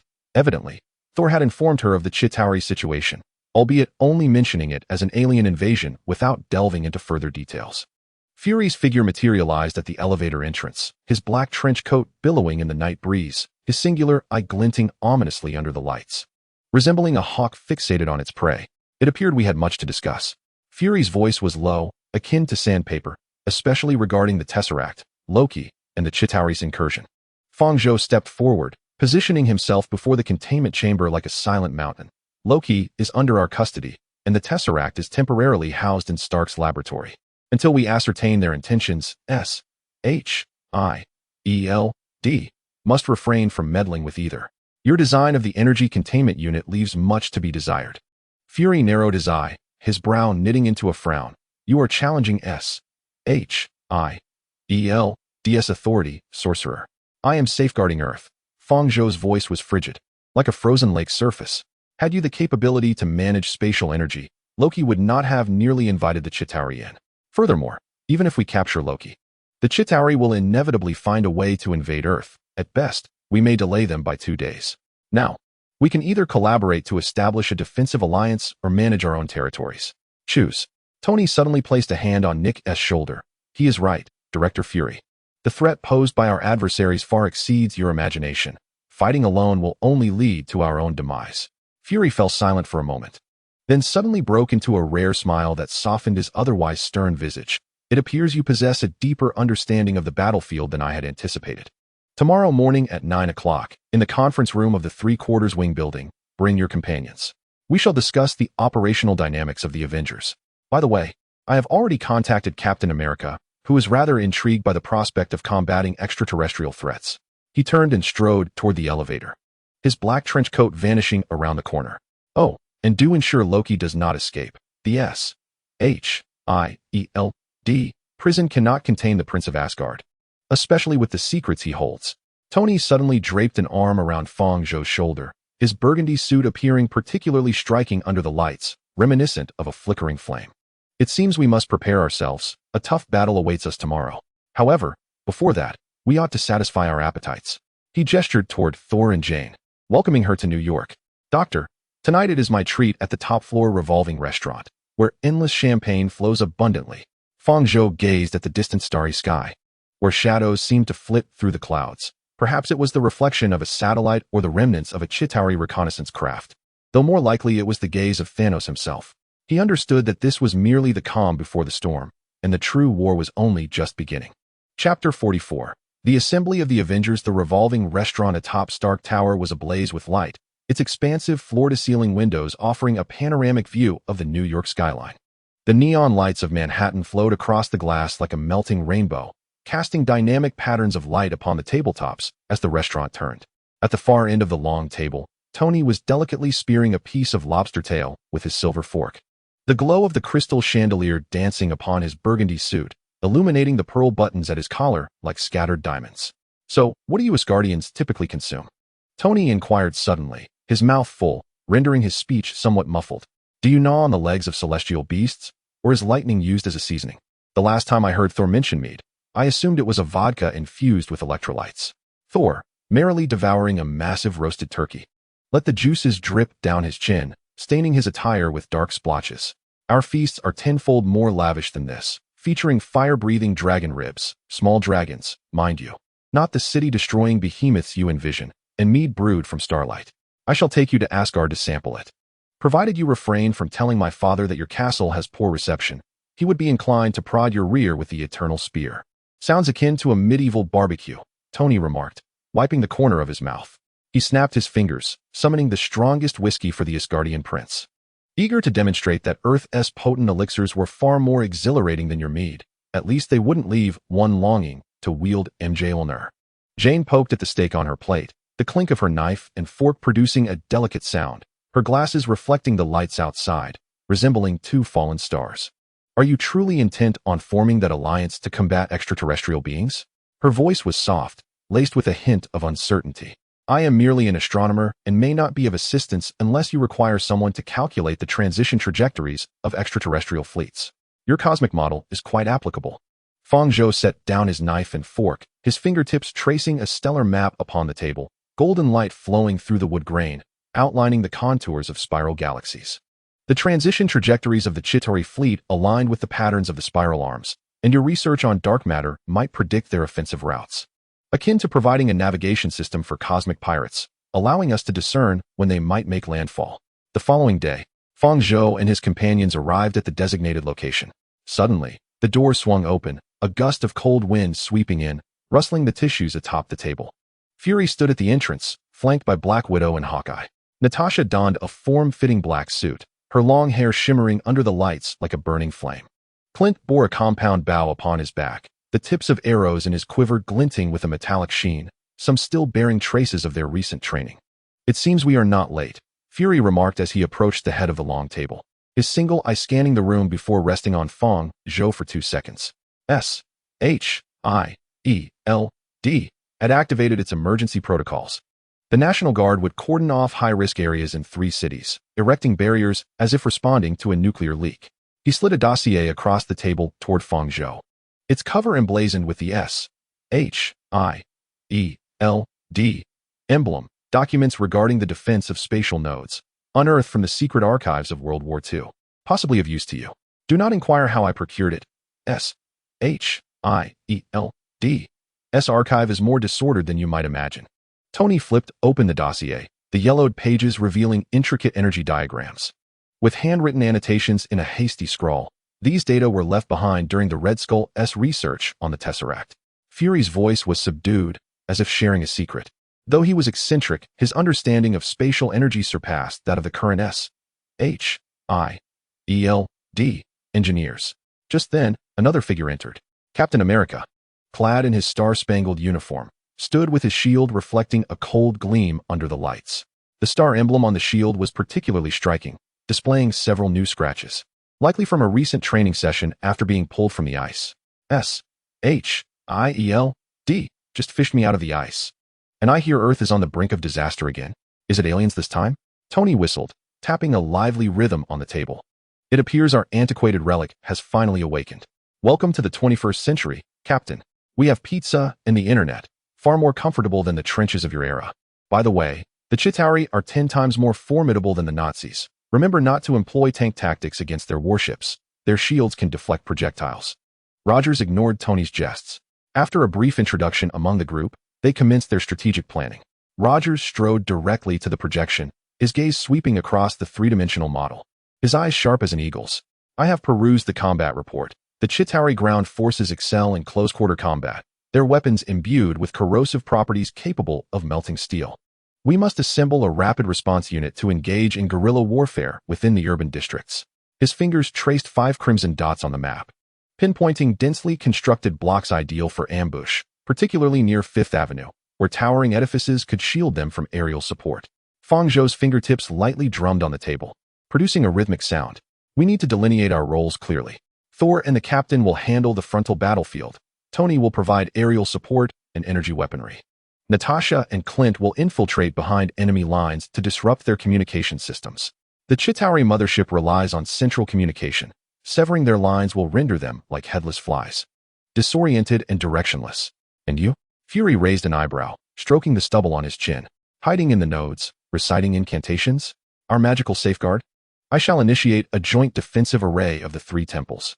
Fang Zhou's fingertips coalesced into golden runes, which spiraled into a rotating sphere in midair, requiring the utmost concentration, rendering him unable to partake in ground combat during this time. However, I will leave behind a magical avatar to provide support at any moment, perhaps bestowing enchantments upon your weapons, enabling bullets to penetrate the Chitauri exoskeleton, or teleporting oncoming foes into the Hudson River to feed the fish. Suddenly, Loki's isolation chamber emitted an alarm, the red warning lights flickering in the corner of the dining area like a beating heart. Tony's mechanical arm unfurled, weapon systems zeroing in on the isolation chamber, producing a faint hum. What mischief is he up to now? Practicing yoga? Or perhaps a video call with Thanos? Fang Zhou approached, placing his palm against the chamber wall. The runes flowed from his fingertips, seeping into the chamber like water.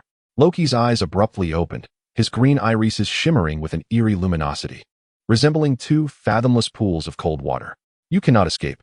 Thanos is aware of your plans. He will come personally. Thor suddenly struck the chamber wall with a fist, the metal denting inward with a dull thud, causing Loki within to sway slightly. Silence. You coward, enslaved by fear.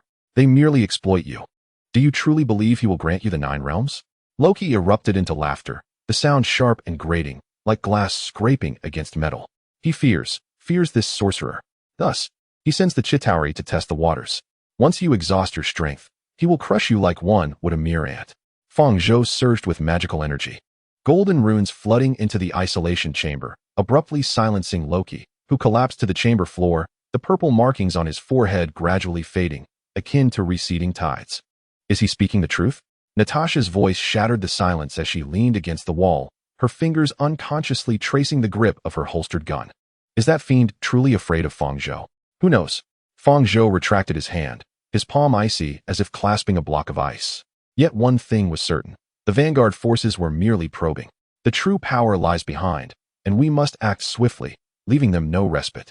He cast a sharp gaze towards Fury. A crucial piece of the plan was still missing, Bruce Banner. We require the strength of the Hulk. Fury took up the conversation, his single eye glinting with intensity, akin to a wolf that has just spotted its prey. Conventional weaponry proved ineffective against the Chitauri's biological armaments. Yet I have attempted to recruit Banner thrice, each time met with refusal. He fears the Hulk's uncontrollable rage. During our last encounter in India, he endured a severe beating from local gangs in a bid to avoid transformation, never allowing the Hulk to emerge. I could attempt to persuade him. Fang Zhou's fingertips danced lightly, golden light flickering at their tips. Perhaps my magic could assist him in balancing the 2 consciousnesses within, much like adjusting a scale to prevent either side from becoming too heavy. Fury nodded, tapping his fingers on the table. You and Natasha should head to India. In the slums of Kolkata, Banner practices medicine under the alias Mr. Green. Do not laugh. This is the most inconspicuous name he could devise. Remember, do not pressure him. The last time SHIELD agents confronted him with tranquilizer darts, they ended up losing 3 helicopters and nearly demolished half the town. Leave it to me. Fang Zhou gazed out the window, where moonlight pierced through the clouds, casting a silvery hue upon the waves. If we could convince Banner to join us, our odds against the Chitauri would increase by 30%. Suddenly, Tony snapped his fingers and raised his glass. The amber liquid swirling within. It appears our Avengers are finally coming together. Captain America, Thor, Iron Man, Black Widow, Hawkeye. And now a Green Giant. It's practically a superhero all-star lineup, more exhilarating than the Super Bowl. He raised his glass in a toast to the yet-to-be-seen Hulk. Hoping he wouldn't demolish my tower, as reconstruction is quite costly. Rogers furrowed his brow, the reflection from his shield illuminating his serious face. We are not stars. We are the front line. Well said, old ice pop. Tony shrugged, taking a sip of his drink, but the front line must have a name. Naturally, the Avengers sound splendid. Dedicated to punishing those ungrateful extraterrestrial invaders, making them comprehend that Earth is not a mere bone to gnaw on. Fang Zhou observed the expressions of his comrades, Thor's exuberance, Tony's irreverence, Roger's steadfastness, Natasha's composure, and Clint's sharpness. These once solitary heroes were now united against a common threat. An ancient text suddenly came to mind. When scattered stars form a line of defense, darkness cannot engulf the light. As night deepened, the discussions in the dining hall gradually subsided. Jane had already retired. Tony and J.A.R.V.I.S. were engrossed in spatial models, sketching intricate formulas on the holographic display. The others gathered around the globe model, refining their battle plans, determining ambush locations, evacuation routes, and backup positions, meticulously scrutinizing every detail as if piecing together a colossal puzzle. Fang Zhou approached the floor-to-ceiling window, gazing at the myriad lights of New York, while the Saint Shadow flying sword trembled slightly behind him, as if resonating with his resolve. The shimmering sea of city lights unfurled beneath their feet, resembling a warm river of stars. He understood that they must protect this illumination. What was she pondering? Natasha had silently approached him, her crimson hair glistening in the moonlight like flowing magma. I wonder what our odds are, Fang Zhou murmured, his gaze cast toward the distant cosmos, where unknown dangers lurked. Thanos could instill fear in Loki. He was no ordinary adversary. At least we are not fighting alone. Natasha's fingertip traced the reflection on the glass, leaving a trail of moisture. Banner is a good man, merely frightened by his own strength. Can you truly assist him? I can help him perceive the essence of Hulk. A soft, golden glow emanated from Fang Zhou's palm, within which two entwined shadows faintly emerged. Every soul possesses duality, light and dark, reason and instinct. Banner perceives Hulk as an enemy, which drives him to lose control. If we can facilitate their reconciliation. Natasha chuckled softly, her gaze reflecting understanding, devoid of curiosity or doubt. Fang Zhou turned to her. Her eyes held no scrutiny, only a tacit acknowledgement that they were fellow travelers. He suddenly realized that these heroes became heroes not due to the absence of fear, but because they dared to confront it, much like Banner, who, despite his fear of Hulk, might still awaken that green giant to protect others. Tomorrow would be a long day. Fang Zhou withdrew his gaze, the golden light dissipating from his fingertips. We should rest. As the restaurant's lights dimmed, the spire of Stark Tower continued to shine in the night sky, resembling a spear piercing the darkness. Within this steel forest, a formidable force capable of countering cosmic threats was being nurtured, not solely through individual superpowers, but through a tapestry of diverse beliefs woven into an ironclad defense.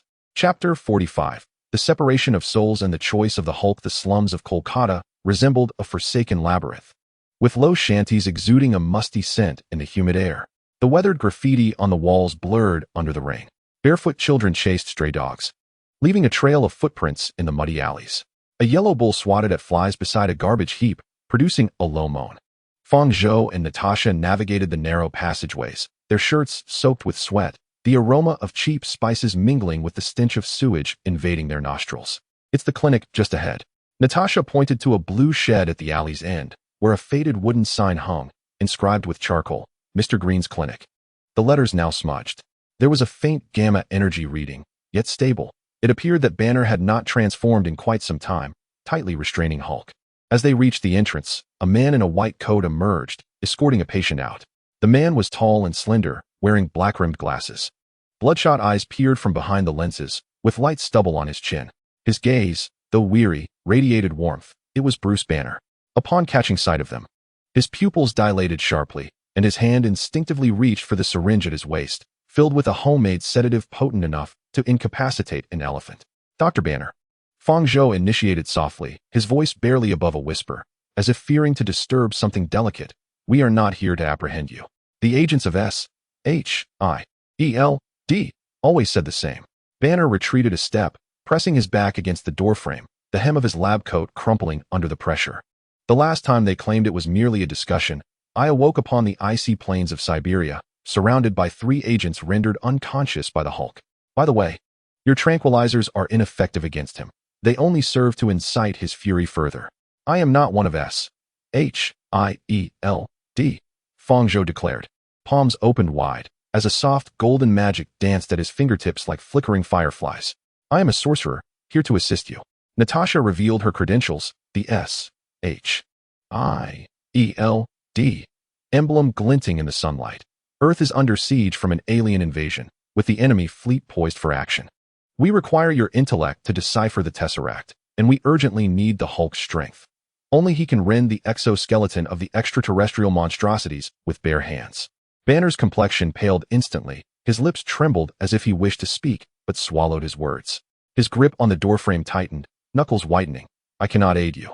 He is not a weapon, he is a calamity. During the incident in South Africa, he devastated half a town and injured 17 individuals, 3 of whom were children. His voice quivered, filled with dread. I would rather perish than unleash him again. Absolutely not. You need not control him. You must simply understand him. Fang Zhou stepped forward. The magical glow softening, akin to warm sunlight. The 2 consciousnesses within you can indeed coexist, much like light and shadow. He gently tapped his fingertip, and a golden beam shot toward a nearby stray dog. The dog's shadow suddenly rose from the ground, transforming into a spectral being that mirrored the dog, affectionately nuzzling its neck. Do you see? The shadow is not an adversary. It is an extension of the essence. Banner's gaze was laced with skepticism, a bitter smile tugging at his lips. That is magic, not science. The Hulk is a genetic mutation caused by gamma radiation, not some form of dissociation. Do you take me for a child? Just because science cannot explain something does not mean it does not exist. Fang Zhou's hand slowly lifted, the golden light in his palm blossoming like a flower. Give me 3 minutes. If my method fails, we will depart immediately, without further entanglement. You may use your tranquilizer on me. I assure you, I will not evade. Natasha wisely stepped back half a pace, granting space to the 2 men. Her voice calm, yet authoritative. Doctor, the Chitauri Vanguard has already appeared in New York. Those extraterrestrial creatures possess corrosive weaponry capable of melting tanks. We require formidable power to confront them directly. She paused, her gaze sweeping over the crying children in the clinic, reflecting on the civilians, much like those you are currently tending to, who, if we fail, will face death, just as those inadvertently harmed by the Hulk in South Africa. Only on a grander scale. Banner's gaze flickered between the 2 individuals, ultimately resting upon the feverish little girl in the clinic, who clutched a tattered doll. Her small face flushed with heat. He remained silent for a full half-minute before he reluctantly nodded, his throat bobbing as he uttered, 3 minutes. If there are any signs of losing control, I will inject myself with a 10-fold dose of sedatives, even if it leads to my demise. I shall not allow the Hulk to emerge. Fang Zhou stepped into the cramped clinic, where the air was saturated with the scents of disinfectant and herbal remedies. A few rudimentary wooden tables were haphazardly assembled, adorned with a stethoscope, gauze, and several bottles of inexpensive antibiotics. They then made their way to a secluded area behind the building. He instructed Banner to sit on a wooden chair while he stood opposite him, gradually raising his hands. Golden light flowed from his fingertips, enveloping Banner in a cocoon-like membrane of luminescence. Relax, feel the energy flowing within you. Fang Zhou's voice resonated like a low-frequency hum, imbued with a calming essence. Locate that consciousness which instills fear within you. Do not resist it, but rather observe it, for it, too, is afraid of you. Banner's body began to tremble, cold sweat beading on his forehead and trickling down his cheeks, landing on his lab coat. He bit down hard, his knuckles whitening from the strain. He was roaring. He yearned to break free. They will harm us. Let him out. Do not be afraid. Fang Zhou's magical influence intensified abruptly, the golden membrane quivering violently like a tent buffeted by the wind. I will stabilize you. Trust me. Banner's skin began to take on a green hue, his muscles expanding at a visible rate. The buttons of his lab coat bursting off and scattering to the floor with a sharp clatter. He emitted a pained howl, the sound of bones cracking echoing throughout the clinic, reminiscent of branches snapping under duress. Natasha gripped her pistol at her waist, a specially designed gamma energy suppressor round, which she would only use as a last resort. She understood that this would have little effect on the Hulk, serving merely as a temporary delay. Just as Banner was on the brink of complete transformation, Fang Zhou suddenly struck his chest with an open palm. Golden light erupted like a tsunami, engulfing the entire clinic in a blinding radiance, rendering even the sunlight outside pale in comparison. As the brilliance subsided, everyone stood in stunned silence. Banner remained seated. Yet before him floated two semi-transparent souls. One, a timid Banner clad in a lab coat, and the other, the Hulk, with green skin and protruding fangs. Muscles taut yet trembling slightly. The Hulk's spirit emitted an enraged roar, attempting to lunge at Fang Zhou, yet was ensnared by chains of golden energy. Their runes shimmering softly, offering only restraint, no harm. Meanwhile, Banner's spirit gazed at his other self in sheer terror, his lips quivering and unable to articulate words, as if he were witnessing the Hulk for the very first time. "This is your truth, Doctor." Fang Zhou retracted his hand. "The Hulk is not a monster. He embodies your repressed instincts. Anger, power, the desire to protect. All the emotions you dare not confront reside within him. The more you fear him, the more ferocious he becomes. The more you resist him, the more he yearns to dominate your being." The Hulk's roar gradually subsides into a low growl, his emerald soul gazing at Banner with a complex expression akin to a child who has felt wronged. Trembling, Banner extends his hand, and as his fingertips pierce through the energy chains, the moment he touches the essence of Hulk's soul, both souls tremble violently, emitting a faint golden light. He is weeping. Banner's voice catches in his throat, tears suddenly welling up, as he fears abandonment, fears that he might once again wish to extinguish him, because he has consistently rejected him. Fang Zhou releases the energy chains, yet the two souls do not clash. Instead, they begin to meld slowly, like two drops of ink falling on a paper. He attempts to converse with him, not to confront, but to convey that he needs him, not for battle, but for protection. Banner closes his eyes, and the green skin visibly recedes, the swollen muscles gradually returning to their former state, the tattered lab coat hanging loosely upon him. When he opens his eyes again, fear has vanished, replaced by tranquility, akin to a lake after a tempest. He rises, adjusting his tattered lab coat. What energy powers the Chitauri mothership? Spatial energy or dark matter? Natasha holsters her pistol, a rare smile gracing her lips. "It seems we have a new ally." "I am not here to be a weapon," Banner states resolutely, surveying the patients in the clinic. "But I can assist in analyzing the energy core of the Tesseract." He touches his chest, as if he can feel that green soul. "I wish to see if I can engage him in meaningful dialogue. Perhaps he too desires to protect these individuals." Fang Zhou nods, a gentle golden light descending upon Banner's shoulder, as if to pat him reassuringly. "That is sufficient. Tony is currently devising a plan to reverse the detonation of the spatial rift using the Tesseract. Your knowledge of gamma radiation can aid us in calculating the critical threshold. The energy balance of that artifact is precarious. A slight excess will obliterate the Earth, while a deficiency will fail to contain the Chitauri." As they depart the slums, the setting sun casts a crimson hue upon the waters of the Ganges, transforming them into molten gold. Banner glances back toward the clinic, where traces of his serene life linger, yet he understands that certain responsibilities must be shouldered.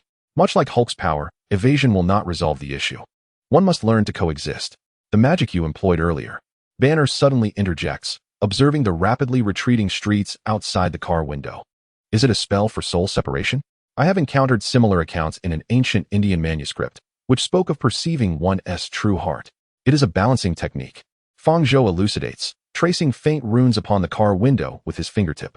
"Each individual possesses duality. Force suppression will only lead to collapse. Just as one cannot contain a tsunami with a dam, one must learn to channel its force.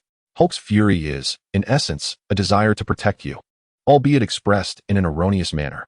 Banner chuckles softly, adjusting his glasses, the lenses reflecting the sunlight. "That sounds reminiscent of psychology. It's more comprehensible than gamma radiation. Magic and science are inherently aligned, both serving as pathways to understanding the world." Fang Zhou gazed upon the distant starry sky, where lay the battlefield they were about to confront. The Titan, Thanos, seemed to believe that power could only be attained through plunder. However, true strength emanates from balance. Much like the harmony between you and Hulk, only through reconciliation can one achieve genuine might.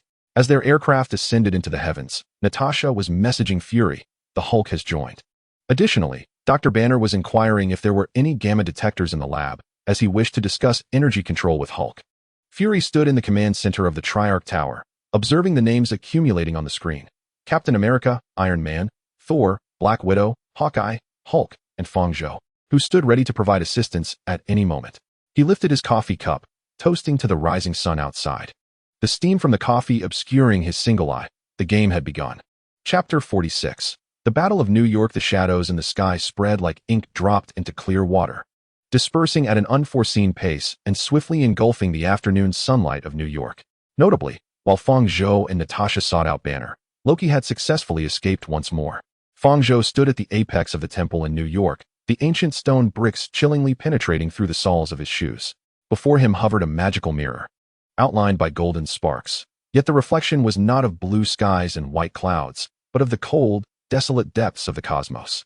There, countless twisted light trails resembled grotesque scars, distinctly marking the trajectory of the massive Chitauri fleet, far exceeding his prior estimations regarding the original narrative. Thanos' probing of him as the Supreme Sorcerer was anything but trivial. It was a harbinger of destruction, a torrent imbued with a will to annihilate. "Tony, they are coming." Fang Zhou's voice resonated through the encrypted communication channel of the Avengers, deep and laden with foreboding, each word striking a chord of tension in the hearts of all. He surveyed the city soon to be consumed by flames of war, with traffic weaving and pedestrians hastening, oblivious to the impending disaster above. The ancient runes of the temple flickered subtly in the air, echoing the surge of magic coursing through him. Received, Magic Kid. Tony Stark's response carried his signature nonchalance. Attempting to ease the tension, yet the background sound of J-A-R-V-I-S. Com report confirmed all systems of the Mark armor were online, weapons charged to 100, exposing Iron Man's equally taut nerves. J-A-R-V-I-S. Let the party commence. I can hardly wait to witness the splendid fireworks these cosmic cockroaches will unleash. The heated glow of the armor's thrusters illuminated the laboratory atop Stark Tower. Steve Rogers' steady and resolute voice followed, akin to a stabilizing force. "Everyone, take your positions. I repeat, protecting civilians is our foremost priority. Evacuation routes have been synchronized to each of your display systems. Clint, Natasha, keep a close watch on key points. We cannot allow any casualties to occur under our watch." His shield reflected a cold glimmer at a gathering point in the Brooklyn district, surrounded by the heavily armed rapid response team of S.H.I.E.L.D. Received. "Captain," came the icy voice of Natasha Romanoff, as she and Clint Barton melded into the shadows like leopards, having long since taken up positions in the high rises near Stark Tower. The specially crafted arrows and the electric widow's bite in their hands shimmered with a faint golden aura bestowed by the astral realm. This enchantment enabled them to more effectively penetrate the energy shields of the Chitauri soldiers and disrupt their weaponry. In the hushed moments of preparation, the sky suddenly tore open. A blinding beam of blue energy, akin to a spear of divine judgment, without warning, rent the clouds above New York asunder. The violent energy tremors made the entire city shudder, the glass facades groaning in agony. Following this, a colossal, spiraling vortex of space formed directly above Stark Tower, resembling the gaping maw of a cosmic beast, from which came the disconcerting sounds of metallic friction and piercing shrieks. With a fearsome roar, the first wave of Chitauri soldiers surged forth like a swarm of mechanical locusts, piloting sleek, single-pilot flying war machines that expelled blue flames from their tails. Erupting chaotically from the portal, their forms were grotesque, encased in dark biological armor, and their energy weapons flickered ominously. Without a moment's hesitation, these invaders dove downward, unleashing torrents of energy beams upon the streets, vehicles, and buildings. Explosions ignited across the city, intertwining screams, alarms, and the thunderous crash of collapsing structures into a symphony of hell. "Welcome to Earth, bastards." Tony's voice sliced through the chaos with icy derision. The Mark's suit transformed into a blazing comet, trailing a fiery tail as it plunged headlong into the locust-like tide. The palm repulsor unleashed a blinding white light, and the shoulder-mounted missile pod emptied instantaneously, weaving a deadly net of firepower in the air. The Chitauri aircraft and soldiers struck down were reduced to mere embers, exploding into countless burning fragments, their metallic remnants raining down like hail. Boom!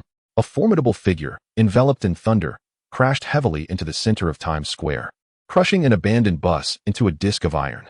Thor, the god of thunder, had arrived, his eyes flashing with lightning, Mjolnir howling as it spun in his grasp, summoning storms from the heavens. With each swing, chains of ferocious lightning danced like silver serpents, incinerating Chitauri soldiers and their vehicles alike into charred ashes. He stood as a moving fortress of thunder, firmly anchored at the front lines, erecting an ever-advancing wall of destruction, staunchly halting the enemy's advance toward the core. The Quinjet fleet of S.H.I.E.L.D. roared into the fray, their cannons weaving an intricate web of fire, while missiles precisely targeted the larger aerial units. However, faced with the seemingly endless onslaught of the Chitauri forces pouring forth from the portal, their efforts appeared utterly futile. A single Quinjet was struck by multiple energy beams, spiraling down in a trail of black smoke towards the Hudson River, where it detonated, sending a massive column of water skyward. J.A.R.V.I.S. The number of these fiends far exceeds our initial predictions. How wide did Loki open that portal? Tony maneuvered through the air with utmost precision, narrowly evading intersecting energy beams while retaliating with his pulse cannon, obliterating a Chitauri war vehicle attempting a sneak attack. Loki had already fled. It was likely he had orchestrated the opening of that gateway. On the ground, Captain Rogers stood resolute as a rock. He deftly deflected incoming energy beams with his vibranium shield, directing scattered squads to counterattack and evacuate. Team, hold the intersection at 3rd Street. Team, cover civilians entering the subway. Hawkeye, there are enemies on your left from the high-rise. His commands were succinct and authoritative. The Black Widow glided mysteriously between the glass facades of the towering buildings. Her widows bite incapacitating Chitauri command nodes and energy cores with pinpoint accuracy. Hawkeye occupied a more distant vantage point, his specially crafted arrows behaving as if they had a mind of their own, exploding, electrocuting, or adhering disruptively, efficiently diminishing the enemy's offensive. The Hulk rampaged across the battlefield, smashing through Chitauri soldiers. With a single leap, he could crush airborne Chitauri warriors into the ground. Just as the battle between earth and sky reached a fever pitch, Fang Zhou appeared at the grand and solemn center of the New York Temple. He closed his eyes, inhaling deeply to exclude all external distractions. Within him, the ancient magic drawn from Vishanti surged forth like a river that had accumulated power for millennia, roaring to life. A peculiar scent of sulfur and ozone permeated the air, and the countless ancient runes etched upon the temple walls glowed, flowing with a golden light. In the name of Vishanti, I call upon the sanctum to protect our land. Fang Zhou's deep, resonant chant echoed within the temple, each syllable striking the foundation of space itself, creating visible ripples of magic. As he uttered his incantation, not only did the New York Temple respond, but the temples in London and Hong Kong resonated simultaneously. Alongside Fang Zhou, other sorcerers, including the Sorcerer Supreme, coordinated to establish protective barriers at the other 2 sanctuaries or remained at Kamar-Taj. With a resounding hum, 3 colossal beams of light shot skyward from the locations of the temples in New York, London, and Hong Kong. The beams shone brilliantly, embodying the power of protection and order.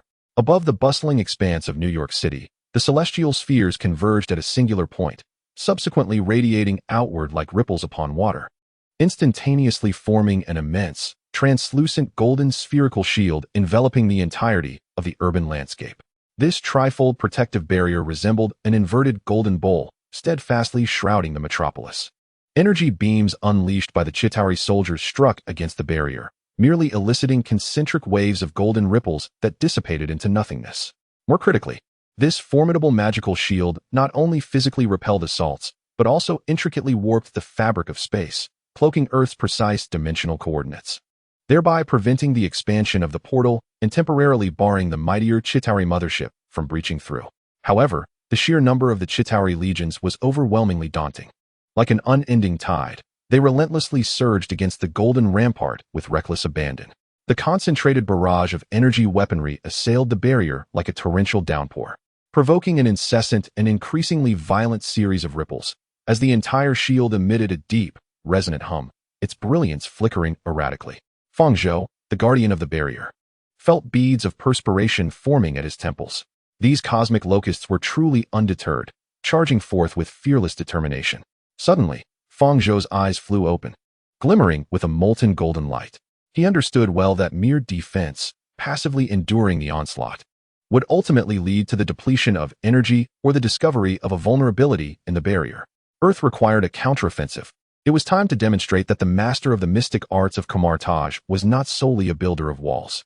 With a swift motion of his right hand, he conjured a long sword, its form suffused with ethereal blue and silvery luminescence, seemingly forged from fragments of stars, the sacred shadow sword. The blade quivered lightly, emitting a clear, resonant chime, eager for battle. Shadow clone, Fang Zhou intoned, hurling the sacred shadow sword towards the dome of the main hall. The sword disintegrated midair, transforming into a multitude of meteoric golden beams. The beams twisted and shaped themselves in the air, ultimately coalescing into 5 identical phantoms of Fang Zhou, each adorned in a floating cloak, wielding a sacred shadow sword composed of pure magical energy. These 5 magical clones radiated the presence of golden war deities, enveloped in potent magical waves.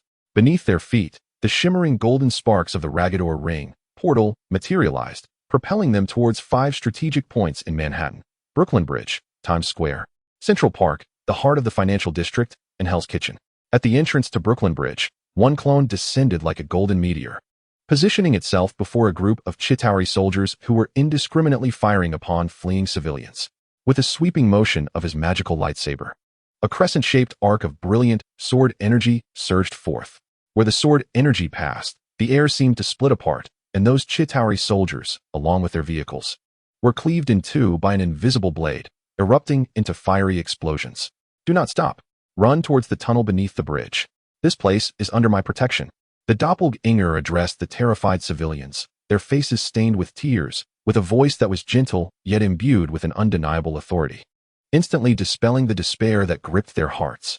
In Times Square, the neon signs flickered and extinguished amidst the chaos of explosions. Another doppelganger engaged in a fierce battle with a colossal Chitauri beast known as Leviathan, a creature clad in heavy biometal armor, its head resembling a battering ram. Each collision sending tremors through the earth and causing skyscrapers to sway. The doppelganger moved with the agility of a specter, darting swiftly around the beast, the Ragador Ring beneath its feet continuously opening and closing, facilitating short-range teleportation, skillfully avoiding the beast's charges and sweeping tail strikes. The magical lightsaber left deep gashes across the thick armor, sparks flying in all directions. At last, seizing the moment when the beast reared back to unleash a deafening roar, it flashed beneath its jaw, the lightsaber erupting with blinding brilliance, piercing through its energy core that glowed with an eerie blue light, much like a hot knife slicing through butter. A thunderous wail erupted from the beast, its massive form convulsing violently before crashing down, demolishing half a street. Dust soaring into the sky. In the financial district, the glass facades of towering skyscrapers shattered like rain. A doppelganger hovered above the ruins of a bank building, devastated by Chitauri artillery. With hands forming intricate seals and incantations on its lips, the heavy debris of steel and concrete, twisted rebar, and shattered office furniture began to levitate as if manipulated by an unseen force, defying gravity as they moved in an orderly fashion. Soon, the faces of several buried survivors emerged, a mixture of terror and hope etched upon them. Grab my hand. The doppelganger descended, extending its hand. The rescued survivors gazed at the figure bathed in golden light, their eyes brimming with the euphoria of survival and a near-religious gratitude. With the formidable arrival of 5 magical doppelgangers, akin to 5 daggers thrust into the enemy's heart, the pressure on the Avengers diminished sharply. An order began to emerge from the chaotic battlefield, the clarion call for humanity's counterattack growing ever louder. Yet, everyone knew that the true test was only just beginning. Despite the interference of protective shields, there were no signs of abating from the enemies pouring forth through the portal. Chapter 47. Thanos' Contingency. Jarvis, what on earth is that? A new holographic advertisement? Or perhaps some magical fireworks display concocted by the Far East? Tony maneuvered his suit to a sudden halt in midair, his palm cannon accurately detonating 2 Chitauri airships attempting to flank him, while he stared in astonishment at the golden figure in Times Square, having felled the Leviathan with a single stroke. He activated multiple split screens, clearly depicting the 5 golden doppelgangers wreaking havoc across various locales. Scanning indicates, sir, that these are 5 high-energy magical entities, with energy signatures strikingly consistent with yours. It is hypothesized to be a form of advanced doppelganger magic, rather than mere holographic projection or optical illusion, Jarvis analyzed calmly. Tony, astonished, connected to Fang Zhou's channel. Hey, magic lad, your doppelganger party is quite extravagant. 5. Have you settled the copyright fees? But honestly, your replicas appear far more impressive than your original self. Have you considered licensing Stark Industries for a premium doppelganger customization service? I guarantee it will be more lucrative than training apprentices. Tony, focus. 10 o'clock, high-speed target. The urgent warning from Rogers echoed through the comms as he valiantly shielded a police officer trapped beneath rubble with his shield. Tony swiftly turned around, his pupils dilating in shock. A Chitauri assault ship, significantly larger than a typical war vehicle and far more menacing in design, surged toward him silently like a leviathan of the deep. The massive barrel of its main cannon glowed ominously blue, an intense energy coalescing at its core, casting a ghastly light across the surrounding space. The lethal energy wave locked onto him. Damn it, there's no escaping this. Tony calculated instantaneously that all evasive routes were sealed off. Cursing under his breath, he unleashed the full power of the Mark Armor's thrusters, launching all micromissiles from his shoulders and arms in an attempt to intercept the impending attack, while crossing his arms defensively over his chest to brace for the deadly strike. In a moment of peril, a brilliant, spear-like beam of golden light shot forth from the shadows of a crumbling building below, striking with almost blinding speed and precision at the energy core of the assault ship's cannon. Boom! The explosion erupted like a supernova. The assault ship, unable to emit even a cry, was torn into a myriad of fragments by its own uncontrollable energy, transforming into a massive fireball that expanded and devoured all in its vicinity. The terrifying shockwave swept through the area like an invisible hammer. "Sir, emergency evasion." Jarvis's alarm blared sharply. As the shockwave approached, Tony pushed the thruster power to its limits. The armor was violently hurled through the air like a leaf in a tempest, tumbling over a dozen times before barely stabilizing. The exterior of the armor emitted a disconcerting metallic groan, and multiple sensors blared in alarm. "Thanks a lot, Magic Lad. I nearly became a charred delicacy." Tony gasped, still shaken. "Focus on the battle, Tony. The doppelgangers can only alleviate the pressure. The core remains at the portal." Fang Zhou's voice resonated through the communicator, tinged with evident fatigue. "The Chitauri are intensifying their assault. They aim to deplete the barrier. We must close it swiftly." "I know." Tony's tone turned gravely serious as he adjusted his stance, the armor's thrusters igniting once more in a fiery blaze. Time to perform an emergency closure on Loki's interstellar gateway. He redirected his course, charging toward the colossal portal that resembled the Eye of Hell. Just as Tony neared the lower region of the portal, an unexpected change occurred. The center of the portal vortex pulsated violently, akin to the heartbeat of a colossal heart. Soon after, a gargantuan shadow, suffocating in its enormity, slowly emerged from within. This behemoth, exceeding 300 meters in length, was enveloped in heavy armor as dark as the abyss itself, resembling a mechanical leviathan of the cosmos. Its head featured a massive, glowing singular eye and a mouth brimming with menacing fangs, while its back was adorned with energy turrets that loomed like mountains. Characteristic of the Chitauri mothership, the true core of Thanos' Vanguard fleet, its arrival instantaneously obscured a substantial portion of the Manhattan skyline, casting a shadow so immense that it instilled an existential despair in the blood-soaked warriors below. The giant I surveyed the battlefield, which appeared insignificant and ant-like from its vantage point, as the main cannon on its back began to charge, targeting the New York Temple. For the first time, Tony's voice quivered with a hint of despair as he beheld the moving fortress of a ship, feeling his once proud armor reduced to mere dust in its presence.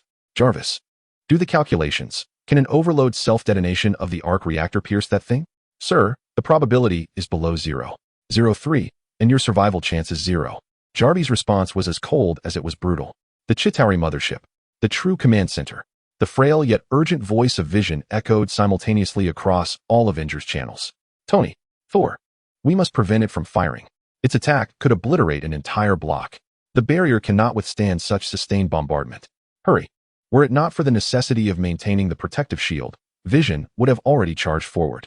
Tony gazed at the increasingly luminous cannon of the colossal ship, a fierce determination igniting within him. No more hesitation. "Jarvis, disengage all safety protocols. Initiate overload mode.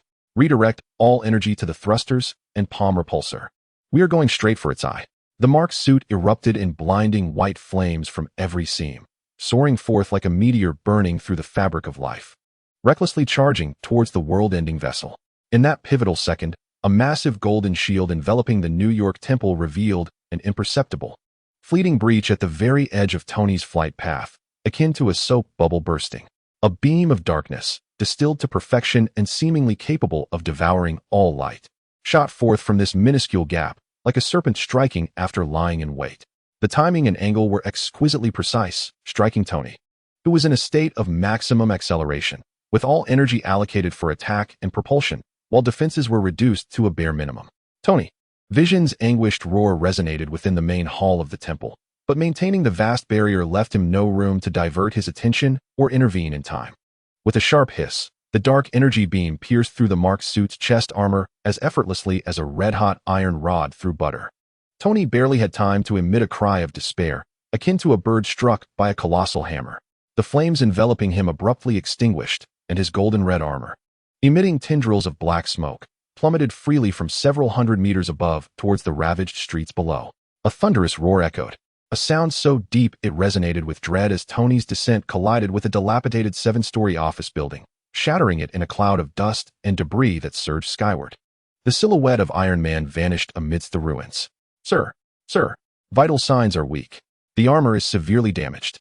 The reactor is compromised. Initiate emergency life support systems. Repeat, calling for emergency medical assistance. The voice of Jarvis erupted through the silent public channel, infused with unprecedented emotional turbulence. Tony. Rogers' eyes widened in horror as he struck the wall beside him with a fierce punch.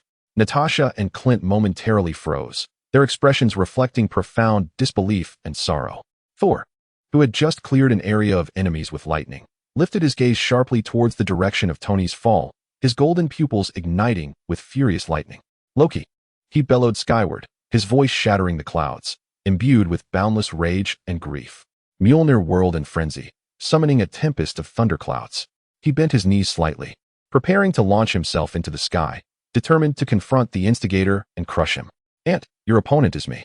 A deep, raspy voice, grating like metal scraping against metal, struck Thor's heart like a hammer. A colossal figure descended like a meteor before him, obstructing his path to the heavens. The immense force of impact cracked the ground around them, sending dust swirling. As the dust settled, a terrifying giant, towering over 3 meters, emerged. His body was cloaked in deep brown skin resembling rock, muscles bulging with explosive power. Simple metal shoulder pads and a belt shielded his vital areas, while he wielded a double-bladed battle axe, towering even above his own stature, glimmering with a chilling light and stained with drying blue blood. His visage was rugged and grotesque, yet his eyes, cold and merciless, were akin to those of a predatory beast fixated on Thor. He was none other than Black Dwarf, one of the formidable Black Order under Thanos, renowned for his terrifying strength and resilient physique. "Step aside. Those who block my path shall perish." Thor, ablaze with fury, summoned Mjolnir, enveloped in a tempest of thunder, and struck downwards towards Black Dwarf without a hint of embellishment. A resounding clash echoed, metal against metal, a deafening cacophony. Remarkably, Black Dwarf did not flinch. He steadfastly parried the hammer of the God of Thunder with his enormous axe. The furious thunder coursed through his robust arms, yet left only charred traces upon his rock-like skin, without even causing him to flinch. The ground beneath him could not withstand the terrifying force, instantly collapsing into a deep pit. His strength was considerable, yet still lacking. The dark dwarf grinned wickedly, his muscular arms bulging as he exerted force, violently propelling Thor, hammer and all, away. Simultaneously, the massive battle axe, accompanied by a piercing shriek that rent the air, swept toward Thor's midsection, igniting an explosive clash between the two powerhouses. Fang Zhou, one of the 5 Obsidian generals, observed this scene through a magical mirror, understanding the implications clearly. Loki had indeed forged a deeper pact with Thanos. The Chitauri were merely expendable. It was the 5 Obsidian generals who represented the true trump card. It appeared that Thanos was determined to seize Earth, or rather, the space gem. Tony had fallen, and Thor was firmly entangled by the Dark Dwarf. The key figure capable of breaching the heart of the matter and closing the portal was now solely himself. Fang Zhou took a deep breath, forcibly suppressing the immense energy drain from maintaining the barrier and the shock of Tony's grievous injuries. He prepared to initiate a spatial teleportation, intending to instantly transport himself to the top of Stark Tower to destroy Loki's scepter and the spatial device. However, just as he activated the teleportation spell, a powerful and bizarre interference field suddenly descended upon him. This field was akin to an invisible quagmire, tightly enveloping him and stifling his attempts to tear through space, distorting his efforts. The portal barely flickered into existence before collapsing instantaneously. "What?" Fang Zhou's expression shifted, his brow furrowing in concern. He had been oblivious to the presence of this interference field. It was not overwhelmingly powerful, and if he disregarded all caution and forced his power, he could surely break free. But at what cost? He was now the absolute core of the energy networks in New York, London, and Hong Kong, the lifeline sustaining the triple protective barrier enveloping all of New York City. To forcibly rupture this interference field would undoubtedly evoke a massive energy backlash and leak. The barrier, already under intense assault, could easily collapse amidst the ensuing chaotic energy currents. Without the barrier's protection, the main cannon of the Chitauri mothership, the Endless Soldiers, and energy weapons would expose all of New York, and indeed, the Earth, to cataclysmic threats. What a cunning ploy. Fang Zhou instantly grasped the enemy's malicious scheme. This interference field was not intended to harm him, but to pin him firmly at the energy nexus of the temple. It rendered him powerless to unleash his formidable abilities.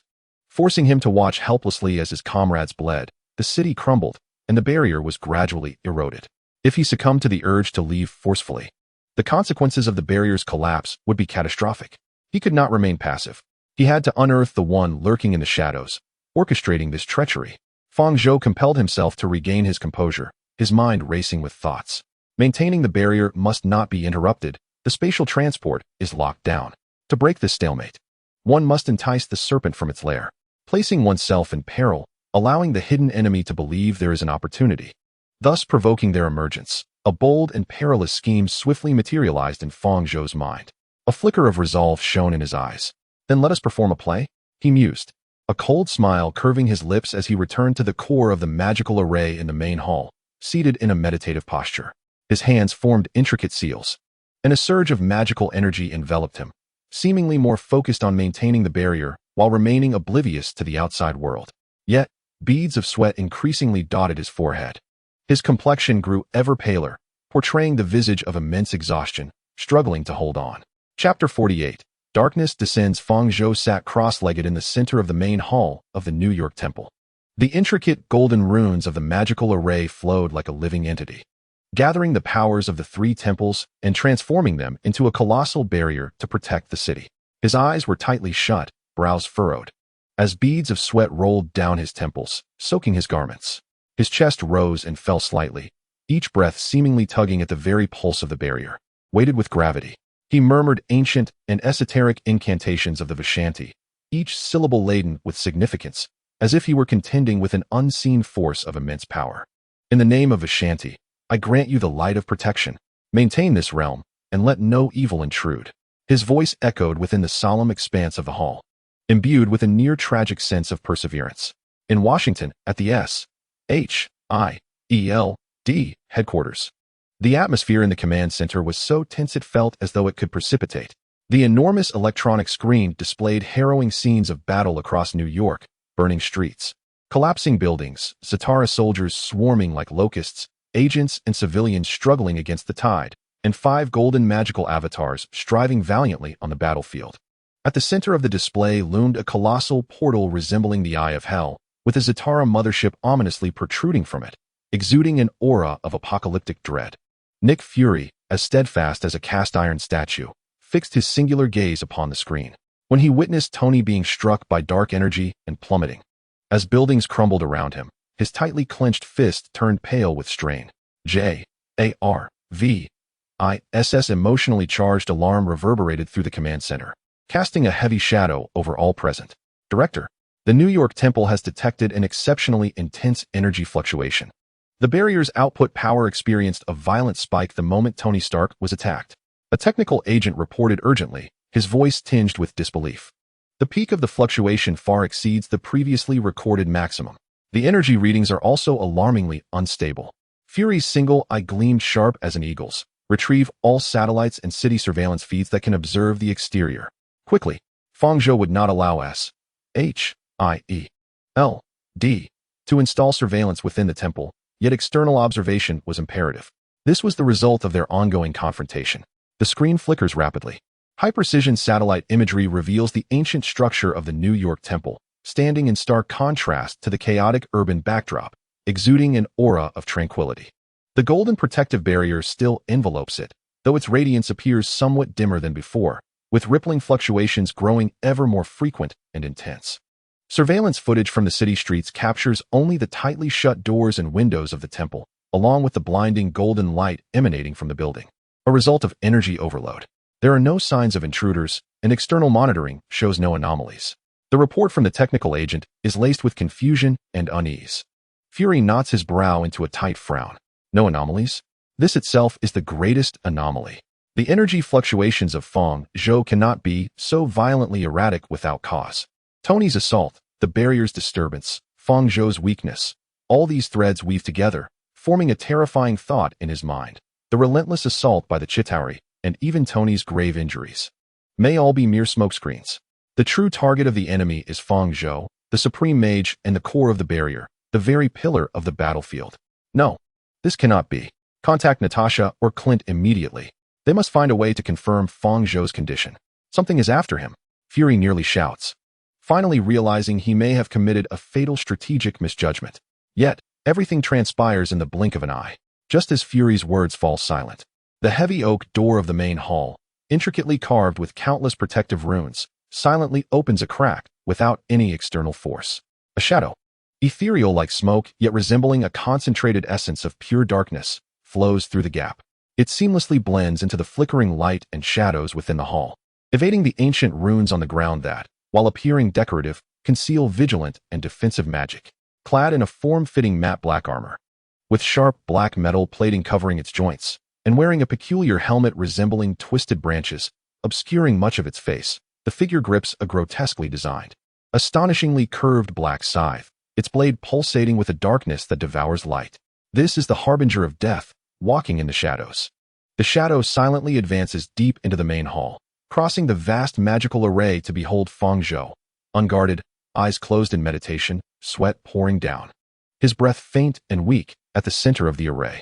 Sensing the surging, yet seemingly waning magical energy emanating from Fang Zhou, a cruel and satisfied smirk plays at the corner of the shadow's mouth hidden beneath the helmet. The prey is right before him, utterly feeble, no longer concealed. He flashes forward, traversing the final distance of mere dozens of meters with the swiftness of a specter, appearing behind Fang Zhou. The inky black scythe was raised high, its blade shimmering with an essence of darkness so profound that it seemed capable of freezing one's very soul. Without a hint of hesitation, infused with the chilling intent to reap lives, the scythe tore through the air, silent yet swift as lightning, striking mercilessly at Fang Zhou's unprotected nape. This blow encapsulated the pinnacle of the assassin's craft and dark sorcery, aimed with lethal precision. Wizard, behind you. In the command center, Fry's heart sank as he caught a fleeting glimpse on the city's surveillance screen of the temple doors swinging open before slamming shut once more. He shouted hoarsely at the screen. Just as the obsidian blade was about to graze Fang Zhou's skin, his meditative form burst apart like a shattered bubble, transforming into countless drifting golden specks, vanishing without a trace. The shadow's assured strike met only the emptiness of air. The heavy scythe crashed down upon the magic circle, erupting in a dazzling shower of sparks and a shrill metallic screech, dimming several swirling runes. An illusion? The shadow emitted a low, hoarse roar filled with rage and astonishment, akin to a wounded beast. He realized he had fallen into a trap. Quick reflexes, but alas, still a beat too slow. A chilling voice, seemingly from the depths of the abyss, resonated behind the shadow. The shadow spun around sharply, his serpent-like, cold eyes widening in shock beneath his helmet. There stood the true Fang Zhou, as if he had materialized from thin air. He stood tall, exuding no trace of frailty. The surging magical energy enveloping him blazed like golden flames, illuminating him as if he were a celestial being descending from the heavens. In his right hand, he wielded the genuine sacred shadow flying sword, its tip angled toward the ground, shimmering in hues of ethereal blue and silvery white, emanating an unsettling sharpness and chill. His icy gaze pierced through the shadow like a blade. How is this possible? The shadow's voice trembled with disbelief. He had failed to perceive how his opponent had moved. Waiting for the rabbit to come to the trap is better than searching for a needle in the ocean. Fang Zhou stepped forward, an invisible pressure instantly saturating the entire hall, rendering even the flowing magical energies in the air seemingly stagnant. I have exerted considerable effort to lure you out. Humph, cunning insect. The shadow quickly suppressed his fury, his voice reverting to a hoarse, frigid tone, rife with murderous intent. But the outcome will not change. You shall die here today. Reveal your name, you lurking coward. Fang Zhou raised the tip of his sword, pointing at the shadow. Let me see if it is Loki's dog or one of Thanos' generals who has come to meet their demise. A dying man is unworthy of knowing my name. The shadow sneered contemptuously. However, it matters not to enlighten you. Remember, it is I, the foremost of the Black Obsidian Five, Ebony Throat, who shall take your life. As he announced his name, a deeper and more sinister dark magic emanated from him, accompanied by whispers of mental corruption and an intangible pressure, seeking to erode Fang Zhou's will.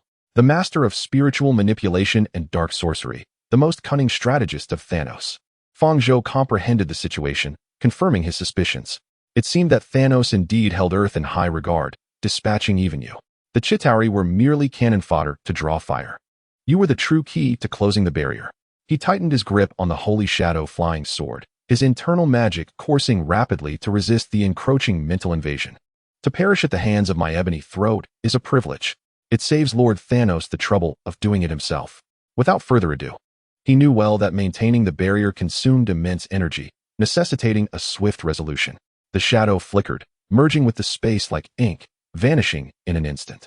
The next moment, he reappeared to Fang Zhou's left, the pitch-black scythe, devouring light, silent yet accompanied by a soul-rending shriek, traced an eerie arc toward Fang Zhou's throat. How swift! And with such an unpredictable trajectory, a chill ran through Fang Zhou. The physical prowess of the ebony throat exceeded his expectations. He had initially believed this adversary excelled solely in mental manipulation and dark sorcery. With a flick of his wrist, the holy shadow flying sword transformed into a streak of light, striking precisely along the path of the side's swing. Clang! The sharp, piercing sound of metal clashing reverberated throughout the hall, sparks flying. A tremendous force surged from the scythe, traveling up the sword and into Fang Zhou's arm. He felt a tingling numbness in his arm, pain in his palm, and was jolted back half a step, the magical array beneath him glowing faintly, absorbing some of the impact. Such formidable strength. This is by no means just a sorcerer. Fang Zhou was astonished, reassessing the strength of the ebony throat. The ebony throat, sensing his advantage, vanished once more, appearing from another improbable angle, the scythe morphing into an unending storm of black death, enveloping Fang Zhou's vital points. His attacks were not only swift and brutal, but also infused with dark power that eroded the spirit and disrupted magic, making every block for Fang Zhou a strenuous endeavor.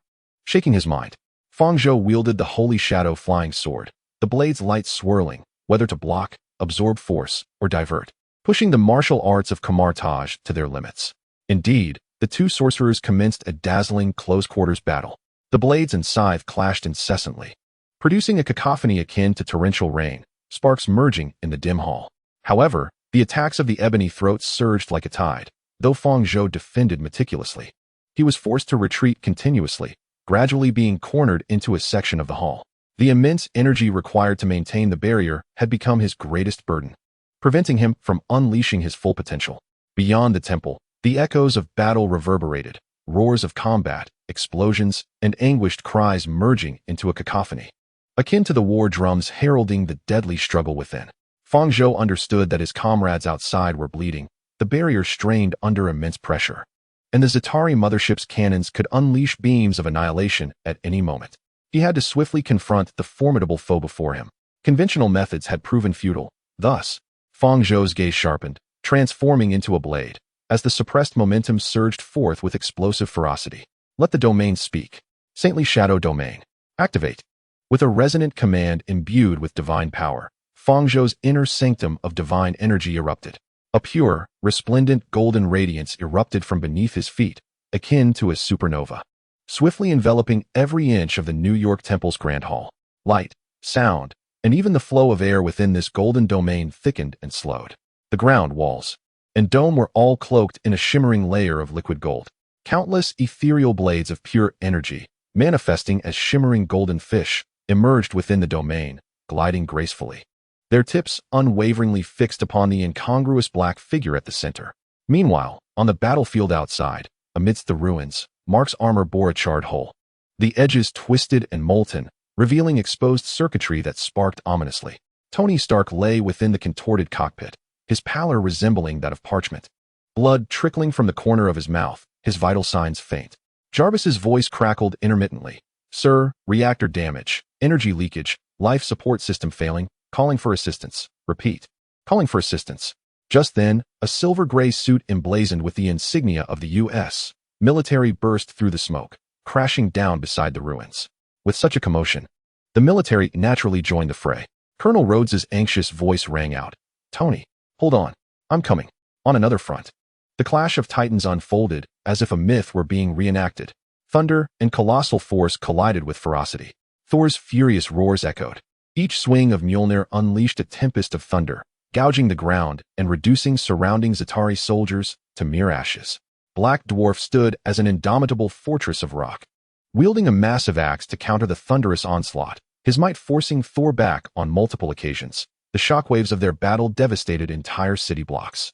On a primary evacuation route, a Leviathan beast crashed through an elevated bridge, its gaping maw poised to devour the congested throng of fleeing civilians below. Desperate cries piercing the heavens. A roar, more ferocious and primal than the Zataris, tore through the battlefield. A green figure plummeted from the sky like a cannonball, carrying unparalleled kinetic energy, striking the Leviathan's head with tremendous force. Boom! Like a comet colliding with Earth, Leviathan's colossal head plummeted downwards, its formidable biological armor instantly denting and shattering. The green giant, Hulk, found his feet deeply embedded within the skull of the monstrous beast, his fists pummeling the same spot with the ferocity of a pile driver. Each strike was accompanied by the horrifying sounds of shattering bones and splattering blue blood. His furious roar heralded the arrival of the mightiest Avenger, as he relentlessly battered the fearsome war behemoth into submission, silencing its cries and temporarily halting its massacre of the innocent.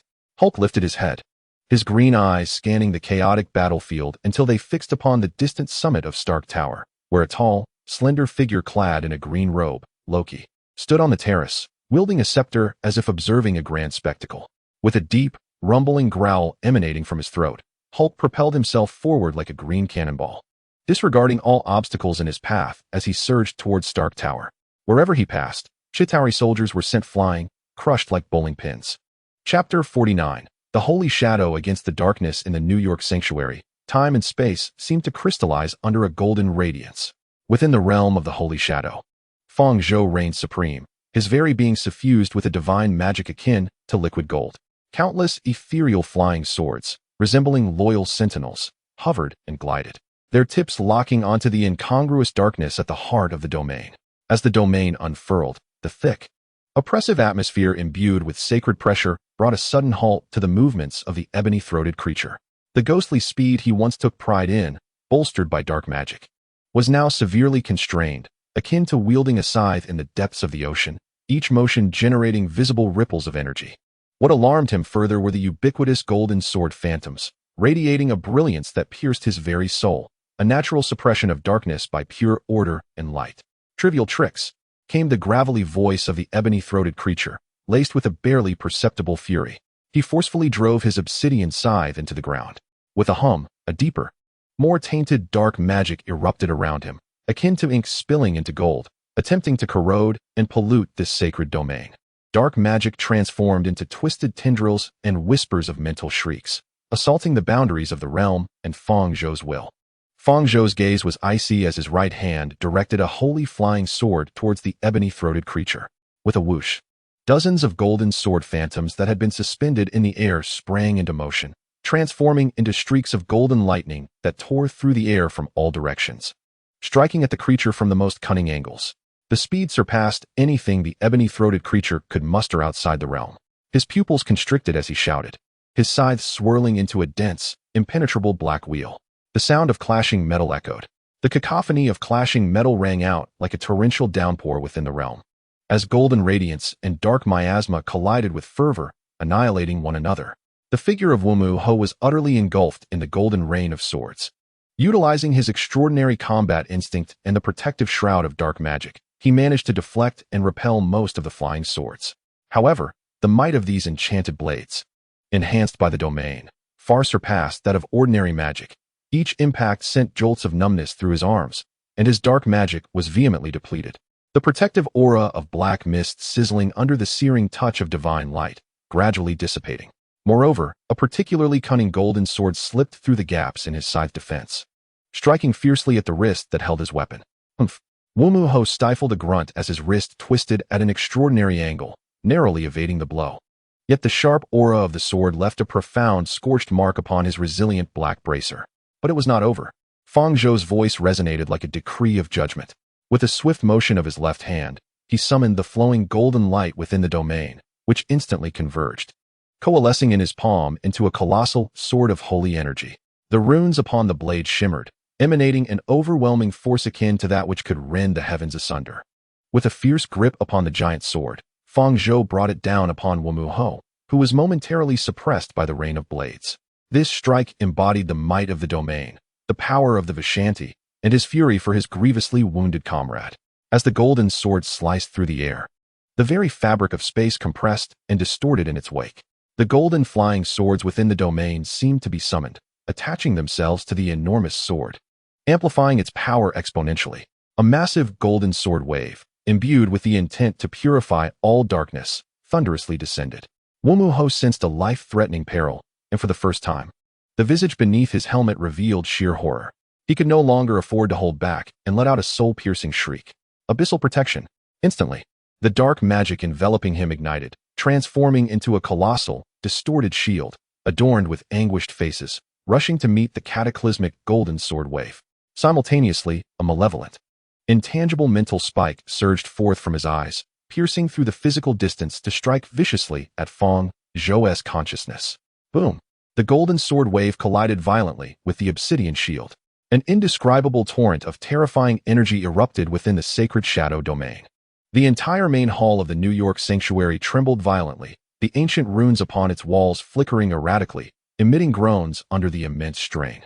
Had it not been for the formidable protection of the domain and the sanctuary itself, this strike would have flattened an expanse of hundreds of meters.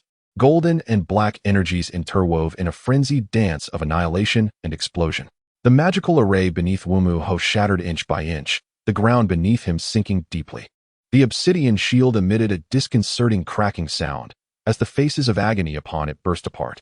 The ebony-throated figure's feet sank deeply into the ground, his arms trembling violently as he clutched the shield. Dark blood trickled from the corners of his mouth, while the sacred radiance of the realm, akin to a potent acid, relentlessly corroded and seared his body and magic. Meanwhile, Fang Zhou was equally afflicted. The malevolent mental assault from the ebony-throated adversary pierced his mind like a searing steel needle, causing excruciating pain that momentarily clouded his vision and disrupted the magical flow sustaining the realm. The once mighty golden greatsword diminished in power, its luminous aura flickering erratically, becoming uncertain and intermittent. He stifled a groan, a trickle of fresh blood escaping his lips, his complexion paling significantly. Maintaining the vast barrier while engaging in such an intense confrontation within the realm had pushed him to his limits. You cannot endure much longer, mage. The ebony-throated being sneered under immense pressure, attempting to undermine Fang Zhou's resolve with taunts. The collapse of the barrier will herald the day New York turns to ash. Your comrades will perish due to your ineptitude. Fang Zhou gritted his teeth against the searing pain in his consciousness, his gaze sharpening with unwavering determination. Before that happens, I shall send you back to Thanos' refuse. He forcibly steadied his mind as the realm's light coalesced once more, initiating a new round of offense and defense within the sanctuary, each clash resonating throughout the entire battlefield of New York. Chapter 50, Hulk's Wrath. Beside the ruins of New York, Colonel Rhodes's silver armor crouched in place. Tony, hold on. Buddy, don't sleep. Rhodes anxiously used the mechanical arms of his suit to swiftly clear the debris of steel and concrete that pinned Tony down. Jarvis's voice crackled intermittently from the damaged armor. Colonel Rhodes, the reactor is damaged. Life signs are critical. Urgent medical assistance required. I know. Shut up, Jarvis. I'm saving him. Rhodes retorted brusquely, yet his movements were exceedingly careful. At last, Tony's battered gold and red armor was excavated. Rhodes quickly examined it, gasping at the sight of Tony's ashen face and the terrifying charred hole in his chest plate. He immediately extracted a life support conduit from the armor's built-in medical unit and connected it to Tony's suit's emergency interface. Hold on, Tony. He called for the medical team while vigilantly raising his weapon to fire upon the approaching scattered Chitauri soldiers. The fierce battle between the two formidable warriors had transformed several city blocks into a lunar landscape. Get away from me, Thor roared, summoning storm clouds to converge atop his hammer, unleashing an unprecedentedly thick bolt of lightning that struck the Black Dwarf. The Black Dwarf bellowed, defiantly raising his massive axe to block. Boom! The lightning bolt slammed him to one knee, enveloped in swirling smoke, his rocky skin charred in large patches. Yet he steadfastly held his ground. A fierce glint flashed in his eyes, and seizing the moment of Thor's post-attack rigidity, he swung his colossal axe. Shrieking through the fabric of space, aimed at Thor's midsection. Thor hastily countered with his hammer. When Thor was jolted back several steps from the force of this charged strike, his energy surging tumultuously. The Black Dwarf star, grinning with malevolence, was poised to pursue. Accompanied by a thunderous roar that shattered glass, the embodiment of green fury, the Hulk, surged forth like an uncontrollable battering ram, ruthlessly trampling the Zatara soldiers and abandoned vehicles in his path, charging violently towards the base of Stark Tower in a straight line, defying gravity. His legs unleashed a terrifying force, each footfall leaving immense dents and spiderweb-like cracks upon the walls and glass facade as he ascended vertically with reckless abandon. Upon the opulent rooftop terrace of the tower, Loki leaned upon the scepter of the mind, leisurely reveling in the chaos he had wrought, a sinister and cold smile gracing his lips. The Avengers' desperate struggle below, the city's lamentations, were but a symphony of his dominion. He even beheld Thor ensnared by the black dwarf star, a twisted sense of satisfaction swelling within him. The futile resistance of mere ants was always so amusing, he mused. Suddenly, boom! Without warning, the luxurious glass floor beneath him erupted. Countless crystalline shards erupted like a torrential downpour. A colossal, green figure, radiating boundless rage, descended like a demon returned from hell, crashing heavily onto the terrace amidst the rain of glass. The tremendous impact sent tremors throughout the entire upper level. Loki's smile instantly froze, replaced by sheer astonishment and a flicker of primal fear as he recognized the green monstrosity before him. The Hulk afforded this god of mischief no opportunity to speak or devise a cunning plan. His emerald eyes locked onto Loki, filled solely with a pure, unbridled fury intent on pulverizing the architect of this chaos into a mere pulp. With a single, forceful swipe, he sent Loki sprawling to the ground, then seized his leg and began to pound him mercilessly, bellowing, "Hulk!" A devastating growl reverberated from the depths of the Hulk's throat, his colossal green fist, imbued with the terrifying kinetic energy to obliterate all, struck towards Loki's handsome yet pale face, etched with shock. The air compressed into a visible wave of white. Loki barely had time to raise his scepter for defense. Instinctively, he frantically gathered the remnants of his divine power to form a fragile ice shield before him. Crack! The shield disintegrated like paper before the Hulk's overwhelming strength. Bang! A bone-jarring collision echoed, sending Loki's body soaring as if struck head-on by a speeding freight truck, transforming into a twisted mass as he hurtled backward at astonishing speed. He shattered the robust tempered glass railing at the edge of the terrace, his body soaring like a kite severed from its string, tracing a high parabolic arc accompanied by a brief, haunting scream that morphed into a dissonant pitch as he plummeted towards the inferno of the New York streets below. Dozens of stories beneath him, the scepter of the mind slipped from his grasp, tumbling to a corner of the terrace. Hulk stood at the shattered edge of the terrace, gazing down at Loki's trajectory, nostrils flaring as he exhaled 2 jets of scalding white vapor. A satisfied growl rumbling from his throat, he had dealt with the most bothersome little pest. Meanwhile, on the other side of the wreckage, Tony Stark, recently dragged to a relatively safe cover by Rhodey, felt the life support system within his damaged armor emit a frantic alarm. A violent tremor, and that familiar, powerful sound seemed to penetrate the enveloping darkness. Tony's fingers twitched feebly, his eyelids fluttering with great effort. Natasha Romanoff piloted the Quinjet, deftly weaving through the dense beams of energy and Chitauri ships. Clint Barton, Hawkeye, stood at the open hatch, his specially crafted arrows striking with deadly precision at the targets attempting to besiege them. "Natasha, look at the rooftop," Clint suddenly shouted. Natasha glanced up just in time to witness the shocking scene of Hulk hurling Loki away like a rag doll. Simultaneously, she spotted the Mind Scepter, glowing with an eerie blue light, lying at the edge of the rooftop terrace. "Barton, an opportunity." Natasha's eyes sparkled with fierce determination as she abruptly adjusted the jet's course, the engines roaring as she recklessly surged towards the top of Stark Tower. "We must secure that scepter. It is the key to closing the portal." Within the temple's sanctum, the clash of realms reached a fever pitch. Fang Zhou struggled against the excruciating pain in his mind and the immense drain of maintaining the barrier, as golden shadowy swords swept through the darkness of Ebony Maw. Though the dark magic of Ebony Maw was significantly subdued by the realm, his extensive combat experience made him a formidable opponent, and his mental assaults were nearly impossible to defend against. Both combatants were nearing their limits, battered and bruised, determined to see who could endure to the end. At that moment, Fang Zhou, through magical perception, keenly sensed everything unfolding atop Stark Tower, Loki being flung away, the scepter falling. Natasha's Quinjet was recklessly racing towards the rooftop. An opportunity. Fang Zhou's spirit surged. Securing the scepter and closing the portal would instantly turn the tide of battle. Ebony Maw, skilled in dark magic, sensed this as well and attempted to extricate himself from Fang Zhou to intercept Natasha at the tower. Fang Zhou's gaze sharpened. He must buy time for Natasha and decisively eliminate the greatest obstacle before him. He abruptly withdrew some of the power, maintaining the barrier-suppressing ebony maw, channeling it entirely into the golden shadowy sword in his hand. The sword emanated an unprecedented brilliance, surpassing even the golden light of the realm.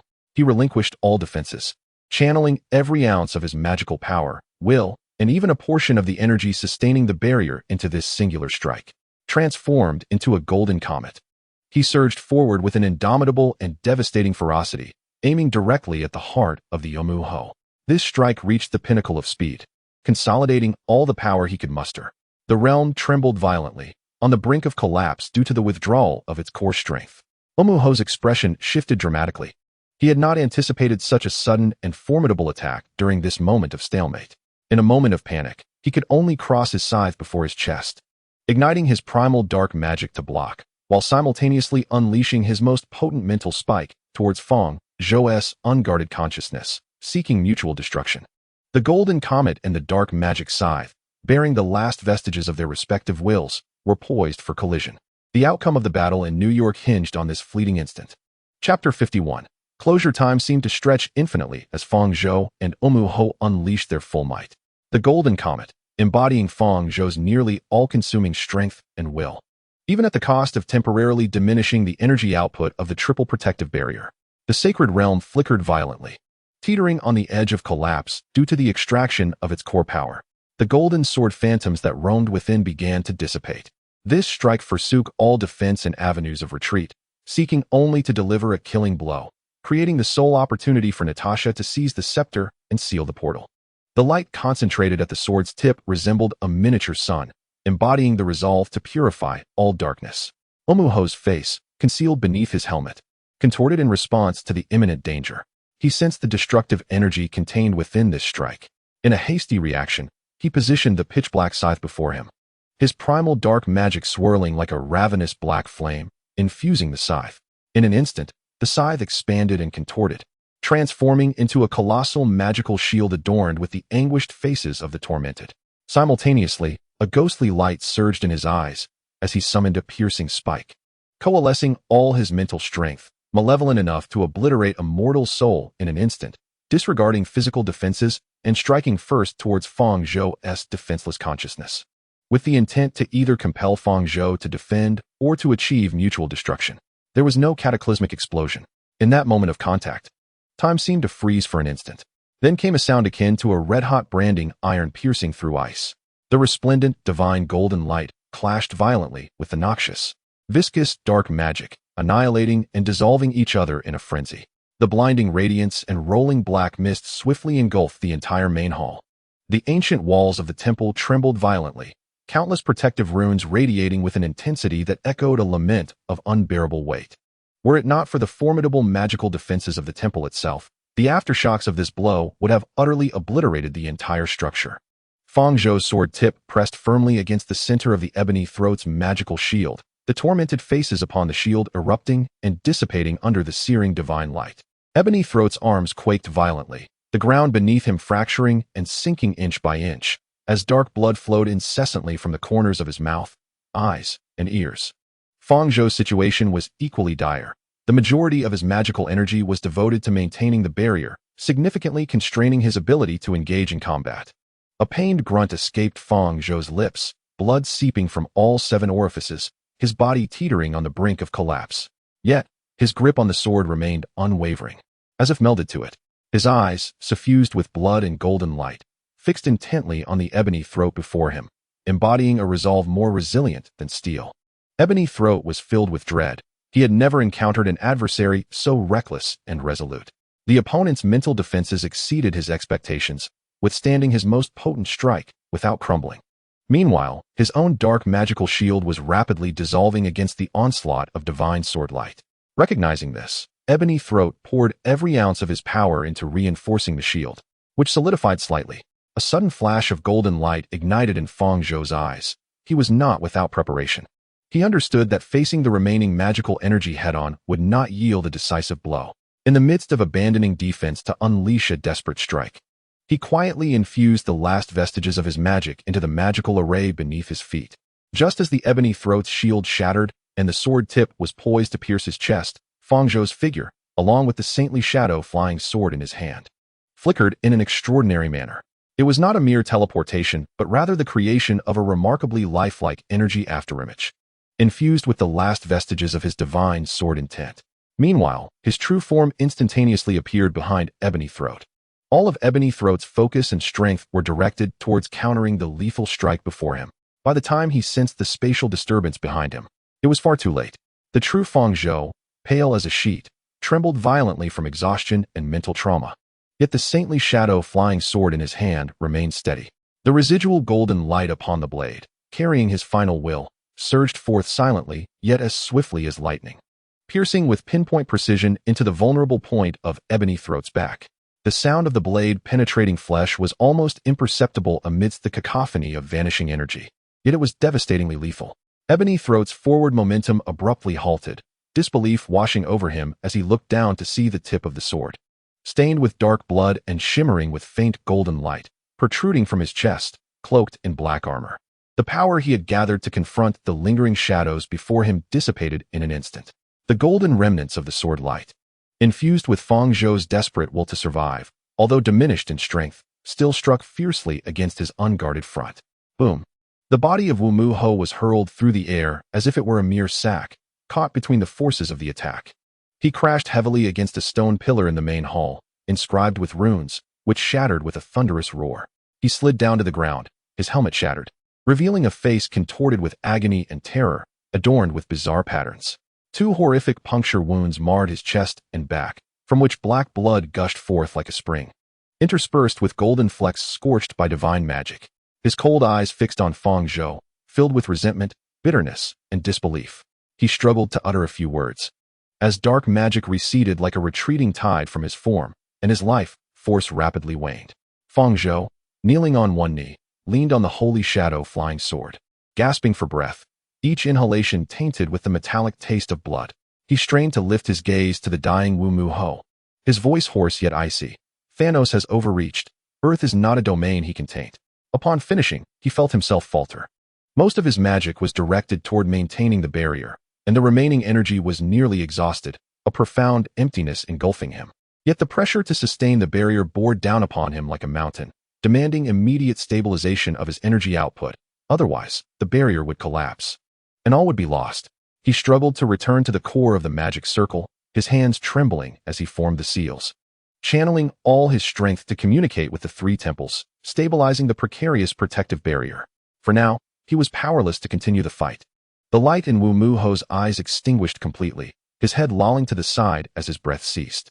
The most cunning strategist under Thanos, the foremost of the Obsidian Five, had fallen within the New York Temple. The force field that had enveloped the temple, disrupting Fang Zhou's magic, vanished as well. In another battleground, Natasha piloted the Quinjet, akin to a nimble yet fearless swallow, maneuvering through the dense Chitauri energy beams with breathtaking precision. The aircraft's exterior was already marred by scorched bullet wounds, and one engine was belching black smoke. "Clint, prepare to rappel. I'll draw their fire." Natasha's voice was chillingly calm as she sharply ascended the aircraft, executing a provocative role that instantly attracted a barrage of fire from numerous Chitauri ships below. "Understood." Clint Barton, the Hawkeye, had already secured a specialized rope to the hatch. At the moment the jet soared past the rooftop terrace, he leapt out with precision, utilizing the swing of the rope and his agility to roll and land firmly on the shattered terrace. He immediately knelt, nocking an arrow, scanning the surroundings with vigilance. The target, a mind scepter radiating a ghostly blue light and embedded with the mind stone, lay quietly nearby, precisely where Loki had stood before. However, just as Clint surged towards the scepter, a roar erupted. A furious roar erupted from the opposite side of the terrace. It was the Hulk. He had just hurled Loki aside, reveling in the ecstasy of victory, when he caught sight of someone, Clint, charging towards his prize, the scepter. Instantly, his green pupils filled with rage at the perceived intrusion of his territory. He growled deeply, his massive form pivoting towards Clint, heavy footsteps advancing. A chill ran through Clint. He had no doubt that the Hulk would rend him asunder like a new toy. Without hesitation, he raised his bow, aiming the specially crafted tranquilizer arrow at the Hulk.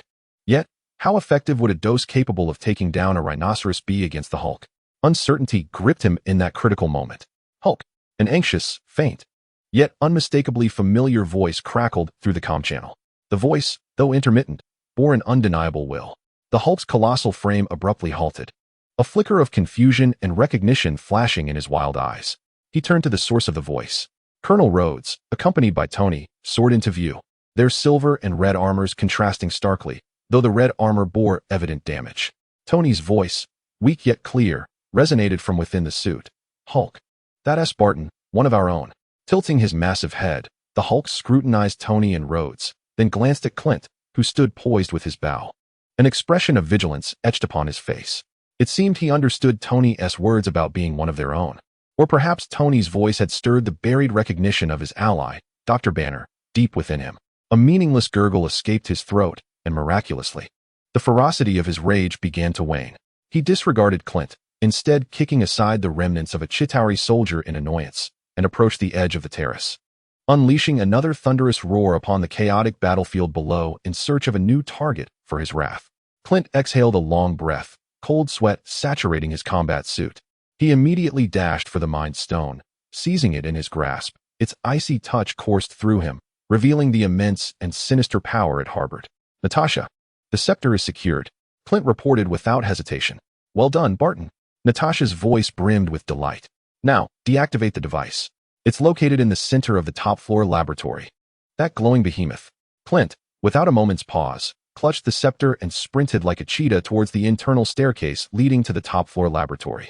Seeing Clint successfully acquire the scepter and rush towards the device invigorated Thor, causing the thunder summoned by Mjolnir to intensify.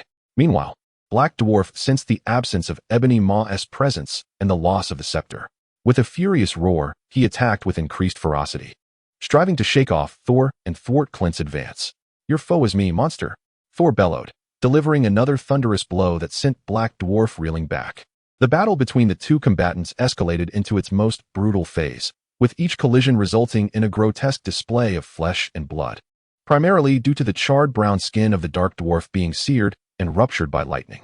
However, bolstered by his formidable vitality and strength, the Dark Dwarf clung tenaciously to Thor. In the command center of SHIELD, the director's voice rang out, Sir. We have detected abnormal energy readings from the rooftop of Stark Tower. Someone is attempting to deactivate the spatial device. It's Agent Romanoff and Agent Barton, the technician reported with palpable excitement. The energy readings of the Sanctum's barrier in New York are slowly rising, yet they remain highly unstable. Another technician shouted. Fury's single eye fixated intently on the screen, his fists clenched. He understood that the pivotal moment had arrived. All units, at any cost, buy time for the rooftop operation. Open fire and suppress the nearby enemies. Before Clint, the Tesseract was ensconced within a complex energy confinement device, emanating an eerie blue glow. As torrents of powerful energy surged upwards, connecting to the massive portal above. The control console for the device stood nearby. Without hesitation, Clint raised the Mind Scepter, directing its tip towards the energy core interface of the Tesseract, fully aware that Loki had used this very scepter to activate and stabilize the device. Shut it down, Barton. Natasha's voice crackled through the headset as she piloted her damaged aircraft, hovering outside the lab, unleashing gunfire upon the encroaching Chitauri soldiers. Clint thrust the scepter forcefully towards the interface. Buzz. The Mind Stone at the scepter's tip made instant contact with the Tesseract's energy core, and the collision of these two cosmic forces unleashed a blinding light and a fierce energy shockwave. The instruments flickered wildly, sparks flying, as Clint was pushed back by the force of the shockwave, yet he gripped the scepter tightly, pressing down with all his might. The energy flow of the device began to spiral into chaos. The massive portal above slowed its whirling speed abruptly, becoming unstable, with the influx of Chitauri soldiers diminishing sharply. Effective. Continue, Natasha urged. However, in that critical moment, a series of deadly energy beams pierced through the reinforced glass of the lab, aimed at Clint's back. They originated from a few elite Chitauri ships that had breached Natasha's defensive fire net. Clint, be careful, Natasha cried out, desperate to intervene, but too late. Boom. The wall of the laboratory was suddenly breached, a gaping hole appearing as a green figure roared and charged in. Hulk, clearly drawn by the fierce clash between Thor and the Dark Dwarf below, or simply eager to smash something, he had barreled through the wall. His enormous form stood as a barrier between Clint and the deadly energy beams. Bang, bang, bang. The energy beam struck Hulk's broad green back with force, igniting sparks and scorch marks. A roar of pain escaped Hulk, his anger surging as he swiftly turned, his crimson eyes locking onto the Zeta-Re vessels that had launched the surprise attack. Seizing a massive piece of experimental equipment beside him, he hurled it like a projectile, reducing the ships to mere scrap metal in an instant. In that fleeting moment when Hulk drew the fire, Clint bellowed once more, channeling all his strength to drive the Mind Scepter deep into the core of the device. A sharp crack echoed, reminiscent of shattering glass. The core of the cosmic cube device was instantly obliterated by the scepter's power, and the energy surging upwards vanished abruptly, as if a severed artery had ceased to pulse. Above, the colossal vortex of the spatial portal, deprived of its energy source, halted its rotation instantaneously, like a screen losing power. It flickered a few times before collapsing inward at a visible speed, sealing shut. The portal has closed. Natasha's exhilarated voice resonated across all channels. The battlefield momentarily froze. Chapter 52, Iron Man. The Zeta-Re soldiers, vessels, and even the mothership, hovering in midair with its cannon charging, all appeared as if the pause button had been activated.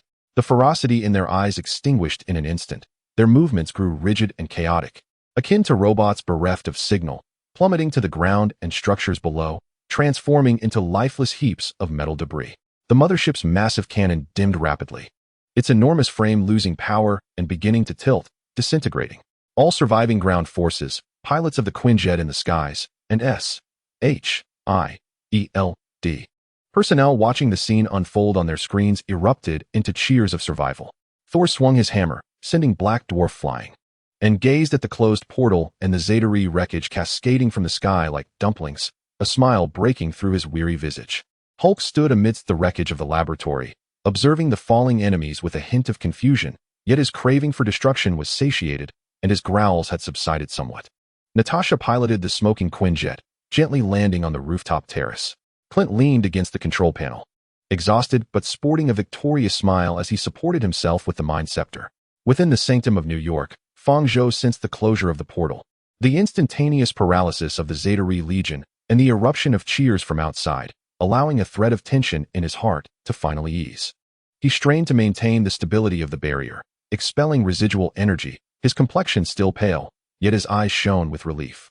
The lifeless body of Ebony Maw lay abandoned in the corner, unnoticed. However, just as the dawn of victory began to emerge, a deadly shadow loomed once more. "Commander, emergency." A voice filled with sheer terror emanated from a communications officer. "The Global Security Council has circumvented us. They issued a direct order to launch a tactical nuclear warhead just 2 minutes ago. Target, New York. Estimated time of arrival, 90 seconds. Indeed, the Council, having not yet received notification of the cessation of hostilities, had launched the missile in a manner consistent with the original narrative. Fury ignited in Fury's one eye, his complexion transforming to a pallid hue. "Those imbeciles," he bellowed into the communicator. "All units, a nuclear missile is incoming, arriving in 90 seconds. It must be intercepted. I repeat, it must be intercepted. Otherwise, all of Manhattan will cease to exist." This news, like a bucket of icy water, abruptly yanked everyone from their elation of victory back into the depths of despair. A nuclear missile?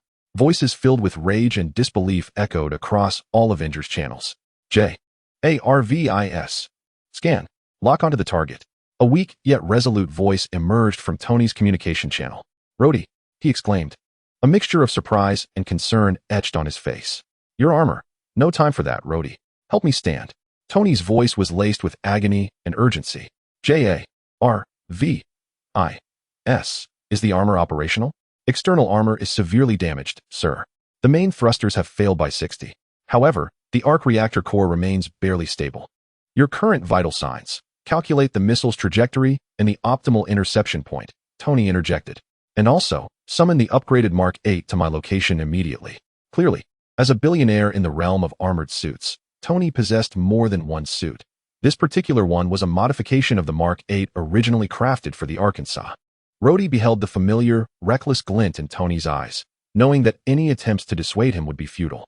The new armor swiftly arrived at his side, and with Rhodey's assistance, Tony entered the new suit. "Tony, what are you planning to do?" Steve's voice was fraught with urgency and unease. "Captain, it seems I must take a little detour," Tony replied, his voice seeping through the helmet, tinged with a hint of frail defiance. The arc within the temple also sensed the impending nuclear missile, imbued with a harbinger of destruction, as well as Tony's resolute determination.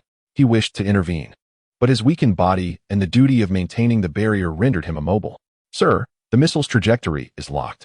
The optimal interception point is 3,000 meters above the original coordinates of the portal, JARVIS, announced. The gold and crimson armor ascended into the air, under the anxious gaze of Rhodey and the horrified stares of all present. It soared like a phoenix reborn from ashes, charging fearlessly towards the nuclear missile, which was streaking towards Earth with a trail of devastation, aiming for the coordinates of the recently closed portal. Everyone's hearts raced to their throats. The Ark closed his eyes, pouring his final strength into the barrier, praying for the city below and for the figure hurtling towards annihilation. Clinging to the last vestige of hope, he could only wish for everything to unfold as it had in the original narrative, emerging unscathed. If all else fails, he can only use the portal to evacuate as many souls from the battlefield as possible. The ultimate fate of the Battle of New York hinges on these final 90 seconds. Tony dashes towards the closing portal, clutching the nuclear bomb. Stark's armor, akin to a moth drawn to a flame, trails a faint yet resolute glow as it plunges into the rapidly collapsing portal, its edges glimmering like shattered glass under the gaze of despairing onlookers. In the next instant, the portal, resembling a vast wound hastily stitched, abruptly contracts inward and vanishes entirely, leaving behind a scene of devastation atop Stark Tower, shrouded in curling wisps of smoke. The signal from the nuclear device simultaneously disappears from all monitoring screens on Earth. A brief, suffocating silence envelopes New York as the sounds of roaring flames, falling debris, and the groans of the wounded seem to be muted. Everyone, be it the soldiers on the ground, the pilots in the sky, the personnel at the SHIELD command center, or the surviving civilians, gazes up at the sky that has just consumed Iron Man, their hearts gripped by an icy hand. Has he succeeded? Clint, leaning on his staff, murmurs to himself, devoid of the joy of victory, only heavy with sorrow. He took the nuclear bomb to the Chitauri Slayer. Natasha's voice trembles slightly.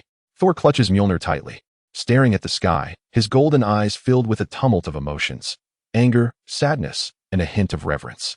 The Hulk stands amidst the ruins, growling in agitation, seemingly attuned to the weighty atmosphere. Colonel Rhodes' war machine armor hangs limply at his side. Captain Rogers gazes at the heavens, silent.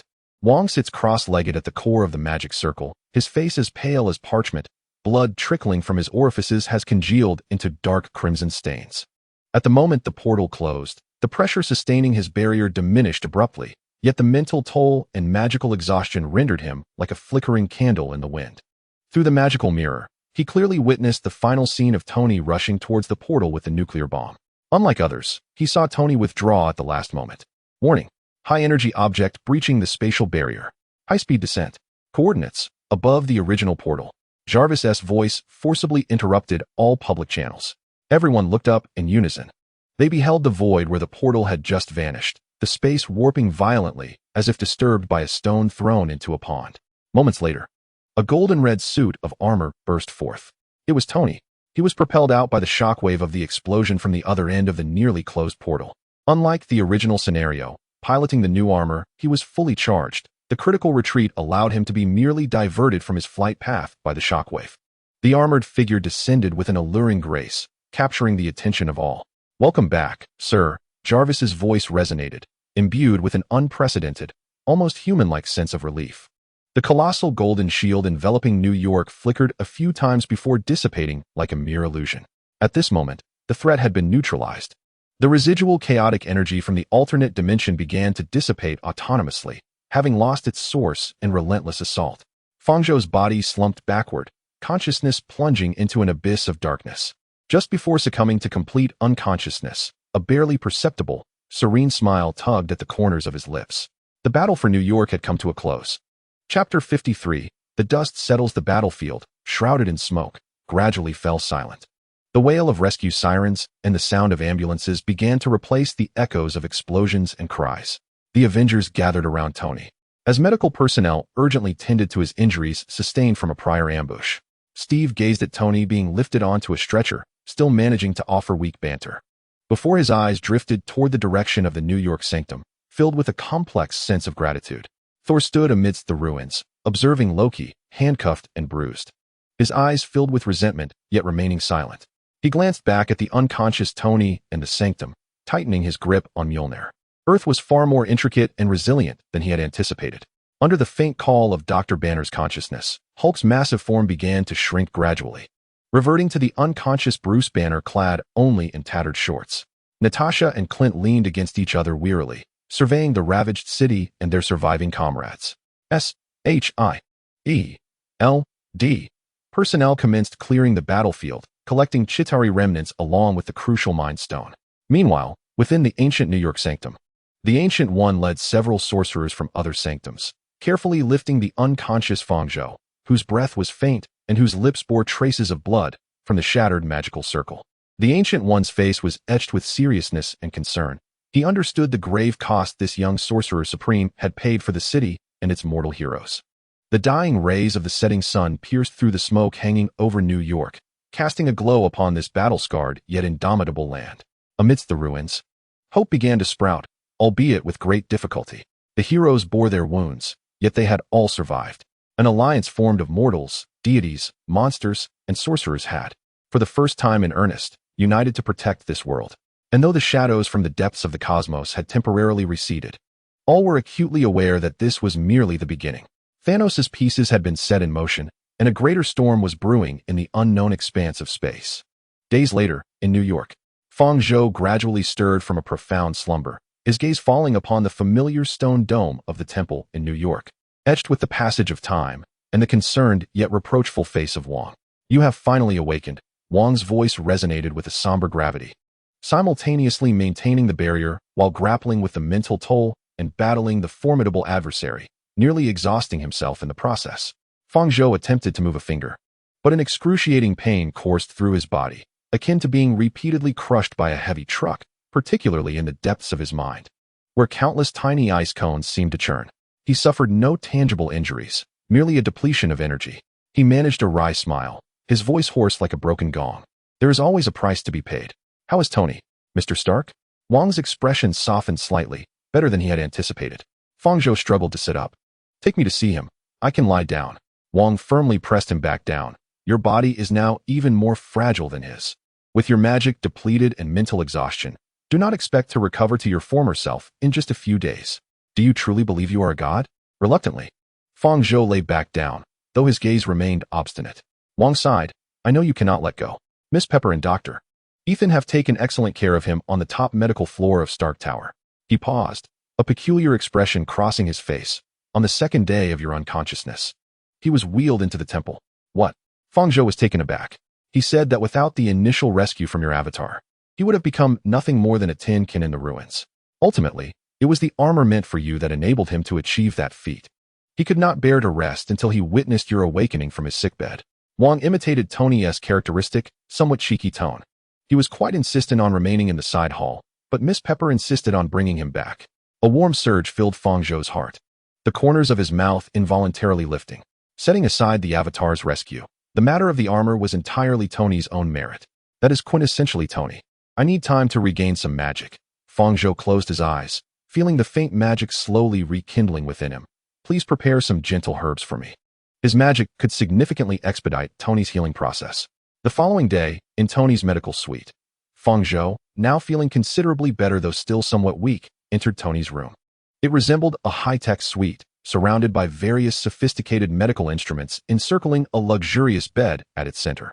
Tony, clad in loose hospital attire, appeared much healthier, though one leg and arm were still encased in plaster, and his chest was heavily bandaged.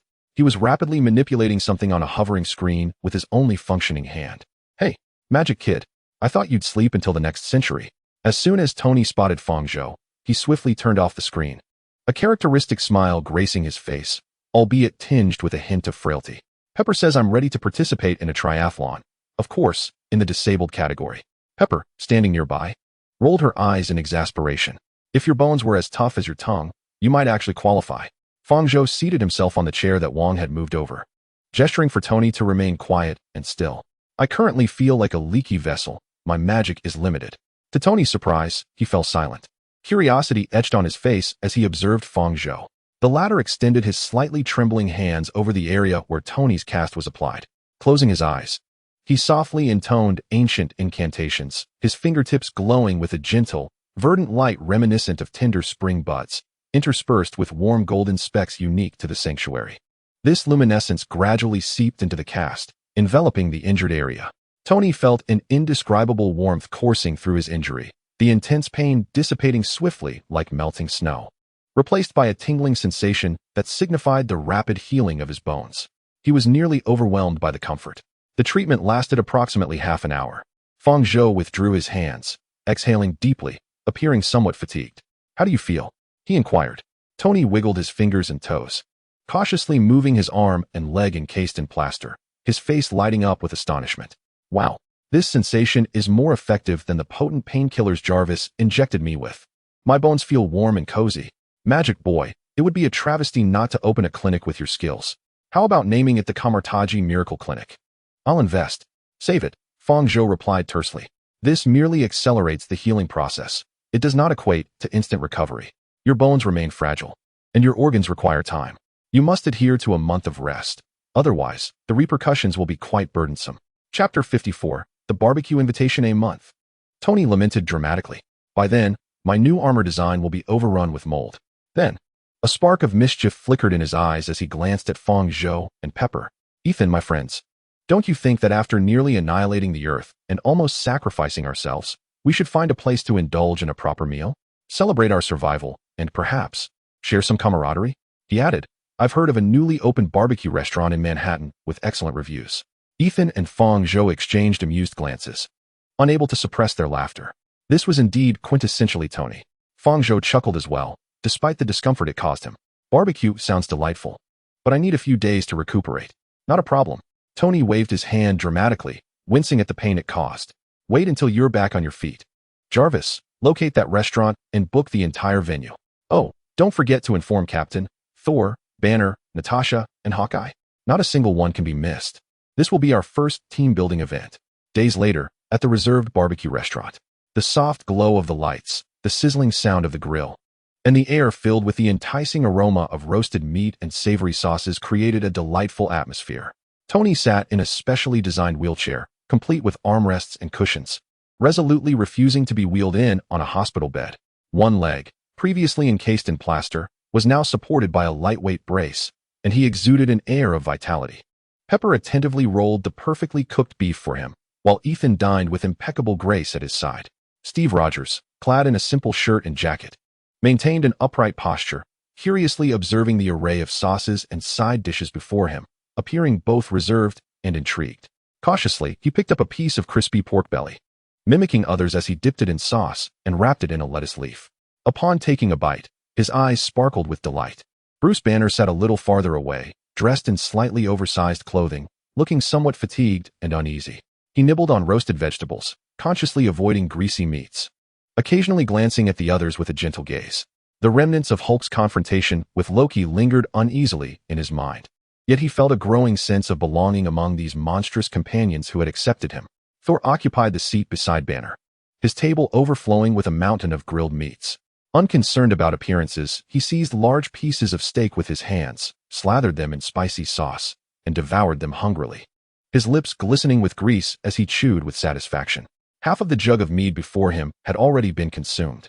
The food here in the courtyard, indeed, tantalized my palate far more than Asgard's honeyed wine and roasted boar. MJ Lner in hand. "This spicy sauce ignites the very soul," he exclaimed, his words somewhat garbled, eliciting laughter from the group, causing Jane, seated beside him, to shyly lower her head.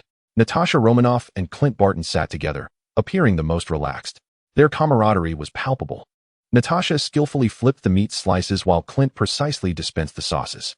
They conversed in hushed tones, occasionally exchanging knowing glances that spoke of the profound bond forged through countless life and death missions. A bandage still adorned Clint's arm, a memento from the last battle for the scepter. Fang Zhou sat next to Tony, a warm bowl of ginseng chicken soup before him, sipping leisurely. Wang occupied the opposite side, remaining vigilant, but also enjoying small bites of the grilled meat. Fang Zhou observed this eclectic group, who had just stood shoulder to shoulder to save the world, and felt a strange sense of wonder. As for Rhodey, he had not been invited by Tony. As a soldier, he simply lacked the time to partake in such gatherings. Initially, the atmosphere felt somewhat nuanced. Thor's boisterous eating, Banner and Ethan's quietude, Steve's curiosity about the new experiences, Tony's playful banter, and the unspoken understanding between Natasha and Clint formed a peculiar tableau, infused with a hint of awkward silence. Ultimately, it was Tony who shattered the silence, raising his glass filled with juice in a toast. To us, a band of lunatics, misfits, old popsicles, gods, spies, and magicians. He turned to Banner. And to our most irritable green giant. To New York. It remains unscathed. With that, everyone raised their glasses, genuine smiles illuminating their faces. Wine and delectable food serve as the finest catalysts for camaraderie. Steve began recounting his myriad of adaptations to the modern world since his awakening, prompting Tony to unleash his playful banter, the two engaging in a delightful exchange that had Jane, Pepper, and Natasha stifling their laughter. Clint shared thrilling moments from the battlefield through the lens of Hawkeye, while Thor vividly narrated tales of feasts in Asgard and the wonders of the Nine Realms. Ethan, in his capacity as a physician, analyzed the injuries of several comrades, seamlessly integrating into the conversation. Banner occasionally interjected with insights on gamma rays or quantum physics, though he mostly remained a quiet listener. Fang Zhou and Wang predominantly assumed the role of attentive audience members. Fang Zhou observed this raucous yet heartwarming scene, feeling the slow resurgence of his magical energy and the lingering ache within his consciousness. He understood that this tranquility was hard-won. As the meal neared its conclusion, Thor set down the massive steak in his hand, his expression turning solemn. Friends, joyous moments are fleeting. I must fulfill my duty. He glanced toward a corner of the restaurant, where Loki sat bound by specially crafted magical shackles, guarded by two elite S.H.I.E.L.D. agents. Loki's countenance was dark, his resentful gaze sweeping over each individual present, lingering particularly long on Fang Zhou and Thor, a cold smirk gracing his lips, yet surprisingly refraining from any provocation. The Tesseract and Loki's scepter, Thor continued, addressing the representative sent by Fury, Agent Hill, as agreed. I shall return them to Asgard for safekeeping by my father, Odin. It is the safest place. Loki shall face Asgard's judgment. No one opposed this resolution. The power of the Tesseract, Space Stone, is too formidable, and Loki's scepter, Mind Stone, harbors immense risks. Entrusting them to Asgard is the most prudent course of action. Of course, director Nick Fury would likely have disagreed, but under the pressure of Thor and Fang Zhou, his objections were rendered moot. Agent Hill nodded, signaling the agents to present the two specially designed boxes that emitted a faint energy suppression field to Thor. Rising to his feet, Thor's towering figure cast a long shadow beneath the light. He bid a brief farewell to the assembly, assuring Jane that he would return swiftly. Approaching Loki, he gazed at the brother with whom he once shared an unbreakable bond, now fraught with betrayal and distance, his expression a tapestry of complex emotions. He extended his hand, not in restraint, but resting it gently on Loki's shoulder. Let us return home, brother. Thor's voice resonated with a deep authority, imbued with undeniable conviction. Loki's body tensed slightly, and within the depths of his resentful gaze, a flicker of an extremely subtle shift seemed to pass, only to be swiftly enveloped by an icy demeanor. He made no attempt to resist, allowing Thor to escort him towards the vacant space behind the dining hall. With a mighty lift of Mjolnir, the hammer of the thunder god began to whirl with great velocity, summoning the powers of wind and thunder. He called out to Heimdall, his voice echoing into the heavens.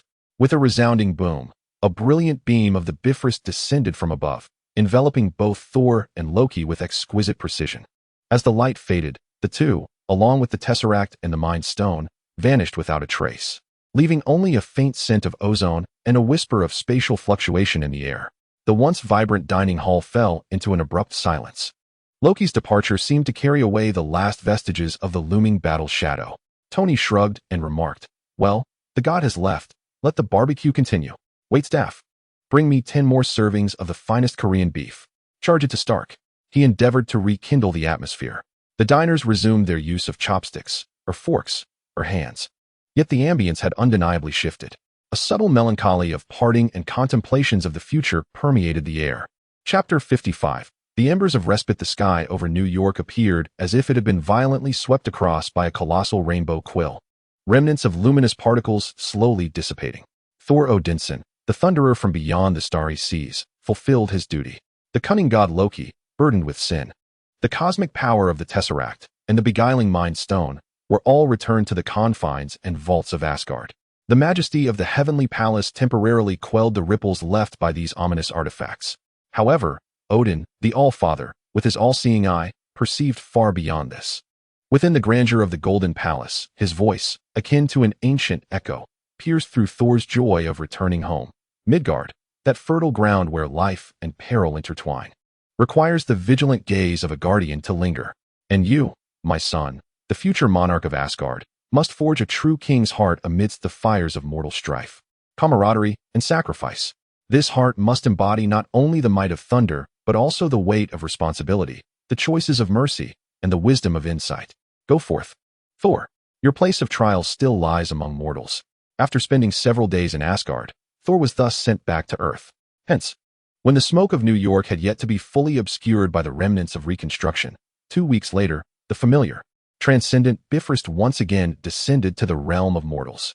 Thor, bearing his beloved Mjolnir, with the blessings of Asgard and a complex apprehension regarding Loki's fate, set foot anew upon this land he was endeavoring to comprehend. His return restored the once sardonic roster of the Avengers, revitalizing it with a formidable celestial force of protection for this nascent alliance. Time flowed quietly like the tranquil waters of the Hudson River, silently marking the passage of 6 months. Before long, this half-year slipped by peacefully, serving as a precious respite for New York and the entire Earth. Amidst the ravaged landscape of Manhattan, steel and concrete resiliently reshaped the skyline, while the citizens' faces transformed from fear to a steadfast determination to rebuild their homes. The Avengers, akin to ships weathered by storms, each found refuge in their respective harbors, mending their wounds and gathering strength. The label of the severely injured was briefly affixed to Tony Stark, the genius, billionaire, playboy, philanthropist, and Iron Man. The gentle healing, a continuous blend of the life magic of Vishanti and the ancient protective powers of the temple, nourished his battered bones and organs like a spring rain. Stark Industries, standing at the pinnacle of human technology, provided robust material support through experimental biological tissue regeneration techniques and neurorepair microchambers. When the final lightweight brace was removed from his body, the reflection in the mirror remained upright, though deep within his ribs. A lingering pain and a slight numbness in the nerve endings served as stubborn reminders of that harrowing fall. Yet, this could not confine his spirit from returning to the laboratory. The blueprints for the Mark armor underwent frenzied iterations with the aid of supercomputers, and breakthroughs in miniaturizing the arc reactor and enhancing energy efficiency sparked like brilliant fireworks. His relationship with Pepper Potts deepened, tempered by their brush with death, and he began discreetly perusing the private catalogs of top jewelry designers. Of course, it was Tony alone who faced this crucible of life and death. Among those guiding him was Vishanti, who wished to prevent Tony, the notorious playboy, from wandering aimlessly for many more years. Tony's greatest diplomatic triumph was using a prototype Mark suit, custom designed for War Machine and boasting extraordinary performance, as bait to successfully persuade his dear friend, Colonel James Rhodes, to officially add War Machine to the honorary roster of the Avengers. As for Captain America, he never ceased to press forward. He did not indulge in the glories of the past, but actively immersed himself in the post-war reconstruction and humanitarian aid efforts in New York and beyond. His collaboration with SHIELD grew ever closer, leveraging his unique charisma and tactical acumen to coordinate the evacuation and resettlement of the displaced, manage relief supplies, and even partake in community psychological rebuilding. Occasionally, he also participated in missions for SHIELD. Simultaneously, he embodies an insatiable sponge, thirstily absorbing the eccentricities of this era, from the vast ocean of the internet to the compact realms of smartphones. From the intricate web of international relations to the ever-shifting symbols of popular culture, although certain music and short video platforms continue to perplex him. Rigorous physical training and tactical drills remain his unwavering daily routine. Bruce Banner, on the other hand, found a rare sanctuary within the exclusive safe haven of Stark Tower, generously provided by Tony. This refuge is equipped with the most advanced biomonitoring devices and impact-resistant structures. He meticulously analyzes the fragments of data left in the wake of Hulk's rampages, striving to construct a more stable and controllable bridge of communication between the green behemoth and the rational scientist, a process fraught with peril, yet not devoid of hope. More often than not, he immerses himself in theoretical studies on gamma radiation and the conversion of anomalous biological energy, where complex equations and the imagery of the microscopic world anchor his spirit. Occasionally, Shang-Chi visits, and the two engage in profound discussions about the nature of cosmic energy and the boundaries between chaos and order. forging a unique friendship at the intersection of reason and mysticism. Fortunately, during this relatively tranquil half-year, Hulk has not succumbed to uncontrolled rage, for at Shang-Chi's suggestion, Banner periodically seeks out secluded spots to allow Hulk some time to roam freely. Natasha Romanoff and Clint Barton, the most elite agents of S.H.I.E.L.D., have never truly paused in their relentless pursuits. The Battle of New York merely served as a significant nexus within the global landscape of extraordinary events. They are Fury's sharpest and most clandestine daggers, efficiently and ruthlessly eliminating the lingering tendrils of Hydra, which often seem as elusive as a severed kite.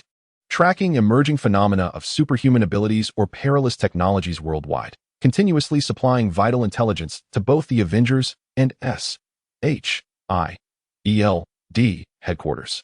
Clint's injuries from seizing the scepter during the Battle of New York have long healed, and his archery skills have only become more refined through the calm of practice. Their unspoken understanding requires no words. A mere glance suffices to convey tactical intent. For Thor, the god of thunder, acclimating to Earth is itself a delightful adventure. He has developed a fondness for the sizzling delight of barbecued meats, the richly stuffed pizzas, and the bitter liquid known as coffee, which he habitually sweetens with copious amounts of sugar and cream. He eagerly seeks out Steve for martial sparring, consequently inflating the training facility's equipment bills. With keen interest, he engages Tony in discussions about the essence of technology and divine power, despite his own ignorance of the latter, often indulging in fanciful banter. He also listens with respect as Banner elucidates the complexities of quantum theory, which may sound like an arcane script to him, yet he nods earnestly. By Mjolnir. This is remarkable. He consistently monitored the sealing status of the 2 Infinity Stones within the Asgardian treasury through Heimdall's eye, remaining ever vigilant due to reports of unusual disturbances at the edges of the 9 realms. Chapter 56. Preparing for the storm. Over the past 6 months, Fang Zhou's presence had nearly vanished within the shadows of the ancient stone walls of the New York Sanctum and the vast compendium of magical tomes. His focus was solely on 3 pursuits: the reconstruction and fortification of the Sanctum's defensive system, the healing of his own wounds, and the refinement of his powers, and the accumulation of strength in preparation for the unpredictable storms ahead. Under the meticulous care of the wise king, the New York Sanctum had seen its ancient runes regain their luster, while its multidimensional defensive arrays were reinforced layer upon layer, becoming even more formidable than before the war. Caecilius, the once struggling sorcerer on the fringes of darkness, had not only healed from his injuries through Fang Zhou's personal application of the primordial power of Wasanti and the nourishing energy of the Sanctum's core, but his magical prowess had also flourished as a result of his trials. His comprehension of white magic's purity and the duties of guardianship had reached unprecedented depths, rendering him an indispensable pillar of the Sanctum. Baron Mordo remained the same meticulous and unwavering mentor and warrior, adhering strictly to ancient teachings. He was responsible for the foundational training of new apprentices, overseeing the daily operations of the 3 great sanctums, steadfast in his commitment to Ancient One's teachings and the adherence to magical laws. His approach to power was always marked by cautious scrutiny, silently and keenly observing Fang Zhou's transformations. Meanwhile, the king took on the responsibilities of the Supreme Sorcerer, managing the daily affairs of Kamar-Taj in Fang Zhou's stead. The changes within Fang Zhou were the most profound. He cultivated tranquility, no longer content with merely the purity and light of Wasanti white magic or the prior equilibrium of the shadow and light of the Sanctum. He sought to further elevate his understanding of light and darkness. He delved deeply into the forbidden knowledge regarding the essence of dark dimensional forces left behind by Cagliostro, integrating it with the cosmic truths that Ancient One had guided him to comprehend. That light and darkness, akin to the rhythm of breathing, were 2 indispensable facets of the universe's energy cycle, dictated by the will of the guide and the scale of mastery. He also realized that while balance possesses its own strength, there are times when a singular magical attribute can be even more pure. The golden white magic excels in defense, while the dark purple-black magic specializes in offense. Fang Zhou's unique gray-gold shadow balance magic held a deeper essence, yet he recognized that fully harnessing its power remained a long journey ahead. Subtle changes were reflected in the brilliance of his magic. No longer did his magic embody the pure gray-gold hue of chaotic equilibrium. When he cast the Seraphim Shield, the pure golden light at its edges occasionally shimmered with a profound and steady dark purple luminescence, rendering the defense not only robust, but also imbued with remarkable resilience and resistance to the corrosive energies of other dimensions. The arcane energy, coalescing at his fingertips, manifested as the bolts of bowstaff, were at its sanctified, blazing core, a thread of elusive, shadowy cutting energy entwined, reminiscent of a rift in the very fabric of space, amplifying its potency and rendering its trajectory increasingly unpredictable and difficult to counter. This duality of magical essence, capable of both fusion and separate application, danced upon the razor's edge. However, the profound comprehension and efficiency in wielding the primordial energies of the universe, coupled with the mastery over the fluidity of magical forms, left both Wang and Cassius inwardly alarmed. Mood, on the other hand, furrowed his brow, his concerns deepening. Nevertheless, the augmentation of power did little to dispel the looming clouds of urgency that enveloped Fang Zhou's heart. The frigid gaze of Yumo throat before his demise, the obliterating will of Thanos that seemed to pierce through the cosmic seas, and the vulnerability of Earth unveiled during the Battle of New York, all loomed like the sword of Damocles above him. Kamar-Taj stood as Earth's most pivotal dimensional barrier, yet relying solely on the existing mage power in the face of potential interstellar warfare or threats of the Infinity Stone caliber was tantamount to a mere drop in the ocean. He required more strength, more guardians imbued with potential and worthy of trust. On a dusk adorned with delicate snowflakes, Fang Zhou stood solitary atop the highest observatory of the York Sanctum. The cold wind billowed his dark robes, creating a haunting rustle. Unconsciously, he caressed an ancient bronze talisman inscribed with the emblem of Kamar-Taj, its chill radiating through his fingertips. His gaze was profound, as though piercing through layers of spatial veils. Resting upon the frigid expanse of Eastern Europe, specifically Sokovia, the murmured words of Strucker, Hydra's agent, dissipated into the howling wind. Over the past 6 months, he had employed clandestine magic to glean insights, cross-referencing the fragmented intelligence within SHIELD's database, which had been ambiguously sanctioned by Fury. Ultimately, he pinpointed a specific target, the secret fortress of Baron Wolfgang von Strucker, alongside the unique twin subjects, Wanda Maximoff and Pietro Maximoff. In the originally charted course of fate, they would, under the influence of Loki's scepter, the Mind Stone, unleash chaotic magic capable of tearing reality asunder and achieve a speed transcending time. However, they would also fall prey to a deep-seated hatred towards Tony Stark, embarking upon a path fraught with anguish and devastation, ultimately paying a grievous price. Fang Zhou was resolute in severing this thorny road. He aimed to extricate them from the quagmire of hatred before the corruption of the Mind Stone deepened and Hydra irrevocably twisted their souls, guiding them towards a divergent future. Wang, Fang Zhou's voice, though soft, penetrated the wind's howl, reverberating across the desolate observatory. As if emerging from the shadows of the stone wall, Wang silently appeared half a step behind him. Fang Zhou conveyed his plans to Wang, entrusting him to remain at the sanctum. Upon hearing this, a look of understanding crossed Wang's face, intertwined with a faint, scarcely perceptible worry. Was it truly for the siblings trapped within Strucker's castle?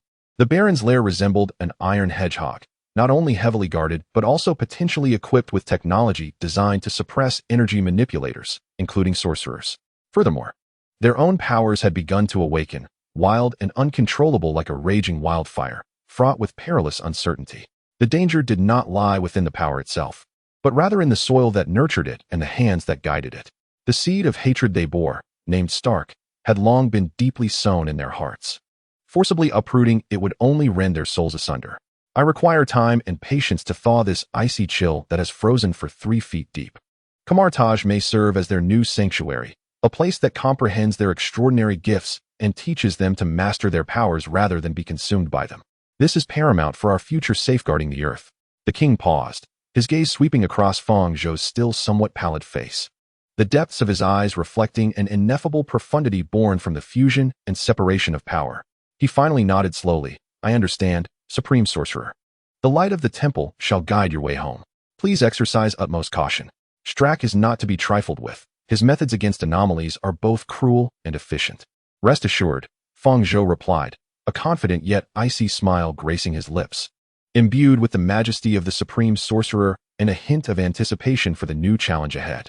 He spoke no further, raising one hand, his fingers weaving a cryptic and intricate pattern in the air. Ancient and obscure incantations flowed from his lips, deep and powerful. As he moved, the air before him shimmered like a still lake disturbed by a stone, sending out ripples of golden light. At the center of these ripples, tiny sparks erupted into existence. leaping and swirling, emitting a faint yet distinct hissing sound, akin to molten metal cooling in the air. The sparks rapidly spread, outlining a circular portal approximately 2 meters in diameter, its edges glimmering with sparks, a gateway to distant Eastern Europe taking shape. From beyond the portal, the faint wails of howling winds and a stifling, frigid metallic aura could be faintly perceived. Fang Zhou cast one last glance at the king, their eyes meeting, a silent understanding passing between them. Then, he stepped forward, his figure vanishing into the shimmering portal of golden sparks, disappearing without a trace. The portal swiftly contracted behind him, extinguishing the sparks, leaving only the biting cold wind and an eerie silence on the stargazing platform, as if everything that had transpired was but a fleeting illusion. Only the lingering, faintly sulphurous and ozone-infused scent in the air attested to the sorcerer's voyage. The king stood rooted in place, gazing at the spot where Fang Zhou had vanished. After a long moment, he sighed softly, turning to blend into the ancient shadows of the temple. He understood that what the Supreme Sorcerer might return with could be more than just two young individuals of immense potential. It could very well be a tempest brimming with tremendous energy, yet exceedingly unstable. The fate of Kamar-Taj, and, perhaps, the entire Earth, may quietly transform due to this journey to Eastern Europe. The wind and snow howl above Sokovia. Chapter 57. Crimson and silver shadows. The blizzards of Sokovia slice through the leaden sky and desolate earth like countless icy razors. At the end of an abandoned industrial zone, a fortress of cold concrete and heavy alloys, the lair of Baron Strucker looms like a dormant black behemoth, silently standing amidst the storm, exuding an air of forbidding isolation and deathly stillness. Inside the fortress, in stark contrast to the frigid exterior, the air is thick and tainted with the stench of disinfectant, machine oil, and the acrid scent of metal scorched by high-voltage currents. Under the harsh glare of white light, fully armed and with lifeless, mechanical gazes, Hydra soldiers patrol silently, while heavy alloy doors creak open and shut, occasionally betraying muffled screams or the beeping of instruments. In the innermost depths of the fortress, within the core observation chamber of a heavily secured experimental zone, Baron Strucker, lean and impeccably uniformed, with meticulously groomed hair, peers through thick bulletproof glass. Observing the isolation chamber below, his icy, focused gaze resembles that of a scientist examining rare specimens in a petri dish. Within the isolation chamber, Wanda Maximoff huddles in a corner. Her long, dark brown hair is disheveled against her pallid, paper-like complexion. Deep within her exceptionally bright eyes swirl pain, fear, and an uncontrollable, chaotic energy of deep crimson. Scarlet tendrils of energy writhe beneath her skin like furious serpents, each flicker inducing violent spasms and suppressed whimpers. In the adjacent room, her twin brother Pietro manifests as a dazzling silver blur, relentlessly colliding against the specially designed walls and one-way glass, producing dull, desperate thuds that resonate with a speed that leaves a visual afterimage of silver streaks. Clearly, although their powers have begun to awaken, they remain unenhanced by the gem's influence. Pain serves as the catalyst, while hatred fuels their transformation. How perfect a weapon they could become. Strucker's voice is cold and fervent. His aide reports in hushed tones. Magnetic suppression field at 85. Miss Maximoff's energy fluctuations are intensifying. Her emotions are on the brink of collapse, and the risk of losing control is exceedingly high. Mr. Maximoff's kinetic impacts are causing increased damage to the isolation chamber. That is of no consequence. Pressure testing is essential. Record the data. Strucker cruelly gestures. The cleanup crew is on standby, and the elimination plan is ready. Tony Stark will be the final fuse to ignite them. Before he can finish, a deep hum resonates. The lights throughout the fortress flicker violently. A piercing, maximum-level intrusion alarm roars like a dying beast, instantly tearing through the stagnant air. Blinding red lights engulf every corner. Warning: energy barrier at the perimeter is collapsing. Physical defense nodes have failed. An incursion of extraordinarily high-energy unknown forces has been detected. The signal exhibits multidimensional disturbances originating from technology beyond comprehension. The cold, synthetic timbre of the electronic sound resonates with an unprecedented urgency. In an instant, the composure etched upon Strax's face shattered, transforming into fury and alarm. Multidimensional disturbances? Sorcery. He surged toward the monitoring console with fervor. Immediately, he recalled the sorcerer who had publicly wielded magic. On the screen, a vast expanse of green light points, symbolizing safety within the district defense grid, was abruptly erased by an invisible hand, morphing into a blinding crimson. The surveillance footage was awash with static, devoid of any explosions or intruder images. Initiate the shield protocol. Highest level. Maximum power for the anti-mental interference field. All cleanser squads. Target area. Extract him immediately. Kill, without hesitation. Strax's roar was laced with a barely perceptible tremor of fear. The unknown, particularly such a violation of physical laws, represented the most loathed variable in his meticulously crafted plans. The fortress instantaneously transformed into a machine of slaughter. Heavy alloy gates thundered down, segmenting the area. The piercing alarms and the hurried footsteps of armed soldiers reverberated throughout the corridor. Armed with specialized energy weapons, the cleanser squads moved with the swiftness of cheetahs, surging forth like a tide of death toward the breached sector. Within the district's defense node, the interior was not violently obliterated, but rather exhibited a peculiar state of dissolution. The half-meter-thick alloy walls, seemingly corroded by a potent acid and then instantaneously solidified like wax, formed a smooth-edged aperture barely large enough to accommodate a passage.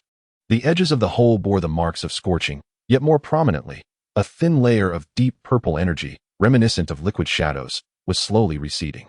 The air was suffused with the sense of sulfur and an unsettling instability akin to torn space. Fang Zhou's figure emerged, as if coalescing from the very shadows, quietly stepping through the breach. His dark robe was nearly invisible under the harsh white light, save for the occasional flowing deep purple luminescence, reminiscent of the night sky, that coursed through the hem and his fingertips, silently attesting to his formidable power. His expression was serene, his gaze as tranquil as a still pond, as if he were merely strolling through his own garden. His forceful dismantling of multiple energy barriers and physical defenses, coupled with the instantaneous incapacitation of all electronic surveillance, was the culmination of 6 months spent merging the characteristics of the Vishanti order with the encroaching attributes of the dark dimension. Wielding dark purple magic that disintegrated material structure and corroded the essence of energy, deftly dissolving Hydra's iron fortifications. The expenditure of magical energy was minimal, his presence still profound as the depths of the ocean. The technology mimicking anti-mental interference fields was a clumsy imitation of the arcane. Fang Zhou's senses stirred, detecting a viscous force field attempting to suppress his mental probing. A faint, almost pitying smile curled at the corners of his mouth. This force field, in the presence of a supreme sorcerer who comprehended the fundamental energies of the universe and drew power from the very dimensions themselves, was akin to a spider's web attempting to ensnare a hurricane. His formidable spiritual perception disregarded interference, effortlessly penetrating layers of metal to distinctly lock onto the two fiery souls. Wanda and Pietro, ablaze with anguish and potential, deep within the fortress.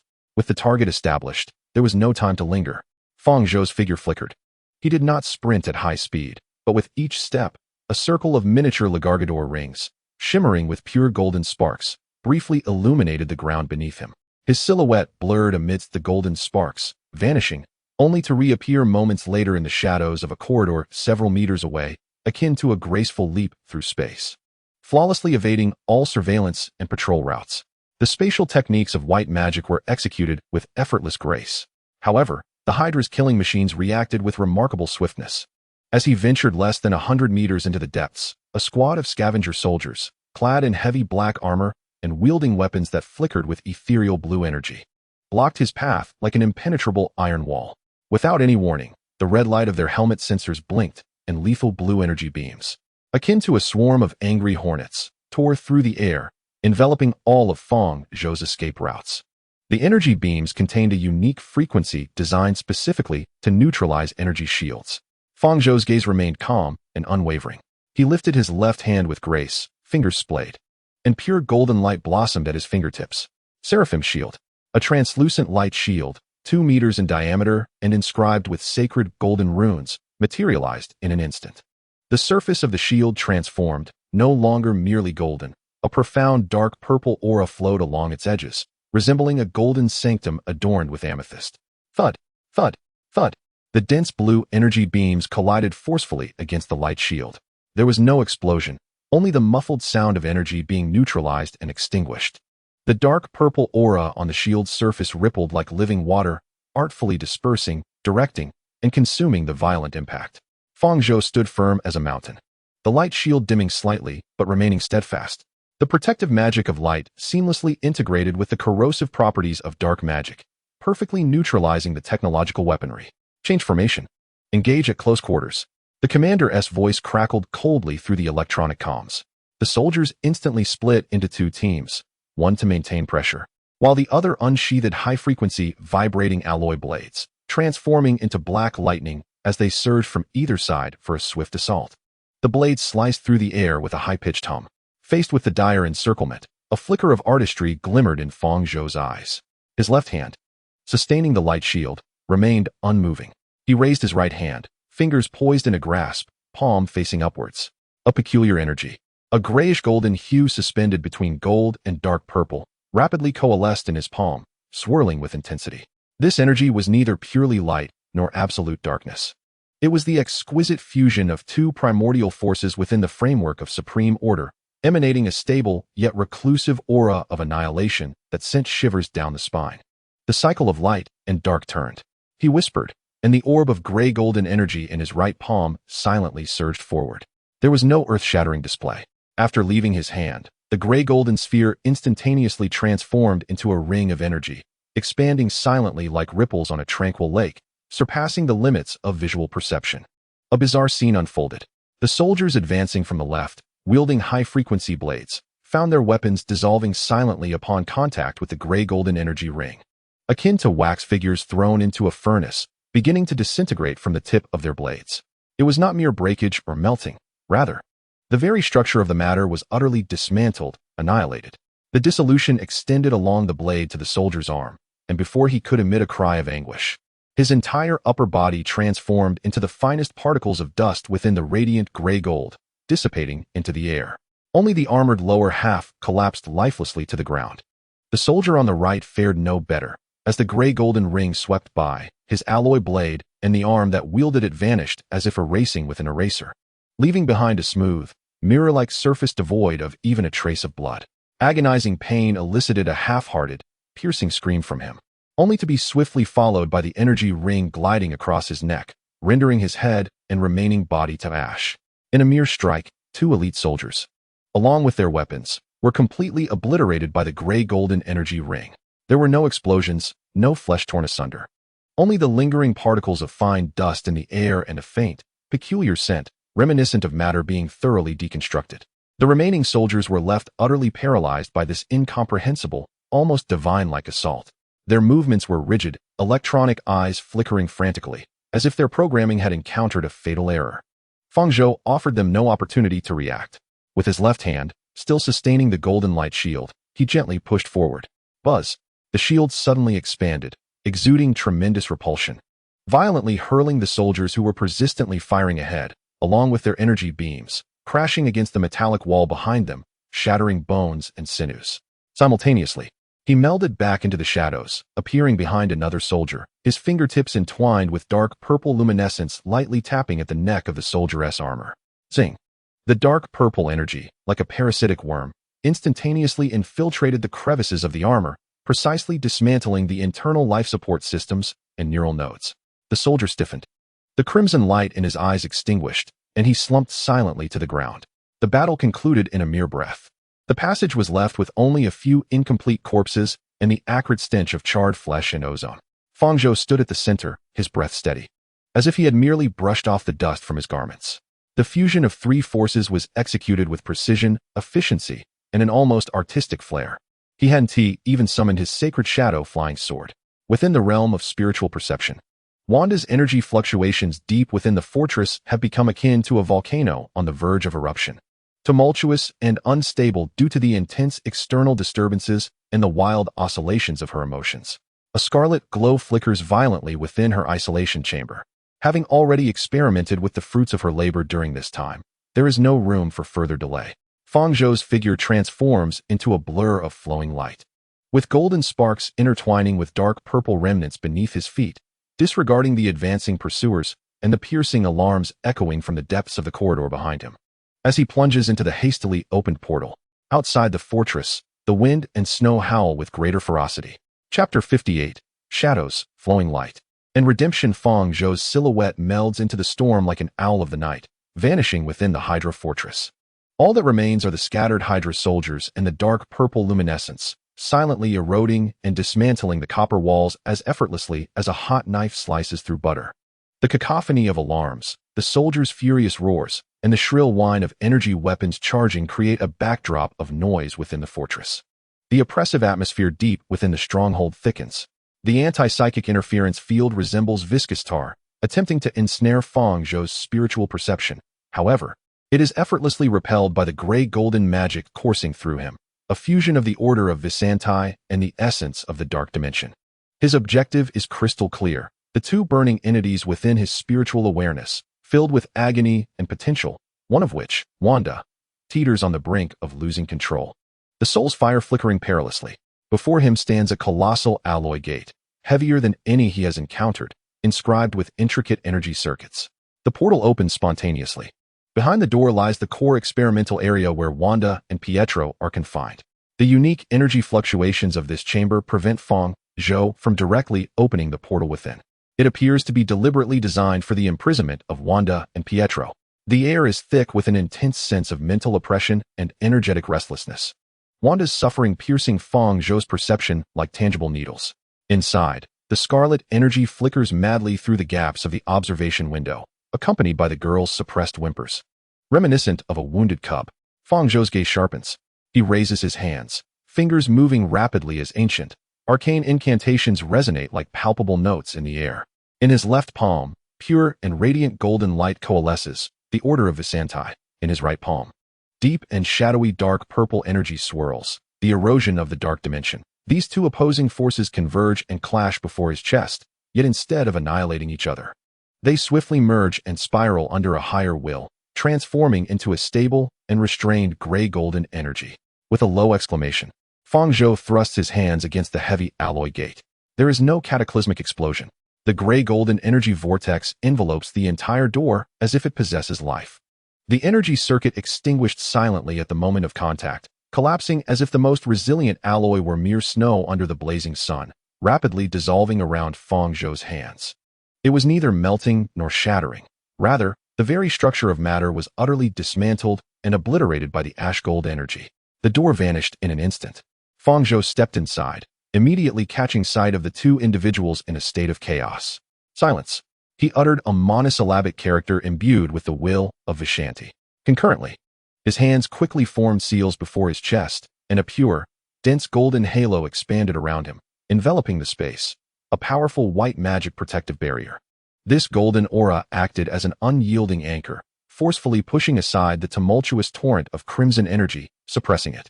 Countless minute golden runes swirled upon the surface of the halo, radiating a soothing and calming influence. The golden light enveloped the entire core experimental area. Within the isolation chamber, Wanda curled on the ground, encased in the out-of-control scarlet energy, crying out in anguish, as if she were embraced by a warm and potent force. The chaotic energy that tore at her soul appeared to be gently smoothed and organized by an invisible hand, visibly calming the violent waves.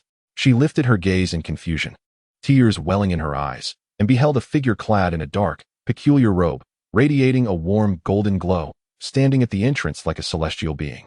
Next door, Pietro's silver silhouette abruptly halted, pressed against the one-way glass, now rendered transparent by the erosion of ash-gold energy. He gazed in disbelief at the unfamiliar figure at the doorway and the terrifying red light being forcibly subdued beside his sister. Fang Zhou's gaze swept over their young yet tormented faces, finally resting upon Wanda, his voice gentle yet imbued with undeniable authority. Wanda Maximoff, Pietro Maximoff. Your suffering ends here. Come with me. Leave. Pietro's voice, distorted by urgency and excitement, was laced with caution and skepticism. Who are you? A new trick of Hydra? Or have Stark sent you? His words faltered as Fang Zhou's gaze shifted towards him. Those profound eyes seemed to peer into his very soul, sending a shiver of inexplicable dread through Pietro. I am Fang Zhou, the supreme sorcerer of Kamar-Taj, he declared calmly. Stark and Hydra have imprisoned you, distorted your beings, and injected venomous hatred into your hearts. They are your true enemies. As he spoke, he approached Wanda's isolation chamber. A flicker of dark purple light danced at his fingertips, and the specially designed energy suppression lock shattered like decayed wood. Wanda stared blankly as Fang Zhou approached, instinctively shrinking back. Yet the warmth and sense of security radiating from his golden halo instilled in her an odd feeling of safety, something she had never experienced in Hydra's frigid laboratory. No, we're not going anywhere. Peter let out a fierce roar. his body instantly transforming into a streak of silver light as he sought to rush forward and protect his sister. He was not one to easily trust the words of the man before him. His speed reached an extreme, and almost the moment the thought crossed his mind, he appeared beside Fang Zhou, his fist slicing through the air with a sonic boom as it aimed squarely at Fang Zhou's temple. He was determined to prevent this enigmatic figure from taking his sister away. However, just as his fist was about to make contact with Fang Zhou, the latter did not even turn to look at him. With a casual sweep of his left hand, an invisible wall of gray-golden energy materialized in Peter's path. A dull thud echoed as Peter felt as though he had collided at supersonic speed with an unseen mountain. All his kinetic energy was instantaneously absorbed and shattered. The immense backlash caused every bone in his body to creak in protest as he was propelled backward, crashing into the reinforced wall with a deafening thud, creating a shallow dent. He slumped to the ground, dizzy and in excruciating pain, as if his speed had been abruptly stripped away, leaving him with nothing but an overwhelming sense of shock and helplessness. Speed requires commensurate control and mindset. Otherwise, it is merely reckless self-harm. Fang Zhou's voice remained calm and undisturbed, as if he were merely brushing away a fallen leaf. He did not glance at the battered Peter, but instead approached Wanda, extending his hand with his palm up, radiating pure golden light akin to warm sunlight. Trust me, your future should not be defined by hatred and confinement. Wanda gazed at that outstretched hand, then glanced at her brother struggling to rise in the distance, before finally returning her gaze to Fang Zhou's tranquil and profound eyes. Those eyes held no pity, no scheming, only an all-encompassing peace and unwavering confidence. The hatred instilled by Hydra was like a solid ice. Yet under the illumination of that warm golden light, it seemed to fissure. She hesitated and trembled, but ultimately, she placed her cold, scarred hand gently into Fang Zhou's warm palm. Fang Zhou clasped her hand, and a gentle yet resolute stream of Vasant energy flowed into her, further soothing the chaotic magic swirling within her. He raised his other hand and grasped at Peter, who had just slid down from the wall, his face a mask of shock, anger, and resentment. A soft yet unyielding golden energy, like an invisible rope, instantly bound Peter, drawing him closer. "Let me go?" Peter struggled.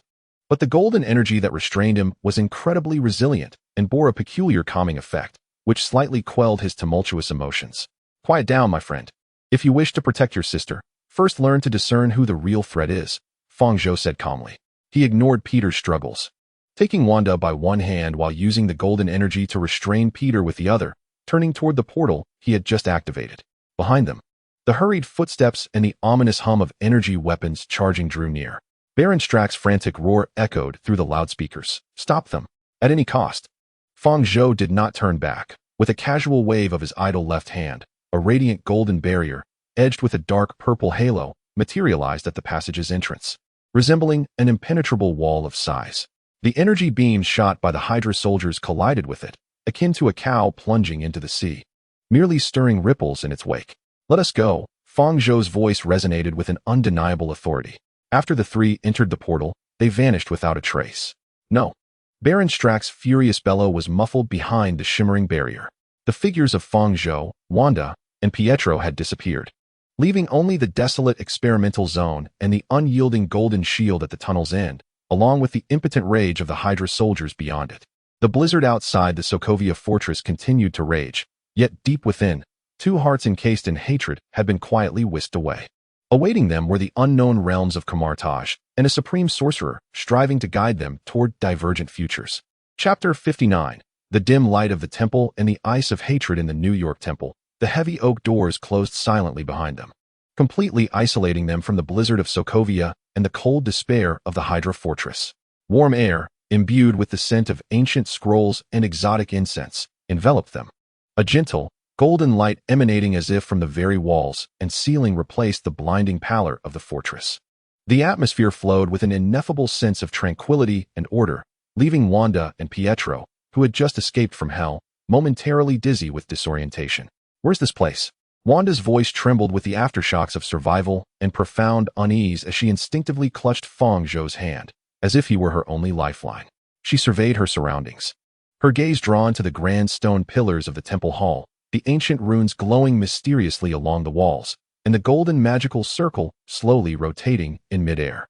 Everything here surpassed her comprehension, neither the cold technological fortress nor the devastated home of Sokovia, she remembered.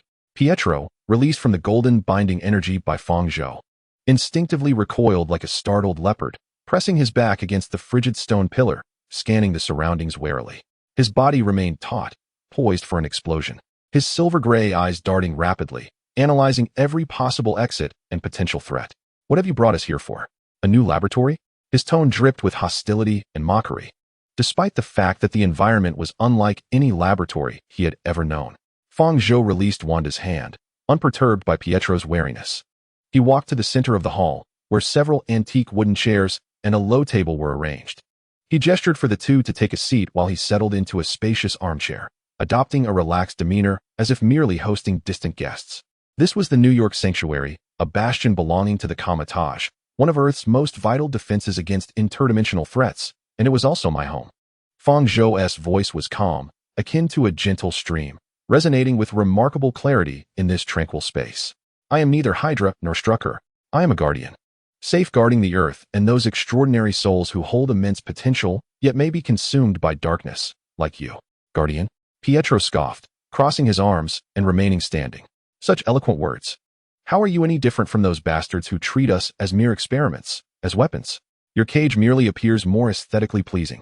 His eyes blazed with anger, directed at Fang Zhou, and then at you, Wanda. How can you trust him?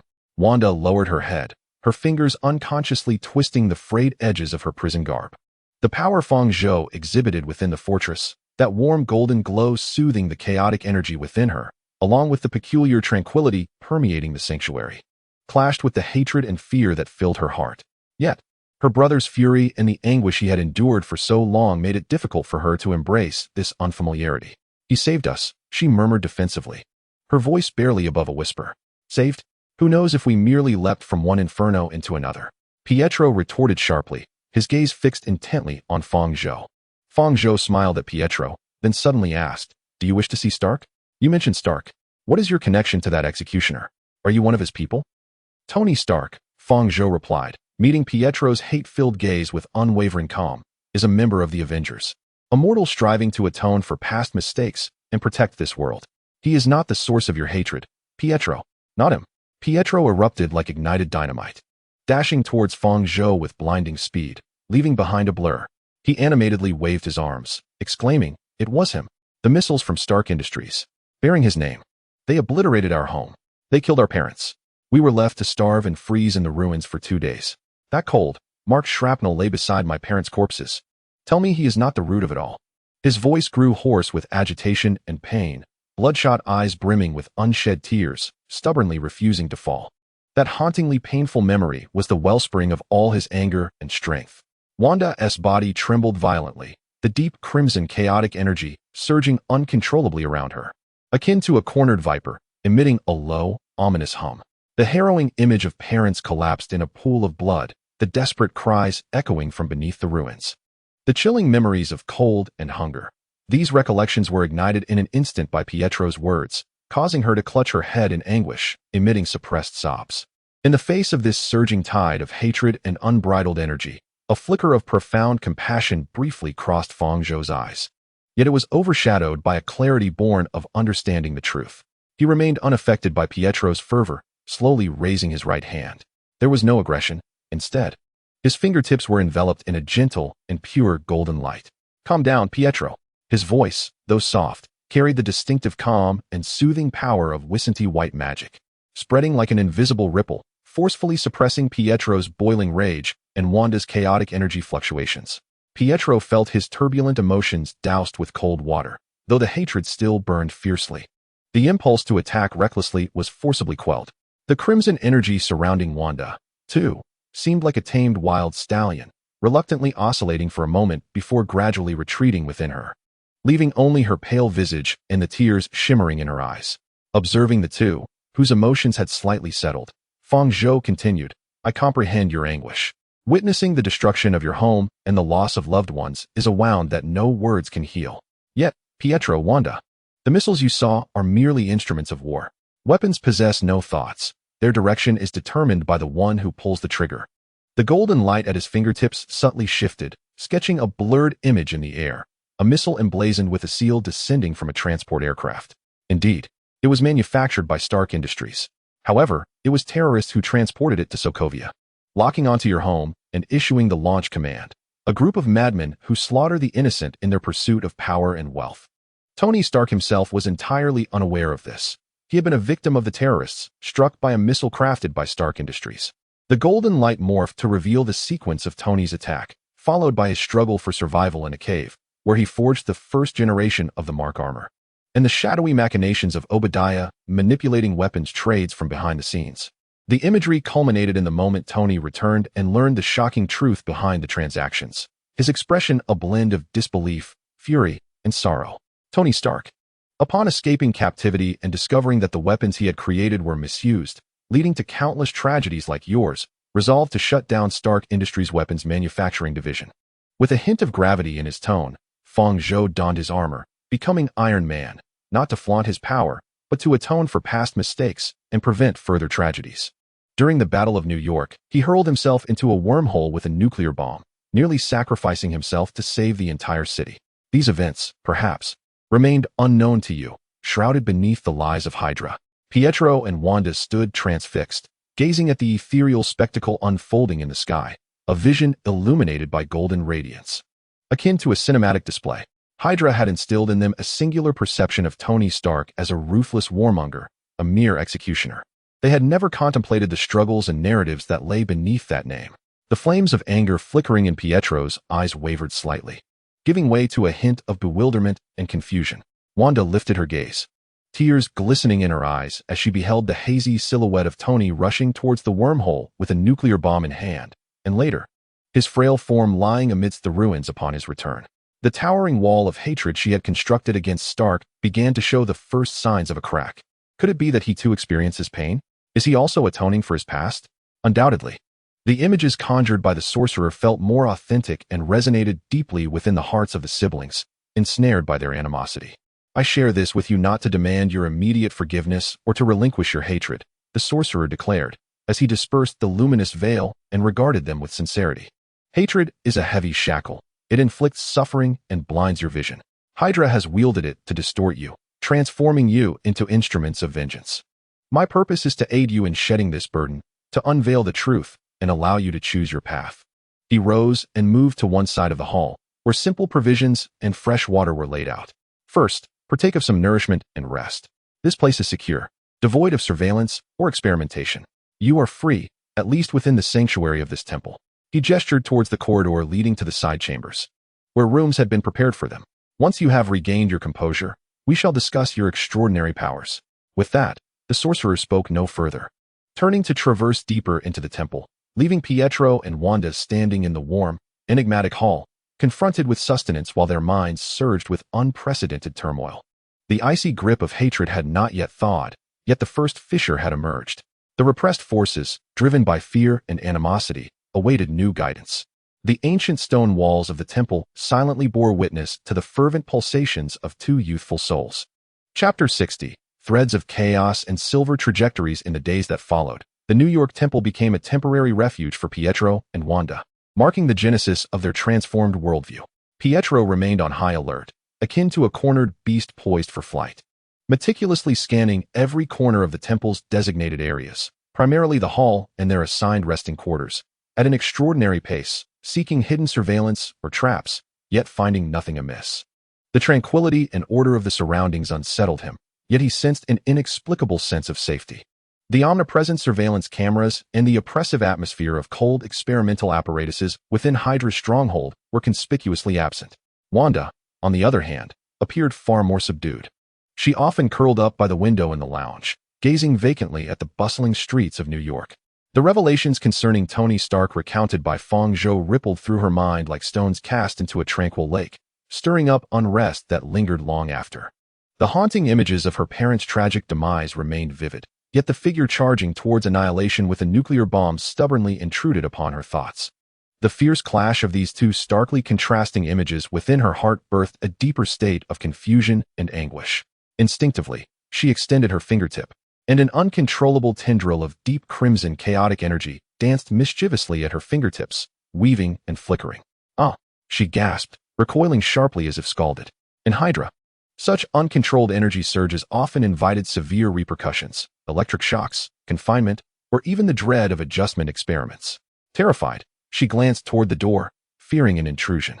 Yet, the entrance stood desolate, the temple enveloped in silence, with only the faint sounds of the city outside permeating the stillness. Gradually, her taut nerves relaxed as she observed the lingering, slowly dissipating scarlet glow at her fingertips, evoking an unprecedented and peculiar sensation within her. Here, it seemed, no one would punish her for this. With cautious determination, she attempted once more. This time, a finer, softer thread of red energy emerged gently in her palm. As if endowed with life, she endeavored to bend it with her will, to knot it. Though clumsy, the strands occasionally faltered and vanished. Yet the faint sensation of attempting to control rather than be controlled brought forth a semblance of innocent curiosity to her pale countenance for the first time. On the third morning, Fang Zhou reappeared in the hall, donned in a more casual deep blue robe, exuding a solemn aura. Pietro abruptly halted his aimless pacing, instinctively positioning himself protectively in front of Wanda. Wanda, in turn, subconsciously withdrew the faint red energy she had been attempting to weave. "How have you rested?" Fang Zhou inquired calmly, his gaze sweeping over the two. He astutely sensed the minuscule chaotic magical fluctuations lingering at Wanda's fingertips, as well as the glimmer of exploration that had yet to fully fade from her eyes. "What exactly do you intend to do?" Pietro probed directly, his tone still brusque, yet devoid of the previous day's hysteria. "To assist you," Fang Zhou replied succinctly, "to help you comprehend and master the innate gifts you possess, rather than allowing them to consume you or be wielded as weapons by others." "Gifts? You mean the very things that turned us into monsters?" Pietro scoffed. "Power itself is devoid of morality, Pietro," Fang Zhou stated as he stepped into the center of the spacious hall. "The crux lies in the will of the wielder and the manner of its control. Your speed may be perceived as a tool for slaughter by Hydra. Yet in my eyes, it can become a swift means of saving lives, a harbinger of hope." He turned to Wanda, saying, "Wanda, the chaotic magic flowing through your fingertips possesses the potential to reshape reality. It can manifest as the flames of destruction or serve as the wellspring of creation." He raised his right hand, palm facing upward. Without uttering an incantation, pure golden light flowed forth from his fingertips like a gentle stream, coalescing above his palm to shape itself into a vividly lifelike golden bird, poised to take flight. This luminous creature, composed of pure energy, emanated warmth and vitality, even producing a crisp, melodious chirp. This exquisite manipulation of energy showcased his masterful control over the powers of white magic. Both Wanda and Pietro were captivated by the spectacle. Curiosity and longing sparkled in Wanda's eyes, while Pietro, though maintaining a serious demeanor, allowed the corners of his tightly pressed lips to relax slightly. Next, Fang Zhou raised his left hand, where deep purple luminescence began to swirl around his fingertips, exuding an aura of somber tranquility. The dark purple light gathered above his left hand, morphing into a similarly vivid, yet entirely black, shadow hawk with piercing eyes. The hawk flapped its wings silently, radiating a chill and dangerous essence. The golden bird and the shadow hawk, one light and one dark, one warm and one cold, circled above Fang Zhou's palm, creating a striking contrast. The light within the entire hall seemed to flicker slightly in response to their dance. Observed closely, Fang Zhou's voice resonated. He slowly brought his hands together. The golden bird and the shadow hawk, as if drawn by an invisible force, began to approach one another. Just as they were about to collide, a peculiar stream of gray golden energy surged forth between his palms like an adhesive. Contrary to expectations, there was no cataclysmic explosion. Under the harmony and dominion of the gray golden energy, the brilliance of the golden bird became subdued yet resilient, while the shadow hawk's darkness embraced a touch of stability and depth. The two opposing energies did not merge into one. Rather, they resembled two fish entwined in a graceful dance, spiraling harmoniously within the gray golden energy field, pursuing each other along an arcane trajectory. The forces of light and dark not only refrained from clashing, but instead established a peculiar balance and complementary essence, generating energy fluctuations that were more stable and powerful than when they existed separately. Wanda watched, entranced. It seemed her own chaotic magic resonated with this display, stirring to life within her.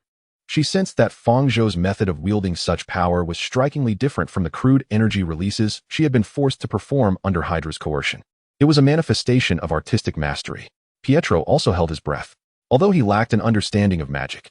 The sight of light and dark dancing in harmony within the gray golden energy field conveyed an ineffable beauty and balance of power, standing in stark contrast to the reckless fury he experienced in his pursuit of ultimate speed. The path of strength is not solely one of destruction. Fang Zhou dispersed the illusion of energy from his hands, and the gray-golden halo faded away.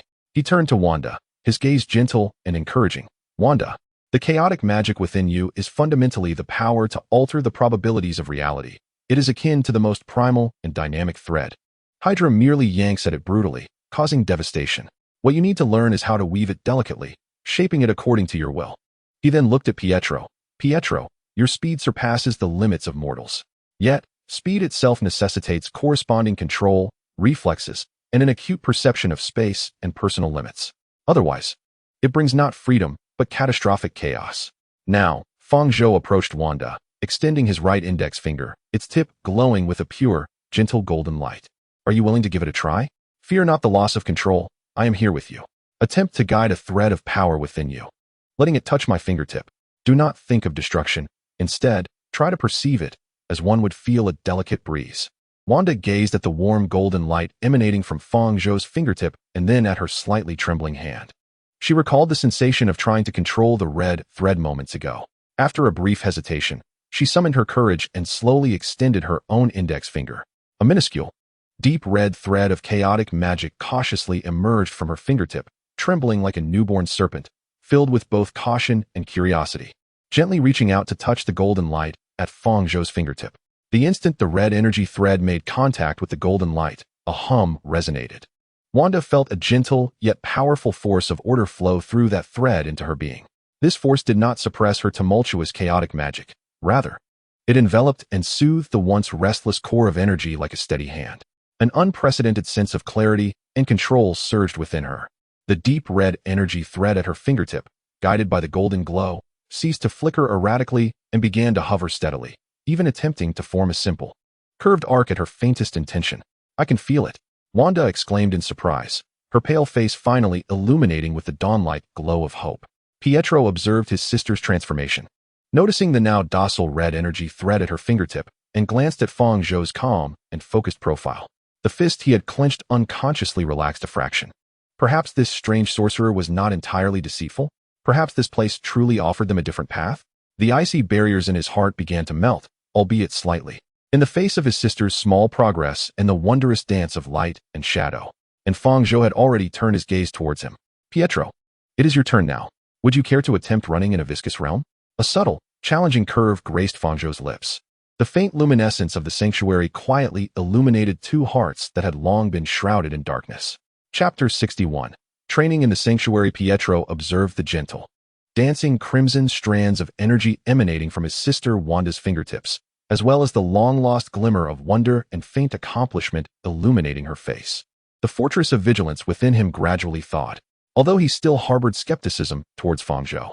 The evident strength he displayed and the undeniable assistance he provided to his sister made it impossible for Pietro to maintain his prickly demeanor entirely. Running in a viscous space? Pietro arched an eyebrow, a flicker of competitive spirit igniting in his silver-gray pupils, reminiscent of strapping weights to his feet. How viscous could it possibly be? The arc of Fang Zhou's smile widened slightly, imbued with challenge. You'll find out if you try. With no unnecessary movements, he merely raised his right hand, palm facing the expansive central area of the hall, fingers gradually splayed. A faint, nearly imperceptible gray-golden halo, akin to ripples on water, silently enveloped that space. The air seemed unchanged, yet Pietro's acute superspeed senses immediately detected a shift in the resistance within that area. It felt as though the air had transformed from a light gas into a viscous substance, possessing a slight adhesive quality. Is that all? Pietro's lips curled in disdain. Yet his body instantaneously morphed into a streak of silver light, dashing into the region cloaked in the gray-golden halo. In the blink of an eye, his speed plummeted.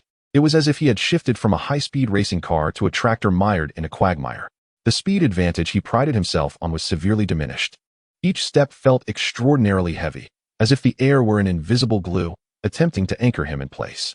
His blurred afterimage vanished, and he moved through the gray-golden halo at a pace that appeared dazzlingly swift to an observer but felt agonizingly slow to him, his expression etched with astonishment and discomfort. What on earth is this? Pietro attempted to accelerate, but with every exertion, the viscous resistance intensified, rendering him as if swimming against a strong current, expending far more energy than usual. After merely sprinting a few dozen meters, he was forced to halt, breathing heavily, beads of sweat forming on his brow, his eyes wide with shock.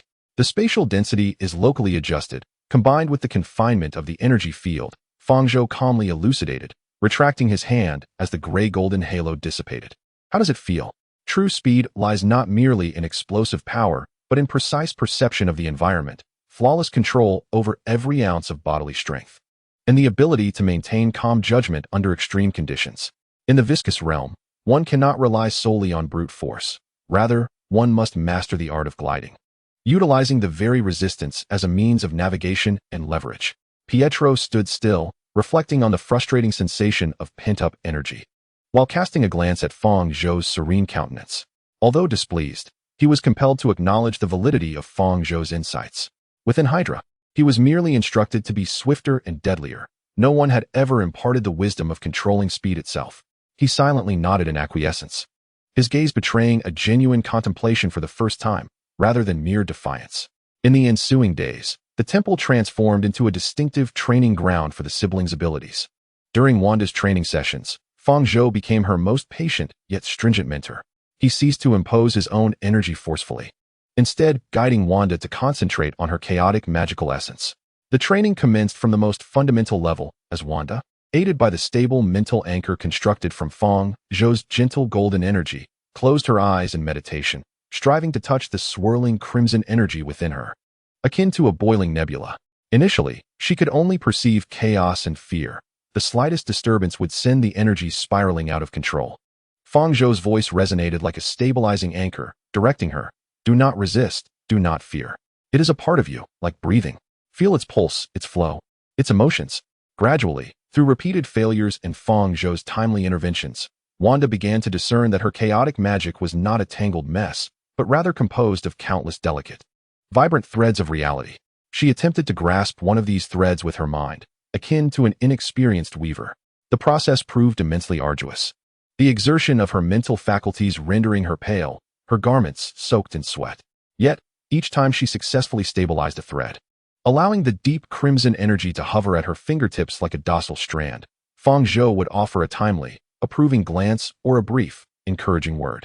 This seemingly trivial affirmation, for Wanda, who had long been tormented by denial and fear, was akin to a precious oasis in a parched desert.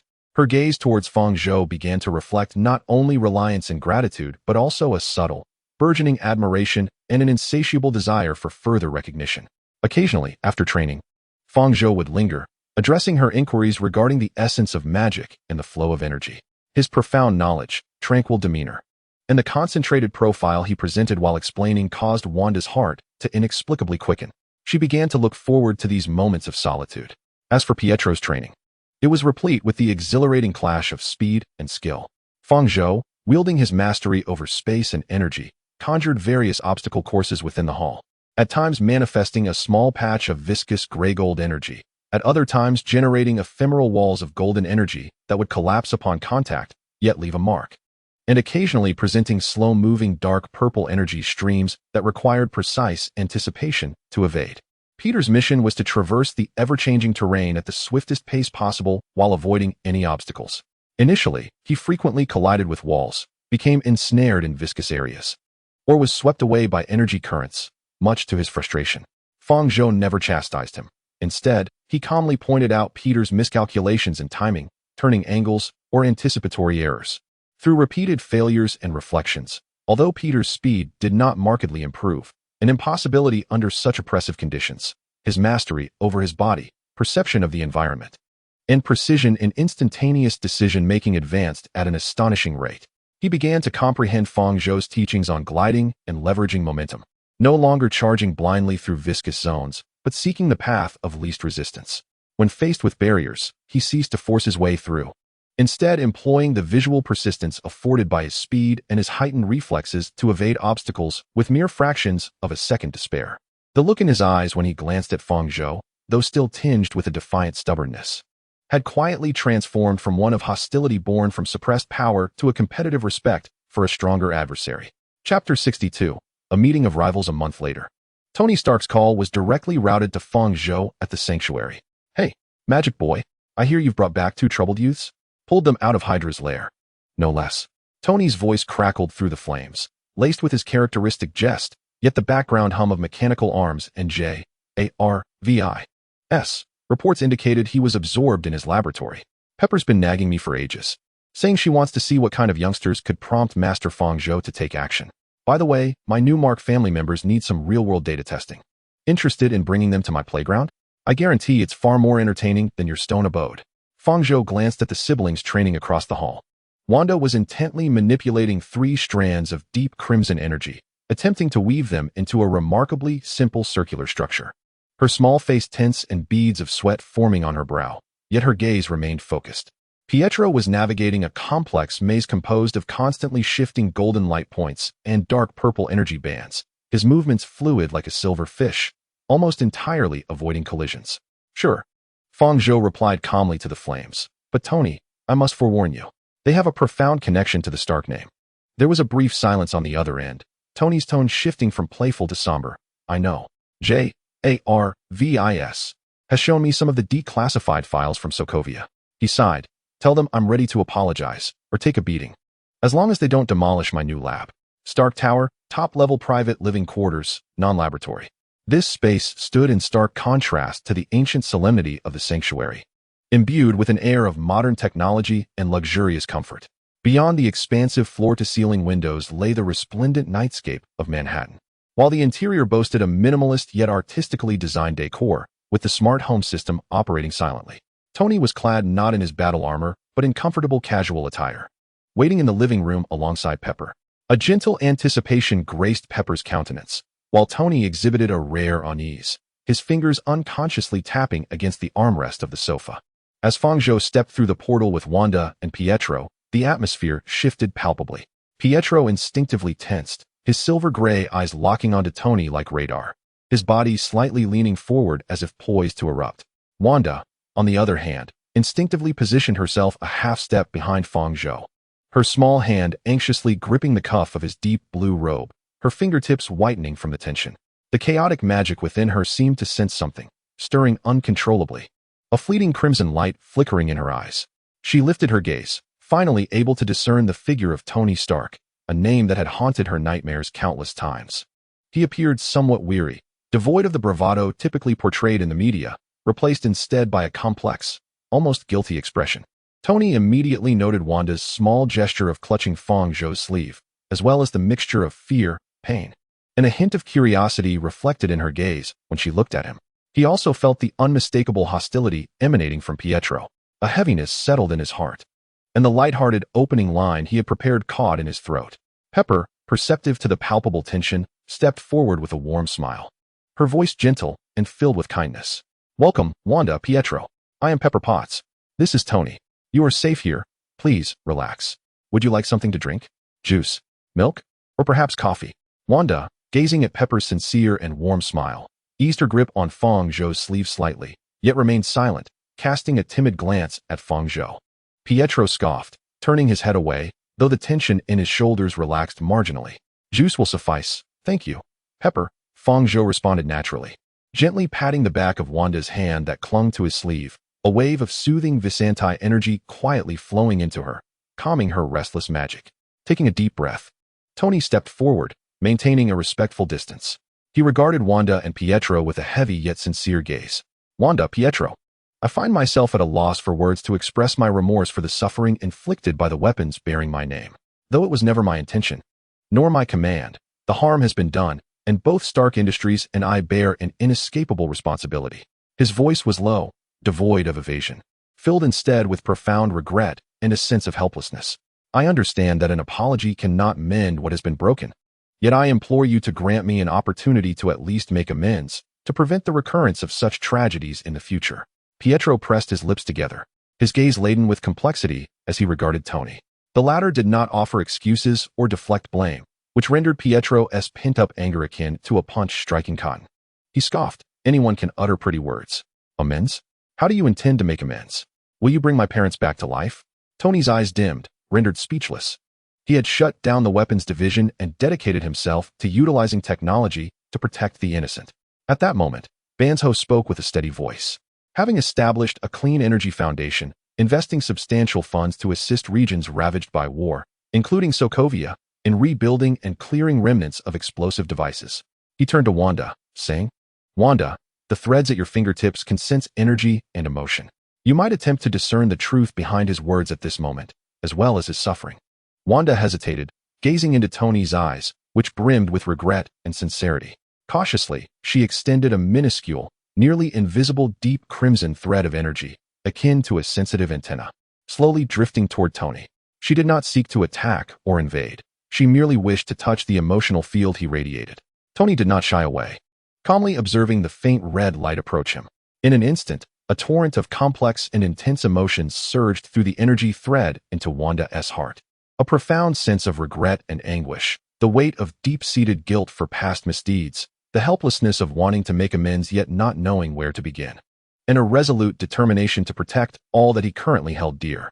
This emotional wave was so genuine, so potent, far more intricate than the singular, cold-blooded image instilled by Hydra. Wanda's body trembled slightly, abruptly retracting the energy thread, her face pale, her chest heaving. The look in her eyes when she turned to Tony had irrevocably changed. Fear still lingered, yet it was tempered by overwhelming shock and an ineffable understanding. He too bore such heavy sorrow. He truly sought redemption. I sensed that. Wanda's voice, faint as a whisper, resonated clearly in everyone's ears. She turned to Fang Zhou, her eyes reflecting confusion and a quest for affirmation. Fang Zhou nodded gently in response. Pietro observed his sister's reaction, then glanced at the silent and tormented Tony. Although the hostility in his eyes had not completely dissipated, the impulse to rush forward and strike him had ebbed away like a receding tide. He huffed and moved to the expansive floor-to-ceiling window, turning his back to the others, gazing out at the scenery without uttering another word. Yet, his taut silhouette betrayed the tumultuous emotions within.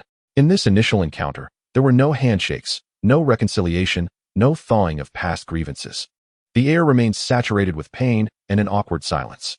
Yet that profound, one-sided hatred, like a hardened ice, has developed irreparable fissures under the impact of truth and the collision of complex emotions. Letting go may require time, however, at the very least. The door to communication and understanding has been painstakingly pried open a crack. Pepper timely offered juice, gently steering the conversation towards the siblings' life in the sanctuary. Fang Zhou reciprocated by sharing amusing anecdotes from their magical training. Although the atmosphere remained somewhat tense, it no longer felt as charged as it had initially. Chapter 63. Respite in the Shadows. Meanwhile, in Tony's spacious study, Jarvis's holographic projection silently hovered above the desk, displaying several streams of highly encrypted information alongside blurred satellite images. The images depicted a remote valley in the Middle East, where unofficial armed personnel and peculiar traces of energy residue could be faintly discerned. "Sir, I have received a classified message from Director Fury of S.H.I.E.L.D. The activity frequency of the terror organization led by the entity known as Mandarin has recently surged abnormally. They claim responsibility for last week's theater explosion in Bern and have released a new threat video, employing methods unlike any known terrorist organization, utilizing some form of undocumented bioenergy weapon. Director Fury believes this may involve more perilous technology or extraordinary powers. He urges you to pay attention to related intelligence, particularly any clues that may pertain to the remnants of the Ten Rings." Jarvis's voice carried a note of gravity. Tony picked up a glass of juice and approached the holographic projection, his brow furrowed. He glanced towards the living room, where Fang Zhou was conversing with Pepper and Wanda, while Pietro remained turned away, gazing out at the scenery. "The Ten Rings," Tony murmured to himself, his expression sharpening. The name of the organization that had once abducted him, leaving a profound shadow, slithered back into his mind like a cold serpent. "Jarvis, mobilize all resources and unearth every piece of information on this Mandarin. Also inform Rhodey. His war machine may need to be prepped ahead of schedule." He took a sip of juice, sweetness tinged with bitterness. The echoes of peace following the battle in New York had yet to fade, and new shadows were silently burgeoning in the unknown corners. This time, however, he would not be fighting alone. He cast a glance at the figure in the deep blue robe in the living room, feeling a measure of reassurance. With the magical lad present, at least Earth's defenses had gained an additional layer of protection. The initial meeting at Stark Tower concluded amidst a complex and nuanced atmosphere. Pietro remained silent, yet the hostility in his eyes had transformed into scrutiny. Wanda, bearing a hint of confusion and seeking confirmation of Tony's emotional authenticity, followed Fang Zhou back to the sanctuary. Days later, Tony reached out to Fang Zhou once more. In the midst of the fiery communication, Tony's voice resonated, accompanied by J.A.R. VISS steady reports. Nick Fury, the one-eyed leader, had sent a gift regarding a madman who referred to himself as Mandarin and his Ten Rings organization. Their activities had become increasingly brazen, launching attacks with no discernible pattern while declaring their intent to purify the world. Their methods were primitive, yet exuded an unsettling aura. Utilizing remnants of biological energy weaponry I had never encountered. The Ten Rings? Fang Zhou's voice was laced with both confusion and dawning comprehension. It appeared that the forthcoming narrative was about to unfold. He had perused the archives from Kamar-Taj concerning potential threats to Earth, and this name rang a bell, albeit vaguely documented, merely hinting at an ancient and perilous Eastern organization linked to certain powerful artifacts, with specifics remaining elusive. However, as a traveler from another realm, he was privy to some details about the Ten Rings. Indeed, a band of terrorists clad in theatrical garb, shouting slogans. Fury suspected deeper technological support behind them, possibly from an arms dealer or something even more sinister.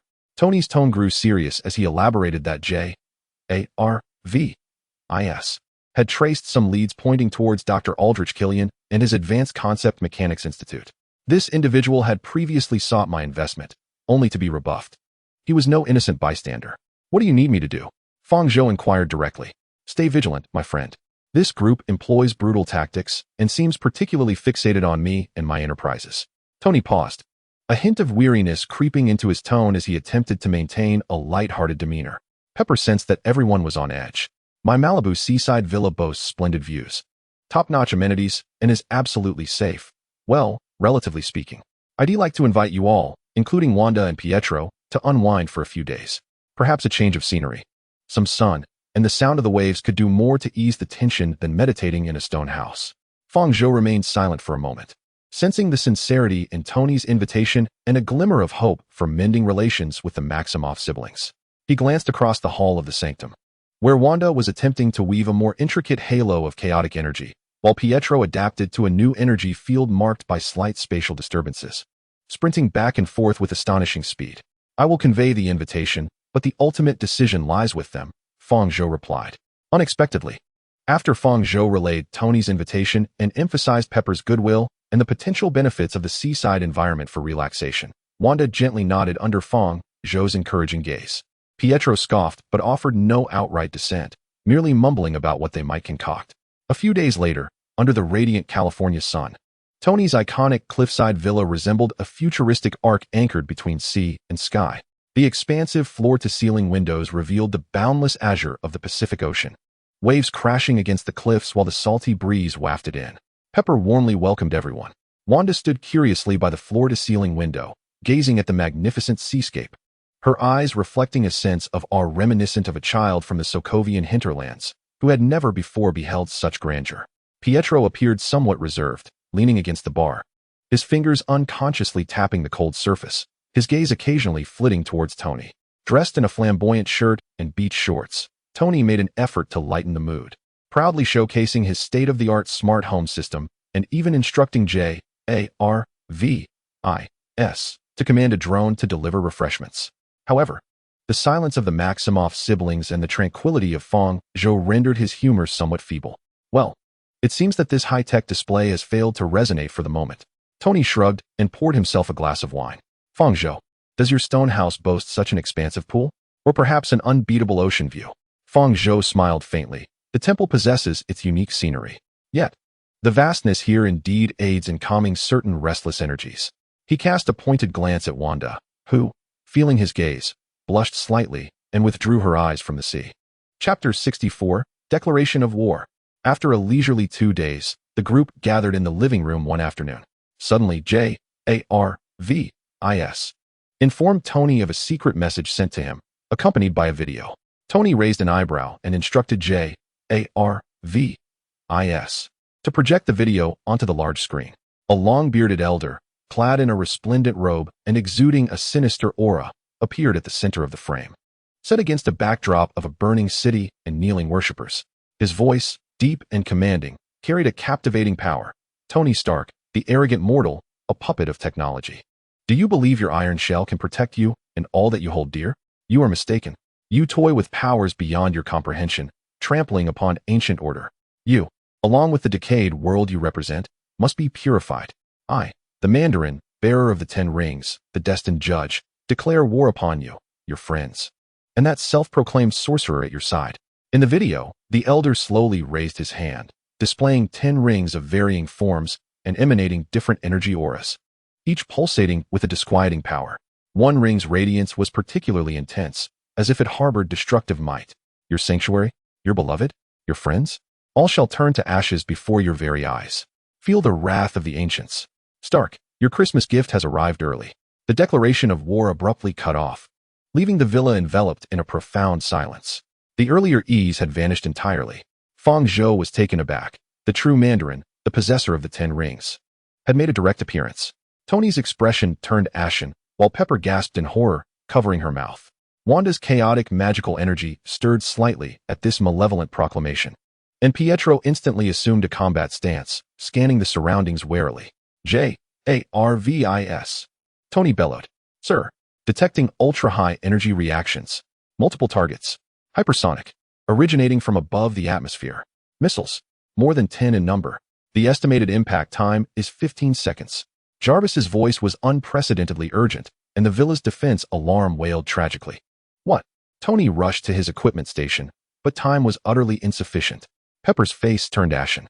Pietro instinctively moved towards Wanda, but Fang Zhou acted with greater swiftness. Come to me. Fang Zhou's voice resonated like a mighty bell, imbued with undeniable authority. He stepped forward and instantly positioned himself before the floor-to-ceiling window, directly facing the oncoming missiles. A robe materialized around him in an instant. The deep blue cloak billowed without wind, enveloping the entire villa in an overwhelming and profound aura. Wanda and Pietro were irresistibly drawn by this force, retreating behind Fang Zhou. Tony seized Pepper's arm and sprinted to join Fang Zhou. Fang Zhou's hands traced intricate patterns before his chest with astonishing speed, leaving behind shimmering afterimages. A low, ancient incantation reverberated through the air like tangible sound waves. In the name of Visanti, construct a barrier of order. With the mark of darkness, obliterate the edge of foreign matter. Holy shadow flows, impervious to all methods. Buzz. 3 layers of differently colored magical shields rapidly layered and unfolded, tightly encasing the villa. The outermost layer was a profound dark purple luminescence, swirling like living water, forming a colossal energy vortex. This defense, infused with the corrosive characteristics of the dark dimension, was designed to dismantle material structures. The middle layer was a stable, subdued gray-golden shield, akin to the strongest alloy, exuding immense energy absorption and dispersion properties, a quintessential embodiment of the balance between light and darkness. The innermost layer comprised a pure, weighty golden rune barrier, where countless minuscule Visanti runes flowed, providing the most robust order protection and spiritual safeguarding. The 3-layered shield was completed in an instant. Light surged, energy pulsed, illuminating the villa's interior as if it were a divine realm. At the moment the shield took form, boom, boom, boom, boom, boom, the deafening explosions erupted in rapid succession. The entire villa trembled violently. Ferocious flames, shockwaves, and lethal debris crashed against the 3-tiered magical shield established by Fang Zhou like a torrent of destruction. The outermost dark purple energy vortex spiraled wildly, as missile warheads capable of demolishing tanks and kinetic impacts struck like bullets sinking into a quagmire. Their physical structures and contained chemical biological energy rapidly eroded, dismantled, and annihilated, with most of the explosion's force forcibly erased at the outer layer. The middle gray-gold shield rippled violently, akin to a water surface bearing immense force, cleverly dispersing, absorbing, and transforming the residual penetrating energy. The colors of the shield flickered, revealing the immense pressure it endured. Yet it remained resilient and unbroken. The innermost golden rune light barrier stood firm as a mountain, emanating a soothing radiance of order that shielded against the searing heat, cacophony, and the mental turmoil brought about by shockwaves. Within the protective dome, the gathered individuals felt only a slight tremor beneath their feet and were enveloped by a muffled roar, witnessing the apocalyptic inferno beyond the barrier. Tony gazed in astonishment at the cataclysmic scene, securely kept at bay by the 3 layers of mystical light. Pepper clutched his arm tightly, her complexion pale, yet her eyes brimming with gratitude for their survival and for the deep blue figure. Wanda and Pietro were equally awestruck. Wanda could distinctly perceive the terrifying power embodied within the 3 layers of the shield, an utterly different yet perfectly harmonious force, far beyond her imagination. For the first time, Pietro felt the stark contrast of his speed rendered insignificant in the face of absolute power. He also observed Tony instinctively shielding Pepper, his expression laden with complexity. The explosive roars persisted for several seconds before gradually subsiding. Smoke billowed as flames engulfed the villa's surroundings. The once luxurious modern cliffside estate resembled a solitary island amidst the flames. Only the area under the protective dome remained unscathed. Akin to an ark in the midst of an apocalypse,